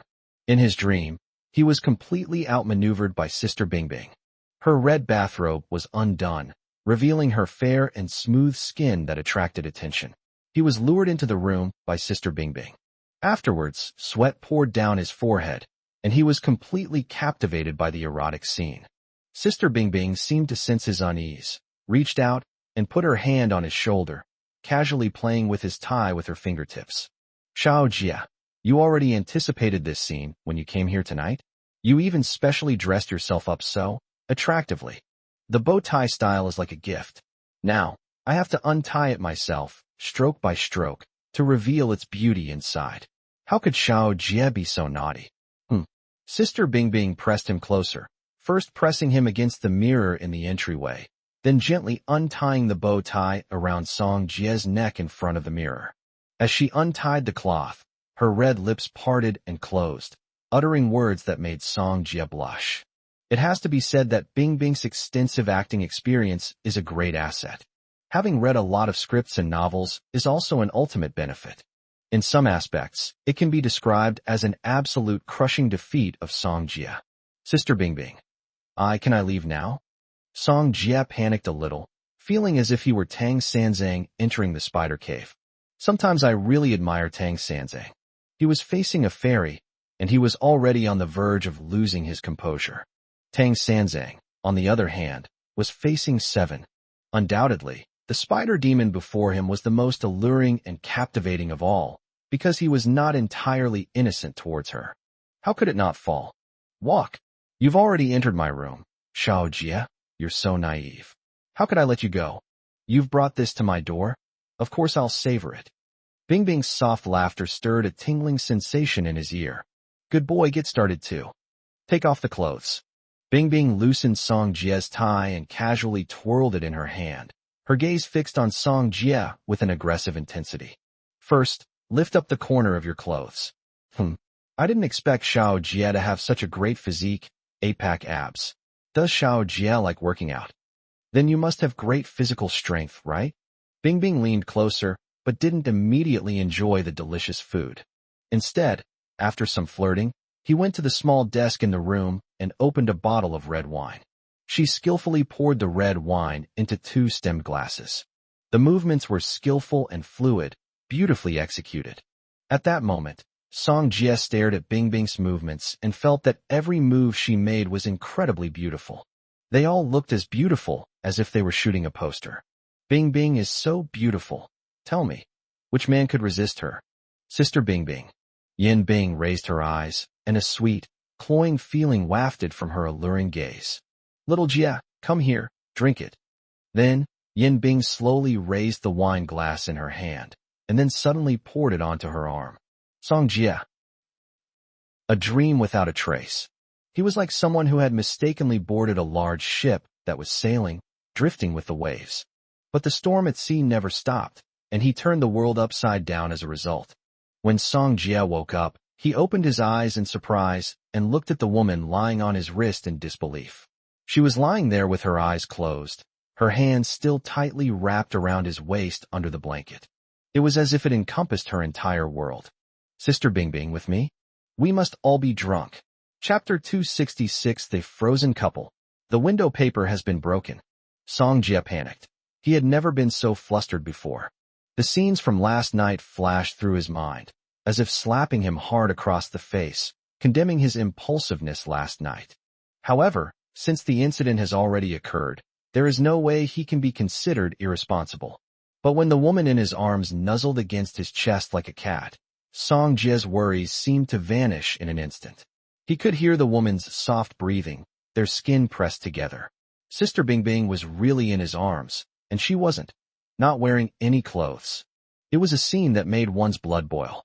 Even though he had done the most outrageous things last night, Song Jie still couldn't help but feel his ears burning, stiffly letting Sister Bingbing press against him. Xiao Jie, you're awake? Yin Bing slowly opened her eyes, like a large lion that had just finished a soft nap, and looked up at him with dangerous and cold eyes. Song Jie's heart tightened, and like a child who had done something wrong, he quickly tried to push away the soft, fragrant body in his arms. I'm so sorry, Sister Bingbing. I was too impulsive last night and offended you. Sister Bingbing, you can punish me however you want. Song Jie spoke hesitantly, feeling a strong internal struggle that made him feel completely exposed in front of Sister Bingbing. In fact, he did lose his mind last night. It must be admitted that he was indeed tempted by Sister Bingbing and broke his vow. However, he has already done it, so he will definitely not deny it. It's just that he needs time to give Sister Bingbing a future, given his abilities. Punish. Song Jie, you're apologizing because you think everything last night was an accident? In that case, you should leave my house. I have an advertisement shoot today, so I won't keep you any longer. Yin Bing got up. The bathrobe that had been thrown on the floor was too far away, so she got up without any hesitation and walked towards the bathroom. It was as if they had completely ignored Song Jie, who was standing there dumbfounded, as if he didn't exist. Song Jie sat up, his whole body sinking into a dazed and confused state. Sister Bingbing, I'm not unwilling to take responsibility. I just want you to give me some time. I promise I won't let you down. But his words were shut out by Yin Bing's cold action of closing the bathroom door. Song Jie was extremely anxious and threw off the covers, ready to stand up. The glaring marks on the bedsheet made Song Jie's heart tighten. He thought he was just a plaything that Sister Bingbing used to find solace when she was lonely. Of course, he wanted to take responsibility, but he wasn't qualified enough. Faced with such a top-tier movie star, he was just an ordinary college student. So of course he would feel inferior and would put himself in the position of a plaything. I even went all out and had a wild night with Sister Bingbing. I was also prepared to be kicked out by Sister Bingbing after she woke up. Therefore, he simply took the initiative to say that he did not need Bingbing to take responsibility and proactively admitted his mistake. He took the blame voluntarily. Taking the blame for the absurd night, he seduced Bingbing. However, now that he has been directly turned away by Sister Bingbing, Song Jia is even more panicked. Bingbing actually gave me her first time, but he deserves to die. He always felt that he was just a plaything that Sister Bingbing used to amuse herself in her spare time, and he never believed her sincerity. So, Sister Bingbing really has taken a liking to me? I'm so sorry, Sister Bingbing. Song Jia got up, still a little shy due to his young age, picked up a bath towel from the floor, wrapped it around himself, and went to the bathroom door to knock. I'm sorry, Sister Bingbing. I didn't mean to. I apologize because I feel I've tarnished your reputation. Thank you for your affection. Actually, I have long been in love with you. Every step I take back is a reminder to myself not to covet someone I am not good enough for, not because I don't love you. We were both drunk last night. I let myself go and broke the unspoken understanding between us. I actually want to be with you too. I don't know what you think. People like me always back down when they're not completely sure, but now that I've made this decision, I will never run away. Sister Bingbing, can you forgive me for what I said earlier? Song Jia was in a state of great inner turmoil. He stood cautiously at the bathroom door, like a little puppy that had just received some redemption, but was then pushed away, looking pitiful and afraid of being abandoned. Yin Bing stood on the other side of the bathroom door, a hint of emotion rising in her eyes. She admitted that she was attracted to Song Jia because of her own selfish desires. She really liked this kind of honest and sincere young man. I was also willing to give him my first time. However, she always felt that unless she pushed Song Jia a little, he would never be able to figure out his own feelings. Unless she dropped a bombshell, Song Jia would only ever treat her with the attitude of taking responsibility. People who get things too easily are never truly cherished. Yin Bing is a seasoned filmmaker who frequently reads scripts. She's very good at managing other people's emotions. She wanted Song Jia to understand that his true feelings weren't about taking responsibility, but rather that he had fallen in love with her. However, the predictions need to be made slowly. The bathroom door was opened from the inside, and Yin Bing stood inside, a bath towel hanging loosely on her body. Song Jia, I've just thought about it, and it's true that I've put too much thought and emotion into you, which has troubled you. Since that's the case, I'm not the kind of woman who's absolutely conservative. Just because I slept with you doesn't mean you have to sacrifice your whole life to take care of me. How about we call it even? Should we start as boyfriend and girlfriend? Sister Bingbing lowered her eyes, her long eyelashes concealing her seductive and wicked nature. She wanted to subtly entice Song Jia to become her boyfriend first. Whether he agrees or not, she has already extended an olive branch. Before she could finish speaking, Song Jia eagerly pushed open the bathroom door and stepped in. The distance between them suddenly closed, and as their breaths mingled, Song Jia bent down and lowered his head. He pressed his forehead against Bingbing's forehead and covered her mouth with his hand, preventing her from continuing. What is she trying to say? Should we say they should just call it quits between them? How can you calculate it? How can you even calculate it? He has already succumbed, and he is willing to pay the price for his downfall, any price. Her red lips were covered, and Bingbing looked up in surprise, her bright eyes captivating Song Jia. It doesn't count. Sister Bingbing, wait for me. I will marry you. I want to marry you. I will work hard to earn money. Even if I have to work for Brother Jiang for the rest of my life, I will still give you the most beautiful and wonderful wedding in Beijing. Song Jia's eager, impatient, and even anxious appearance surprised Yin Bing, but she felt more of a sense of surprise, like she had just stumbled upon a treasure in a blind box after making a mistake. But, Song Jia, do you really love me? Women of the Yin family, even those from collateral branches, are not so easy to marry, because the women of the Yin family are not easy to deal with. Generally, they only take in sons-in-law. So Yin Bing deliberately probed, trying to put pressure on Song Jia. Would he still be willing to want her? No matter how difficult. Sister Bing Bing, I will definitely marry you. Song Jia's sincere and determined appearance made Yin Bing realize something, and she immediately raised her hand to remove the young man's hand from her red lips. The two grew closer and closer, and the atmosphere in the bathroom became increasingly ambiguous. How much do you love him? Xiao Jia, I want to experience it again. Chapter 267 Old Master Yin reveals his true colors. His daughter's flowering period is short. The Yin family's old residence. Madame Yin, Su Jiyu, sat before the lavish banquet, gazing alone at the delicacies before her, her heart filled with an empty and desolate loneliness. I heard that Xiao Liang has returned to China. Where is she now? Why doesn't she go home? In previous years, although she hated me, she would still secretly visit me at the mental hospital on this day, no matter how busy she was with work. But this year, there's been no sign of her. What is she doing? What is she thinking? Does she no longer want me, her biological mother? Su Jiayu leaned against the table, muttering to herself, the loneliness in her eyes so poignant that it was impossible not to feel sorry for her. Yin Liang's granddaughter is getting more and more outrageous. In the past, she would at least come to visit when you went back to the Yin family's old house, but she didn't come today either. Tell me why I specially brought you, this crazy woman, back from the mental hospital. It's unclear what state her health has become. Given the increasing frequency of her trips abroad, it seems her health is steadily declining. Old man Yin, leaning on his cane, entered the dining room, accompanied by several of his trusted confidants. As soon as he appeared, he couldn't help but complain to Su Jiayu.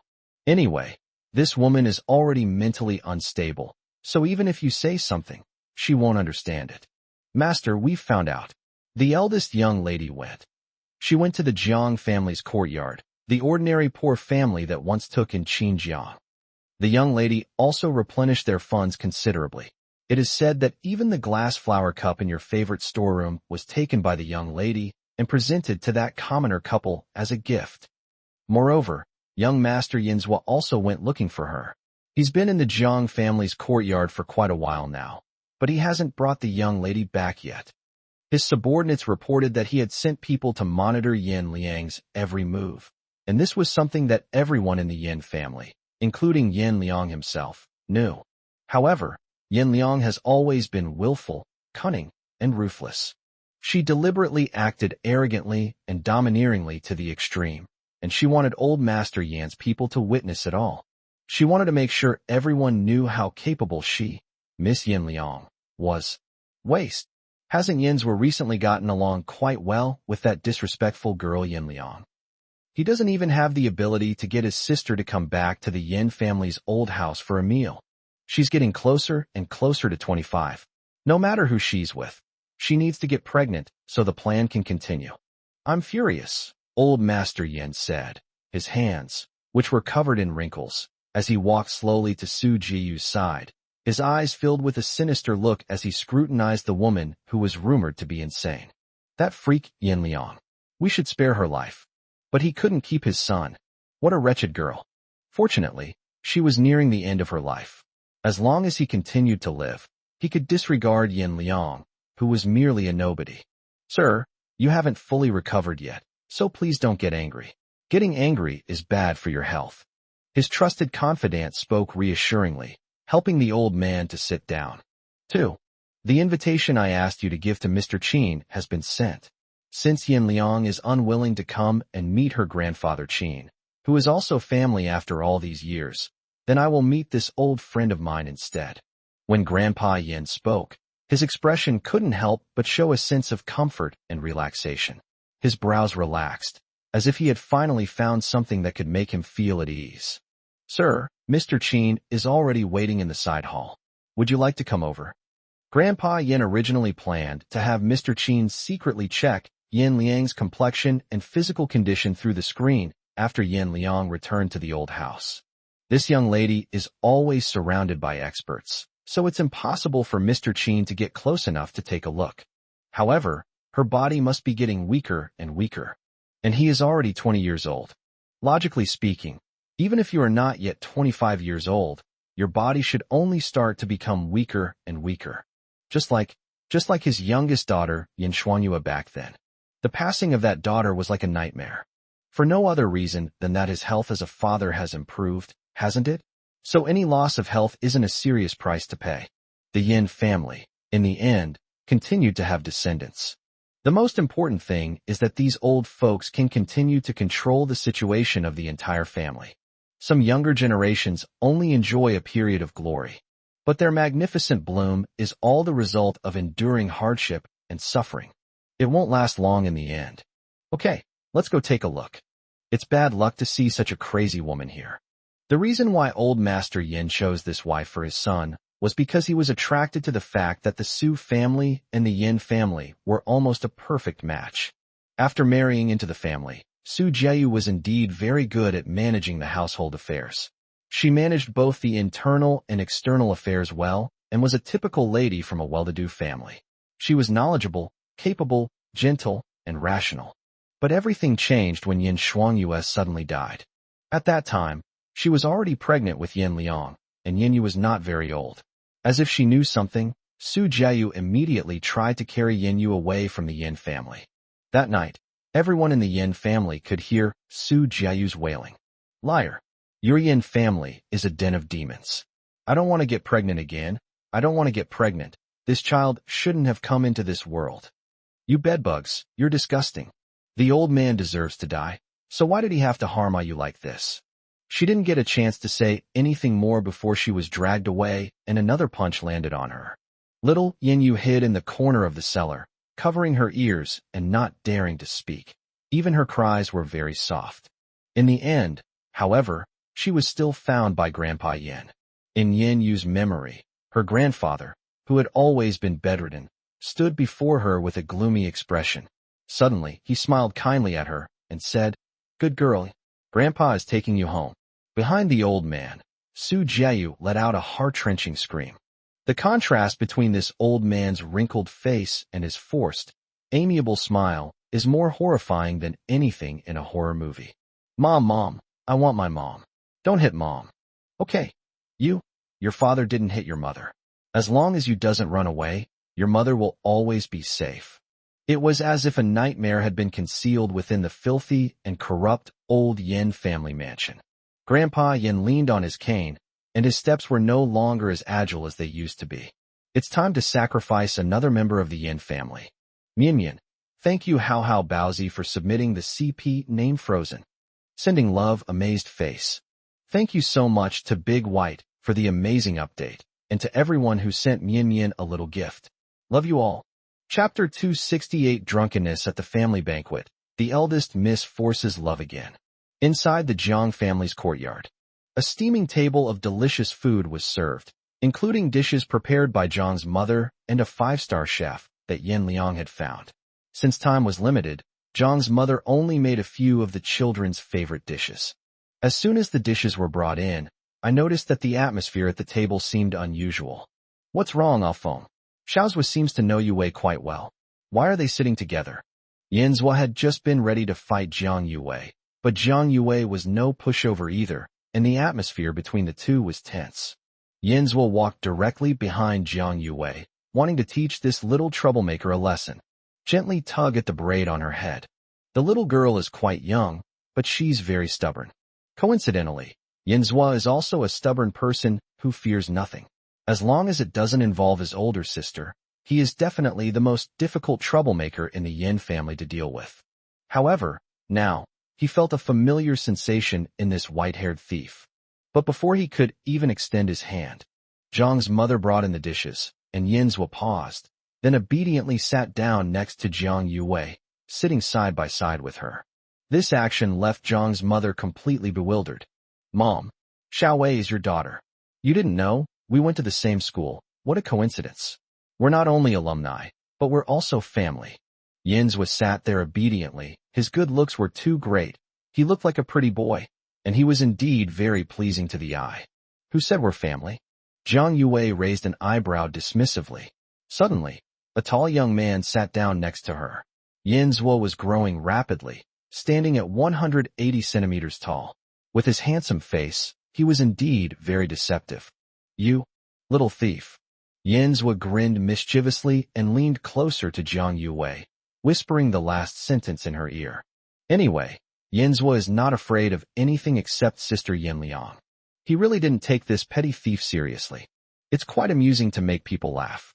Oh, is that true, Yue? Xiaozhua, and you go to the same school? That's great. Xiaozhua, come home for dinner with Yue whenever you have time. Mom will cook you something delicious. Zhang's mother is gentle and simple-minded, and she is genuinely happy to see that the children get along well. Completely unaware that the two people's legs were almost intertwined under the table. They were stacked on top of each other, one foot on top of the other. Neither of them was the type to give in easily, and they were stubborn, just like each other. Yin Liang and Qin Jiang observed the two children's behavior and found that these two arrogant children were surprisingly similar to each other. However, Yin Liang casually raised an eyebrow, her gaze towards Yin Zhua carrying a hint of inquiry. You also call her mom? Qin Jiang slightly lifted his eyelids, knowing that Yin Zhua was actually very similar to Yin Liang in essence. He looked fierce, but in reality, he lacked kinship and affection. He went through the same thing himself. Of course, one can see that beneath Yin Zhua's nonchalant exterior lies an extreme lack of security. His mother, Jiang Mama, is the most tangible embodiment of love and warmth. Isn't my older sister and brother-in-law's mother my mother too? Is there anything wrong with this? Mom, what you're saying, is Xiaozhua right? Come on, let me serve the dishes. We can't let Mom get tired. Yin Zhua cleverly stood up, taking the opportunity to break free from his entanglement with Jiang Yue. He busied himself helping Jiang's mother, using his sweet words to liven up the atmosphere and make Jiang's mother very happy. The family gathered in such a warm and wonderful atmosphere, chatting and laughing, just like during the Chinese New Year. Yin Liang watched this scene, and although her face seemed to disapprove of Yin Zhua jumping around like a rocket, her heart was actually warmed. On this day, it felt like she and Azwa had a home where they can completely let down their guard and truly feel love. Jiang Yue sat there, her little mouth pouting as if she was still angry, but she also secretly glanced at Qin Jiang out of the corner of her eye while eating. Brother Jiangfeng, has he really gone home? It's like a dream, such a harmonious scene, as if they've never been separated as a family.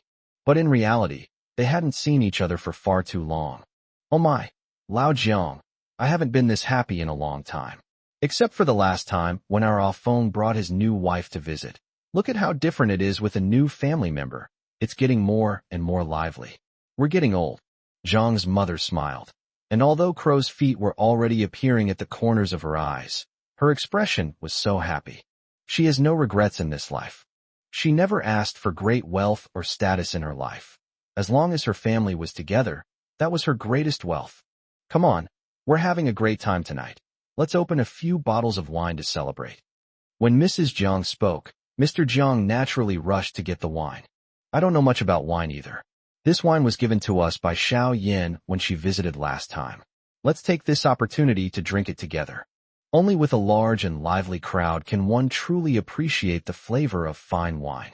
So Yin Zhua just watched as Zhang's father deftly opened the 7-figure bottle of fine wine that he and his sister had begged for several times, but couldn't get. Oh no, so he's the poorest one in this family?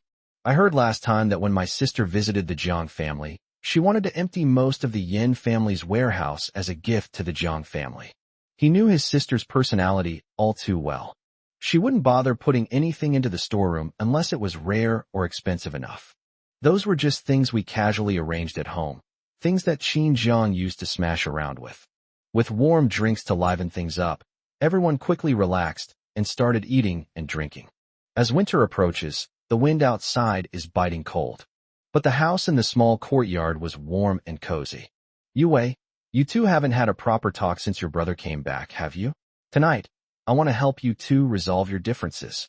Yue, Afeng has never abandoned our family. It was Mom who selfishly sent him to the Qin family. I thought that a family like the Qin family, who are your brother's relatives, would give him a good life. But I was narrow-minded, and I caused your brother a lot of suffering for no reason. Yue, if you still harbor resentment towards your brother, then go ahead and take revenge. Ultimately, you two siblings have to resolve your own issues. Zhang's mother never interfered in the feuds between her children. Sometimes, when children are just playing around, parental involvement can actually make them more prone to developing misunderstandings. In any case, both children care about each other deep down. Nothing serious is likely to happen. Mom, he's not my brother. And this toad that's been jumping around in our house, it's not even part of our family. Jiang Yue was still fuming. She had just finished speaking to Qin Jiang when she turned her anger on Yin Zhua. This kid's presence was incredibly strong tonight. Instead, he would occasionally provoke himself under the table. Although he's handsome, his personality is incredibly cheeky. They are extremely annoying. Who are you calling a toad? Fine, you're the swan then. Shouldn't you be more afraid of me? Little thief, little swan. The last sentence, again, was deliberately muffled by Yin Zhua and fell into Jiang Yue's ear. This is nothing short of an undisguised provocation. A toad trying to eat swan meat. Dream on. The meal was ultimately a lively and enjoyable affair. Yin Liang was in a good mood and drank quite a bit tonight. She leaned limply on Qin Jiang's shoulder, her fingertips lightly brushing against the man's neck, bringing a ticklish, tingling sensation. Jiang, actually I'm not happy tonight. But with you here, with family here, I finally feel like we have a home. Yin Liang leaned closer, her dark eyes holding the cold scrutiny typical of someone in a superior position, but at this moment they were incredibly soft. It seemed to have transformed into a torrent of scalding spring water, threatening to drag Qin Jiang into it and drown him. Qin Jiang let Yin Liang lean on him and reached out to firmly hold his wife's waist to prevent her from falling. So Yin, can you tell me why you're unhappy? I also want to walk alongside you on your thorny and lonely path, to accompany you. Yin, the love of family is love. The love of a lover is even more of a salvation for each other. Inside Qin Jiang's cramped yet clean room in the small courtyard, something was urgently fermenting, steaming hot. Yin Liang narrowed her eyes, stretched her neck to wrap around Qin Jiang's neck and kissed him, her domineering aura instantly surging forth. She then forcefully pushed Qin Jiang down, saying, "No. This is not something Jiang would say. Tell me, are you trying to use some trick to escape from me again?" The woman's eyes, like water, gradually became blurred and lost focus. His flushed face, tinged with the color of rouge from the alcohol, radiated joy like peach blossoms welcoming spring. Qin Jiang. Good grief, did the young lady drink too much and wipe out all his hard work? The next moment, he was pinned down by Miss Yin Liang, who lifted him up and pushed him onto the bed. Jiang, do you love me? Chapter 269. A naughty bad guy deserves to be kissed to death. Qin Jiang gasped, enveloped by the familiar, sinister, possessive, and domineering aura of the young lady. He was pinned down on the bed by the young lady. In the warm little room, there were some of his old belongings from his youth. Qin Jiang, who had also been drinking, was momentarily dazed. It felt like I had traveled back in time to my teenage years. They have a warm and happy family, and loving family members. He lived in a perfectly healthy family, but was targeted and taken hostage by a bullying young lady. So Qin Jiang lay there, his hands pinned down by Yin Liang, his handsome eyebrows arched mischievously. Not good. Miss, please take whatever you want. I have no obligation to give it to you. Qin Jiang deliberately lowered his voice, his tender tone exactly what Yin Liang coveted. She felt as if she were being soaked in hot water, and could not quite hear what Qin Jiang was saying, but she could sense the resistance she expected. Yin Liang's eyes flashed with coldness, and she lost control, lowering her head to kiss the lips that haunted her dreams. It was Jiang. It was a familiar scent to her. He was the man she was willing to give her all for. No matter how much time passes, no matter what happens, she will always rush to Jiang's aid without hesitation. At this moment, in Qin Jiang's eyes, the young lady was simply a fluffy calico kitten who was extremely arrogant and irritable. He knew that if he stroked her fur, she would purr comfortably and expose her belly so he could rub her as he pleased. But men love challenges. He couldn't resist teasing the calico cat in his arms, reaching out to rub her soft ears, teasing her into sticking out her sharp claws and gently scratching his palm in annoyance. That feeling was definitely spicy. So awesome. Jiang is naughty. Naughty people will be kissed to death. After giving Yin Liang a long, passionate kiss, She looked up with a stubborn little expression, which Qin Jiang found incredibly adorable. Although the young lady spoke rudely, it was exactly what he wanted to hear. The rouge stain on her drunken face added to the young lady's charm, and Qin Jiang fell for her without warning. The little interactions between the two made him completely charmed by the young lady. To die by kissing? Then miss, you'd better work hard. You couldn't even speak properly a moment ago. How come you're spouting such grand pronouncements now, baby? He whispered baby in her ear. His love for the young lady was increasing exponentially, constantly rising. Rising. Rising. Rising. Baby, baby. Am I pregnant? Yin Liang, looking dazed and confused, lay there obediently, her dark red hair tangled and scattered as Qin Jiang couldn't help but rub her face. Perhaps it was because she was drunk that she automatically unlocked her coquettish skills. At this moment, Yin Liang's voice was tinged with a sweet and gentle tone, which was so sweet that it was practically dancing in Qin Jiang's heart. Does the young lady like babies? Qin Jiang leaned closer to Yin Liang.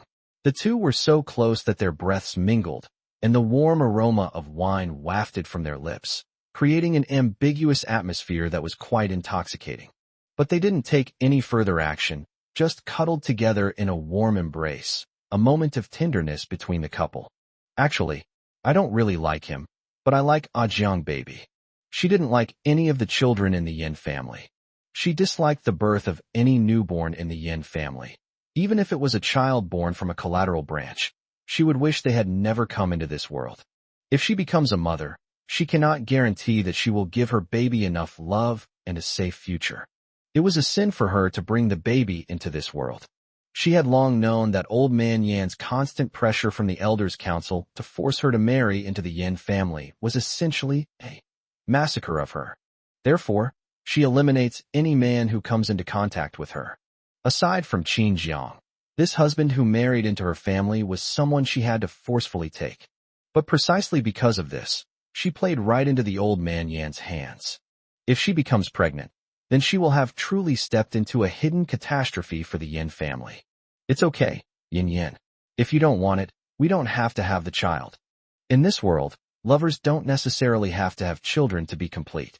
We depend on each other, love each other. And that makes us complete. Chapter 270 Shareholders Meeting, the mysterious big shot Osiki from the Western continent. Qin Jiang's words were all sincere. In his eyes, everything about Yin was more important than his own life. In this life, he wanted to make it up to Yin, but after being with her, it was clearly Yin who filled him up and made him carefree. Jiang, I really love you so much. Yin Liang leaned against Qin Jiang's chest, feeling warm all over. As long as her lover was by her side and her beloved family was by her side, how could this not be a kind of happiness? Unfortunately, there are still too many things in the Yin family that require her attention. She must ensure that she clears away all obstacles for HEIRESS, even if she cannot guarantee how long she will live. In this world, she recognized very little about family. But in fact, Yinzhua, who was the most disappointing and dissolute person in everyone's eyes and not even close to her, was actually her rare bond in this world. In her hazy, drunken state, she realized that her clothes had been undressed and the familiar, warm touch of skin was coming from Qin Jiang, who, despite being half drunk, had gotten up to fetch hot water to wipe her down. Yin, be good. You just drank some alcohol and sweated a little. It won't be comfortable to sleep like this. I'll wipe it off for you so you can sleep more peacefully. This was sent by Mom. She said she wouldn't bother us young couple and that I should serve Miss. Young Miss, I'm willing to serve you for the rest of my life. Qin Jiang bent down and wiped her body, his movements so gentle that her skin was as tender as tofu and could be broken at any moment. Jiang, tomorrow is the board meeting. I have never let you attend a board meeting. This change in the shareholding of the Yin family is unprecedented. Some of those old fogies have flown back from across the ocean specifically to cause trouble. Among them, there is a mysterious shareholder with a 13.86% stake. His name is Osiki, and he has always controlled the dark forces in the Western continent. I never thought he would also attend this shareholders meeting. I'm afraid he came for you. In her dazed state, Yin Liang wrapped her arms around Qin Jiang's neck, reluctant to let him get up and simply snuggled into his arms again. Her voice was murmuring, almost like she was being coquettish. Seeing that he had finished wiping, Qin Jiang took back the warm handkerchief, wrapped Yin Liang up in his small room, and held the woman tightly in his arms. You came for me? Osiki, the mafia boss of the Western continent. The O family, a blue-blood aristocratic family that controls almost half of the world's resources? Qin Jiang only learned a little about this family from his memories in the last moments of his previous life. The term blue-blood aristocracy can be reserved for the most elite, reclusive families among global capitalists. The reason he knew this was because he had vaguely seen some of the secret documents of the wealthy Yin family when he stole them in his previous life. It turns out that over the years, ever since Yin Liang took over the Yin family conglomerate, there has been continuous investment from that mysterious family. Moreover, Yin Liang's last departure from Lianghua Manor was ostensibly for medical treatment, but her destination was not the Yu country where she had been receiving long-term treatment, but the Western continent. What secrets does the Western continent hold that made Yin Liang lower her guard and take Zhou Ning, Steward Su, and many of her confidants with her? And what is the purpose of this man from the Blue Blood Do family? For a moment, Qin Jiang saw a vulnerable look in Yin Liang's eyes. Could it be that there is something there that Yin Liang fears most? Qin Jiang couldn't figure it out for a moment, his mind racing, but in the end, he gently brushed a strand of hair from Yin Liang's face, looked down into the young lady's eyes, and gently patted her head reassuringly. Yin, no matter who that person is or what their purpose is, I'm still here for you. I already said, we are husband and wife. I will protect you. Even to everyone else. Qin Jiang's statement that he would protect Miss Yin Liang seemed so pale and laughable. But Qin Jiang knew that Yin was someone he would protect even at the cost of his life. How could that not be a promise? Yin Liang chuckled and snuggled mischievously into his arms, saying, It's not that serious, baby. I'm here for you. A warm night. In contrast to the Jiang family's courtyard, the place that was cold and desolate, like an ice cellar, was the Yin family's old residence. You're saying Yin Liang is going to hold a shareholders meeting and people from the Western continent have come too? This is insane. Yin Liang is completely courting death. Those people over there are not to be trifled with. Have you all forgotten about the elite gathering? So many young girls were picked up from the Dragon Kingdom back then. Yin Liang didn't originally need to go, but my unfilial son was out of his mind and insisted on sending Yin Liang there to broaden her horizons, which is why this little girl has been involved with the Western continent since she was a child. In the end, our Yin family was forced to be suppressed. Who in the entire Yin family would dare to oppose Yin Liang? Old Master Yin sat in his study and slammed his fist on the table. In the courtyard, Madame Yin, Su Jieyu, was listening to Ping Tan, a type of storytelling and ballad singing in Suzhou dialect. She was wearing a thin cheongsam and sat alone in the courtyard, her eyes vacant. No one dared to provoke this madwoman. Treating her as mentally ill, others would instinctively avoid her when they saw her. But no one noticed that after Old Master Yin smashed the teacup, a dark glint flashed in Su Jieyu's eyes after hearing his cursing. Yes, back then, they tricked her into thinking that the socialite club was a good place, since they were going to give Yin Liang a share of the family fortune in the future. So, they naturally had to cultivate her abilities and social circle from a young age. At that time, none of the Yin family's decisions were something she, as a single wife, could make. Since giving birth to Yin Liang, she has refused to get pregnant again. But her father found the birth control pills she had secretly hidden, and that night, she suffered inhuman torture again. Soon, she discovered she was pregnant again. That child is Xiaozhua, Yinzhua. He is the youngest son of the Yin family. He looks 4 or 5 parts like his grandfather, Old Master Yin, so he received a lot of love from birth. But he loved following Yin Liang around since he was little. Even though Yin Liang didn't pay much attention to him, he was still willing to be his sister's little shadow. At that time, Su Jieyu felt somewhat comforted. At least Xiao Liang finally has someone to keep her company. This young master was very much loved by his family, and his life was completely different from that of his older brothers and sisters. However, Su Jieyu knew that Yin's existence was beneficial to the family.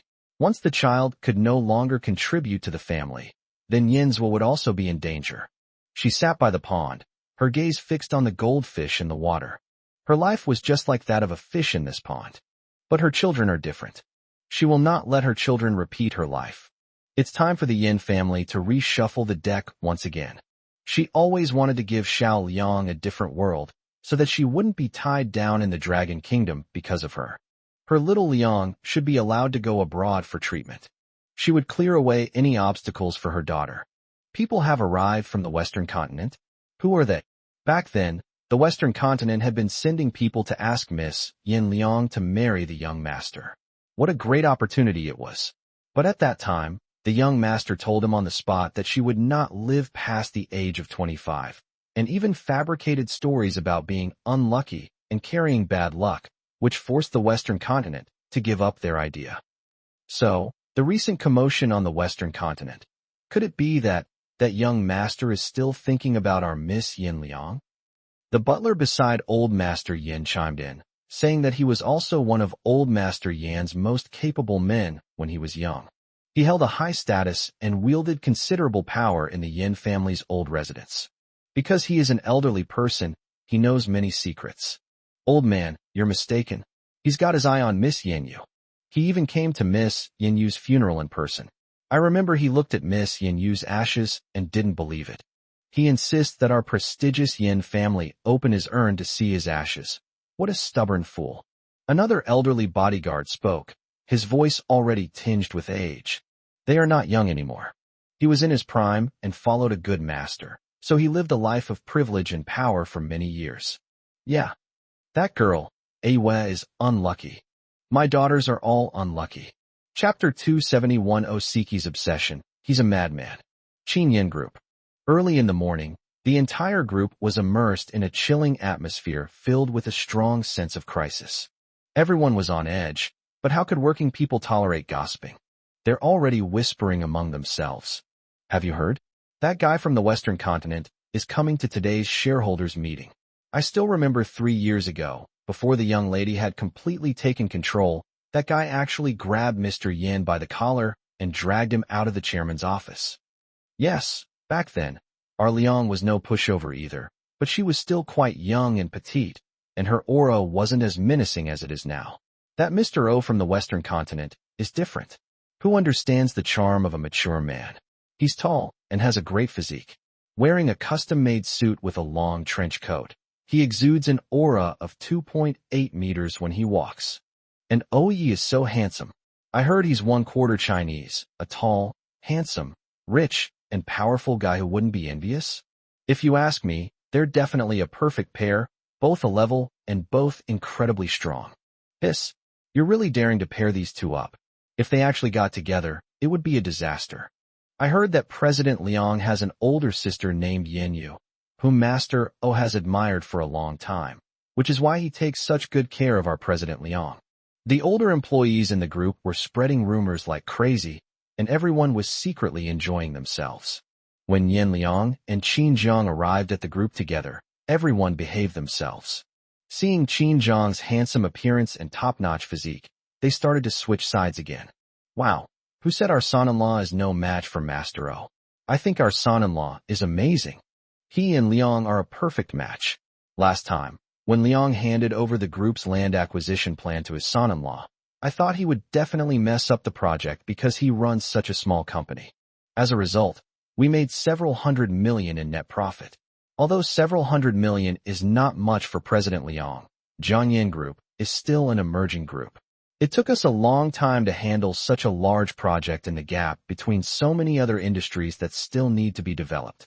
At that time, I thought to myself, President Liang has a really sharp eye. Otherwise, how could she be the rightful head of the Yin family?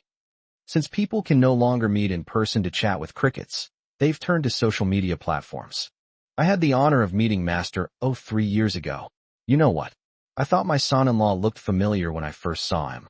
Now that I think about it, he actually looks 3 or 4 parts similar to Master O. Oh my God. Please, no substitute romance novels. Sweet love stories must belong to my Liang zone. You know what? You really shouldn't believe it. But it's said that Master O is of mixed heritage from 4 countries, and his maternal grandfather was from the Qin family. one of the reclusive families that founded the Dragon Kingdom. The Qin family? Not the Qin family of the medical family. Our Dragon Kingdom has a long and extensive history. Think about which Qin family is mentioned less and less these days. But our ancestors are appearing more and more frequently in history books. Hey, the Qin family, the overlords of Yudong? It's said they went into seclusion and retreated to HEIRESS, rarely showing their faces anymore. Their descendants don't want to be known as Qin either. They changed their surname to something else. Big cities are full of gossip, big and real. Now I'm actually looking forward to the meeting between Master O and our Liang couple. It's bound to be quite interesting. Ugh, why isn't he being promoted already? Then he could be in the conference room getting the latest gossip. Inside the meeting room, all the major shareholders were present, and no one dared to challenge President Liang in the slightest. Qin Jiang and Yin Liang walked into the office hand in hand, without going to the conference room immediately. This was because Zhou Ning had already told Yin Liang that Osiki went to her chairman's office immediately after arriving at the group, instead of going to the conference room. Moreover, Zhou Ning relayed the message. He wanted to see himself. As soon as Yin Liang and Qin Jiang arrived, they saw a tall figure sitting in Yin Liang's chairman's leather seat, his slender fingers casually tapping the table, which was piled high with famous delicacies from all over the world. You've kept me waiting. Look at all this stuff. Don't you love snacks the most? I brought back quite a few chefs from my travels around the world, specially to prepare delicious food for you. There will be new snacks every day from now on. Do you like it? Yin Liang glanced at him and rolled her eyes. Madman, Jiang, don't pay any attention to him. He's already gone mad. It's rare to see Yin Liang so familiar with someone. The fact that the two of them can banter like this shows that their relationship has reached a certain level. All right, little Liang. It's not like you're losing anything by calling me Ayu. So why are you being so venomous? I brought you so many snacks too. I've heard all the news from the Western continent that the Yin family has been quite interesting lately. Can't I even come and watch the show? Is Xiao Liang always so stingy? Osiki stood up, tall and with striking features, but his eyes were black, and his appearance was a creation of the creator's favoritism. This is your new husband who married into the family. Qin Jiang. When Osiki mentioned the word Qin, he paused, as if biting down on the word, conveying a sense of profound meaning. Mr. O, welcome to the Dragon Kingdom. Qin Jiang extended his hand with great poise, displaying the hospitality of a true host with composure, calmness, and even steadiness. In terms of presence, she actually overwhelmed Osiki by several points. Osiki had always been arrogant and had never seen anything like this before. When he looked closely at Qin Jiang's face, he felt as if the sky had fallen. Little, uncle? Chapter 272 Sister Liang. I'll treat Qin Jiang as my own uncle from now on. Qin Jiang raised his eyes, his suspicious gaze filled with a complex expression. Then his gaze met Yin Liang's beside him, and that one look seemed to say, yes, he really is a madman. He doesn't have a nephew that big. You must have mistaken me for someone else. I don't have a nephew as old as you, and we look completely different by blood. How could you possibly mistake me for someone else? Yin, is he blind? Based on Yin Liang's remarks, Qin Jiang now genuinely doubts whether this so-called bigwig from the Western continent is mentally sound. Osiki moved closer to Qin Jiang. He was tall and imposing, and standing in front of Qin Jiang should have given him a sense of pressure, but he couldn't suppress Qin Jiang in the slightest. The young man stood tall and straight like a pine or bamboo, possessing an extraordinary temperament and a stylish good looks. He was clearly a force to be reckoned with.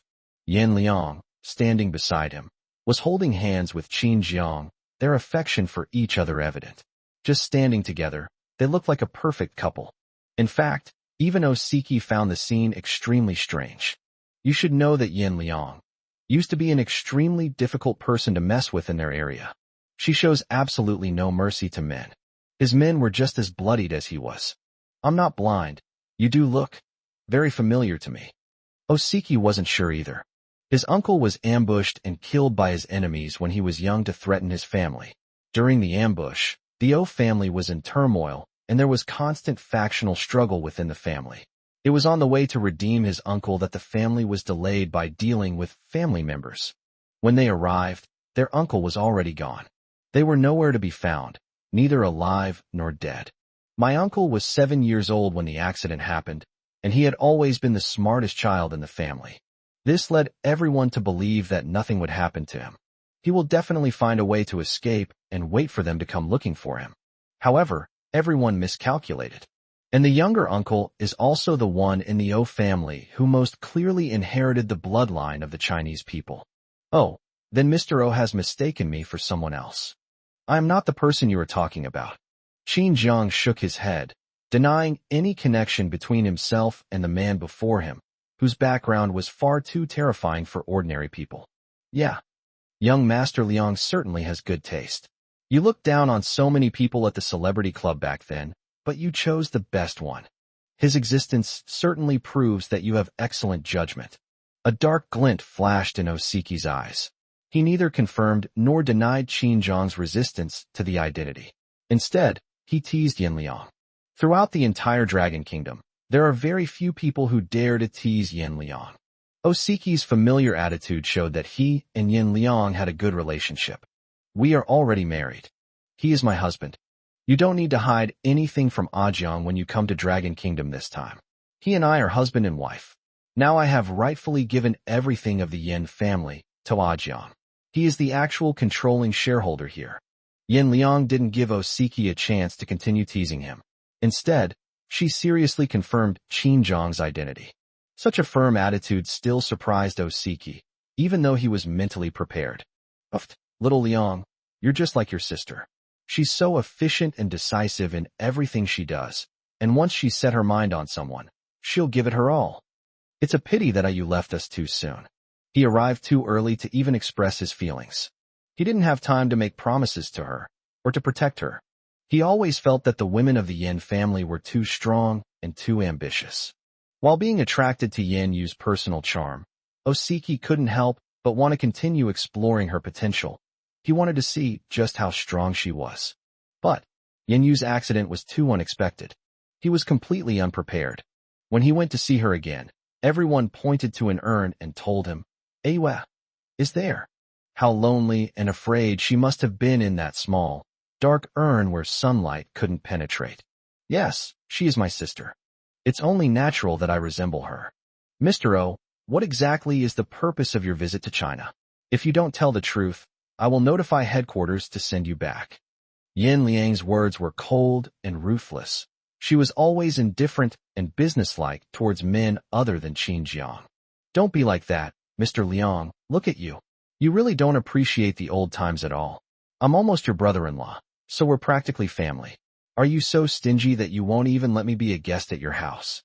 Osiki stood upright, a smile clearly visible between his brows and eyes, but the smile did not reach his eyes at all. Would you like to be my guest? Then let's arrange for you to stay at the Yin family's old house for the time being. You can't stay at your sister's place. You can choose any other place yourself. After all, Osiki had never actually laid bare his relationship with Yin Yu. It was completely inappropriate to let an outsider like him, who had no legitimate status, live in my sister's residence. When she saw the dark circles under Osiki's eyes and his obviously haggard and thin appearance, she actually guessed it. He probably doesn't really want to live anymore. He came to the Dragon Kingdom to find Yin Yu. But there is no longer a Yin family's anywhere in this world. Actually, there's another thing I came here for. I need to find traces of my maternal grandparents' family. They have been living in seclusion for a long time, and even the O family has no way to contact them. Xiao Liang, I apologize for bothering you during this time. If there's anything you can do to help me, just let me know. Of course, Osiki didn't think that a powerful and decisive young lady like Yin Liang would care about his 1 or 2 promises. In that case, you can go work at Jiangyin Group. You can help out Ajiang, right? Yin Liang raised an eyebrow. She could accept Osiki's favor, and she could also accept the price of using him. There's no other reason than that. Although Ajiang has already begun to show his talent in the Dragon Kingdom. She specifically reviewed the financial reports of Jiangyin Group after returning to China to learn about its current operating status. Ajiang has a background in finance, but the industries he now runs not only cover a wide range of sectors, but also include emerging industries or those with great potential for the future. However, these industries are numerous and chaotic.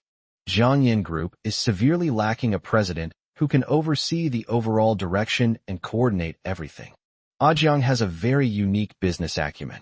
But what he lacks most is someone who can systematically teach him management and business operations. She already had someone in mind for this person. He is also one of the top CEOs in China. But now that Osiki, an even more powerful scoundrel, has come knocking on her door, she might as well take advantage of it. Anyway, she wanted to give Jiang the best of everything. He wanted to run a conglomerate and dominate the business world. Then she gave him the most vigorous and powerful wings. No. Are you talking about Chinese? He, a powerful mafia boss from the Western continent, only showed a little more affability in front of Yin Yu and Yin Liang. This young Liang is really getting too big for his britches. You won't do it? What if I told you I really have traces of your uncle? Dry. Sister Liang, I'll treat Qin Jiang as my own uncle from now on. Don't go back on your word. Qin Jiang. No. This is how an agreement is reached? The bigwigs of the Western continent. You want to be his subordinate? Chapter 273, Paving the Way for Qin Jiang. The young lady conceals her illness. It was within Yin Liang's expectations that Osiki would agree. This man seemed complicated, but in reality, he was one of the easiest to manipulate among the old foxes of the Western continent. For no other reason than that his remorse for Yin Yu had already been entirely directed at Yin Liang. But the once arrogant and ruthless Yin Liang didn't need his help much. More often than not, it was Osiki who secretly provided support to Yin Liang from behind the scenes. But fundamentally, over the years, he had never seen Yin Yu, this heartless and ruthless little sister, so attentive to a man. There's something to it. He has to see. What's more, he was even more curious about what made Qin Jiang so special that he could even win over a woman from the Yin family. All right, you can go and participate in the shareholders' meeting. Now that you've agreed to assist my Jiang, you can deal with those old fogies in the Elders' Council who've been waiting to find fault with him. Osiki, don't forget our deal. I want Jiang to stay in his current position, and some things that should have stopped growing a long time ago should be kicked out. Yin Liang chuckled softly, her tone so gentle that Osiki had never seen anything like it before, but Osiki felt a chill run down his spine upon hearing it. The young lady's red lips curved into a smile, and she lightly tossed her dark red hair with her fingers. The smile on her lips was full of disdain and arrogance. TSK, Miss Yin is just as he knows her. Pretending to be gentle is impossible. In essence, she is a poisonous flower covered in thorns. Yin Liang, I've only just arrived, and you're already using me as a pawn? You've got a good plan, haven't you? You've already prepared the script for going through fire and water for me. Osiki raised an eyebrow. He had been delayed by work on the anniversary of Yu's death, and had only just arrived in the Dragon Kingdom. With Yin Liang's extensive information network, how could she not be sure when he would come to the company to find her? The key is, Yin Liang knew he was coming and had already set up a trap from the beginning. Sure enough, the shareholders' meeting was held before he even made any move, and it had to be convened in his name. Those stubborn old fogies in the group probably really think they're here to target Qin Jiang, this new master who has no legitimate claim to the throne. Right now, he's probably confidently waiting there, just waiting for him to make a move on Yin Liang first, and then kick Qin Jiang off the stage. TSK, what a beautiful dream. With Miss Yin Liang around, even he couldn't guarantee he wouldn't be able to touch a hair on Qin Jiang's head. Everyone thought that the powerful forces of the Western continent, now firmly in the hands of the Dragon Kingdom, would deal a significant blow to Yin Liang. However, these people were simply too narrow-minded. They had no idea how important Yin Liang was in the Western continent. In short, this young lady is arrogant wherever she goes. So what? I'm willing to let you protect my husband. Do you think that's beneath you? Yin Liang refuted Osiki's accusations without hesitation. Moreover, once those words were spoken, Osiki was indeed unable to refute them. All right. I'm really defeated by the women of the Yin family. None of them are easy to deal with. But those are no ordinary Yin sisters. Xiao Liang is alive and well, but Yu is. Could the rumors about the Yin family be true? The blood of the women of the Yin family has miraculous effects. If that's true, and Yue is still healthy, could Xiao Liang's blood help Yue? Osiki suddenly had an immature idea. But now only ashes remain of Awa, so no matter how insidious his schemes may be, they will be useless. Moreover, unless Yin Liang's body reaches its limit and she can't survive, there really is no one in this world who can take her life. Qin Jiang stood still, cautiously refraining from speaking. For some reason, he felt a sense of unease towards this man from the Western continent. Young Mr. Jiang Yu. When Osiki spoke, he found it difficult to address his uncle as little uncle. Although he hadn't seen his uncle for many years, the oppressive aura emanating from him commanded obedience from the inside out. Qin Jiang is naturally no match for such a person. He remained cautiously optimistic about Qin Jiang and certainly didn't show him much respect. Yin Liang was aware of this, but she didn't care. She chose the man herself, and even if Osiki is not satisfied at the moment, her Jiang will always find a way. What's the point of handing someone over to Jiang by subduing them with your own power? If Jiang wants to have a truly capable person who can be conquered and controlled by him, he must personally subdue that person in order to make him useful in the long run. If you can't bring yourself to call me uncle, then call me Brother Jiang. The title, Osiki's little uncle, implies an identity that cannot be casually accepted. If this news were to reach the Western continent, it would surely cause a great stir. Yin Liang didn't want to drag a Jiang into a complicated vortex. This kid isn't even as old as me. Yin Liang, you're two. Osiki was naturally unhappy. He was used to Yin Liang's ruthlessness and was indeed occasionally a little afraid of her. But what makes Qin Jiang so special? In the end, he's just a gigolo who lives off women. However, given his upbringing and Yin Liang's presence, he wouldn't easily despise Qin Jiang. Yin Liang raised her eyes, her dark pupils like bottomless whirlpools ready to swallow anyone at any moment. Her slender fingertips tapped lightly on the desk, and in that instant, the violent, morbid, and murderous aura emanating from her, which was about to engulf the entire space, suddenly dissipated. This is the young lady's displeasure. Qin Jiang was all too familiar with it. Sickle, chain, steel needle. The scenes he saw when he accidentally entered the basement in his previous life flashed through his mind. He instinctively wanted to step forward and hold Yin Liang's hand.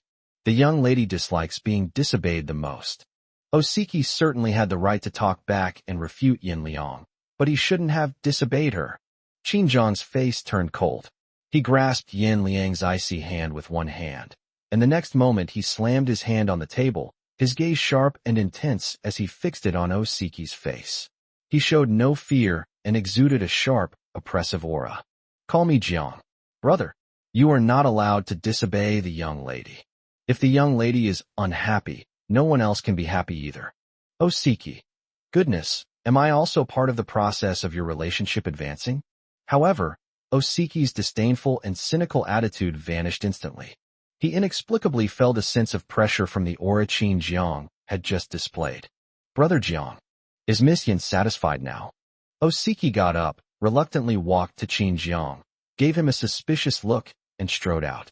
Brother Jiang, I hope you can still have this aura later. Of course, this time you'll have to show us the real deal. The implication is that Qin Jiang is still relying on Yin Liang for respect and benefits. But without Yin Liang, when it's Qin Jiang's turn to stand on his own, he must be able to stand up for himself. After Osiki left, Qin Jiang stepped forward and hugged the woman whose body was trembling uncontrollably. Yin Liang lost control of her emotions again. She sat down, and Qin Jiang reached out and gently massaged her temples. Yin Liang was well aware of the changes in her body. The symptoms that were temporarily suppressed by the red elixir were only a temporary measure, and the root of the disease remained. Perhaps she really should pave a predetermined path for everyone to take. Then I'll leave this world with Jiang. But after going through so much, she seemed a little reluctant to leave, reluctant to let Jiang leave with her. Jiang's mother, the entire Jiang family will be heartbroken. After Qin Jiang left, Yin Liang sat for a long time with a deep gaze, then suddenly got up to prepare the car and head back to Lianghua Manor. Mr. Liang, Yu Qian and Bai Chuchu have been put in the water dungeon. Since you're in a bad mood, this is a good opportunity for you to vent. Anyway, Qin Jiang's son-in-law is busy right now and won't have time to come home, so he won't see you looking like you're something to be reckoned with. Chapter 274 Sister Bingbing delivers the wedding invitation. We're getting married. Lianghua Manor. As soon as Yin Liang returned home, she saw an unfamiliar car parked in front of the door. As soon as she stepped into the hall, butler Su hurriedly came out. Young miss. It's terrible. It's a huge deal. Yin Liang frowned with some suspicion. Over the years, butler Su had witnessed too many important events with her, but he had never been an unreliable person. What could possibly make him panic? Old Su, you're a veteran of Lianghua Manor. How come you're still so immature? Zhou Ning glanced at Lao Su, and although he was also curious, he pretended to scold him. No, Miss Yin Bing has arrived, and she even brought an invitation. Could it be that the young lady has been tricked? You should come and see for yourself. As Lao Su was speaking, Yin Bing, who was in the reception room, came out. She always preferred to wear light-colored, gentle clothes and rarely wore such bright colors. Today, however, she was unusually dressed in a bright red cheongsam. The cheongsam accentuated her graceful figure, highlighting her slender and long legs. She looked radiant and dazzling, like a bright pearl. Even Yin Liang had rarely seen her niece so happy. Auntie, you're back just in time. I have some good news to tell you. Look, this is my wedding invitation. You are the most important person to my lover and me, and you are also the great matchmaker who brought us together. Now that we are getting married, it is only natural that I want to give you an invitation first. Yin Bing approached with a light smile, her gaze gentle, and even her eyebrows couldn't help but show a touch of girlish charm. It turns out that a heart full of love really can nourish a person. It makes people look radiant. They were pampered and made to look like precious gems, radiant with life. Yin Liang looked up, and there was indeed some surprise in her eyes, but only for a moment. She had noticed before that Yin Bing's feelings for Qin Zhang's little brother, Song Jia, were unusual. But Yin Liang never felt that their path was any simpler than the one she and a Jiang had taken. She could tell that Song Jia was retreating. She thought that even if Yin Bing and Song Jia were to get married, it would still take some time. But now that she has achieved her goal, her aunt Yin Liang is genuinely happy for Yin Bing. Bing, are you and Song Jia getting married? For some reason, the moment Yin Liang received the invitation, she couldn't help but feel a surge of envy that surprised even herself. Their relationship finally blossomed into marriage. Moreover, they realized their love so quickly and were able to enter each other's lives so quickly. More importantly, they are both healthy and will surely be able to stay together until old age. Yin Liang rarely envies others. Although she had a difficult childhood, her inherent pride never allowed her to envy others. She believed she could forge her own path to be even more enviable. However, when it comes to relationships, she genuinely envies Yin Bing and Song Jia. Yin Liang opened the invitation, looked at the familiar names inside, and couldn't help but reach out and touch the gold-embossed lettering. I'll give you that manor house in Shishan as a wedding gift. Bing, very few women in our Yin family can live a happy and peaceful life, so I have always hoped that you can stay away from the troubles of the Yin family. Now that you are getting married, as your aunt, I don't have anything to give you. Didn't you like the scenery of Shishan before? That estate is just sitting empty anyway, so you two can use it as your wedding home. Yin Liang spoke, her tone filled with both relief and genuine blessings. Only Steward Su's mouth dropped open. No way. He had just thought that Miss Yin Bing had been tricked into marriage. Her fiancé is Song Jia. Who is Song Jia? He has nothing. Even if he has some assets now, they were given to him by our young lady. What right does he have to marry a woman from the Yin family? The Yin family, what a prestigious family they are. But now it seems that Miss Yin doesn't object at all, so it seems I was overthinking it. In essence, I had gone to unnecessary lengths. But even if I can accept this fact quickly, can the Yin family really accept Miss Yin Bing marrying such a penniless young man? Auntie, you're so kind.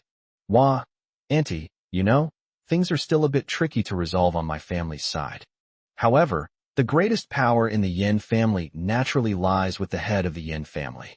This means that as long as Yin Liang agrees, even Yin Bing's family will no longer dare to look at this relationship with any strange eyes. This is the benefit of power. No one could question her decisions in the slightest.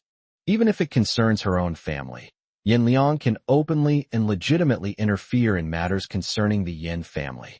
Yes, I will have my people prepare the wedding for you. Your family won't have any objections. Bing Bing, all you need to do is be happy. Yin Liang has always been good to her niece, not only because Yin Bing has indeed liked to follow her around like a little shadow since she was a child, but also because she sometimes even quarrels with Yin Zhua just to be her little follower. Yin Liang, on the other hand, seems to have had a lot of leadership qualities since childhood.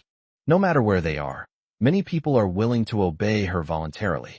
Her aura is absolutely domineering and overwhelming. Where is Song Jia? Did he agree? Or was it not voluntary? Yin Liang raised an eyebrow. She knew Song Jia somewhat. Since he hadn't shown up yet, she couldn't help but wonder if Song Jia had been locked up by Bing Bing in the same way. If Yin Bing really does this. Yin Liang's reaction was indeed not surprising. Young miss, I agree. I am willing to marry Sister Bing Bing, even though I know I am not good enough for her. The only thing I can guarantee is that I will give Sister Bing Bing all my love.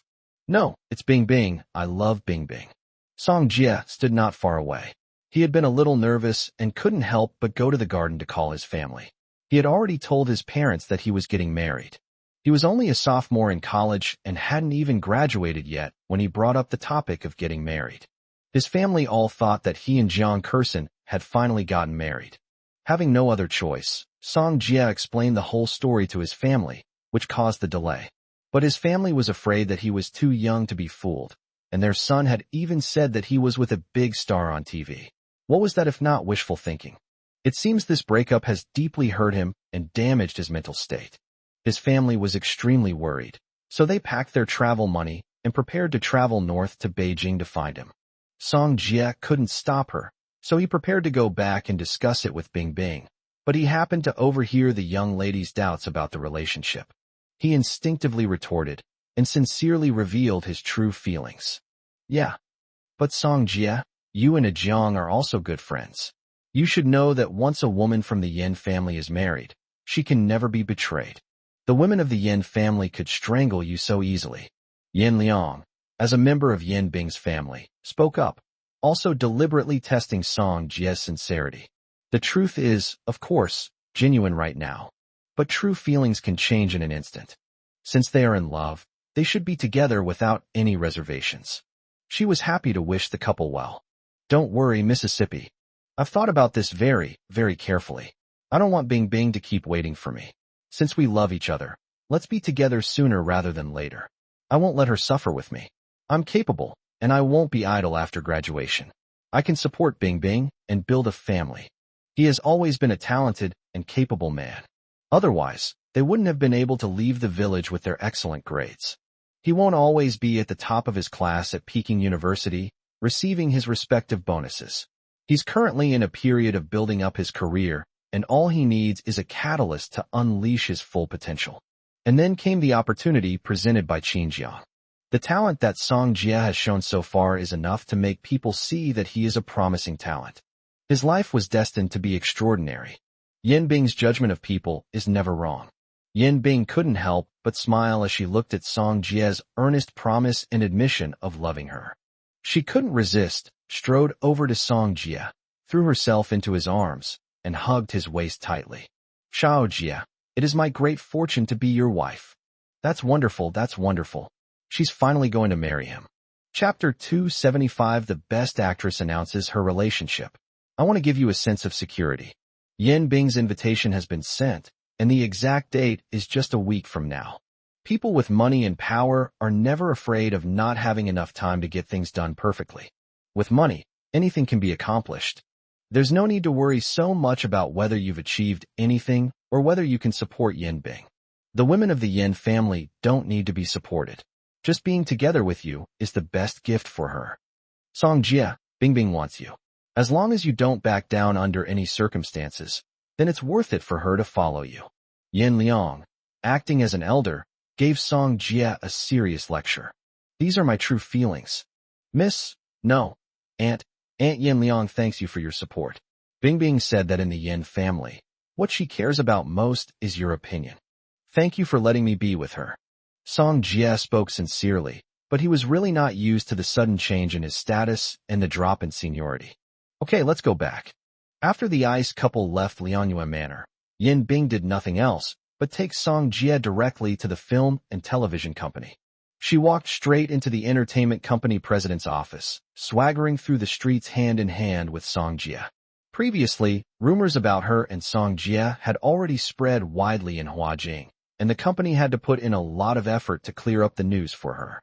Now I see that Sister Bingbing actually brought people directly to the company. Everyone was stunned. Seriously? Bingbing actually got won over by a college student who hasn't even graduated yet. This is too fantastical. Bingbing, you're being too ridiculous. Even if you said you wanted to retire from the entertainment industry and I disagreed, you didn't need to create such a huge scandal to go against me. Don't think that just because I'm your uncle I have to protect you forever. I've already done enough for you over the years, so don't be ungrateful. Yin Bing walked casually into the president's office. She was tall and exuded a powerful aura. Even though she still maintains her usual gentle and graceful demeanor, she possesses an inherently domineering and fierce aura. She's practically a mini Yin Liang from the Yin family. Uncle, I'm not being silly. I'm getting married to Song Jie. Over the years, I've never questioned the group's arrangements for my career planning because you're my uncle. But I've always said that I'm just going into the entertainment industry for fun. I already had my own group 2 years ago. Staying with you is just out of kindness. Don't think that just because I call you uncle, you can mess things up and have the right to interfere with my decisions. Yin Bing's demeanor was cold and aloof, showing no respect whatsoever to her so-called uncle. Bing, uncle doesn't mean to oppose your marriage. It depends on the person. This college student has nothing but a young body. Are you really that shallow? Isn't the future development of the Yin family being considered? Yin Heng couldn't help but slam his hand on the table, looking utterly disappointed. Strictly speaking, Yin Bing should have taken her father's surname and could not be considered a true member of the Yin family. Children of the Yin family can take the surname Yin if they wish. Back then, their family did this in order to maintain their relationship with the Yin family. Yin Bing has always used her mother's surname. Although they are only collateral relatives of the Yin family, as long as they are associated with the name Yin, they can leverage the influence of the wealthy Yin family, which has allowed them to have a smooth and successful life over the years. In essence, they are more like vampires of the Yin family, a powerful conglomerate. Fortunately, Yin Bing has always been favored by Yin Liang, and over the years, as Yin Liang's power has grown, Yin Bing has also had a smooth and successful career in the Dragon Kingdom. But I will do things my own way. She even chose to marry such a low-class man, instead of thinking about their own family. That's Yin Bing's selfishness. Tisk, good health, good looks, youth isn't enough? Uncle, Anne has already agreed to our marriage. If you disagree now, are you going against the head of the family? With Yin Liang's backing, Yin Bing has an unyielding backbone. I'm going to officially announce Ajie's relationship right now, and nobody can stop me. As Yin Bing spoke, she took Song Jie's hand and led him to the chairman's reception seat. She then raised her hand and used her phone to capture the moment their fingers were intertwined. Ajie, I've said it before, you won't be my plaything. I want you to be my rightful husband. I want to give you a strong sense of security. Chapter 276, Winning the Goddess's Heart, Falling into the Land of Gentleness. Aside from her Aunt Yin Liang, probably no one in the entire capital city can stop Yin Bing from doing what she's about to do. She posted a photo of herself holding hands with Song Jie on her Weibo account, which has 50 million followers. In addition, there is a photo she took after that night, under the dim light of her bedside lamp, showing Song Jie sleeping on her bed, with faint red marks on his neck that made people's imaginations run wild. Even more shocking was the scene where Yin Bing gently lifted the sleeping man's chin with her hand.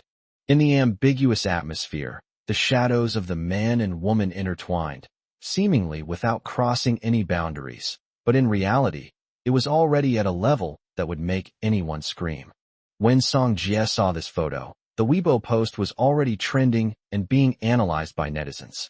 Help! Last time, Sister Bingbing seemed to have mentioned that she was in a very ambiguous relationship with a male college student. At the time, many people thought it was just a movie, but it turns out it was actually true. Am I the only one who thinks that our Bingbing is clearly in love more? This tender, affectionate gaze in bed. Only someone who truly loves would stay by the side of their loved one, even reluctant to close their eyes while sleeping. Sister Bingbing, your Sister Bingbing. How could you be so pathetic? I don't believe it. I don't believe it. My goddess is actually the one who loves more deeply. Does Sister Bingbing mean she's really planning to get married? To this guy? Bingbing, you're being silly.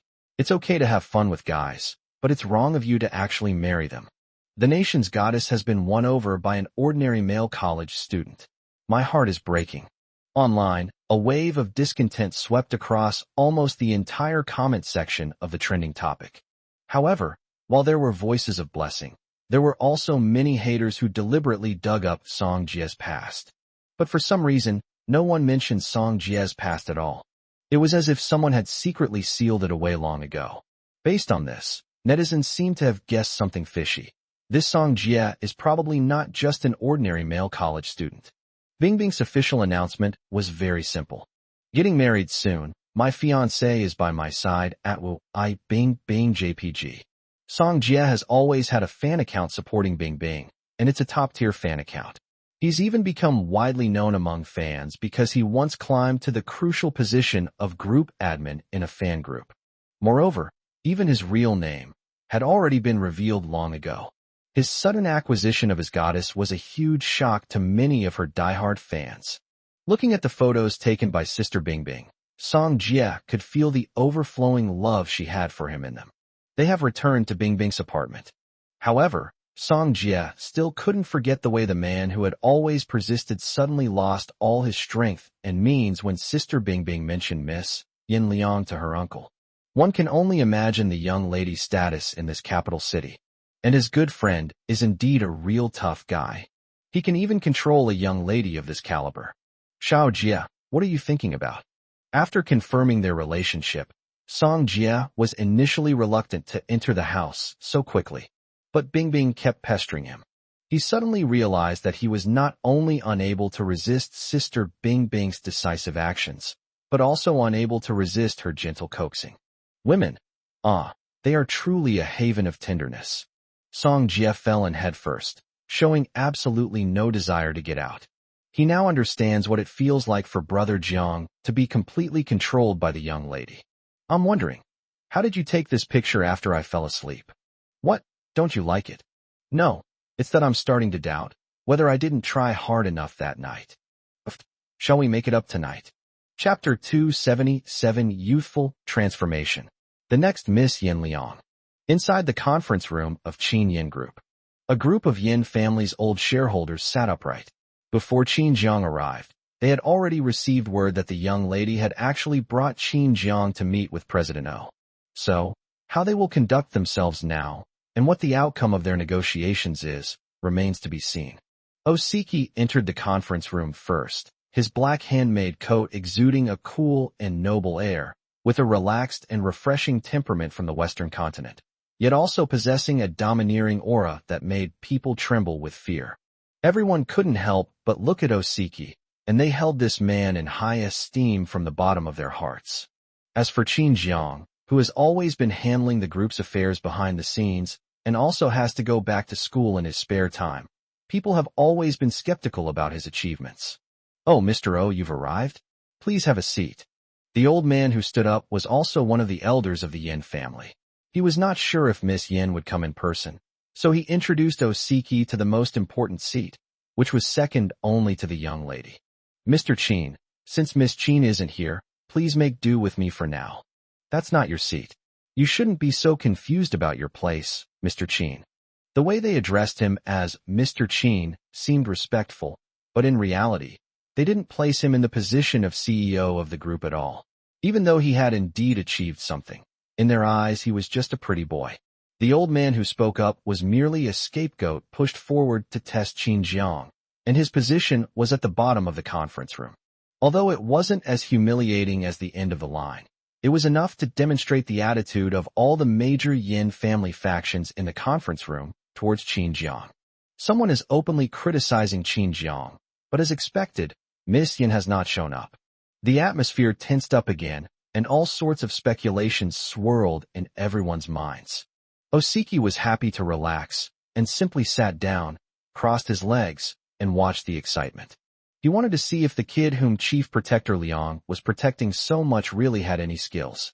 Of course, when it really comes to that point, he could reluctantly lend a hand. Qin Jiang entered the conference room, ignoring Osiki's two-faced attitude, one in front of Yin Liang, the other in front of him.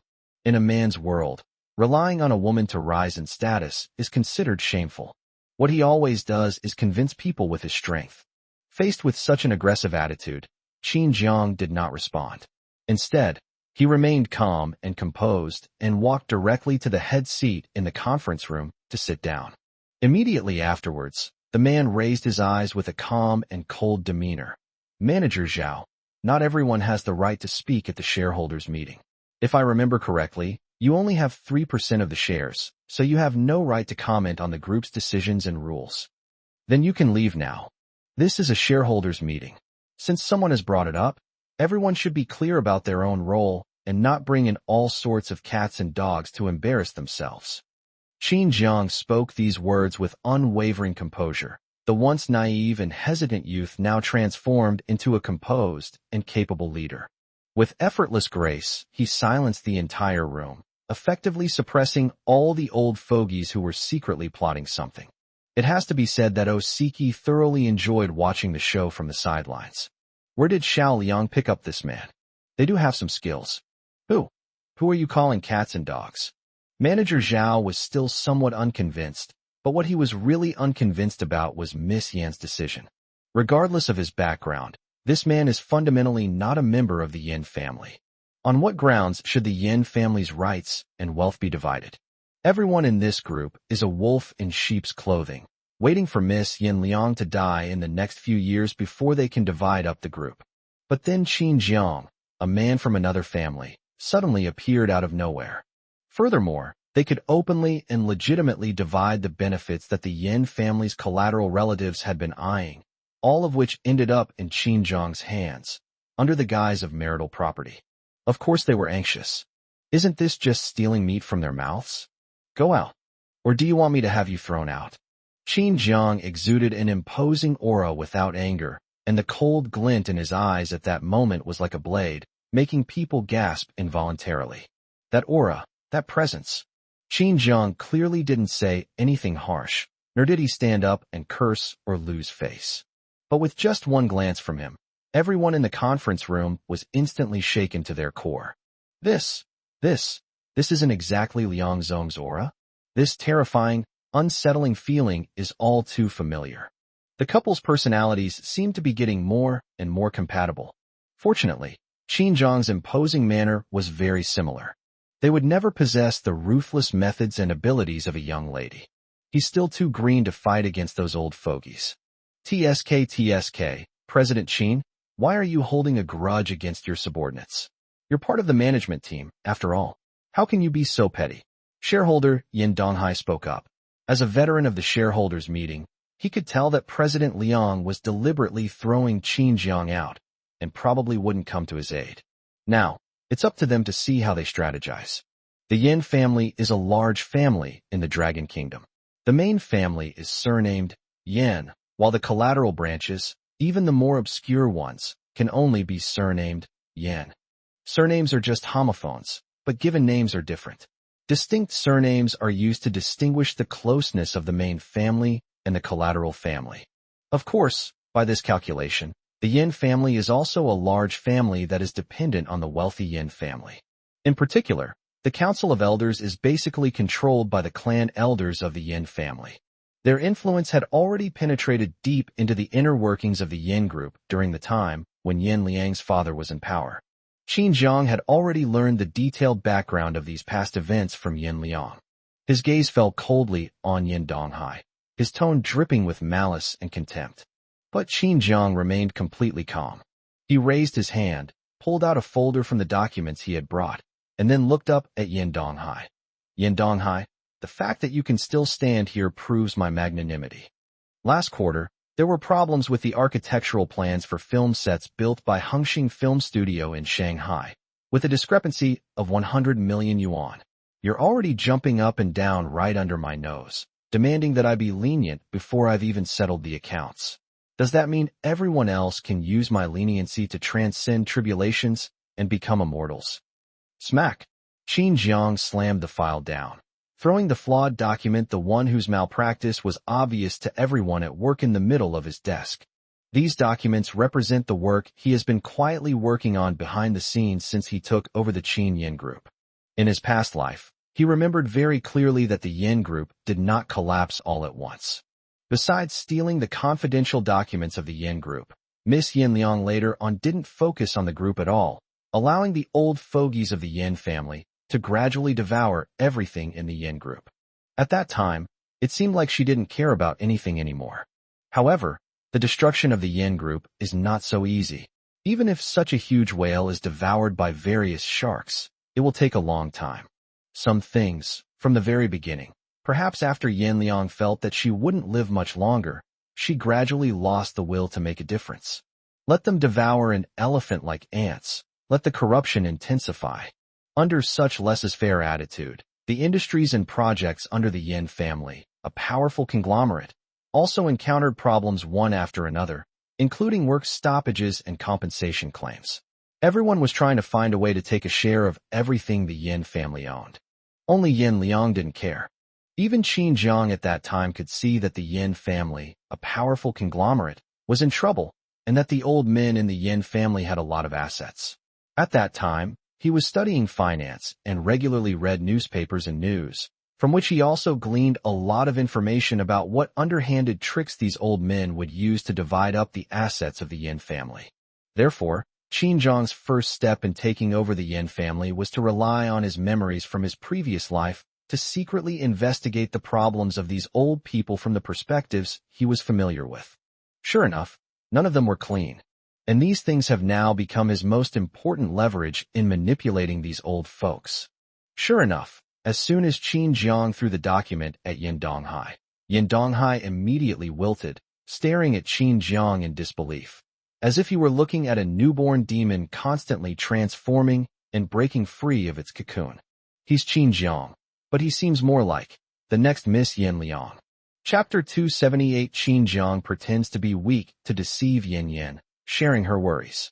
As Osiki watched this scene, it seemed that only now did he truly understand that Yin Liang's judgment had never been wrong. This young man was clearly a prime example of someone who pretended to be weak while actually being strong. With all the information he had prepared in advance, he had long been able to establish himself in the Qin Yin Group. However, he hadn't easily used this trump card before, essentially waiting for the opportunity to settle accounts with this group of old scoundrels one by one. And now is undoubtedly the best time. What do you mean by this? President Qin, we've always addressed you as President Qin out of respect for President Liang, but that doesn't mean you can abuse the authority given to you by the young lady to slander your subordinates or use underhanded means to obtain illicit gains. Yin Donghai was furious and ashamed. He absolutely could not admit to this debt. But this is also what makes Yin Liang so terrifying. She had long ago supported the Yin family's power within the Yin conglomerate to the point where the two families were dominant, creating a system of checks and balances. Yin Donghai led one faction. The faction led by Yin Rues, while seemingly conservative, has always been at odds with Yin Donghai internally. Seeing that Qin Jiang had caught Yin Donghai red-handed, but Yin Donghai was completely denying it, Qin Jiang immediately wanted to get involved. However, since Qin Jiang has already started to take action against Yin Donghai, he should also be wary of him. They might even have something on you that they can use against you. For a moment, Yin Rues really didn't dare to make any rash moves. But if he dared not act rashly, Yin Donghai would inevitably fall into Qin Jiang's trap. Slander. Every word in this document has legal effect. Since Manager Yin has raised questions, I think I should not handle it privately, but simply submit it to the judicial authorities. Of course, this is also a reminder to everyone here. Don't make the same basic mistake as Director Yin. To be honest, these not-so-sophisticated money-making methods could not possibly be hidden from Yin Liang later on. But by then Yin Liang was already heartbroken and couldn't be bothered to care even if she sensed something. This only made the appetites of those old scoundrels in the Yin family grow bigger and bigger. In the end, it became uncontrollable, and the Yin family, a powerful conglomerate, was divided up and collapsed. This, Director Yan, since President Qin is willing to discuss the mistakes in this project with you, please don't act impulsively anymore. It's just that some data was made wrong in the project, which caused some errors. Just apologize to President Qin properly, and he will not treat you unfairly. Someone stepped forward to smooth things over, and Qin Jiang vaguely remembered this person. He was also one of Yin Donghai's men and, moreover, his strategist. He must have realized that he had no intention of truly purging the court of corrupt officials and eliminating them completely. What Qin Jiang needs to do is to establish a solid foundation and lay a solid groundwork for Qin Yin Group. It's not something you can achieve by simply completing a few large projects and succeeding. Connections, social circles, but even more important is having your own trusted confidants. Before this, Qin Jiang had nothing at Qin Yin Group. But Qin Jiang is clearly setting up his own forces right now. When it comes to the art of employing people, the most crucial and fatal blow is to first exploit their weaknesses. Qin Jiang's move precisely struck at Yin Donghai's Achilles heel. The project involving 100 million in payments went wrong. If Qin Jiang were determined to target Yin Donghai, and given Qin Jiang's current backing by the young lady, if he were to make a move, Yin Donghai would inevitably face imprisonment. As a result, Yin Rues will become the sole dominant figure. Qin Jiang wouldn't be that stupid. What he needs to do is cultivate his own power. Qin Jiang may not have much else to worry about from the Yin family, but their deep-rooted control over the Yin family, a powerful financial group, is something Qin Jiang should learn from. He was, after all, just a college student at Peking University. The business world is a long and arduous journey for him to learn and navigate. He will not underestimate himself, but he will never be arrogant. He wants to use his strength to take down the powerful Yin family and relieve Yin Yan's worries. His wife will not have much energy to continue managing the Yin family business in the future, and as her husband, he will not give up on protecting Yin Yan's assets. Chapter 279 Qin Jiang calls O Siki little O, which leads to the appearance of Old Master Yin. Yin Donghai was also a perceptive person, but even though Qin Jiang had caught him red-handed, he was still unwilling to let Qin Jiang take this opportunity to subdue him. It was just a project error worth 100 million yuan, which was a drop in the ocean compared to the entire Yin family conglomerate. Yet Qin Jiang wanted to borrow 100 million yuan to deal with him, which was a gross underestimation of the Yin family's appetite. He ignored the mediation of the middleman. Instead, he was amused by Qin Jiang's naivety. Qin Jiang, do you really think that you alone can make the decisions about the Yin family? Even if the losses from this project are real, so what? The Yin family doesn't lack this project, and the Yin family can certainly afford all the consequences. Even if you take this to the judicial authorities, I can take full responsibility and walk away unscathed. Who are you trying to threaten with this self-righteous piece of evidence? Qin Jiang, you're in this position. Do you really think you're worthy of it? Yin Donghai was initially intimidated. To him, Qin Jiang's first step in dealing with him was essentially the intention of the young lady behind him. But upon closer reflection, he realized that the young lady was never one to be so roundabout or tactful. If the young lady really wants to lay a hand on him, really wants to deal with him, then he would certainly not have another chance to appear at the shareholders' meeting, unless Miss is deliberately using herself and the entire Yin family as a whetstone for Qin Jiang. But such a thought is far too insidious. Besides, the young lady doesn't need to do that. It's just a pretty boy. You can clear obstacles for him, raise and protect him, and there's no need to toughen him up or let him grow and become stronger. Isn't this just letting an outsider take charge of the young lady's life? After much thought, Yin Donghai's deep-seated contempt for pretty boys like Qin Jiang prevented him from taking the man seriously. So he immediately turned hostile. After all, no matter how big a mess he makes, Lord O from the Western continent is still here, and he won't be left with no way out. Therefore, he couldn't help but observe Master O's attitude with every step he took. Yin Donghai, I didn't know you were so tough. You're not even afraid of the judicial authorities. Of course, I don't care what identity you use to escape legal sanctions, but the Hengxing Pictures project is just a fuse. Do you really dare to expose the dirty deals behind it? I have given you a chance to surrender, But since you are unwilling, then the behind-the-scenes deals should also be brought to light. Qin Jiang remained seated in the main seat, his demeanor neither humble nor arrogant. However, he was well aware that the Yan family was not so easily brought under his control, and that it was necessary to use methods to leverage their strength when necessary. Xiao, what do you think? Qin Jiang had already finished speaking when he casually glanced at the man who had been watching the whole thing. Osiki was leisurely reclining in a comfortable leather chair, still savoring Qin Jiang's actions, completely indifferent to the situation. But Qin Jiang suddenly called out to him. He managed to choke on his own words. Small what? Small O? Who the hell are you calling young? More importantly, it's not a matter of whether it's small or not. Is little O someone he can call anyone? It's one thing to call me that randomly, but even Yin Liang, that little Liang Zong, has never called me that before. How dare Qin Jiang do that? At that moment, you could hear a pin drop in the entire office, and there were even some old guys gasping in shock. A cold, eerie atmosphere swept over.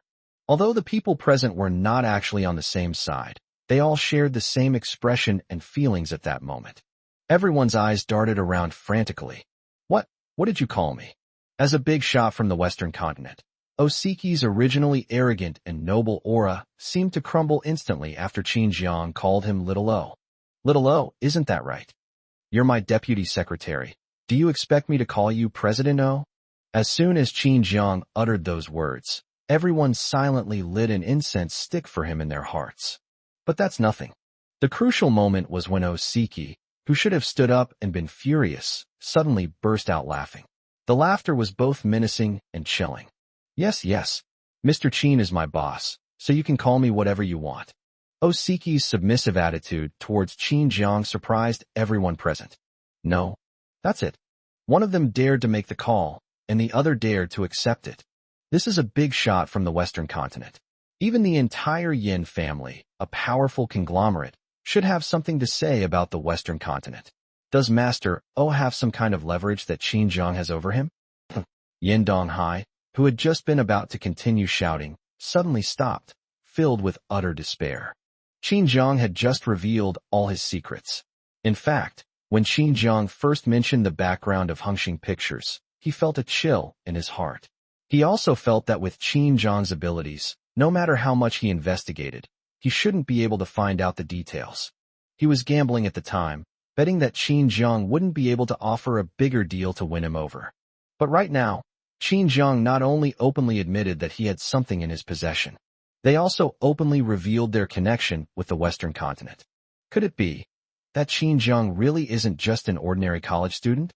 But this is just too unbelievable. The entire conference room was silent for a full minute. Cough. President Qin, I'm so sorry. It was I who was blind to your greatness and offended you just now. Please give me a chance to make amends. I will handle the Hengxing Pictures matter properly.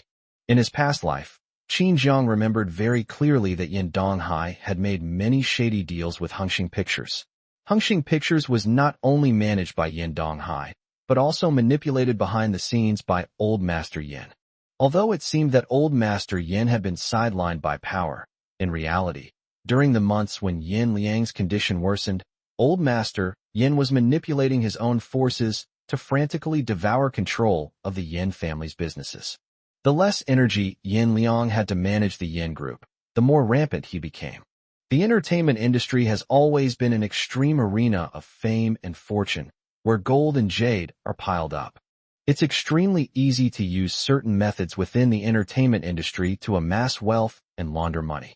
Of course, the methods they used were extremely subtle and safe. It was only later, in the later stages of Yin Liang's life, when he himself was on his deathbed, that he vaguely learned that Hengxing Pictures had changed its controlling shareholder. At that time, he suddenly realized the truth, but he was completely indifferent. But right now, relying on his memories from his previous life, he has already taken the lead in tracing the extensive root system through Zhou Ning's hands and found some fatal evidence. But I really want to play. Playing with these old fogies in Qin Yin group is obviously pointless. It's more interesting to uncover the hidden big boss behind the scenes, isn't it? What are Manager Yan's plans to do? Should we invite Grandpa Yin to come and visit the company in person? Yin Donghai's vision went black. He almost peed his pants in fright. Chapter 280 Yin Bing's death is mysterious. The young lady rewrites her past life. Yin Donghai never expected that Qin Jiang could actually figure out the rules behind Hengxing film industry. Of course, the fact that even Master O and O Siki seemed wary of him at this moment showed that Qin Jiang must have something more substantial than the information he had. That thing might even be related to the Western continent. In an instant, Yin Donghai's little schemes completely died down. He had to find a way to obediently be taken under Qin Jiang's command, which was his only way out at the moment. President Qin, I'd like to say. Inside Lianghua Manor. After seeing Bing Bing and Song Jia off, Yin Liang also shared the good news with Qin Jiang without any hesitation. She would take him back to the old house after he finished dealing with the group's affairs and returned home. Right now, she's really got some energy. The young lady wore a designer beige suit, exuding both gentleness and competence, with a powerful and sharp aura. Some things should have progressed by now. At the very least, she wanted to handle everything related to the Yin family before her health completely deteriorated. Young miss, are you planning to go to the old house alone first? I received information that old Master Qin has recently been staying at the Yin family's residence and has secretly settled in. He frequently goes to the storeroom to fetch medicine without any apparent difficulty, which seems to be with old Master Yan's tacit approval. Zhou Ning frowned. He had spent some time with Yin Liang in the wealthy Yin family. They've had some experience with the unpredictable nature of people in this house and the fratricide among family members. However, I'm sorry, compared to the young lady's extensive knowledge and experience within the Yin family, he is still a greenhorn. This old man couldn't hold back any longer. His health is deteriorating, and he will eventually need to find an opportunity to meet with old Master Qin again. Yin Liang's tone was cold and unfathomable, as if he already had everything under control about what was happening in the Yin family. Her illness can't be delayed any longer.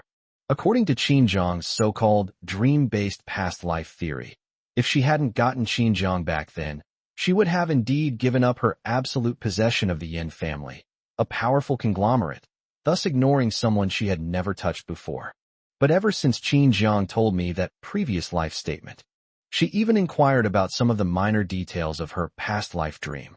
For example, what was the state of old Master Yan's condition in the later stages of his illness?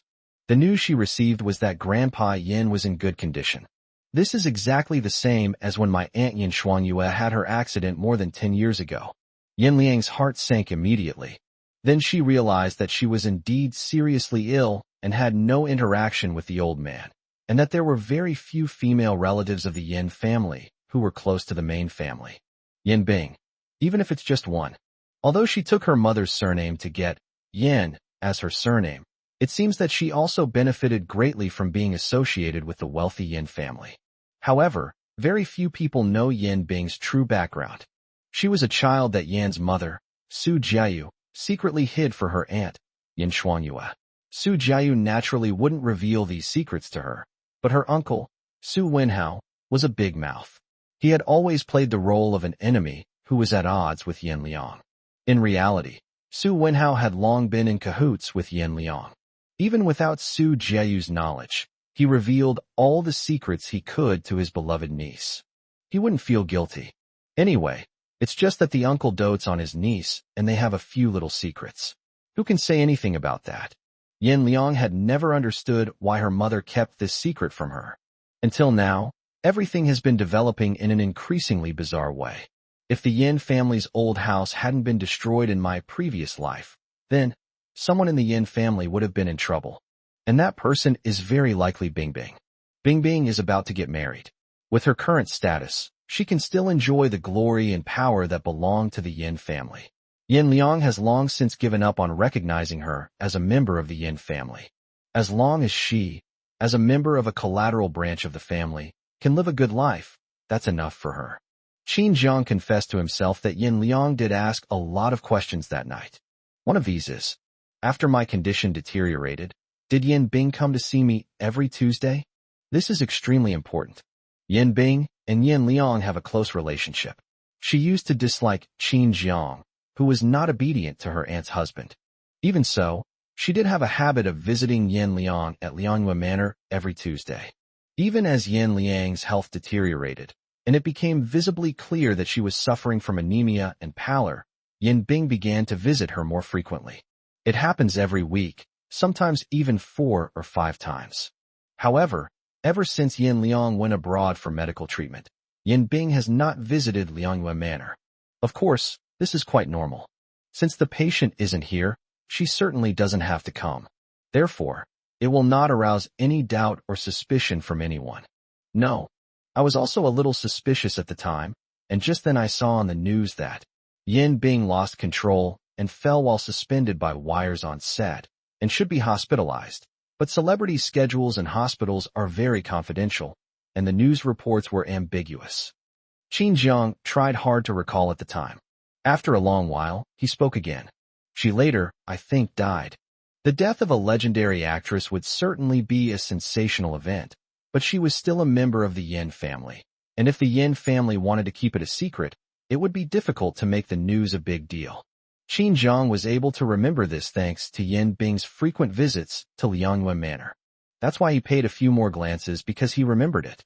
Qin Jiang couldn't quite decipher Yin Liang's expression when she heard the news, but he could clearly feel the surrounding temperature drop, a chilling coldness creeping in.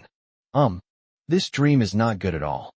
Bad dreams need to be erased and rewritten. Chapter 281. The young lady is going to eliminate all traces of the weeds, and Old Master Yan is in danger. If that's the case, then it means that Old Master Yan's covetousness towards her has ultimately shifted to Yin Bing. Yin Liang could almost imagine that even when she was weak in her previous life, no one in the Yin family would dare to make a move until she closed her eyes. As long as Yin Liang is still breathing, no one will dare to have any ulterior motives. Even if you move, you have to endure it and wait for your breath to stop. Yin Bing is different. Once those old fogies in the Yin family find out her true identity, everything Yin Bing relies on comes from the Yin family, making it too easy to touch her.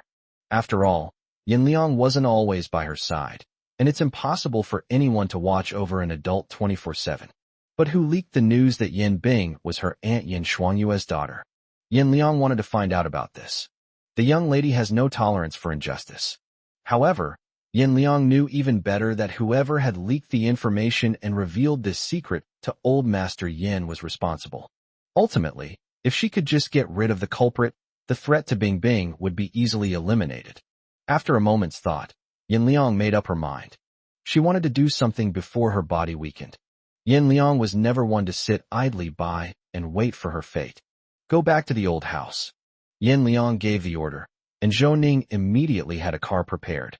He wasn't worried about the young lady getting hurt if she went back alone. He was worried that she would go on a killing spree and not be able to stop herself. Then wouldn't I be? Zhou Ning couldn't help but feel a chill run down his spine. The black Rolls-Royce, like an elegant demon, drove into the Yin family's old mansion. After the bombing, the lotus pond inside the mansion had been renovated, and even the pavilions and towers had been restored to their original appearance. Yin Liang walked past familiar classical pavilions, her high heels making a deadly tap-tap sound as they trod. Where's the old man? Yin Liang no longer called that man Grandpa. The man who once sat in the position of the head of the Yin family conglomerate was now old, and his power was gradually waning under Yin Liang's relentless pursuit. Since the memorial service Yin Liang held for his sister Yin Yu, Old Master Yin has become increasingly reclusive. For the Yin family, his presence is not as strong as it used to be. Yin Liang only needed a glance to know what the old man had been doing in the old house all this time. It's clear that he's become quite cautious lately. Unfortunately, she didn't want to get entangled in the Yin family's vortex this time. Master and Master Qin are discussing matters in the study. Perhaps you would like to. Yin Liang raised her eyes, her sinister gaze sweeping over the oblivious subordinate. A faint, contemptuous smile suddenly curled her red lips. This Yin family is under my control. It's not that shameless old man. After Yin Liang finished speaking, she walked directly towards the study. There's no other reason than that no one in the Yin family dared to stop her. Yin Liang's outrageous words still made many of his subordinates gasp in shock. Rumor has it that Miss Yin Liang committed a crime on the night of her comingafage ceremony, driving her own mother insane and causing her father to disappear without a trace.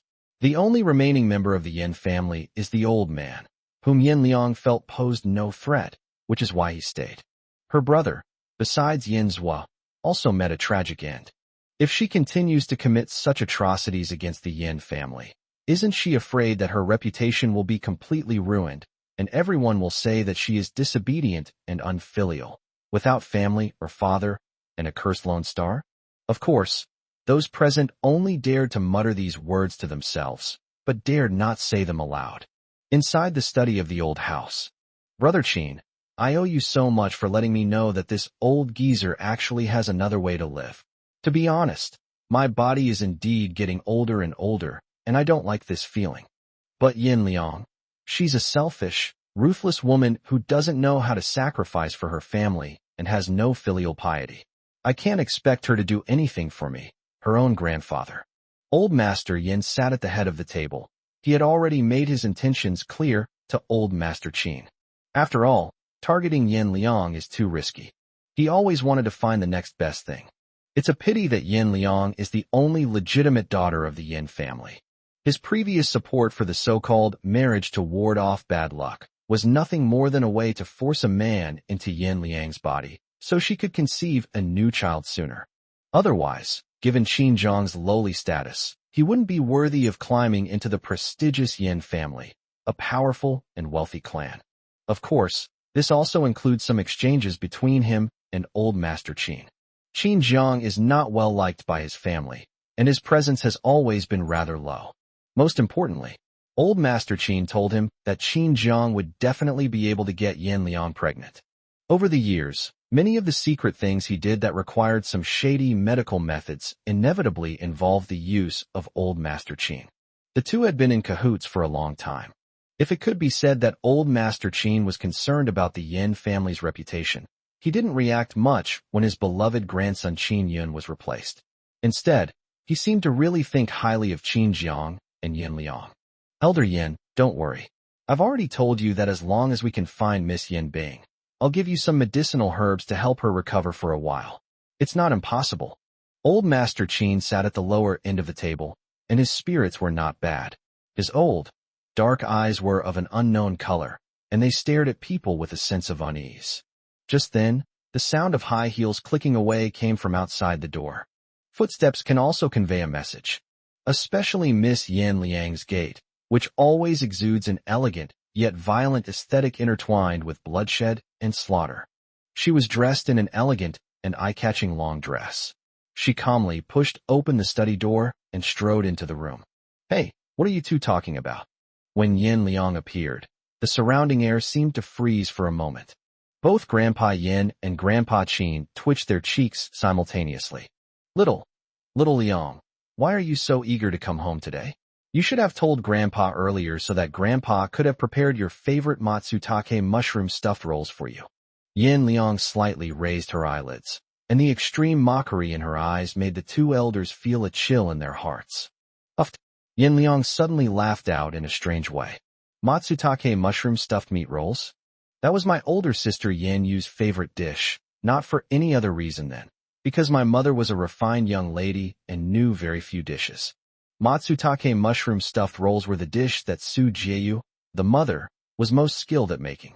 Only this dish truly evoked the taste of their mother for her and her sister.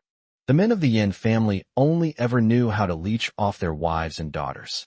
How could anyone understand their emotions, their inner world? Master Yin is indeed senile. He even forgot that this dish is my sister Ayu's favorite. Or is it that Master Yin is thinking of Sister Yu just like I am? By the way, since you miss her, Master Yin, why don't I take you to see her? When she was brought back from the Western continent, all that was left was a handful of ashes. How pitiful. How lonely. It's so boring when no one's around. Yin Liang approached step by step. She looked so gentle and elegant, but if you ignored the murderous intent in her eyes, you would definitely mistake her for a socialite. Yin Liang, what crazy thing are you trying to do now? Have you forgotten? The launch of industries in the Eastern continent requires my seal, as long as I don't produce it. Grandpa Yin pulled out his last trump card, which was also what he had always been proud of, the leverage he had over Yin Liang's disloyalty towards him. In his mind, the Yin family's businesses in the Eastern continent held an extreme attraction for anyone. Yin Liang also saved his own life for this reason. Shu, relax. I don't want to hear anymore. It's time for you to get going. As a dying woman, she really had nothing to worry about regarding the industries in the Eastern continent. She kept him at the time, only because she was afraid that her statement that she would bring misfortune to her family would frighten Qin Jiang, who had already taken a liking to her. As for the rest, she couldn't be bothered to care. But now that he has become a threat, there is no need to keep him around. To Yin Liang, these old fogies of the Yin family were nothing but disgusting maggots. Crushing them would dirty his hands, but not crushing them would dirty his eyes. In that case, it's best to eliminate it completely as soon as possible. Yin Liang raised her hand, and a delicately modified small dagger twirled in her hand. Hey, don't shout. If you get my skirt dirty, I'll feed you to the dogs. Her tone remained calm, and her emotions carried a steady sense of madness. Zhou Ning stood to the side, trembling with fear. When the young lady gets serious, it's best for everyone around her to keep quiet. Otherwise, they could easily become the next target. Thinking this, Zhou Ning couldn't help but glance at old Master Qin, who was also trembling but cleverly trying to minimize his presence. The next moment, Zhou Ning shoved the old man to the ground. Oh my goodness! Old Master Qin suddenly fell down and couldn't help but cry out. The next second, he felt a sinister and malicious gaze fall on him with almost excited excitement. Old Master Qin. Chapter 282 right now. I have someone I want to protect and love. Yin Liang was drawn by the sudden sound from Old Master Qin, but he didn't hesitate at all when facing Old Master Yan's actions, and the dagger went straight into Old Master Yan's palm. It is said that the 10 fingers are connected to the heart. At this moment, Old Master Yin felt that he, an old patriarch, was truly experiencing the crushing power of the person who had replaced him. Even his personal butler, who had served him for decades, was hiding in the study, yet the entire Yin family lacked the courage to show themselves. After all, they were quite adept at calculating whether to be directly beheaded or to be held accountable by the old man later. Grandpa Yin never expected that Yin Liang would actually attack him. His momentary daze almost made him ignore the pain in his palm. But the next moment, pain swept over him. Yin Liang, are you crazy? I'm your grandfather. Old Master Yin was already quite old and took great care of his health. He even escaped unharmed when Yin Liang massacred the Yin family 2 years ago. In short, he is still an old man who is pampered and treated like royalty. He had never suffered like this in all these years. So noisy. Yin Liang frowned slightly. She had no feelings for this old man to begin with. The bonds of blood and kinship had long since faded when she was thrown into the organization, leaving her to grow against the odds to survive. When she was a child, she did think that her relatives, her father or grandfather, would come looking for her. But in the countless days that followed when she was starving, she became more and more lucid. It turns out that whether or not your family loves you is already evident. She had seen the lives of ordinary people. They would never abandon their children, let alone put them in danger, even if they didn't love them dearly. Later, Yin Liang also spent a long time realizing that she had never been loved. So why does this old man think he still cares about so-called family ties? Yin Liang, do you really want to bear the crime of harming your family and committing a heinous crime? You stay away. Guards, quickly seize this madman. I am the true master of the Yin family. Quickly seize this heartless madman who doesn't even recognize his own family. Grandpa Yin was truly frightened. The pain in his palm spread throughout his body. The elderly man, who was already exhausted, could not withstand such torment. But Yin Liang didn't give him any way out at all. Yin Liang swung his knife again, this time aiming it precisely into the old man's wrist meridian. It was swift, accurate, and ruthless, accompanied by a bloodthirsty smile as he strolled casually. She didn't even say a word, only giving old Master Yin a lazy glance. She knew that the old man was cunning and had never been convinced of the achievements of a woman like herself in taking over the entire Yin family conglomerate. Therefore, although the Yin group may seem calm on the surface, after she completely took control of the group, The fact that the old shareholders, who outwardly appeared to be keeping to themselves, actually held some power in the group behind the scenes shows that there were still people in the family who were not happy with her taking power. Yin Liang used to be too lazy to bother with such trivial matters. Perhaps in the dream that Ajung mentioned, he also looked down on those petty tricks. Right now, however, she deliberately chose a time when all the shareholders were busy dealing with Qin Jiang and Osiki, and probably had no time to care about old Master Yan's safety. Of course, Yin Liang's audacity in barging into the old house was actually premeditated. The old house had long been completely controlled by her own people. So what if I'm all alone? She can get rid of this old thing just the same way. The blade grazed old Master Yan's neck, and he was barely pulled away to protect himself behind him. Mr. Yan, are you all right? The person who arrived was none other than old Master Yan's trusted confidant, whom he had cultivated for many years, and also the strongest among his personal bodyguards. He spent a lot of money to win over the man and keep him by his side. I'm fine. You come from the Western continent, and you are the most powerful death servant in the Western continent's underground cities. I now order you to kill Yin Liang. I want her freshest blood. Old Master Yan's eyes were bloodshot, and his aged face was mottled like tree bark. He was terrified of Yin Liang. The pain in his hands made him want to scream continuously. Yin Liang is going to ruin herself. Clearly, Yin Liang knew that she had cherished her hands the most all these years. Although Mr. Yin has aged relatively slowly compared to his peers, he is still dissatisfied with his aging appearance. He has been trying every possible way to restore his appearance, and he is almost pathologically pursuing youth. In reality, he was rich and powerful, and he quickly found a way to slow down his aging. That is, he soaks his skin twice a day, morning and evening, with various precious medicinal herbs nourished by the blood of virgins, but he can't stay in the water all the time. But you can soak your hands frequently. Therefore, after persisting in nurturing for a sufficient period of time, his hands became the youngest and firmest part of his body.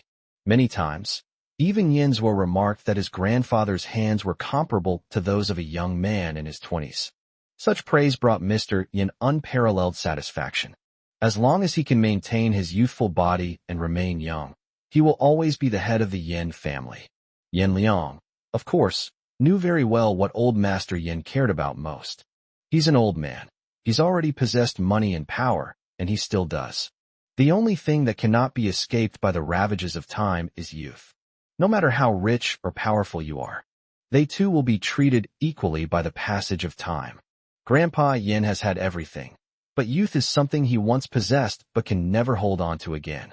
What Yin Liang destroyed was what he was so proud of and cherished.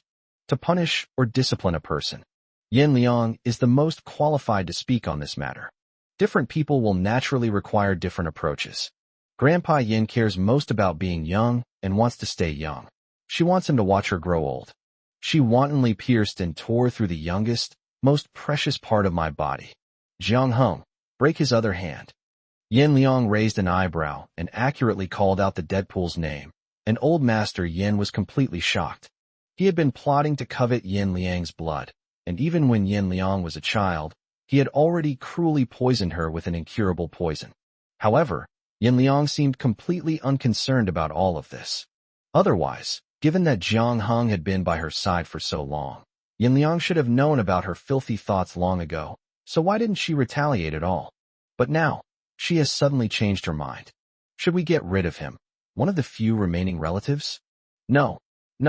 Xiaoliang, why? Why don't you care? And why don't you even ask me why I need your blood? Grandpa Yin broke down.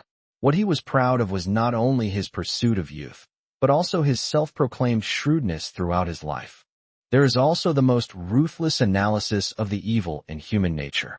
No, Yin Liang clearly shouldn't care about my little actions. Perhaps it is because I was never afraid of dying. But right now, I have people I want to protect and love. Jiang wanted me to live, so I tried my best. As a wife, I want to fulfill my husband's wishes and give him an explanation. Chapter 283, Dealing with the Old Man. Husband Qin Zhang's style suddenly changes. Yin Liang's words seemed to be addressed to old Master Yin, but in reality, they were also meant for himself. Of course, a madwoman like her wouldn't care whether she killed her own family. In her eyes, These people were all beasts. She'd rather kill the innocent than let the guilty go free. She had tolerated old Master Yin for a while in order not to scare Ajong away. But in her eyes, these people were just pigs she had raised, and she could kill them whenever she wanted. She didn't care how disgusting or vicious they were, because none of them could be more ruthless than her. However, if we're going to do something disgusting to her right under her nose, then she'll have to deal with it eventually. You want to stay young forever? But you're already over 90 years old. Don't you find it disgusting to see yourself like this after living so long? Qin Yin's mocking gaze enveloped old Master Yin. Her eyes were like an invisible, thorny scimitar, capable of dismembering and tearing away any person who passed through them. However, when Yin Liang uttered the insult, pervert, it was a masterclass in mockery. Her twisted methods are enough to leave many people far behind. Zhou Ning, skin this old bastard alive. Yin Liang abruptly changed the subject, and old Master Yin instantly trembled. Since you don't like this wrinkled skin, why don't I have Zhou Ning take it off for you, iron it flat, and then put it back on?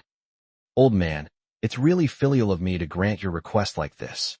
Yin Liang's voice was cold and ruthless. There was no one in this world who could stop her from going mad, so what did it matter how unrestrained she was? What's more, she had never played such an interesting game before. Zhou Ning nodded. He was quite adept at doing these little things, following Miss Yin Liang around and committing misdeeds. Soon, the sickle, Miss Yin Liang's favorite, was presented, and the speaker lowered his eyes and respectfully spoke. Young miss, would you like to peel it yourself, or should I do it? Zhou Ning's words were also out of respect for the young lady. Of course, all of this depends on the young lady's mood. She is far more ruthless than him. They wouldn't even knock someone unconscious. They'd just skin them raw. Xiao Liang, calm down. Grandpa doesn't mean to look young. My skin is wrinkled, so be it. You don't need to. You don't need to iron it out for me. Just kidding. This is human flesh, not some clothes or animal hide that needs ironing. He knew Yin Liang's methods all too well. There was no limit to how insane they could be. Brother Qin, hurry up and find your grandson. Xiao Liang only listens to that kid. Please have him come and save us. Previously, Grandpa Yin looked down on Qin Jiang, considering him merely a pawn. Now, however, he was scrambling to beg Qin Jiang for help. When Old Master Qin was suddenly stopped by Old Master Yin, it felt as if a thunderbolt had struck his back. He trembled as he looked up and saw Yin Liang's eyes, which were indifferent and devoid of emotion, filled only with pure madness and bloodlust, as if they had suddenly caught a new prey. Old Master Qin was so frightened that his legs went weak. He knew that Old Master Yan's words were true, so he didn't doubt him and quickly dialed Qin Jiang's number. But soon, disbelief and even despair rose in his eyes. No, how could this be? Qin Jiang is the one who respects me the most. How could he block me? I'm his grandfather. How dare he forget all the good I've done for him over the years? Old Master Qin was also in despair. Unable to get through to Qin Jiang on the phone, he felt as if the sky had fallen. But that's impossible. In Qin Jiang's eyes, he was the grandfather he respected and loved the most. It's just that his poor health prevented him from being able to protect him closely, which caused him to suffer some minor grievances in the Qin family. How could he disregard even family ties? Undeterred, Grandpa Qin dialed the number again, but unsurprisingly, he was met with a busy signal that his phone had been blocked. Grandpa Yin was also taken aback. His deal with Grandpa Qin had always been kept secret, and it was not the first time he had done something like this. Yin Liang was the most challenging one this time. When she goes crazy, who wouldn't be afraid? A little girl who was sent to the organization at a young age, who knows what kind of torment she has gone through over the years to go insane like this. This is why Old Master Yin would rather find someone else than dare to easily touch Yin Liang. The Yin family is a large and powerful family, and it is inevitable that it will need a continuous stream of heirs. Unfortunately, there are no more promising young talents to choose from among them. Yin Liang ignored Old Master Qin's roar. The skinning and ironing process naturally had to follow a first-come, first-served order. Grandpa Qin, you'll have to wait in line. Yin Liang picked up the small sickle, and the sound of her high heels hitting the ground was chilling. The two old folks certainly wanted to escape, But since Yin Liang could stand here and do such outrageous things, the entire old house was undoubtedly already under her control. Grandpa Yin always thought that Yin Liang was unaware of his dirty deeds, simply because she didn't care about her own life, and therefore had no interest in this coveter. But now that they've set their sights on Bing Bing, who is also the wife of Ajiang's friend, she's going to settle accounts with them. Even if they did have such intentions, so what if Yin Liang misunderstood? A madman acts without regard for principles. Save your breath, don't run away. If you peel off that skin, it'll be hard to iron it. Yin Liang approached step by step with the blood-red scythe that Zhou Ning had offered. She felt that even touching the old man, who was sitting on the ground and powerless to fight back, would be dirty. The sickle landed on old Master Yan's neck, the sharp blade about to pierce his skin. The sharp sickle can not only cut through iron like mud, but also easily peel away skin. Yin, stop. At this critical moment, a calm but slightly breathless male voice interrupted the spellcasting. Yin Liang glanced to the side, her whole body stiffening on the spot. She saw that the person who came was Qin Jiang, whom she had unintentionally sent away. It turned out that he had finished his meeting and come to the old house. But for whom did he come? A hint of guilt flashed in Yin Liang's eyes. Then she innocently looked up and asked, Jiang, what brings you here? What a coincidence. Grandpa Qin is also visiting our Yin family. I'm here today too. Well, Yin Liang realized that there was really no excuse for his cruel and bloodthirsty appearance. When the two elderly people saw Qin Jiang appear, they almost burst into tears. Help! Our savior has finally arrived.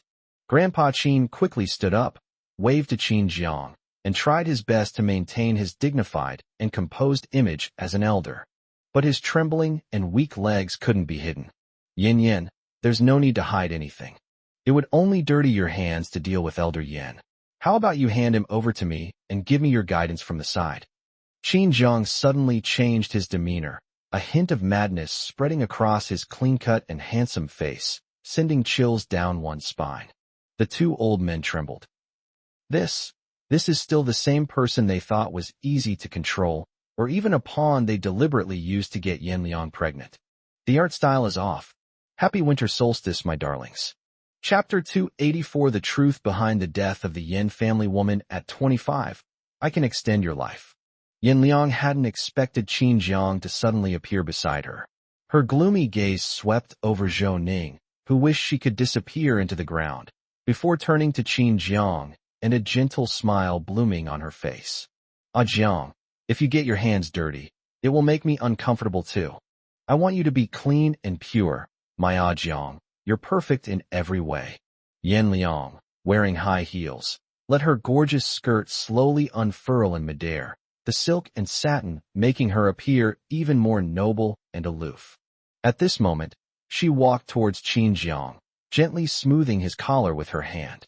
Her noble demeanor, coupled with her caring gesture, inexplicably made one's heart clench. Qin Jiang showed no fear. He reached out and took Yin Liang's hand, which was stained with a few drops of blood. Those beautiful hands are the ones that truly shouldn't be dirted. He was far too late. He should have become the sharpest knife in Yin Yan's hand long ago, so that she wouldn't have to face everything on her own. Yin, this is the kind of thought I should have for you, and I want to protect you too. I also want you to have clean hands, my wife. I came too late, which is why you had to endure for so long. Qin Jiang looked down at Yin Liang's hands. Her hands were slender and long, but the calluses on her fingers, accumulated over the years, revealed how difficult her past had been. Now, others don't feel sorry for him. They only know how to be afraid. But Qin Jiang feels very sorry for him. Qin Jiang, what do you mean by this? I am your grandfather. How have I treated you all these years? In the Qin family, I have protected you and doted on you. How can you be so unfilial? Old Master Qin was surprised that Qin Jiang had ignored him for so long, his mind completely focused on that dying monster. He had just wondered if this was Qin Jiang's delaying tactic, until he saw the cold, emotionless look in Qin Jiang's eyes that showed him no concern whatsoever. In that instant, he sensed killing intent. Could it be that Qin Jiang has already seen through the truth about him all these years and wants to take action against him? He spoke, trying to wake Qin Jiang. He had just witnessed Yin Liang's emotionless, even cold and cruel, killing of old Master Yin. And what about him? Whether it falls into Yin Liang's hands or Qin Zhang's hands, at this moment it seems there is no difference. Tisk, filial piety. Qin Zhang curled his lips in disdain, his tall figure standing still, but his gaze toward old Master Qin was as dark and intense as the night, as if a wild beast was hidden in his chest, ready to pounce at any moment. Has Mr. Qin ever truly protected me all these years? How come I haven't noticed? Where were you when your whole family forced you to donate blood to Qin Yan? Did you really think that by hiding away and pretending to be weak and sickly and not being there, you could hide the fact that you were also fundamentally biased to the death? Besides, I've completely severed ties with the Qin family, which includes you, old man. Qin Zhang had long since given up on any desire for family affection, though he had already paid the price for his obsessive yearning for it. He no longer needs any of the Qin family's so-called concern for him, which is actually just exploitation and harm. The look in his eyes when he looked at old Master Qin revealed a sense of unfamiliarity. It was no longer the reliance and trust that old Master Qin had once been so proud of. He originally thought he could keep Qin Zhang by his side indefinitely and control him at will. These children who lack love are stubborn types who will thrive on a little sunshine. Yin Yin, be good, leave the rest to me. Qin Zhang took the killing scythe from Yin Liang's hand. At this moment, he truly transformed into a demon from hell. Both Grandpa Yin and Grandpa Qin were stunned. Even as ghosts, they never imagined that Qin Zhang was actually the devil most deeply influenced by Yin Liang. And Qin Zhang showed absolutely no mercy. He leaned down, pressing closer and closer to old Master Qin. That day, the Yin family's old residence was like a living hell amidst the cries of pain and agony. Yin Liang simply watched this scene quietly, as if she saw a familiar figure in Qin Zhang at this moment. It's him. Has he remembered something? As it turns out, in the face of absolute destructive power, all schemes and tricks are utterly ineffective. 2 years ago, the Yin family was nearly wiped out, and so is the case now. The two old men did not die in the end, but their flesh was torn apart, making them look so horribly different from human beings. They were chained up and thrown into the Yin family's dungeon. Old Master Yin used to come here often when he was young. He would torture anyone who disobeyed him here, including his own son. Speaking of which, old Master Yin had 3 sons in total. Yin Rongin was the 3rd son, and he was almost exactly like old Master Yin in temperament. Otherwise, he would not have lived to inherit the position of family head. Yin Shuangyue is not actually Yin Rongin's biological sister, but rather his illegitimate daughter. When she was delivered to the laboratory that old Master Yin had specially built for her, like a fish on a chopping board, Yin Rongin simply stood quietly to the side and watched the scene unfold. His eyes were almost thirsting for knowledge. Perhaps, at that time, he himself had the same thought as his father. Old man, speak. What are you plotting with this old man from the Qin family to do to Yin Bing? Yin Liang stood in the dim and gloomy environment of the basement.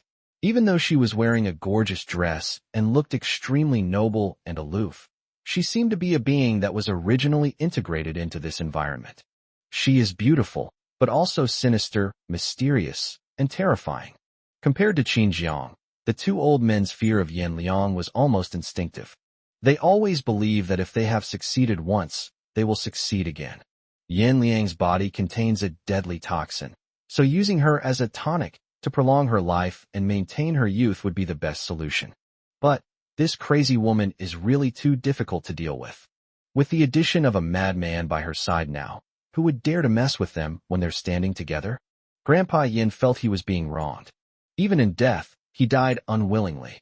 He didn't even dare to plot against Yin Liang again. This shows just how powerful Yin Liang is right now, but all of this power came from the endless suffering she had endured in the past. The only one who could feel sorry for her was Qin Zhang. Others only felt fear towards her. Yin Liang, I'm your own grandfather. Let me go. I'm begging you. Xiao Liang, you've become so disloyal and unfilial that you've even laid a hand on your own father. Do you really want to become the target of everyone's hatred, a monster who would even kill his own grandfather? Yin Liang, aren't you afraid that the world will insult you, calling you a monster a madman, a venomous snake, or a mentally ill person? Old Master Yin was still making a last-ditch effort. In truth, he couldn't understand why Yin Liang had suddenly returned to the old house and attacked him without any mercy. Does she really not want to live at all? Xiao Liang, just let Grandpa go. Grandpa will find a way to prolong your life. Don't worry, the curse that Yin family women don't live past 25 is man-made. I can help you break it. Old Master Yin couldn't find any leverage left to make a deal with Yin Liang. Ultimately, we circled back to the original topic. He thought, no one is unafraid of death, and Yin Liang is no exception. But Yin Liang merely curled her lips lazily and casually, and without even pausing, she swiftly stabbed the dagger into Old Man Yan's arm. Aya! The old man screamed in agony, unable to live or die. It's filthy, so filthy. She didn't believe a single word Old Master Yin said. If she wants to survive, she will find a way herself. What Old Master Yin just said was clearly an admission that all the harm done to the women of the Yin family came from this old man. Yin Liang didn't ask any further questions. Instead, she curled her lips into a sinister and malicious smile.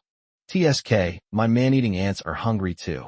Although the old man's flesh is too old, it can still satisfy the little cutie's appetites. Chapter 285. Even if it means death, I will not let Qin Jiang easily obtain everything from the Yin family. The black man-eating ants are Yin Liang's pets. Upon sensing the smell of blood, they will crawl directly towards the wound.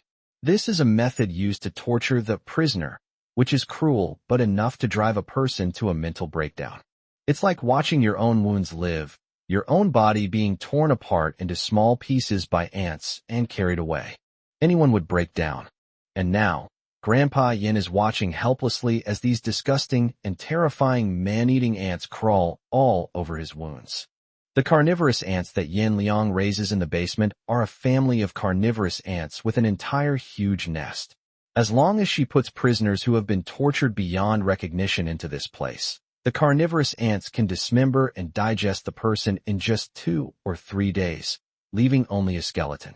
For Yin Liang, she had long since become indifferent to these cruel methods within the organization, and had even grown accustomed to them.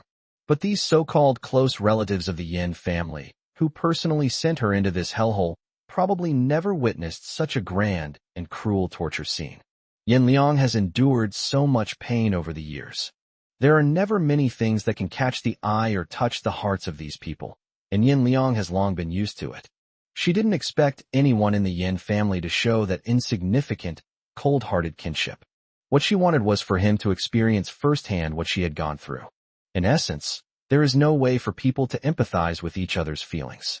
Compared to other feelings, pain and fear are quite effective at making others empathize with them. Old Master Yin enjoyed a life of luxury and even indirectly enjoyed a period of youth again in order to live longer. He rarely suffered in his life, but now all the hardships of his life seemed to be rushing towards him at this moment. No matter how much he wailed, Yin Liang just watched coldly. He tempted her, always thinking that by holding on to the secret that Yin Liangquai wouldn't live long, he could live a long, long life. But to his utter surprise, Yin Liang didn't care about any of that. What weaknesses could he possibly exploit in a woman who disregards even her own life? Grandpa Yin could only succumb to the shadow of his body being devoured. Shoo! Don't disturb my little darlings while they're eating. Look how powerful they are. The way they're dissecting meat piece by piece looks just like the evil claws you extended towards Yin Bing, doesn't it? Old man, I gave you a chance, but you insisted on courting death. Yin Liang lowered her eyes, her emotions unreadable. Her long eyelashes cast a shadow beneath them, obscuring the madness and bloodlust that threatened to spill over.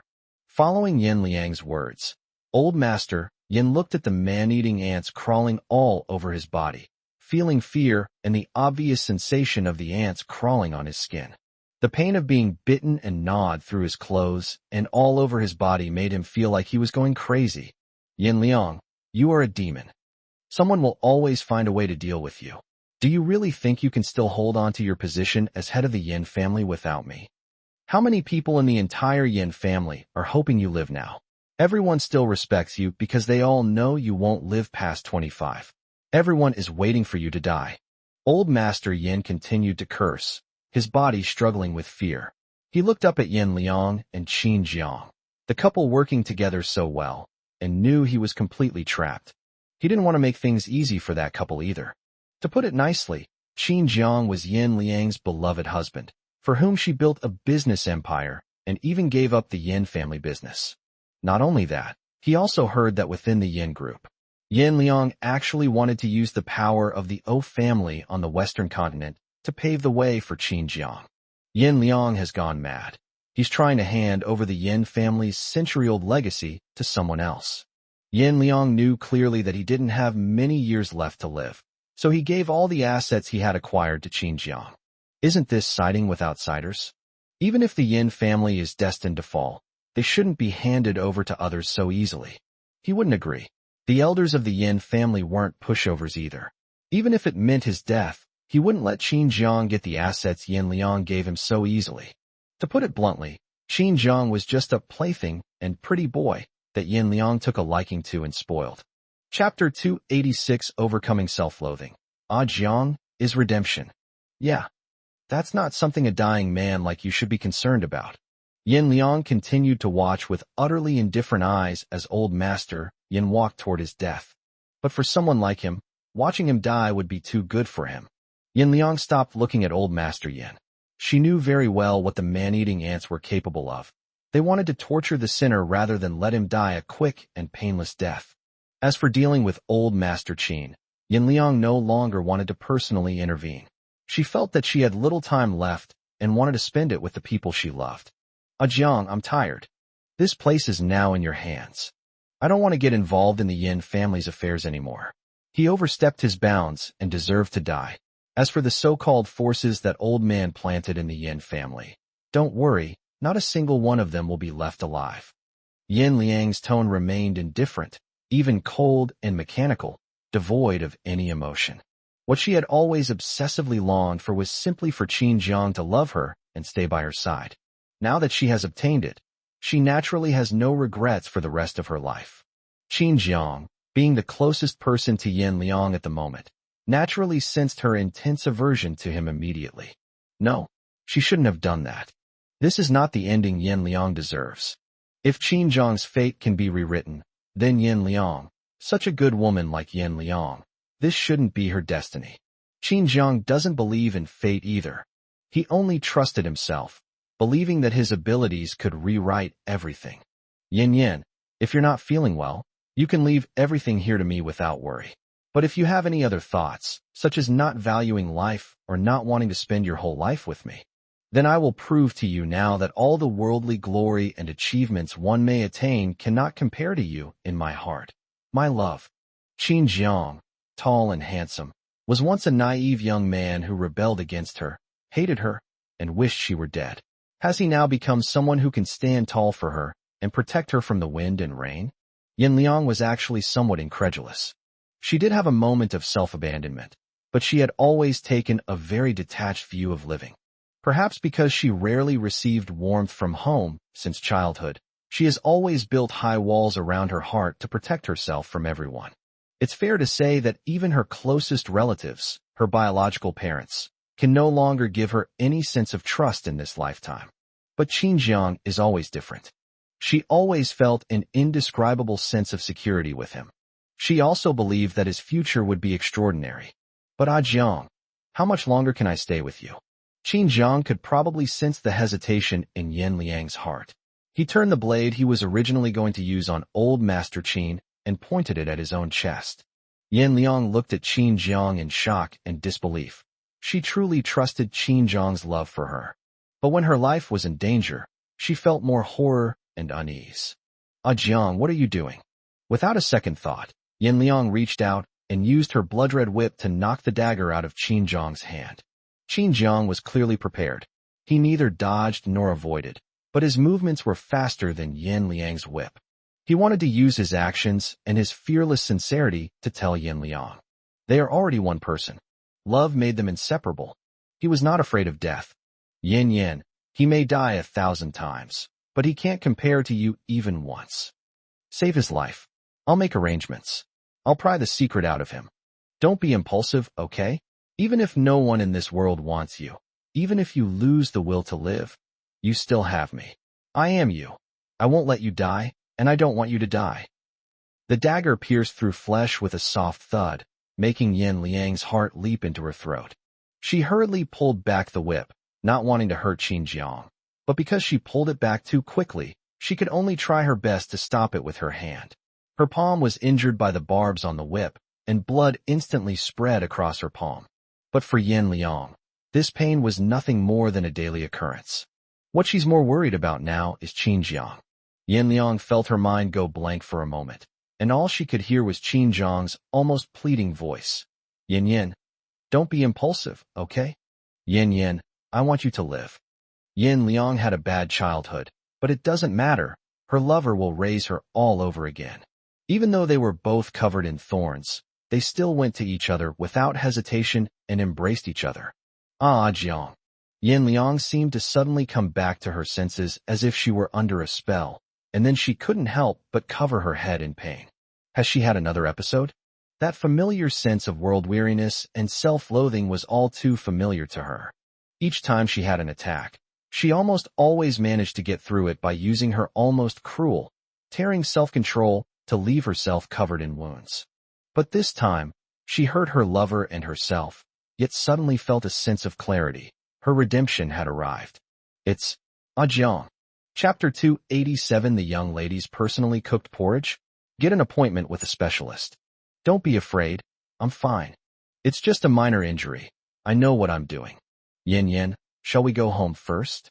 Seeing that Yin Liang's emotions had finally calmed down, Qin Jiang was afraid that Yin Liang would have another extreme reaction. Of course, he knew better than anyone that all of this was caused by the illness. If she were healthy, how could she have developed such a distorted mentality? Yin Liang nodded, but she was very concerned about Qin Jiang's injuries. It seemed that at this moment, they had truly become a complete unit. She suffered, and so he suffered as well. But Yin Liang didn't like that. She liked to see Qin Jiang laugh. She liked to see Qin Jiang carefree, and she liked to see Qin Jiang relying on her without any restraint. It's better for her to bear any pain alone than to watch Qin Jiang gradually walk to the position she once stood in and share the enormous responsibility with her. Go home. Go back to our home. Yin Liang seemed to be muttering to herself, or perhaps telling Qin Jiang that they finally had a home. Qin Jiang patiently guided Yin Liang's emotions, but behind the scenes, his eyes grew increasingly sinister and vicious. Of course, the two old men who were injured by Yin Yin couldn't die so easily. He should find more interesting games for his parents to play. Preparations for Yin Bing and Song Jie's wedding are in full swing. The wedding date was fast approaching. Qin Jiang was lying on a large bed in Liangyue Manor, where professional medical staff were changing his dressings. In reality, the stab he made was not as light as he claimed. No matter what, a person is made of flesh and blood, and no matter how he was stabbed, he was still a mortal body. How could the injury not be serious? Qin Jiang was indeed stubborn. Even when the doctor bandaged his wound a little too tightly and he groaned, he gritted his teeth and tried his best not to let Miss Yin Liang see any suspicion about his body. He didn't want the young lady to blame herself, nor did he want her to worry. In his mind, the young lady should be high above and should be pursued by him. Self-blame shouldn't be her emotion. Jiang, I cooked some porridge myself. Hurry up and have a drink. You're taking care of your health these days. Just leave the details of Bingbing and Song Jie's wedding to the staff. Why bother with all that trouble? Yin Liang, somewhat displeased, pulled away the detailed schedule for the wedding preparations of Song Jie and Yin Bing, which Qin Jiang had been working on while recovering from his injuries. For her, Qin Jiang's own health was more important than anything else. Qin Jiang couldn't help but look up in surprise, and then his eyes suddenly blossomed with affection. This is porridge made by the young lady herself? Does the young lady know how to make porridge? His thoughts raced. He remembered how many times he had outwitted Yin Liang at Liangyue Manor, including deliberately cooking all sorts of porridge that would cause Yin Liang to have allergies in order to disgust her and get her to let him go. However, those seemingly childish but actually malicious actions did cause Yin Liang a lot of trouble. Even so, Yin Liang never gave up on getting closer to him.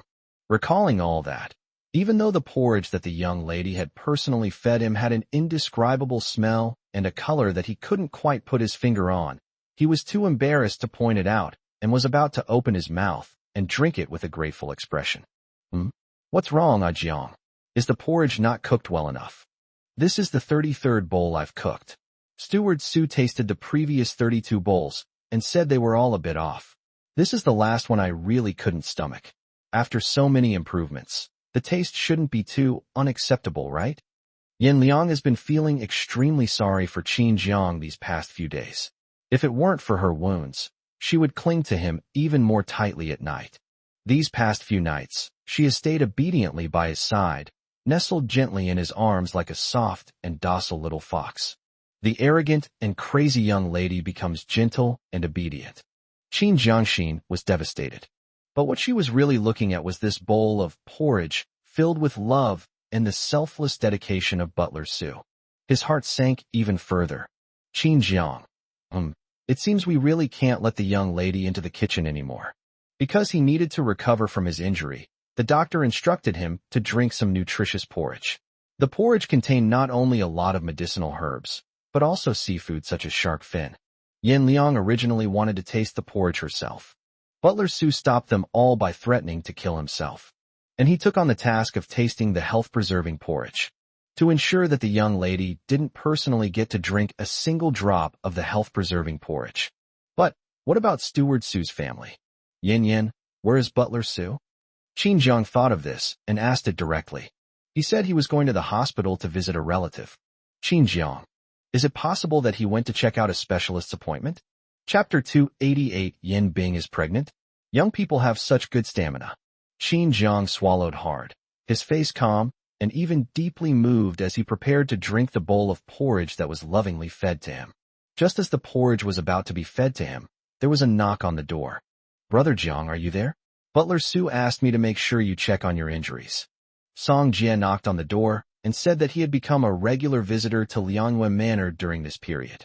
More importantly, he was about to become a member of the Yin family and was about to marry Miss Yan's niece. Wouldn't that make him one of Miss Yan's relatives? Therefore, he is now quite familiar with Liangyue Manor and can hold his head high wherever he goes. Of course, Jiang Ge had already boosted his pride with this bit of vanity. This couple was truly Song Jie's second parents. If it weren't for the difference in generations, he would have loved to acknowledge the two as his godfather and godmother. Yes. Qin Jiang was almost moved to tears. He was truly a good brother. Even at a time like this, he would go through fire and water for him. Their life-or-death friendship was well worth it. Come in. Yin Liang put away the bowl of porridge, a hint of displeasure flashing in her eyes. She didn't like outsiders to intrude or interfere in her time with Ajiang. However, Song Jie should at least call Bing Bing aunt as well, since they are considered family. Yin Liang didn't say anything, but calmly put away the bowl of porridge, reached out to tuck the blanket around Qin Jiang, and covered Qin Jiang's body from any extra exposure. These are all landscapes she wants to appreciate all by herself. No, I can't let others see it. The young lady's haughty and possessive manner, her subtle actions of covering herself up, for some reason. Qin Jiang couldn't help but secretly curl his lips into a smile. The young lady is so cute. Zundu is adorable, a striking contrast. Her arrogant demeanor made him waver, and his love for the young lady grew even stronger. When Song Jie pushed open the door and entered, his smile almost vanished upon seeing the scene. Well, it seems like he came at the wrong time. Jiang Ge, why are you hiding under the covers with such a shy expression? Miss, you can tuck your hands under the covers, but why are you crawling under the covers? Beware, he's the one who's taking tonics and acting as a third wheel. It's my duty as a junior not to be a part of your game. Cough. Aunt. Uncle. Song Jie still found it a bit awkward. He could call Miss Yin aunt without any problem, but Qin Jiang. This kid was his good buddy who grew up with him. It's truly a case of, when the dragon rises to the heavens, the seniority doubles. Okay, you two talk. I still have some official business to attend to. By the way, Song Jie, your uncle specifically instructed that even though he is quite seriously injured, he still wants to attend your wedding with Bing Bing in person. Your uncle and I both think highly of your marriage. Wishing you a happy marriage. Yin Liang is not a talkative person, but she unusually spoke a few more words to Song Jie this time. Actually, she could understand Ah Zhang's feelings. Even though his injuries hadn't fully healed, he still wanted to personally attend Yin Bing and Song Jie's wedding. Song Jie is Ah Zhang's best brother. Yin Bing was the only child among the younger generation of the Yin family whom she still had feelings for. This feeling is like they are in a parallel universe, able to watch another couple find happiness together. That smooth road was something they had never traveled before and longed for. It is naturally of great significance. As for her and Qin Jiang, they didn't have a proper wedding. Even when they got married, it was she who forced Qin Jiang to accept her. For Qin Jiang, he was always the one who pressured Qin Jiang into marriage. Even if they are in love now, they can never go back to those unpleasant times in the past. So now that Yin Bing and Song Jie are happily united, she and Ah Jiang can witness it with their own eyes, and Ah Jiang will even personally participate in the design and planning of the wedding. This is undoubtedly a way for the two of them to make up for their regrets together. Auntie, don't worry, I'll take good care of Bing Bing. And the baby too. Song Jie suddenly lowered her head shyly and reservedly, her smile impossible to hide. That's why they say young people have great stamina. Male college students are generally considered to have very authoritative abilities, like inexhaustible energy, plus they've just experienced that kind of pleasure. That night, I still had to sleep with that stunningly beautiful Bing Bing. Song Jie said. I couldn't control myself. I couldn't control myself at all. It's only been half a month, and Sister Bing Bing has been complaining that her back can't take it anymore. She was even more uncomfortable this morning. Women seem to have that kind of intuition. So Yin Bing checked, and sure enough, it was there. Song Jie was about to personally inform Brother Jiang about this good news, and when Butler Su called, he simply went along with it. For him, such a wonderful and exciting event should naturally be shared with Brother Jiang in person. Of course, when a man's abilities are on full display, shouldn't he personally show them off? Baby, Bing Bing is pregnant. Yin Liang raised her eyes, a look of disbelief and darkness flashing across them. It's certainly a good thing that Bing Bing is having a child, but the news she received after personally visiting the Yin family's old residence was that old master Yin had clearly been eyeing Yin Bing's belly for a long time. Their scheme included the child in Yin Bing's womb. And coincidentally, Yin Bing got pregnant very quickly.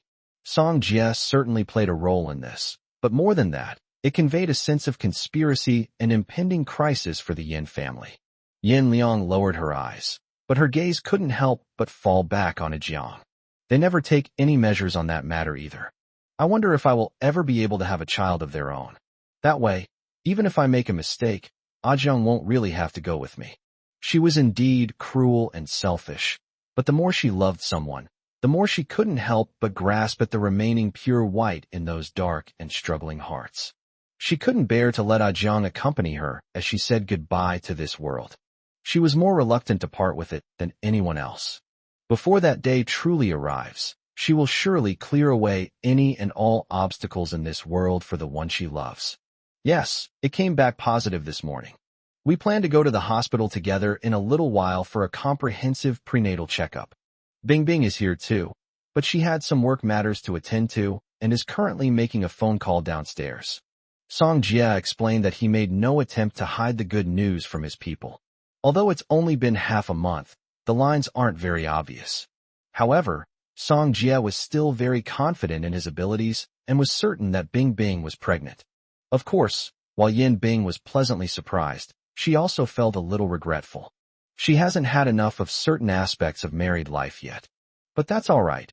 Even after having a child, she's still young, and Song Jie has a long life ahead of him. She can savor it slowly. Wow, Song Jie, you're really something. Congratulations. Qin Jiang barely cared about his injuries. He excitedly pounded the bed and seemed to want to stand up. But the next moment, the wound was aggravated. Hiss. Yes, Qin Jiang behaved himself. Hee.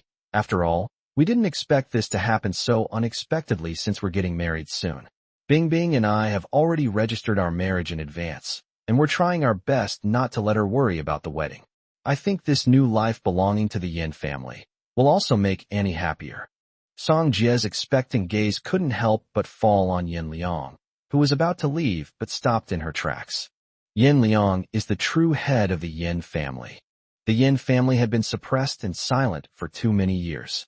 This child, which belongs to him and Yin Bing, is also a member of the Yin family bloodline. He and Bingbing both hope that the child can bring more vitality to the head of the Yin family.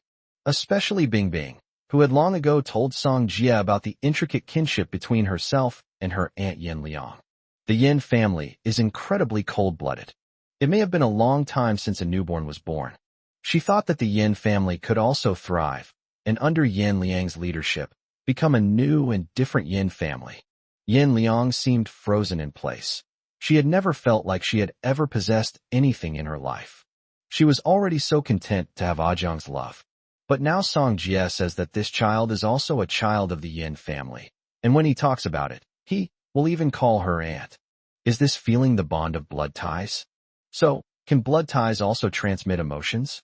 What kind of emotion is family affection? She had experienced that with Qin's mother. That was the warmth and care from a mother. And this new life, it's quite strange. It's as if she also has a so-called inherited emotion. Is the child a new life belonging to the Yin family? Song Jie smiled. Yes, after Bingbing and I got married, Bingbing was reluctant to lose her connection with you, aunt.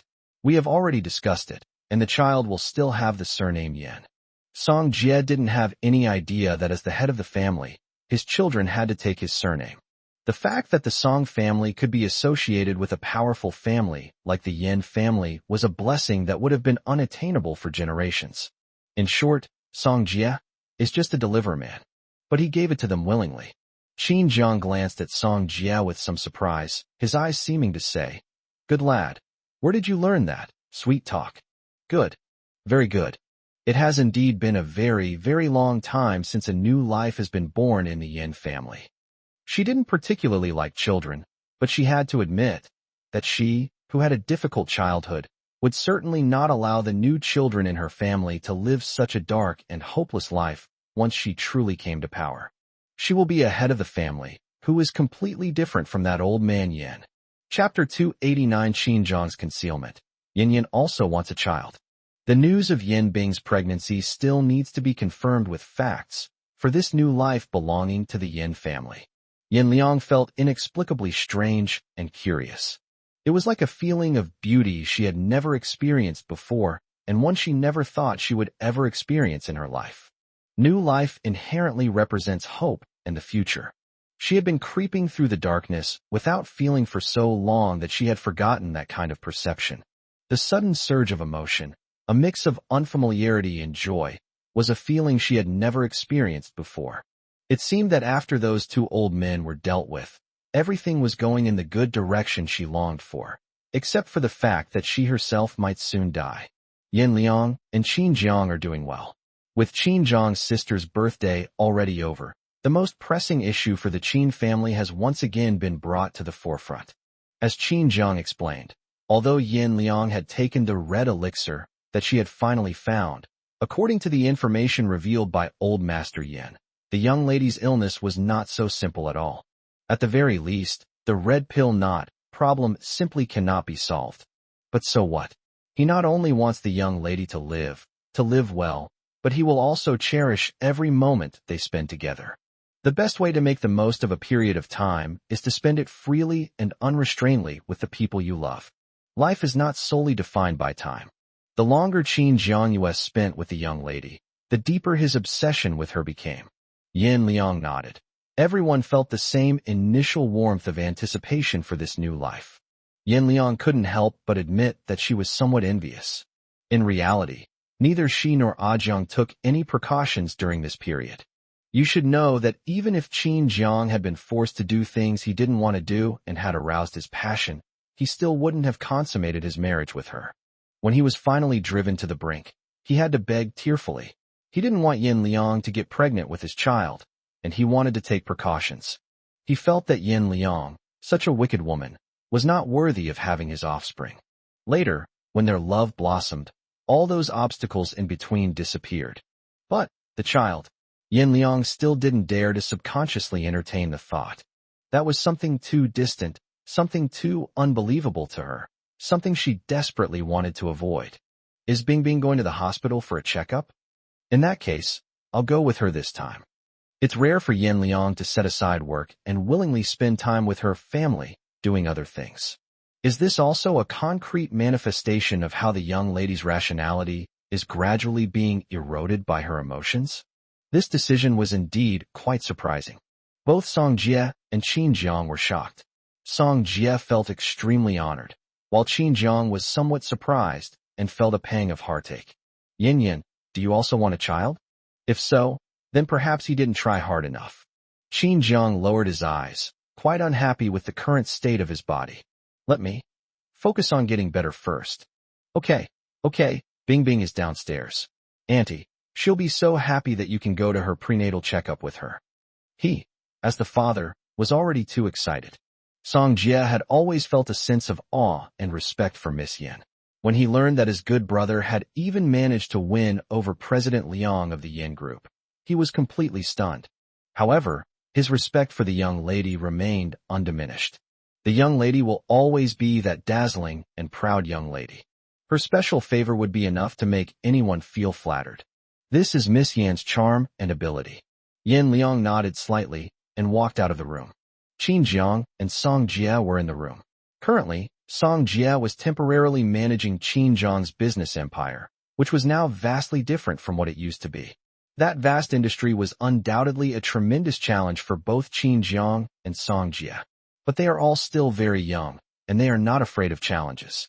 Brother Jiang, about that matter, are you sure you want to keep it from Auntie? You know your aunt's temper. If she finds out, I'm afraid. Chapter 290. Congratulations on the baby. Auntie's in trouble?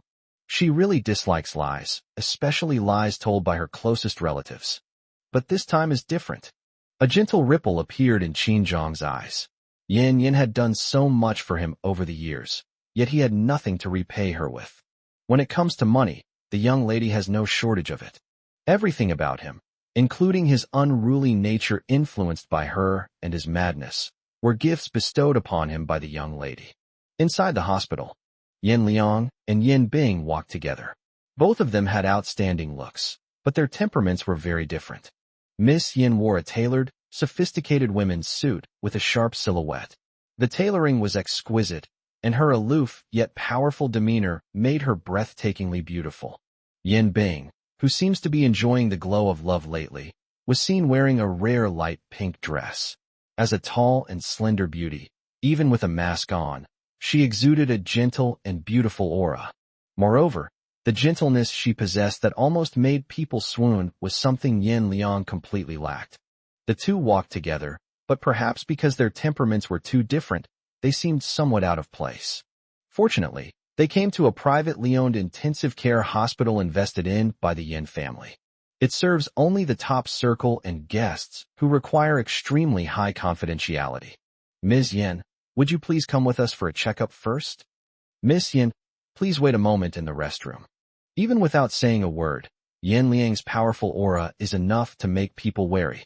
Yin Liang lowered her eyes, which could be considered a response. She looked at the unfamiliar furnishings. This was the best private maternal and child health hospital in Beijing. The decor was fresh and elegant, yet it also made people feel the warmth of welcoming new life. Yin Liang felt that everything here was so new and exciting. She looked at the illustrations of a baby's shape in its mother's womb on the brochure.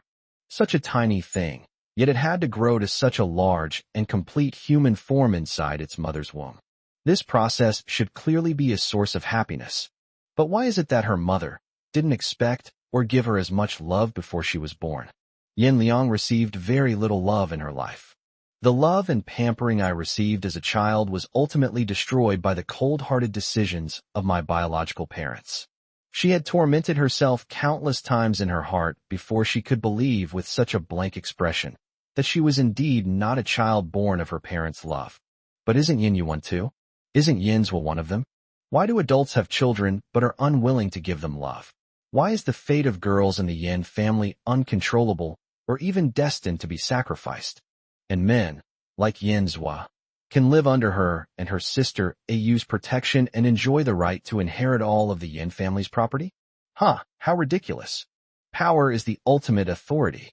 Now that she holds power, She can rewrite the fate of the next generation of the Yin family, and the generation after that, countless children. Yin Liang's thoughts drifted far away. Completely unaware, Yin Bing had already completed the test, and the results were unexpectedly presented to Yin Liang. Auntie, I'm really pregnant. Auntie, the doctor said the baby is too young to have an ultrasound, but it's true that I'm pregnant. Auntie, I'm so happy. Xiao Jie and I are having a baby. Our love has finally paid off. Yin Bing's adorable remarks made Yin Liang unable to help but smile. She reached out and gently stroked Yin Bing's temple, tucking away a stray strand of hair, and chuckled softly. Bing Bing, this is great news. Congratulations. Congratulations, you have found happiness. Perhaps, in the so-called prophetic nightmare that Ajiang confessed to him, Yin Bing's fate was truly terrible. But this time, she will rewrite everything. Yin Bing deserves happiness without a doubt. In this vast Yin family, too few children are able to find happiness. Auntie, you'll get pregnant too, and you'll have a child with Uncle too. So why do you look so envious? Yin Bing and Yin Liang have never really defined their relationship. As the junior, Yin Bing has never acted like one. At this moment, I couldn't help but tease my aunt. Who said I envy you? It's just a baby. They're so noisy and disruptive when they're born. I don't like them at all. Yin Liang playfully bickered with Yin Bing, saying she didn't like it, but anyone could tell that she wasn't entirely sincere. Okay, you're not envious. Anyway, your uncle is still young and has plenty of strength and skills. Why don't you take advantage of this time to enjoy yourself more? Only Yin Bing would dare to say such disrespectful things to Yin Liang. But I have to admit that what he said hit the nail on the head. When this topic came up, Yin Liang's usually serious face flushed a rare blush. Being young has so many advantages. Only a mature woman, like Yin Bing, who directly targets college students like herself, can truly understand that feeling. But saying such things out loud was definitely too much, and Yin Liang gave a light scolding. You really have no manners. The two were playfully fighting, but they tried their best to keep their distance, protecting the baby in Bing Bing's belly who was only half a month old. I was just about to leave.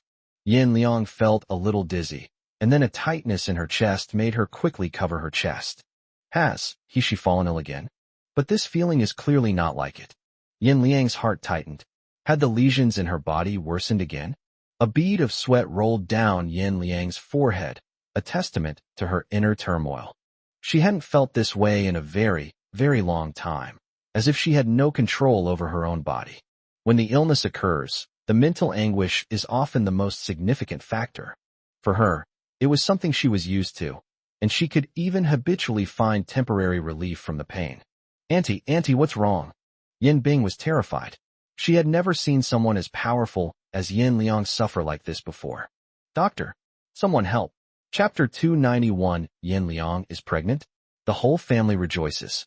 When Yin Liang opened her eyes again, she felt as if many eyes were on her. Having groped in the dark for many years, she was very sensitive to this kind of subtle gaze. Almost the instant she opened her eyes, she reached out and grabbed the person closest to her as a threat. The woman opened her deep pupils and met the person in front of her, but the strength in her hand did not loosen in the slightest. As soon as she opened her eyes, Yin Liang stared at the figure in front of her. She immediately and reflexively let go of his hand, her eyes filled with worry and a hint of self-reproach that was almost never seen in Miss Yan's eyes. Mom. Yin Liang was surprised to find Zhang's mother by her side. She only remembered feeling very unwell at the time, and coupled with her recent busy work schedule and lack of rest, she lost consciousness for a moment. Zhang's mother hadn't expected her daughter-in-law to be so capable, and the wariness and alertness in her eyes just now were something she had never seen before. Such a look was like that of a frightened little animal. That kind of sensitivity and defensiveness. Did Xiao Liang experience many bad things in the past? And she should be given the feeling of home, to feel the warmth of family, and to slowly heal her. Xiao Liang, it's all right. Mom is fine. I was just worried about your health, so I had to take care of you myself to feel at ease. Now, you're not alone anymore. You can't keep working yourself to the bone. The doctor said you're weak and somewhat malnourished. You're over a month pregnant, so you need to pay even more attention to getting enough nutrition and rest. Mom said before that she would come to take care of you and Ah herself. And you were considerate of me and didn't want me to work hard. I know all of that. But now that you have a baby, I will never let you two neglect your health again. You too need to take good care of yourselves. It will be a tough battle after the baby is born. Qin's mother was talking to herself, and the information she revealed caused Yan Liang's brain to freeze for a moment. She finally came to her senses and looked around the room. It was still the Women and Children's Health Hospital, but she was now in a VIP ward. Qin Zhang stood by the bed. Song Jie and Yin Bing were there too, and even the whole Zhang family was there, including Zhang's two older sisters, the eldest Zhang Hanwei and the second sister Zhang Qingwei, as well as the somewhat disobedient youngest Zhang Yuwei. Everyone had different expressions, but their concern for Yan Liang's health was exactly the same.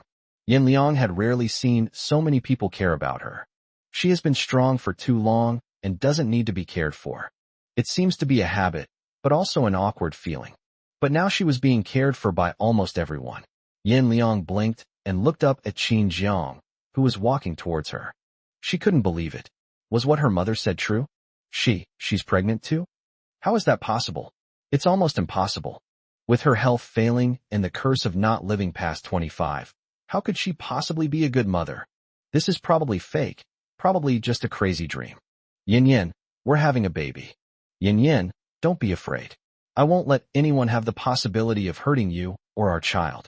Qin Jiang is now not only a husband, but also a prospective father. There are some things he couldn't do before, but now, even for the sake of his own family, for his wife and children, he has to ensure the young lady's life and that no one in the Yin family will rebel again. He reached out and gently pulled Yin Liang into his arms, his heart filled with barely suppressed joy. Is this real? But Ah Jiang, my body. Is my body really capable of getting pregnant? Will our child be healthy? Will I be able to be there for our child as she grows up? Yin Liang leaned her head against Qin Jiang's chest, feeling somewhat vulnerable, and told her husband about her worries. At this moment, they are just like an ordinary newlywed couple, feeling both curious and unfamiliar about the arrival of their child, but mostly overjoyed to be new parents. Don't worry, Yin Yin. I've managed to get some information out of old Master Yin. Don't take his threats to heart. I'll take care of everything. Qin Jiang is no longer the naive college student he once was. Now that he has become a father, he must shoulder the responsibilities of being a father and temper himself into a more mature and powerful man. Mom, Yin Yin has been feeling a bit weak lately, so I'd like to trouble you to make her some nourishing soup. Eldest sister, second sister, if you have time, please come and keep Yin Yin company and help her relax. Yu Wei, you're the most mischievous one. Your sister-in-law is so good to you, so you have to keep her company. Qin Jiang was instructing his family, but in reality, he wanted Yin Liang to have a stronger sense of belonging to a complete and happy family. Yin Liang looked up and saw the gentle gazes of Zhang's parents, and the concerned and happy expressions of her two older sisters and younger sister. So this is what it feels like for a family to be so united and supportive? Is she finally going to have a truly complete family? Fortunately, there was Ah Jiang, who gave her a real home, so that she was no longer like an isolated island and could feel that she could rely on others. And is there really a baby in her belly? The baby is actually a month older than Bing Bing's baby, so in terms of time, the child must have been conceived in country S. Back then, Ah Jiang was really fierce. Chapter 292 Love Reciprocates, making up for the regret of the first wedding. It was as if he wanted to devour her whole. Yin Liang had rarely seen a Jiang act so fiercely, but she had to admit that this extreme fusion made her feel numb all the way to her toes. Of course, these harmonious aspects of the marriage are not appropriate to discuss at this moment. Yin Liang touched her lower abdomen in a daze, and after a while, an unbelievable excitement slowly rose in her eyes. Yes, she has a child too. She has a baby now. She's going to be a mom. The rest of their lives consisted of Qin Jiang and Yin Liang, as both of them needed care. Jiang's mother was busy with all sorts of things, but every day was fulfilling and warm. She liked the feeling of taking such meticulous care of a Jiang and his wife. They hadn't been able to reunite as mother and son for many years, and even when they did, they never had a good opportunity to spend more time together. During this time, the family lived together in harmony. Occasionally, the two older sisters would come to chat with Yin Liang. Of course, Miss Yin was not one for idle chatter. Instead, she could talk eloquently while her two older sisters asked her for advice on work. As the head of the Yin family, a powerful and influential clan, her strategic vision and ability to handle affairs are truly exceptional. Jiang Qingwei had only recently taken over the Qin group, and the matters under her jurisdiction were in complete disarray. All she had to do was chat with her sister-in-law Yin Liang when she came to visit, and then she could immediately and efficiently handle important matters when she returned to the company. In a short time, the last remaining flames of restlessness within the Qin group were extinguished one by one under Jiang Qingwei's manipulation. Little did they know that there was an even more powerful hand manipulating the whole situation behind the scenes, making it a piece of cake to resolve this small-scale conflict. Although Jiang Yue is rebellious at this age, she is also the most lively one, and she can be silly to relieve Yin Liang's boredom. Yin Liang also cherishes these heartwarming moments. She used to think that she didn't need such an ordinary, peaceful, and warm life. At that time, I was probably surrounded by envious glances from the Jiang family, and I also had too many regrets. Fortunately, perhaps God was looking out for her, allowing her to join such a big family. After a week of rest, Yin Liang's body was only weak and needed some nourishment. However, Jiang's mother paid special attention to everything and took meticulous care of her in every detail.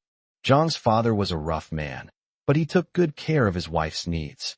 The chicken that Yin Liang used to nourish her body was raised by him and slaughtered by him personally. Like countless parents in ordinary families, they feel that no matter how expensive the food outside is, it is not as healthy and hygienic as the food they grow themselves.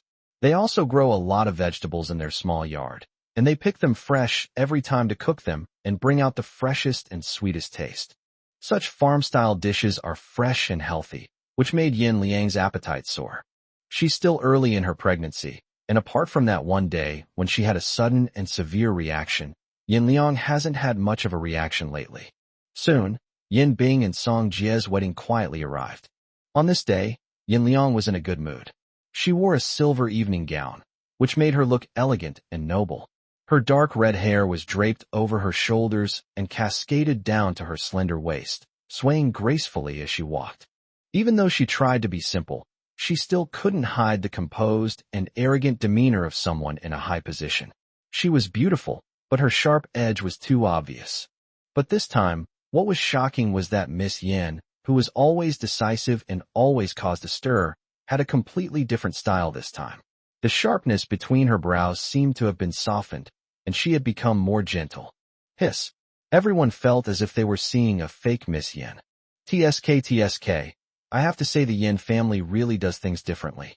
Just a niece from a collateral branch, and they've managed to throw such a grand wedding. I heard she's marrying just a poor college graduate, a penniless pretty boy. That's why the Yin family is such a sucker. They have such a large and prosperous business, yet they insist on using it as a dowry for a poor slut, and they even say that Z is their true love? Haha, I think the groom only hooked up with Yin Bing for money. Yin Bing was rebellious back then. As a member of the Yin family, it would have been so much better to work in her own company. Instead, she had to go out and show her face in public. Even if she had become a movie queen, wouldn't she still be considered low class? If it weren't for the support of the Yin family head, who is using the Yin family's wealth to prepare for this wedding, I don't think she would have such great abilities. Ahem. Stop talking. You dare to gossip about Miss Yin? Don't you know you should watch your tongues? If you ask me, isn't the Yin family really on the verge of decline? Isn't the son that Miss Yin married into the family just a good-for-nothing college student? The Yin family's arrangements for Bing Bing this time were indeed too grand. Although the Yin family's wealth is well known in the industry, even when others are doing business, they still have some concept of money. And this time, the Yin family prepared a wedding. It's as if they have no concept of money at all. They can be as grand as they want. Everything at the wedding was perfect. All the bigwigs from across Beijing and even internationally who have partnerships with the Yin family were invited, showing their utmost respect to Miss Yin. By this calculation, the entire wedding was actually more extravagant than the young lady's own wedding back then. You lot, People who damage the image of the Yin family conglomerate are not welcome here. Go back. The Yin family bodyguards appeared without anyone noticing and dragged the gossiping people out. For a time, everyone felt insecure. The businessman who wasn't dragged away felt a surge of relief at his careful words and actions, but then he realized how terrifying the Yin family conglomerate was. This place is likely not only a grand wedding venue, but also one where surveillance and listening are everywhere to prevent any unexpected incidents from occurring. The wedding ceremony officially began.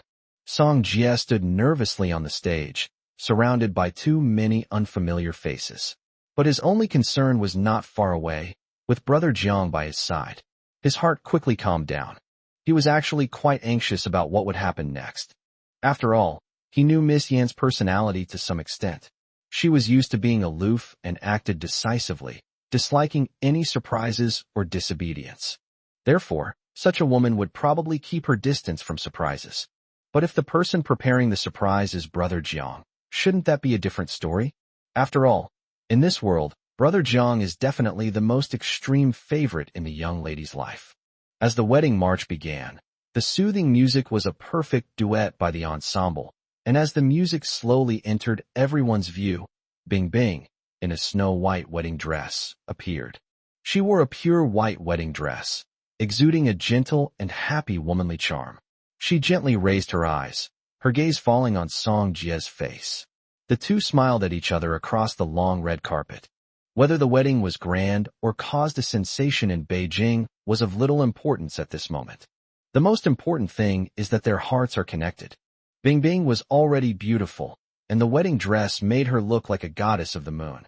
The most beautiful moment of the life of such a popular actress was presented to Song Jie, who used to be a big fan of Bing Bing. He felt that it was all like a dream. When Yin Bing walked up to Song Jie, and the two embraced each other as introduced by the host, Song Jie finally felt the reality of this grand display of love. It's true, he's really going to marry Sister Bing Bing. They're about to become husband and wife. White rose petals fell as the elegant and luxurious lawn of the estate was filled with toasts and congratulations to the newlyweds. Yin Liang watched this scene with her eyes full of blessings. Seeing Bing Bing find her own happiness, she seemed to feel a sense of relief and happiness as well. As Yin Liang was gazing absently at a snow-white rose petal that had fallen into her palm, a familiar presence drew near her. She looked up with a sense of unease and, sure enough, it was Qin Jiang, who had finished his part in the ceremony as a supporting character. He liked to help with these ceremonies, and Yin Liang went along with him. He just needs to take care of his health and only be in charge of giving instructions. As for the rest, as long as you have money, you can handle it. On stage, the bouquet tossing segment has already begun. Yin Bing stood in the center of the stage, holding a bouquet of white lily of the valley, a symbol of happiness, but she did not choose to throw the bouquet away. Instead, she took the microphone from the host and addressed everyone. Today is my big day, Yin Bing's big day, and also a rare good day for the Yin group in all these years. And I want to pass my bouquet to the person in our family who needs happiness the most, and whom I most hope will be happy for the rest of her life. That's my aunt, Miss Yin Liang. I know many people will think that how can a married person receive a happy signal from a newlywed? But what's there to define? In the Yin family, our eldest daughter, Mr. Liang, is the head of the household. Aunt, you taught me not to be limited, and gave me the courage to pursue the industry I love. You also allowed me to persevere in my work in the entertainment industry despite the protests from the elders of the Yin family. You said you've never tried doing what you love and wanted me to fulfill that wish for you. But Annie, I don't want to experience things for you. I want you to continue doing what you love in your life. Right now, let's not be limited. Your uncle regrets not being able to spend your first wedding with you, so this time, he wants to give you a grand wedding, and we also want you to truly walk down the aisle. As Yin Bing offered her heartfelt blessings, word by word, everyone's gaze unconsciously fell upon the most terrifying female demon of the Yin family conglomerate. Yin Liang's first wedding? Many people remember it. She married a male college student who was unwilling to participate. He didn't even bother to complete the ceremony with her, let alone make any vows. He didn't even want to show up at the wedding for a second. That day, Miss Yin Liang received the guests alone, wearing a forest-themed wedding dress. The atmosphere of the entire wedding was so terrifying it felt like falling into an ice cellar, a stark contrast to the joyful and harmonious atmosphere of Yanbing's wedding. Recalling that time, it was an experience like hell. Many business tycoons witnessed both weddings and couldn't help but marvel at the stark contrast between them. But this time, Miss Yin seems different. He had lost much of his sharpness, and his face would often light up with a smile when Qin Jiang was by his side. Yin Liang listened to everything Yin Bing said and looked up at Qin Jiang in disbelief. Qin Jiang lowered his eyes, reached out and firmly embraced Yin Liang, whispering in her ear, "Yin Yin, I'm so sorry that I was so immature back then, that I hurt your heart, and that I couldn't give you the most unforgettable wedding of your life. But this time, please give me a chance to make amends. Yin Liang, I love you, please marry me." This time, Qin Jiang released Yin Liang and knelt on one knee, his eyes filled with sincere emotion. They've been through so much together, but thankfully they've never drifted apart. "I do. Qin Jiang, Jiangfeng Ajiang. I love you too. Consistent. I am willing to marry you and give us a happy ending. In my final moments, I will give you everything I have." After Qin Jiang made money, he personally designed and supervised all the expenses of the wedding with his own money without reservation. This included the ring on his palm, which he designed himself a few months ago and had craftsmen polish it. It had always been a little secret in his heart. At this moment, he finally put the ring on Yin Liang's ring finger with his own hands. At this moment, he was no longer a young man, but a man who could protect the young lady from the wind and rain. Yin Liang walked onto the stage and accepted the bouquet presented by Bing Bing. "Bing Bing, I promise you, I will be myself again from now on. Happiness comes from yourself and from your family." She now loves this big family very much. As Qin Jiang and Yin Liang stepped onto the stage, Yin Bing and Song Jia exchanged a smile and walked off the stage hand in hand. This wedding can pave the way for, or serve as a prelude to, my aunt and uncle's path to happiness. It was their honor, and also Bing Bing's wish. Qin Jiang walked into the wedding backdrop and pushed down a large shelf. The scene constructed of white roses collapsed, and amidst the fluttering white petals, a much grander wedding scene was revealed. What an extravagant wedding! The most lavish wedding in the world ever. But Yin Liang didn't care about any of that. What she saw were all the details. She remembered Qin Jiang, whom she liked, and presented him in the most exquisite way at this wedding. In stark contrast to the previous sacred wedding style, the Snow White seemed to be replaced by darkness and blood red in an instant. Like red and black flowers blooming in hell. Everything seemed to be saying, "Yin Yin, being in hell isn't scary. Isn't he here to keep her company? He will always share her glory and disgrace, and live and die with her." They finally became one. 100% belonging to each other. Chapter 293, Final Chapter. This wedding finally filled the void in Yin Liang's heart. It was not only a wedding, but also proof of Qin Jiang's deep love for her. Yin Liang never imagined she could be so happy. But how long can superficial happiness last? After all, her life was not long. Yin Liang's worries were also a major concern for Qin Jiang. After settling Yin Liang in, Qin Jiang personally went to the basement of the Yin family's old house again, where he saw that the two old men from the Yin and Qin families were almost unrecognizable as human. It was dark and damp here, and at night, not only were there man-eating ants gnawing at you, but also rats that Qin Jiang had deliberately let in. Life in the dungeon was worse than death. They were all old men, and they never imagined that Qin Jiang would also kill and punish old Master Qin without any mercy. Was he still a man with humanity? This is clearly another Yin Liang. This is the last time I'm coming to see you. Don't you understand Yin Liang's illness and what the root cause is? Qin Jiang walked into the shadows, wearing a black trench coat, his expression cold and aloof, hiding in the darkness, holding in his hand the blood-red barbed whip that belonged to Yin Liang. He was terrifying beyond measure. He was practically the hellish demon in the eyes of elders Yin and Qin. For the past month, whenever Qin Jiang had time, he would come down and personally whip them and pry open their fingernails little by little with bamboo strips, enjoying their pained expressions. Then they disinfected their wounds with the best medicine, and gave them the bitterest medicinal soup to keep them alive until their last breath. They were trained like hawks to temper their temperament, so that they couldn't feel the passage of time. This kind of torment was something the two pampered elderly people had never experienced before, more than all the suffering they had endured in their entire lives combined. Recently, their mental state has finally reached the brink of collapse. They thought that as long as Qin Jiang stopped going crazy on them, even death would be better than keeping them hanging on like this. Grandpa Qin and Grandpa Yin finally stopped being so tight-lipped. The key reason why Yan Liang's illness will prevent her from living past 25 is that she was treated as my son's flesh and blood vessel since she was a child. Yan Liang was probably still young at that time and was pampered by her family, treated like a little princess. The purpose was to improve her bodily functions through the herbal medicine, making her more accustomed to having her blood drawn to nourish my son. The recipe for that herbal medicine was prepared for me by Lao Qin. It's a pity that there's one ingredient that I can't find. It's still not quite the same as when I used Yin Yu's blood vessel to maintain my youthful body. Huh? Look at my son. He just didn't catch the right time. Old Master Yin probably misses his good-for-nothing son. Suddenly, he burst out laughing.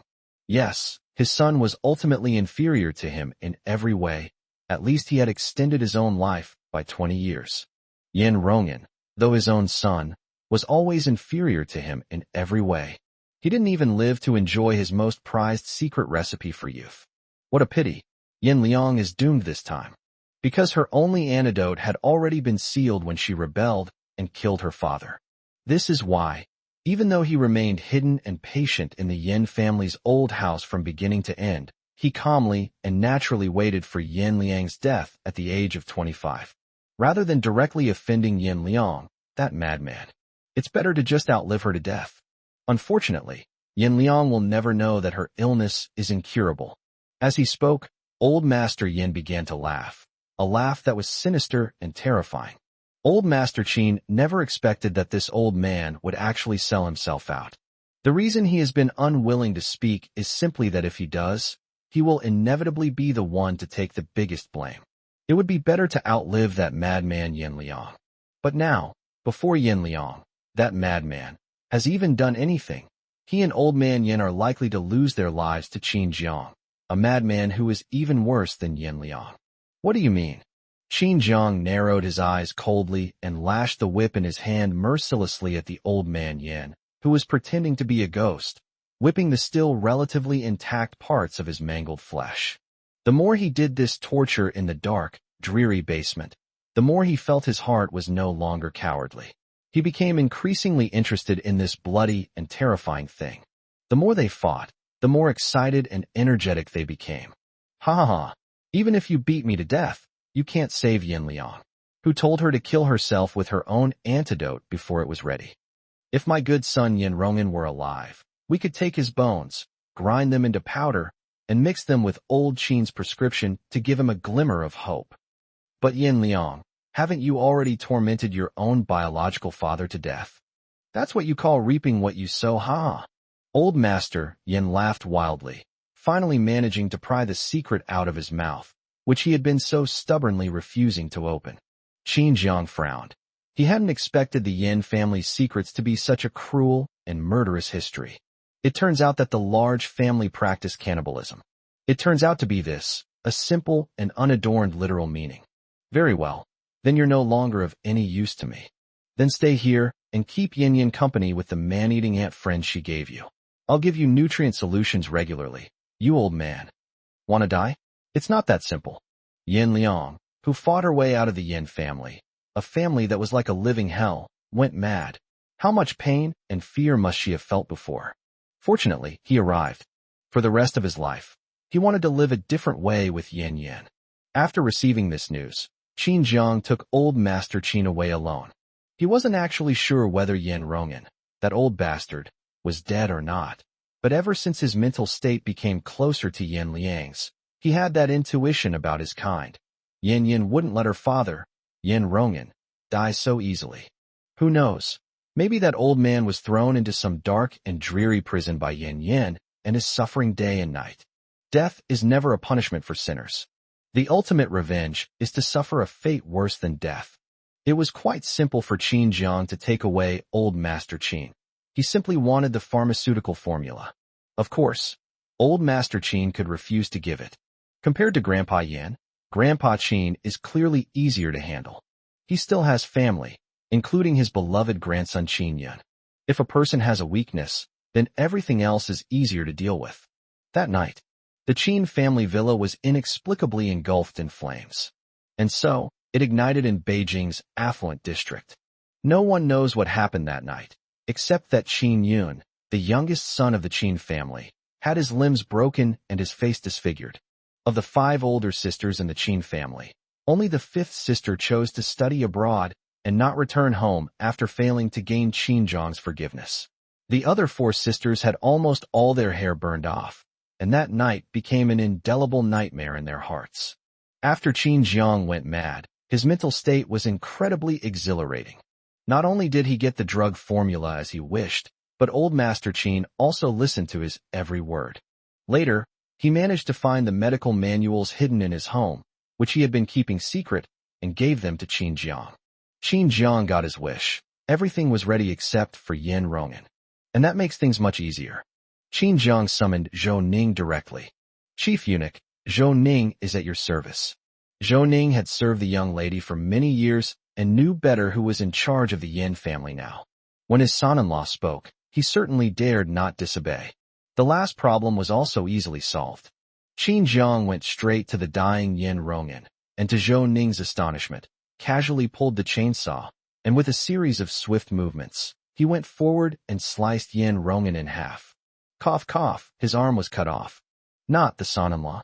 So fresh and beautiful, so skilled and adept. Practice makes perfect? Good heavens.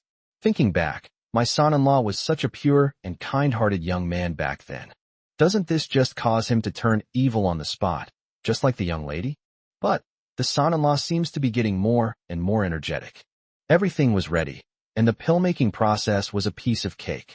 For Qin Jiang, everything he did behind the scenes was something he did willingly for Yin Yan. It is a responsibility that he, as a man, should bear. That night, Qin Jiang prepared the pills and coaxed Yin Liang to take them before she went to sleep. Only then did he hold her and lie down on the bed, letting out a long sigh of relief. Yin Yan, now we'll never be apart again.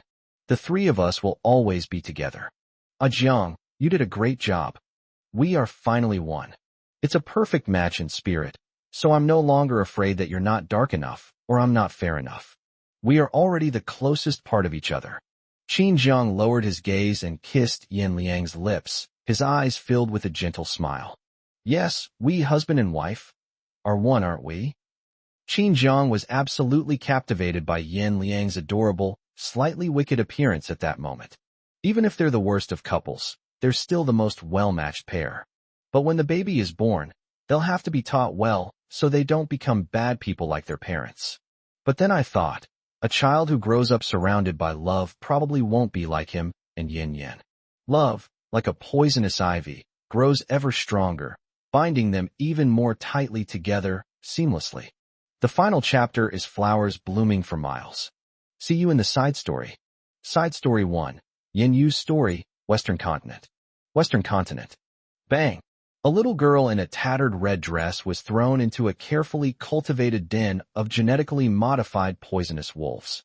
Poisonous wolves are bloodthirsty by nature, and they are fed daily with the freshest blood, flesh, and hides of living creatures that can nimbly escape, all to preserve their savage killing instincts. But every week, 10 human sacrifices are sacrificed, with only 1 survivor kept to be trained within the organization to become a cold-blooded and ruthless killer. This secluded place, and the secretive and murderous organization, is the strongest assassin organization in the Western Continent, Moon Sacrifice. Yin Liang was the last one to be put into the cave. When she landed, there were already children being torn apart and chased. This is her first month in the Moon Sacrifice organization. She has gradually figured out the rules the Moon Sacrifice organization follows when training assassins. The strong are respected. Even if you have to step on the corpses of your comrades to survive, you still have to step on them. Yin Liang was 13 years old when she arrived here. She was not too young, which was enough for her to figure out the situation and survive here for a short time by relying on her wisdom and selling her humanity and kindness. But this is not a long-term solution. She needs to have real skills to ensure she can live a longer life. If what her father wants is for her to be obedient and to be trained here to have the ability to take over everything in the Yin family in the future, then she will surely live up to his expectations. But Yin Liang wasn't stupid. Among the many children of the Yin family, there was indeed an heir. Both the elder brother Yin Han and the younger brother Yin Zhua are highly valued by their families. However, after being pampered by her family at first, she gradually disappeared without a trace after realizing that her Sister Yu, had been sent away. Even the letters she secretly sent to Sister Yu never received a reply. At that time, although Yin Liang was young, her experience of living in a secluded mansion for many years taught her. There must be something fishy about this. Sister Yu has always doted on Yin Liang since she was little, even though Yin Liang is much older than her. When Yu was 13 years old and was sent away and never came back, Yin Liang was only 6 years old. They were 7 years apart, but their hearts were always together. 2 days before leaving the Yin family, Yin Liang still clearly remembered the crisscrossing wounds on Sister Yu's arm, and the needle marks on her arm that were exactly the same as her own. However, Aiwa had significantly more needle marks than he did. The Yin family all said that Aiwa had contracted a strange illness and needed constant treatment, including continuous blood draws. All of this is because the women of the Yin family are destined not to live past the age of 25, so the family needs to keep treating them in order to save their lives.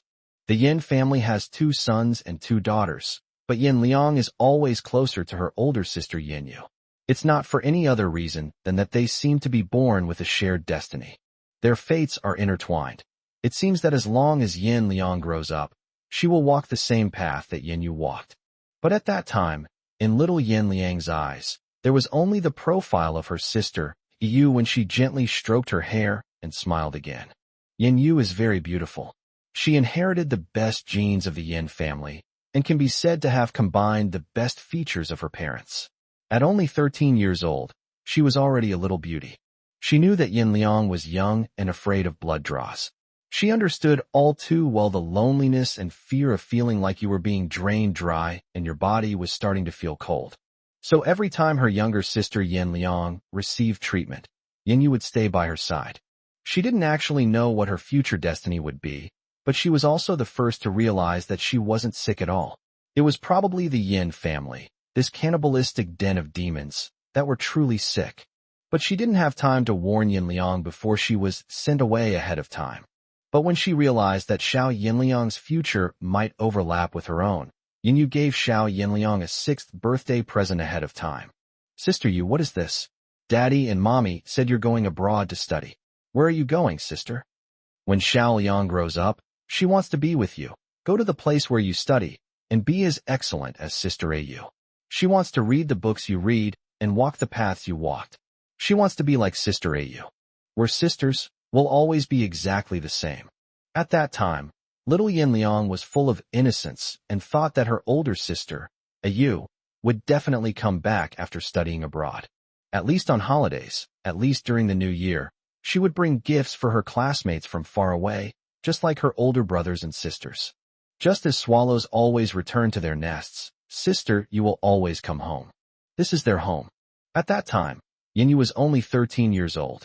Her eyes, which should have been innocent and naive, were filled with a complex and unbearable emotion when she looked at Xiao Yinliang.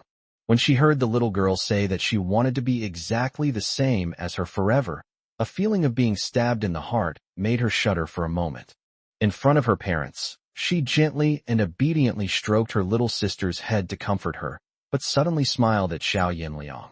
Xiao Liang, we are sisters, so the gift your older sister gave you is of course a mysterious gift that I would give you out of love. You can't open it now. It's like making a wish. It takes one person to make the wish for it to come true.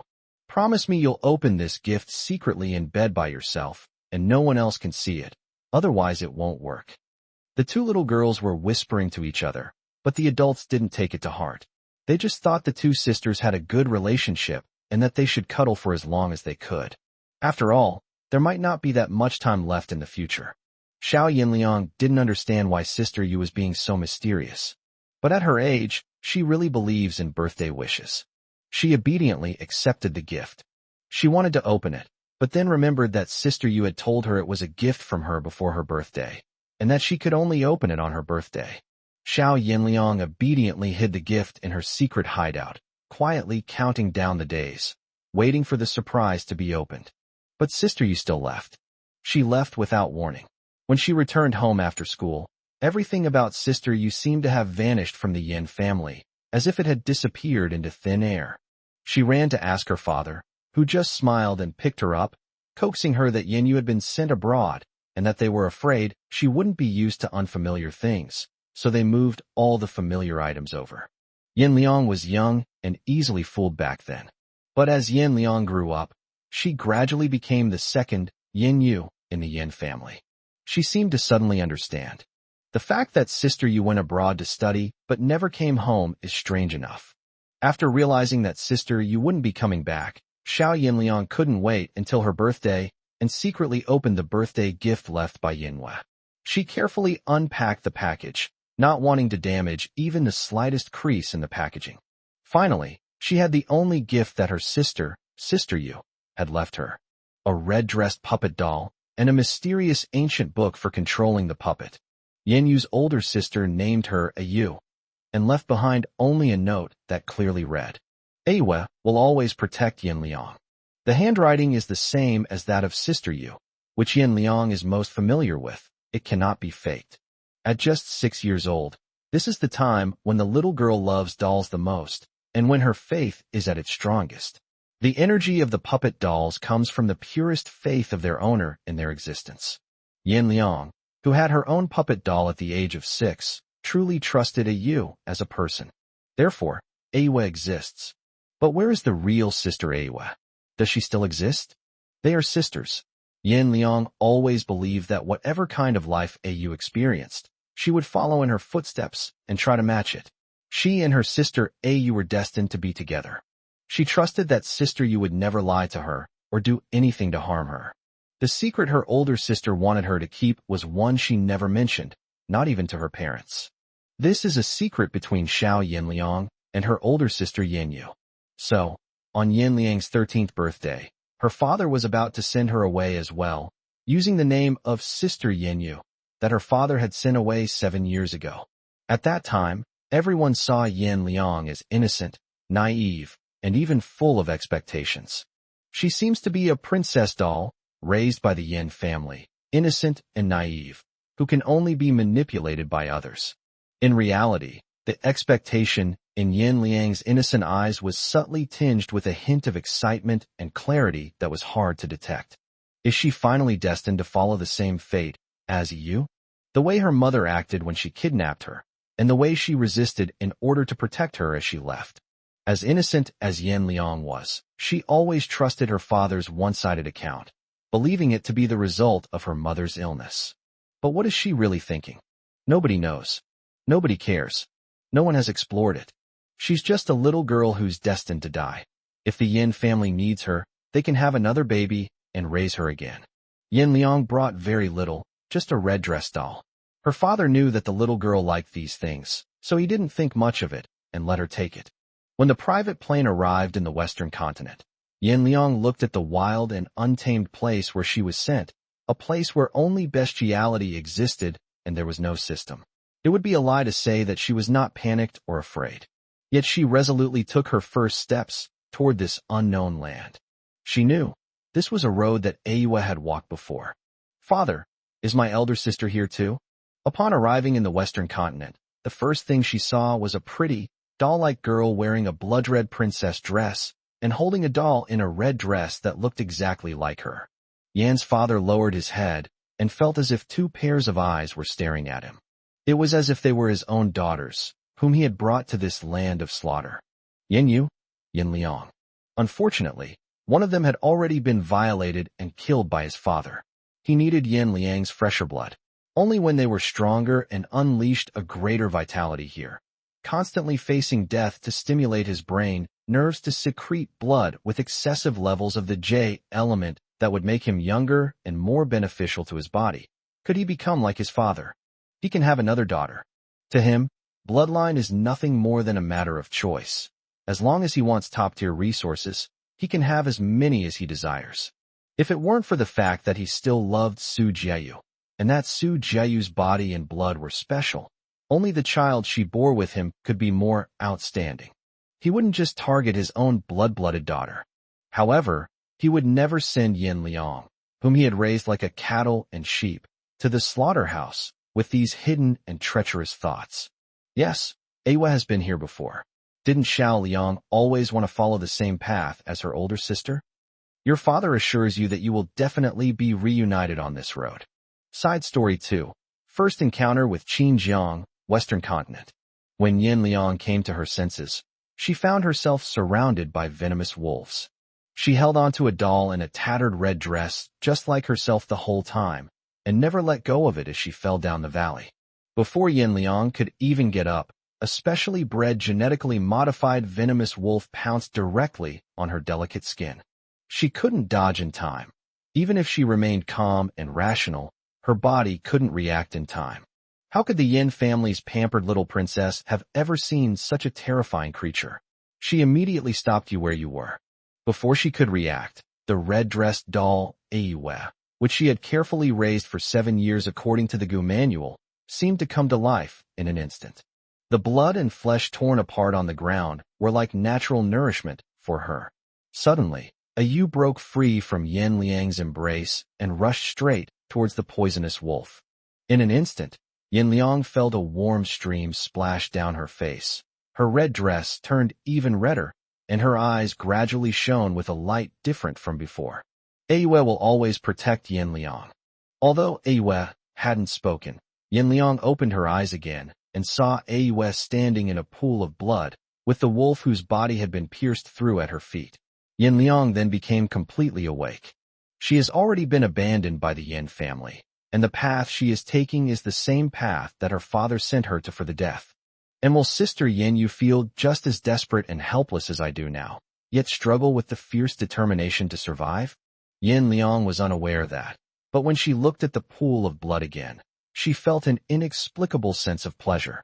It's as if she was meant to live in this hell, to become the most decadent and rotten blood-red datura blooming in this hell. Yin Liang will be all right. She will live on. She will find Sister Yu herself. Sister, Xiao Liang isn't afraid at all, not afraid at all.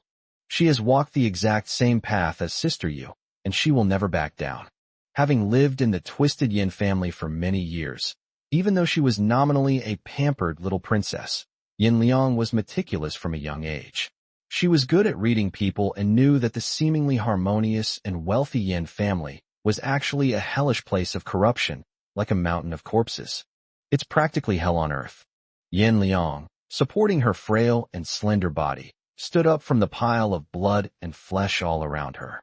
With a wave of her hand, her fingertips deftly manipulated the almost invisible threads, bringing the puppet doll back to her side. The two red-dressed dolls, one large and one small, stained with blood, re-entered this killing field, but the color in their eyes was completely different this time. Wherever she went, mountains of poisonous wolf corpses appeared. The 10 human sacrifices that had been thrown down early on were mostly dead. Only one handsome but frail young boy was still fighting desperately. He used a stone with sharpened edges to stab the wolf in the eye, and when he had a moment to spare, he glanced at a little girl not far away who was holding a doll in a red dress and staring at him blankly, as if she was terrified. He was distracted for a moment, and the venomous wolf took the opportunity to bite his arm. A large chunk of flesh was torn open, and the boy swung his hand directly into the wolf's other eyeball. A moment later, Yin Liang saw the poisonous wolf suddenly collapse to the ground and not get up. Yin Liang knew very well that the rule of the Moon's sacrifice organization was that out of the 10 human sacrifices released, only one could survive and walk out. It's clear that the boy is no ordinary person. She could kill the poisonous wolves, but when it came to dealing with this intelligent and extremely wary human child, Yin Liang wasn't even sure if the boy had arrived here before her, or if he was new. Regardless of the reason, his clean and efficient handling of the poisonous wolf shows that he has adapted quite well to life here. The law of the jungle prevails, and the strong are respected. If Yin Liang wants to get out, she has to kill this boy who is taller than her. She approached, carrying the puppet doll, and under the boy's wary gaze, she began to feign weakness and bewitch him, just as she had done before to lower her guard against others in order to adapt to the place. Tell him to protect himself, and then take him down when he's off guard. To survive the moon-worshipping ceremony, one must climb over the corpses of one's companions. Yin Liang still had things to do. She had to stand up and strive for higher goals. She still needs to find Aiwa. She cannot die. She must live and become the victor in this hellish place. But just as she was about to reach the boy, he suddenly swooped down in her direction. Yin Liang's deep eyes darkened, a bloodthirsty cruelty flashing across them. Colorless puppet threads shot up from his fingertips, and Yu was ready to strike in an instant. The puppet's silk was sharp. If the boy was close enough, she could slit his throat when he was off guard. However, the boy did not confront her as expected. Instead, he encountered a poisonous wolf that suddenly swooped down from behind her. The boy grabbed the wolf's head and fell to the ground a short distance away, where he began to fight the wolf again. Yin Liang's eyes, which were filled with resentment and madness, suddenly stopped. She turned her head in disbelief to look at the boy who had fallen not far away and was on the verge of life and death. It seemed that all his passion was clashing with hers, which had been disciplined by the coldness, cruelty, and inhumanity of the Yin family, and she simply did not trust anyone to protect her just because she was weak. When Yin Liang arrived here, she also learned to use exploitation and betrayal as a means of survival. Of course, she was also well aware that many of the people she had defeated were essentially the same as herself. The so-called saving of the weak self is nothing more than seeing that she is young and weak, and being able to push her out at a critical moment to exchange for one's own life. But why did the young man go through all that trouble to save her and put himself in such a dangerous situation when he could have simply turned and left? "Miss Yin, run!" The boy's hoarse voice suddenly rang out, causing Yin Liang to subconsciously turn her head to look at him. In his struggle against the poisonous wolf, she seemed to desperately find a sliver of warmth that even she had never sensed, amidst countless cold, cruel, and violent gazes. He called her Miss Yin Yin. What a novel name. This was also a name that Yin Liang had never been called in her life. In this place, she had no name. Everyone only had their own number. Yin Liang was no exception. But the boy recognized her and even called out her name. Yin Liang stood still, making no further move. It was just a title, which only meant that the boy had once known him, and his act of saving him was, in effect, courting death. He was ruining his chance to leave this place. And she desperately needed this opportunity. I won't change my mind and go to save a stranger just because of a so-called heroic rescue. But for some reason, she didn't rush to leave. Instead, she stood there, her feet seemingly glued to the spot, watching the boy from afar. She tilted her head, as if trying to recall if she knew him. However, the boy was no pushover. He almost lost one of his hands, but still managed to break free from the poisonous wolves and gouge out the eyes of another wolf before he could escape. It would be impossible to kill these genetically modified wolves with their underage bodies. Therefore, we must attack their weaknesses. But the other human sacrifices put here were either too weak to be eaten, or they resisted with brute force, only to be killed in the end and devoured by the other wolves that surrounded them. Compared to those others, this boy is both intelligent and strong. You know me. Yin Liang remained standing in the same spot, watching the boy drag his nearly exhausted body toward her. At this moment, he is so weak that she could easily kill him by manipulating the puppet threads in her hands. Yin Liang's fingertips twitched slightly, and her gaze turned cold and indifferent once again. Miss Yin, I'll protect you and get you out of here." The boy bowed his head, but seemed too shy to call her by her name, always stuttering as he called her Miss Yin instead of Miss Yin Yin. But this nickname gave both of them a strange feeling. Miss Yin Yin. This title is really quite ambiguous. It's not safe here. Let me take you to a safe place first. They were thrown down there and had to stay for 3 days before they could leave. It's still early. They were just thrown down. Even if all the human sacrifices are dead and only Yin Liang is left, Yin Liang will still be trapped for 3 more days before she can get out. The terrain here is complex, and more poisonous wolves may appear at any time. They need to find a safe place to hide first. As for who will leave here alive in 3 days, let time tell. Have you seen me before? Who are you? Yin Liang was very wary. Instead of feeling grateful or thankful for being saved by this person who knew her identity and was thrown into this killing field with her, she became even more suspicious, and her killing intent rose again. She wouldn't tolerate having another variable in her life. They would not allow themselves to be in a dangerous situation where the enemy is in the dark and we are in the light. The boy smiled helplessly, his hand covering his arm trembling, blood oozing freely from between his fingers. His throat tightened, as if he was extremely reluctant to mention it, but he still frankly told Yin Liang the truth that he was unwilling to say aloud. Qin, Jiang, we've met at the celebrity club. My darlings, the side stories are being updated. Feel free to leave comments about plot points you'd like to see or any unresolved plot points. I'll get back to you no matter how late it is. Diligent Mian is eagerly awaiting the gifts from you gentlemen.